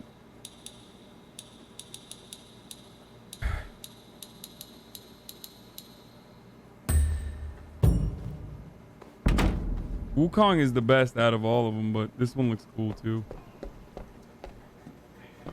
You never go back to your expensive apartment in the city? I went back when I wasn't on stream. It's cool, but it's too far from everything else going on. Can I help you? Oh, let's go, dude.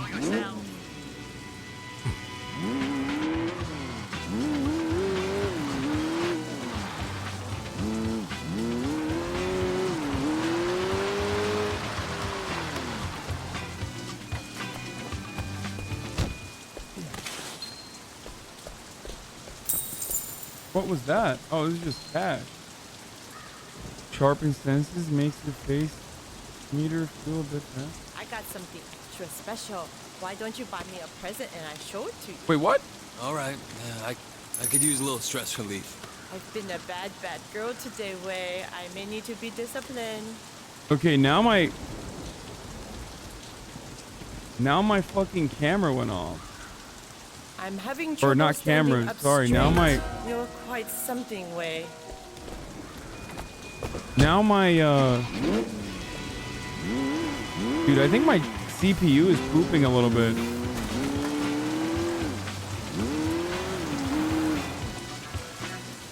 Because now both of my monitors turned off at the same time. Shut up, both of you! Winston's gone. Right now, we gotta stick together. We just can't let the 18K get away with this. What makes you so sure it was 18K? We all saw them. They were definitely 18K. Even stupid Jackie knows that. You ever think maybe they were just trying to look like 18K? Look, we've had a few skirmishes with them lately, but nothing major. It doesn't make sense that they would do something this big. Oh, so who do you think it was? I don't know, but I'm gonna find out. And who the fuck are you? I'm here for Mr. Lee. I take it you've heard of Big Smile Lee. Damn, he's He's jacked. another son-on-ye boss, Red Bull, just like Winston. Okay, what can we do for Mr. Lee? He has decided that for the time being, you may continue your operations in this area. But the percentage previously paid to Winston will now go to Mr. Lee. That's an interesting proposition. But I have a counteroffer from Mr. Lee. I'd appreciate if you relay this back to him word for word. Can you do that? You tell Mr. Lee that his people stay the fuck out of our territory, and in return, we'll let him live. I don't think you'll find that offer to his liking. I think you'll find that I don't give a fuck. You see our guest out, make sure he doesn't get lost. You'll regret this. I promise you that. Damn, they got some ugly ass drip, dude. The way. What the fuck? Back off! I'll kill him!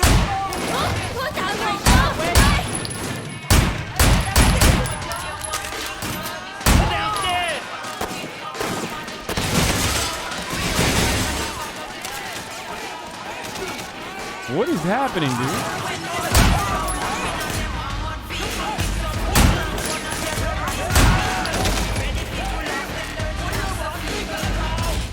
At least this gun's got good aim.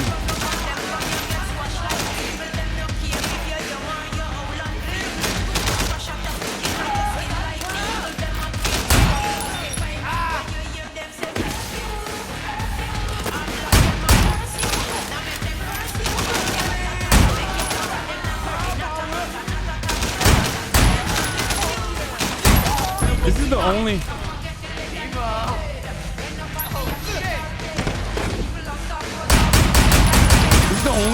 This is the only game where your partners actually kill people, which is cool.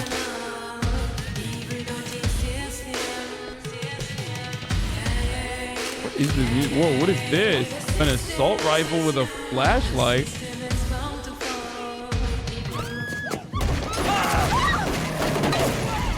This is the only game ever where your AI, where your partners are actually fucking murdering you. Murdering homies for you, which is pretty tight. Jackie! Get the car! Get the car! Donkey just skipped your video? What do you mean? For what?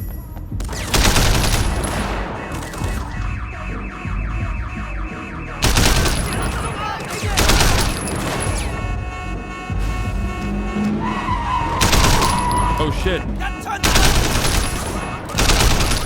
Oh my god, this gun is so precise. It's crazy. Oh shit. I can't look at the chat right now. But Donkey is reacting to your clip on his stream. Wait, really? That's pretty poggers. That's pretty cool. Man, he's getting away. Come on, let's go. Step on it. Tell him I'm a fan. Oh shit. Wait, what the fuck? Blow up! There it is. Oh my god. Y'all are dead.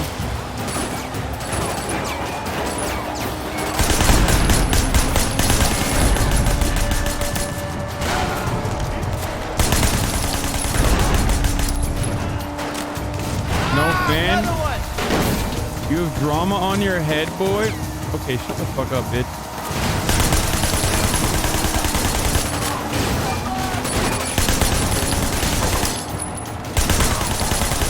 What is this, some fucking stupid fucking YouTuber meta? I'm in the middle of a gunfight in the streets of Hong Kong, motherfucker. I'm liberating Hong Kong right now, personally. It's Drama Monday. Oh yeah, it's Drama Monday, baby. Hey, what's going on? This game's got a lot of glitches. Look at me, I'm Donkey. This game's got a lot of glitches, but it's still fucking good.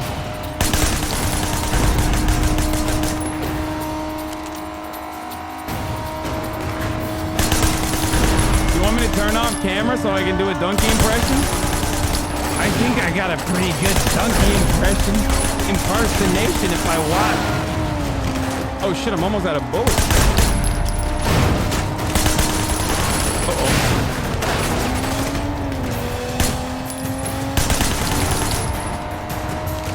Well, no, sorry, it's bad. Your webcam's out of focus? I can't see.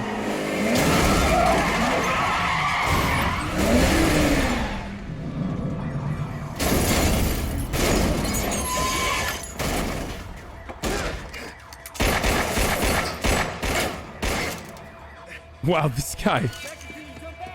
Yeah. Don't let him get away, man. Oh, I bet we're gonna have to do a Clean ponytail. No way. catch ponytail. Oh no, there's a shrine right there, but that's the health. I need to get that health. Oh, god damn it.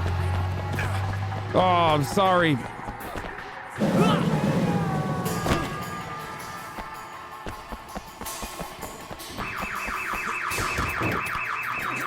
Ponytail, motherfucker. Come on.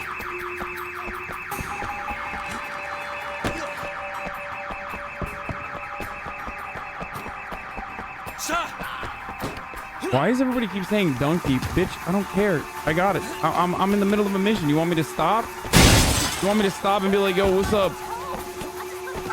If it's Drama Mondays, here's the drama, okay? I don't care right now. Huge drama.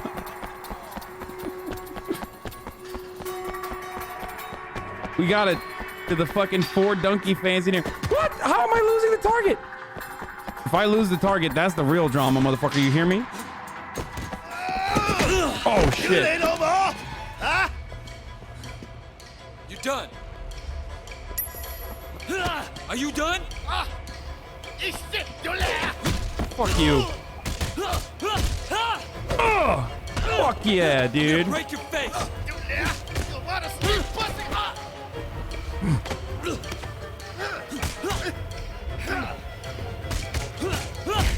Dude, Ponytail is fucking... He thought he... Bro, I am wearing this outfit. It's not for show, brother. I've killed like 70 monks for this shit. Tell your boss, stay the fuck out of my territory. Fuck you, eh?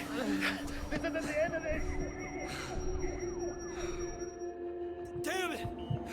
XKPD! Stop! Surrender yourself now! Stop! Ah, shit. Just what I need. Bro, chill, cops, chill. Copperinos. Hey, I'm one of you guys. I'm one of you guys. Get in! Come on, get in the back of the limo. Wait, why am I a limousine? Who the fuck are you guys? Change your tone, Shen. Miss Yang is a red pole, and she just saved your life. Miss Jang? Broken Nose Jang? My apologies, Madame Wait, Red what? Bull. What is he doing?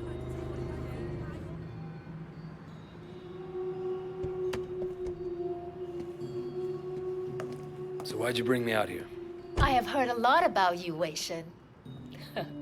I will get to the point. You must realize that you cannot stand against Big Smile Lee alone. That's what everyone tells me. Roland Ho said I'd need other bosses to support me. Indeed.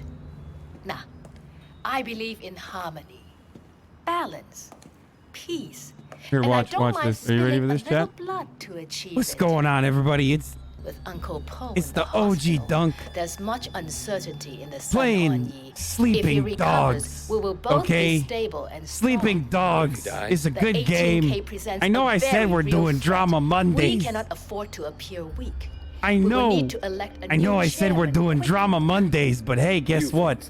I'm back playing Big Smile good Lee games, represents okay? A step backwards for the Sun On This Yi. is a good game. Lots Why of continue to glitches. force Real girls funny. into prostitution and pornography when there are other, less archaic, more profitable ways for us to make money? Her nose looks all right. I don't know why Have they're very different saying. ideas about our future. Her nose looks all I want right. to take Why the are they Sun On Yi saying forward. that her But it nose would is be broken? unwise even for me to stand against Big Smile Lee unaided. Which brings me to you. Now, Whoa, was that Donkey on we the both stream? That was appear to have crazy. the same problem, Pog. Wei Shen, and the opportunity to benefit if we work together. Drama alert. So it seems. I have my own reasons for hating Big Smile Lee's operation. Now, if you stand against him, you can count on me. Good. We will talk soon. 早唞啦吓，Wei Shen.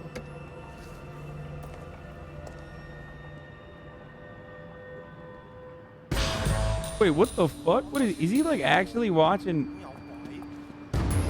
Is he watching me fucking... What? Hold up. Wait, what the fuck's he doing?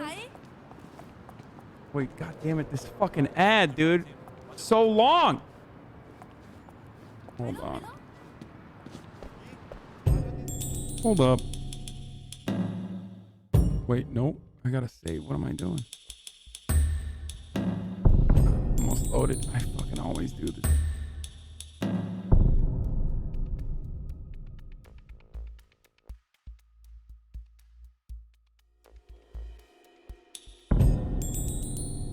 Wait, he is looking at... What the fuck's he looking at? Hold up. Damn, this motherfucker got 26,000 people watching him while he's doing reaction and drama and shit. Maybe he was right. What is it? Wait, why is there no audio? What?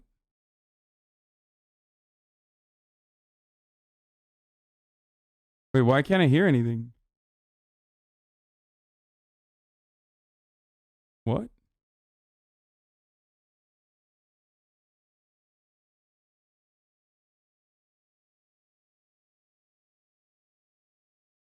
No, I did save, but...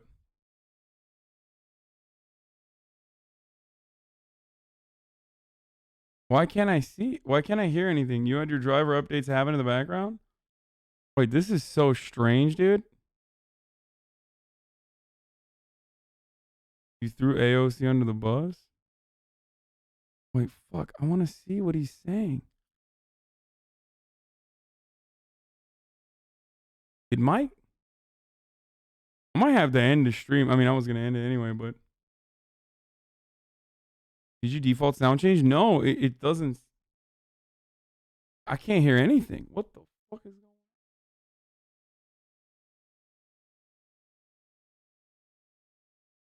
going on? Don't leave. He says his job on Monday was Tuesday. He played your voice. Is something with Twitch? Wait, let me refresh. Maybe it'll work this time. Wait, hold on. Oh, it is Twitch. Oh my God! It's I'm doing Jake Paul. I'm doing Logan Paul boxing match with this guy. That was not me talking. He faked that. That was fake talking. He must have got an impersonator that sounds exactly like me to say that. See? That's not me. He said it, donkey.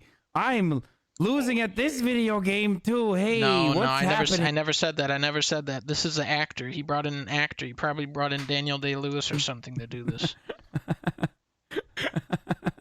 Is it like that? And now he's trying to come back and take my spot. This man sickens me. Now I have to move again. This is what you guys watch on here? This is the Twitch stuff on here? This makes me so mad. Oh, man. I'm going to have Logan Paul. I'm going to have my friend Logan Paul fight this guy in boxing. See? He said it was good. He said it was good. Fuck you, chat. So excited for Reaction Friday. Now, Saturday, I want to do something that's never been done on YouTube before. And that is play Minecraft and for Sunday Among Us. So that's the new schedule. No more dunk views, no more essay style videos, and no more playing these obscured games nobody cares about, like stupid ass Mario Brothers and crap. Remember to like this video. Okay, someone describe to me what is happening here. Subscribe to my Twitch. That's this. And subscribe to my Twitter account and watch all of my Among Us videos. Bye bye. Yeah. Where did this even? Where is he watching this from? Speak to your Irish accent. Wait, did he actually make it Among Us single player? Hey guys. Oh, Here Among I am Us. with This guy just such a beginner. It's hard to watch these beginner content creators out here. When did he upload this? Wait, where is this video? There's more? It's not even Tuesday. It's not even Among Us Tuesday, and he's already watching Among Us. This is such a beginner move, and this is just embarrassing. Is he watching one of the clip channels or something? To see such a he's watching one of my fucking clip such channels. A person Oh at my such a lower God! level than me, uploading at such a watching the wrong content on the wrong day of the week. playing the single player for Among Us. Daily doses. Couldn't find anybody. This is good. Nobody really wanted to play This right is now, good. so I figured to check out the single player mode. See if I can beat my best lap here. Oh this fuck! could I need to cost me a follow little. him for 10 minutes. I can't even write it, dude. I can Look. just get this, make this turn. All right, I just gotta wait for that might 10 be- minutes. Wow, there we go. Oh, that's gonna mess my time up there. People actually think you're just re-uploading someone's content. Wide too. How can you see nothing? This is actually pretty fun to do, like the time trial mode. Okay, this sucks so bad. How does this have 3.2 million views? Because it's Sub to bypass it?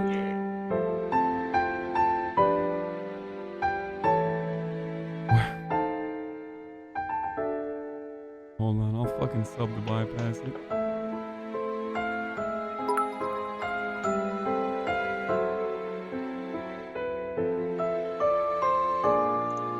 Wait, do I have a free Twitch Prime? This man. Thank you, man. Thank you, man. Hold on. I don't know. Oh wow, that's pretty good. Well, Leah said she watched me and she laughed. Is this I don't know slow who to mode? believe now. Wait, why won't it let me fucking write? I'm subbed now. You can chat in 13 seconds. He's a big fan. He said I suck. Wait, does he think I actually think he sucks? What the fuck? Yeah, that is true. The biggest fans are the people that are always saying you suck. Wait, is he serious? That's usually how it works. That's why I don't do good videos anymore. Wait, what? Oh, he's joking, right? He's not being serious, Now right? here's another person. Apparently this was like a big thing this week. A big thing. People this week are like roasting me and trying to do like impersonations of me and copying me and like making a dumb voice of me. So here's another guy that did it. That's me! Oh my god, it's me! I'm gonna choke him out. I almost just threw up fake choking, so we're not gonna do that. Come on, go in. All right, we're done. You're the biggest butthurt I've ever seen. Wait, what? Do people in his audience actually think I? Moment's over. Yeah, whatever. It's done. It's over. Go back to sleeping dogs now. No, I'm gonna end it.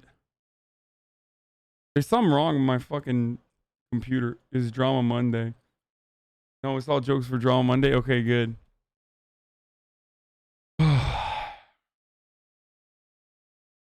I got actually hurt. I literally thought that he thought I was being serious. Oh, I want to see this clip.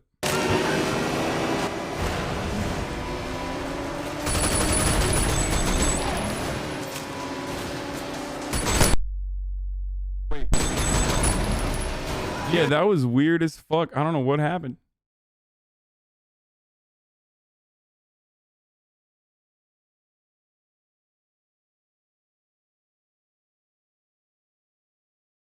He's talking to you right now.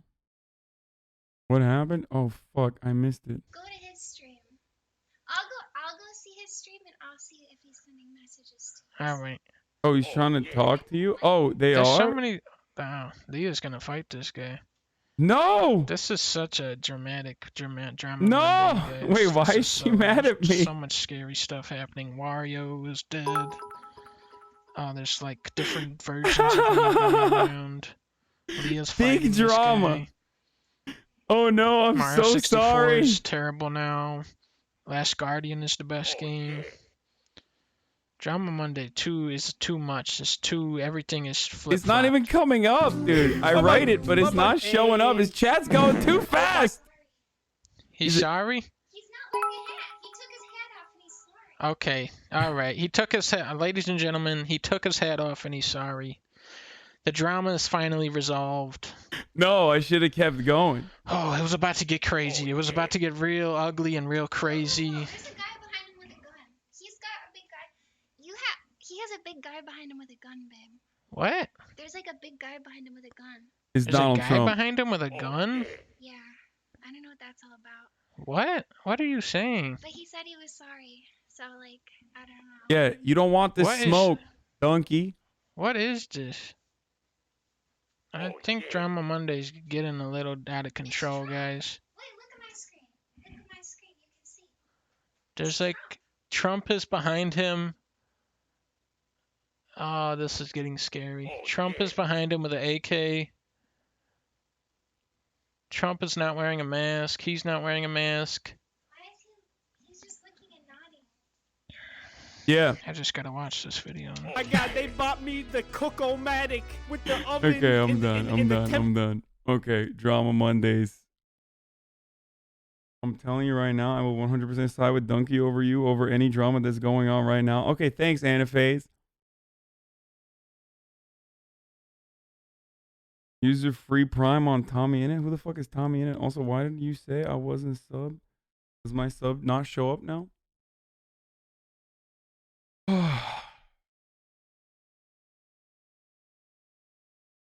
Which I just sided with him over myself. What do you mean?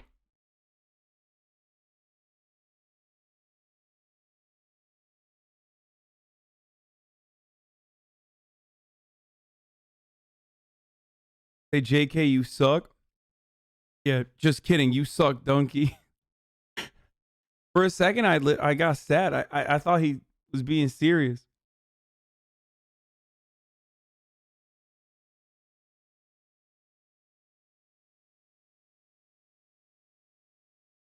Okay, buddy, every 2 days. Okay, well, I had time before you go.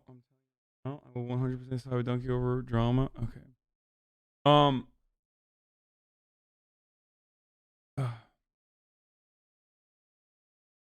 so tired. I don't know what the fuck's going on. Some people in his audience think you worship Trump now. His audience hated how much you beat your nails. Okay, well, whatever. I don't give a shit.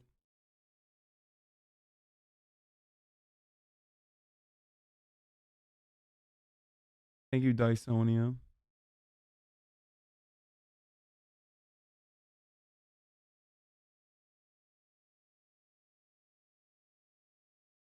This is what I mean, dude. This is what I mean. I don't got simps. This is the problem. I don't have simps. I don't have simps. This is what I mean. I gotta get more simps. I gotta put the work in and get more simps. You know what I mean? You guys are out here siding with my enemies, dude. With my mortal enemies, okay? None of you are ride or die. I wonder how many of his normie fans are probably like, who the fuck is this Hasan guy? I fucking hate him. You know, fuck this Hasan guy.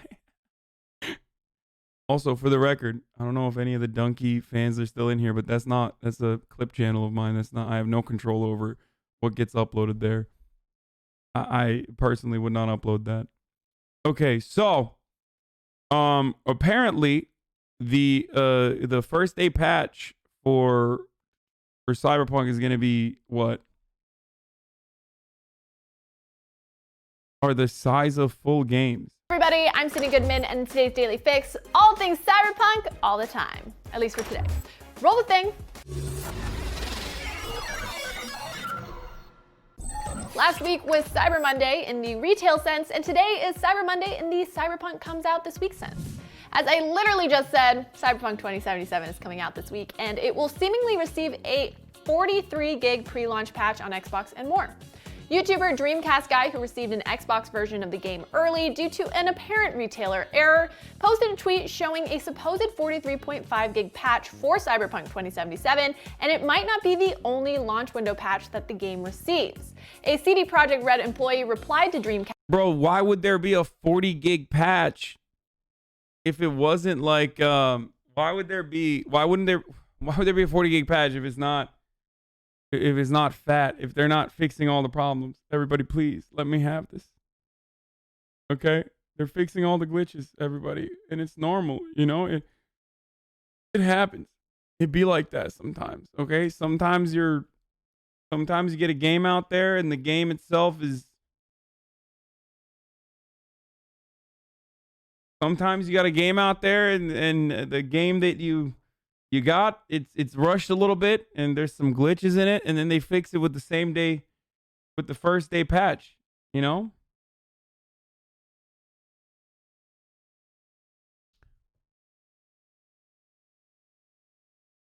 $40 gigs of lore-friendly garbage textures, you absolute imbecile.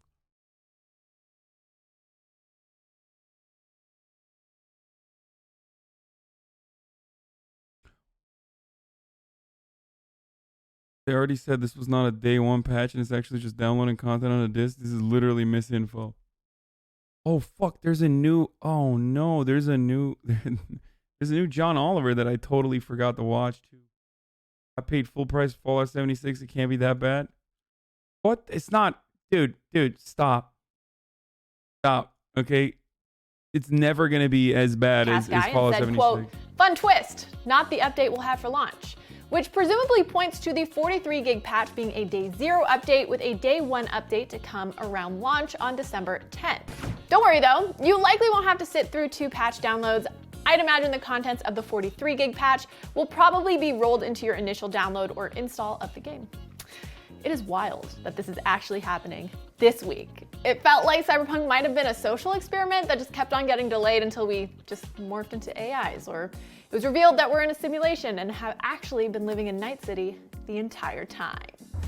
You thought we were done talking about Cyberpunk? We're not! It's available to preload now through GOG, Galaxy, Steam, and the Epic Store, and if you choose to do so, you'll be treated to a cute Keanu Reeves Easter egg if you try to boot up.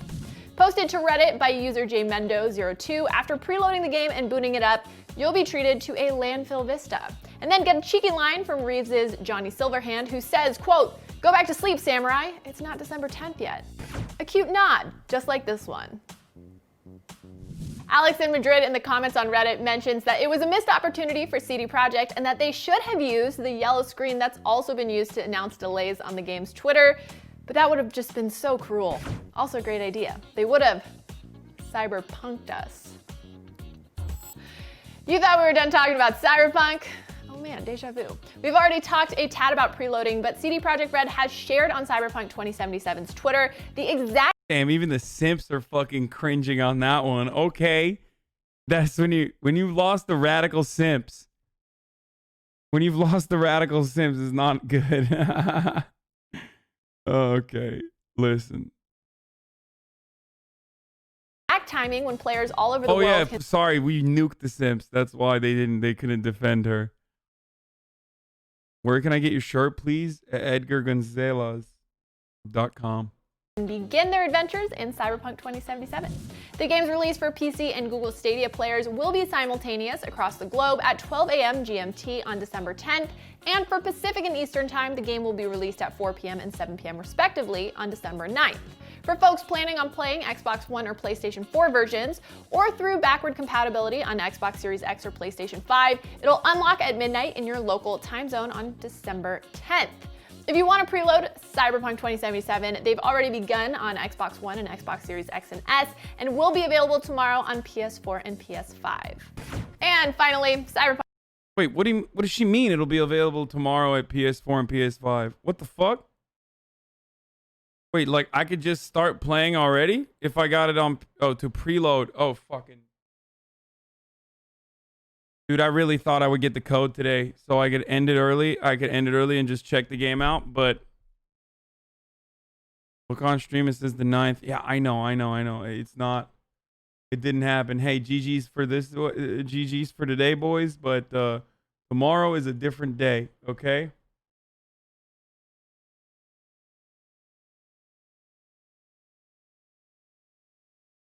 If your computer can't handle streaming and playing— preload was today on PC? Yeah, I know.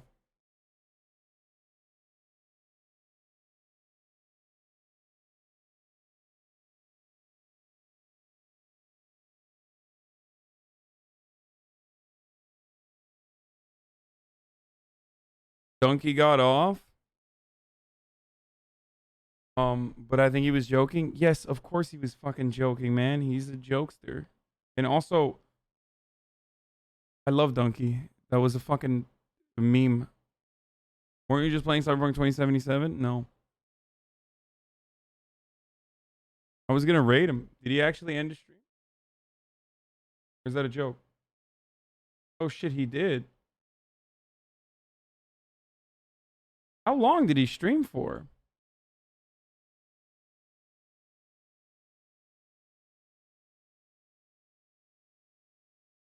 Two hours? Rookie numbers, dude. Rookie numbers, dude. Leah was in chat asking if Donkey said sorry earlier. You guys say he's sorry for being mean or what? Oh, no, she asked if I said sorry for being mean. He stopped because the drama got too much. 2 hours, like 10-minute react video for you? Yeah, seriously. Yeah, beginner's numbers, dude.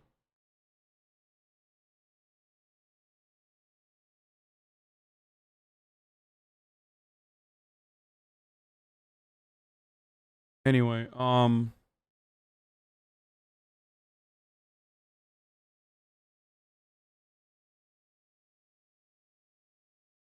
I can't tell if they're being serious or not. I was just kidding. I'm beginner, but somehow I got the 24K Andy levels. I mean, of course.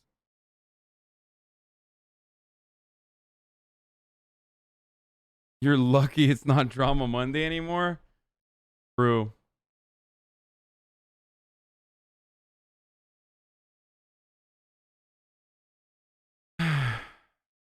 Don't leave before you drop below 40k subs. I mean, I'm gonna drop below 40k subs. Anyway, okay. All right, well, folks.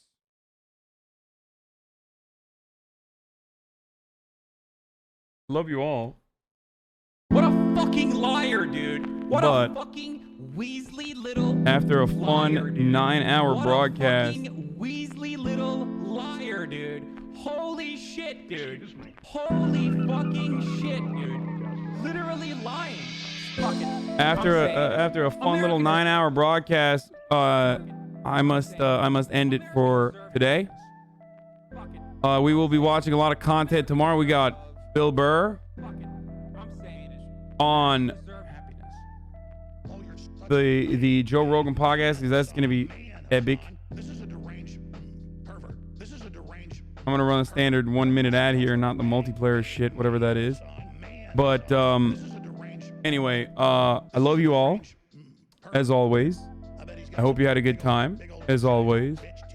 Tomorrow we will get back to the regular. What is happening? Fossilbot is clapping, everybody.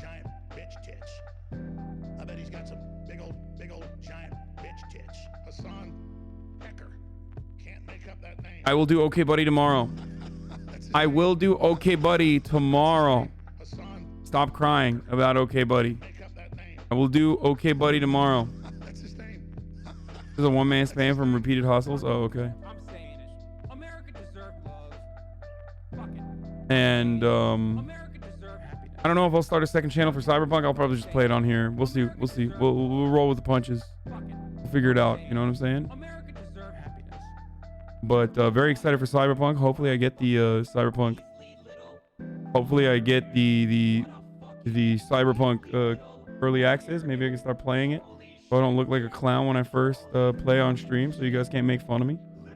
But as always, love you all, and stay safe. Be kind to one another, and I will see you tomorrow, bright and early. But before I do that, of course, I'm gonna raid Will Neff. I was gonna raid Donkey, but he already ended it because he was a coward who did not want the smoke. All right. Good night, everybody.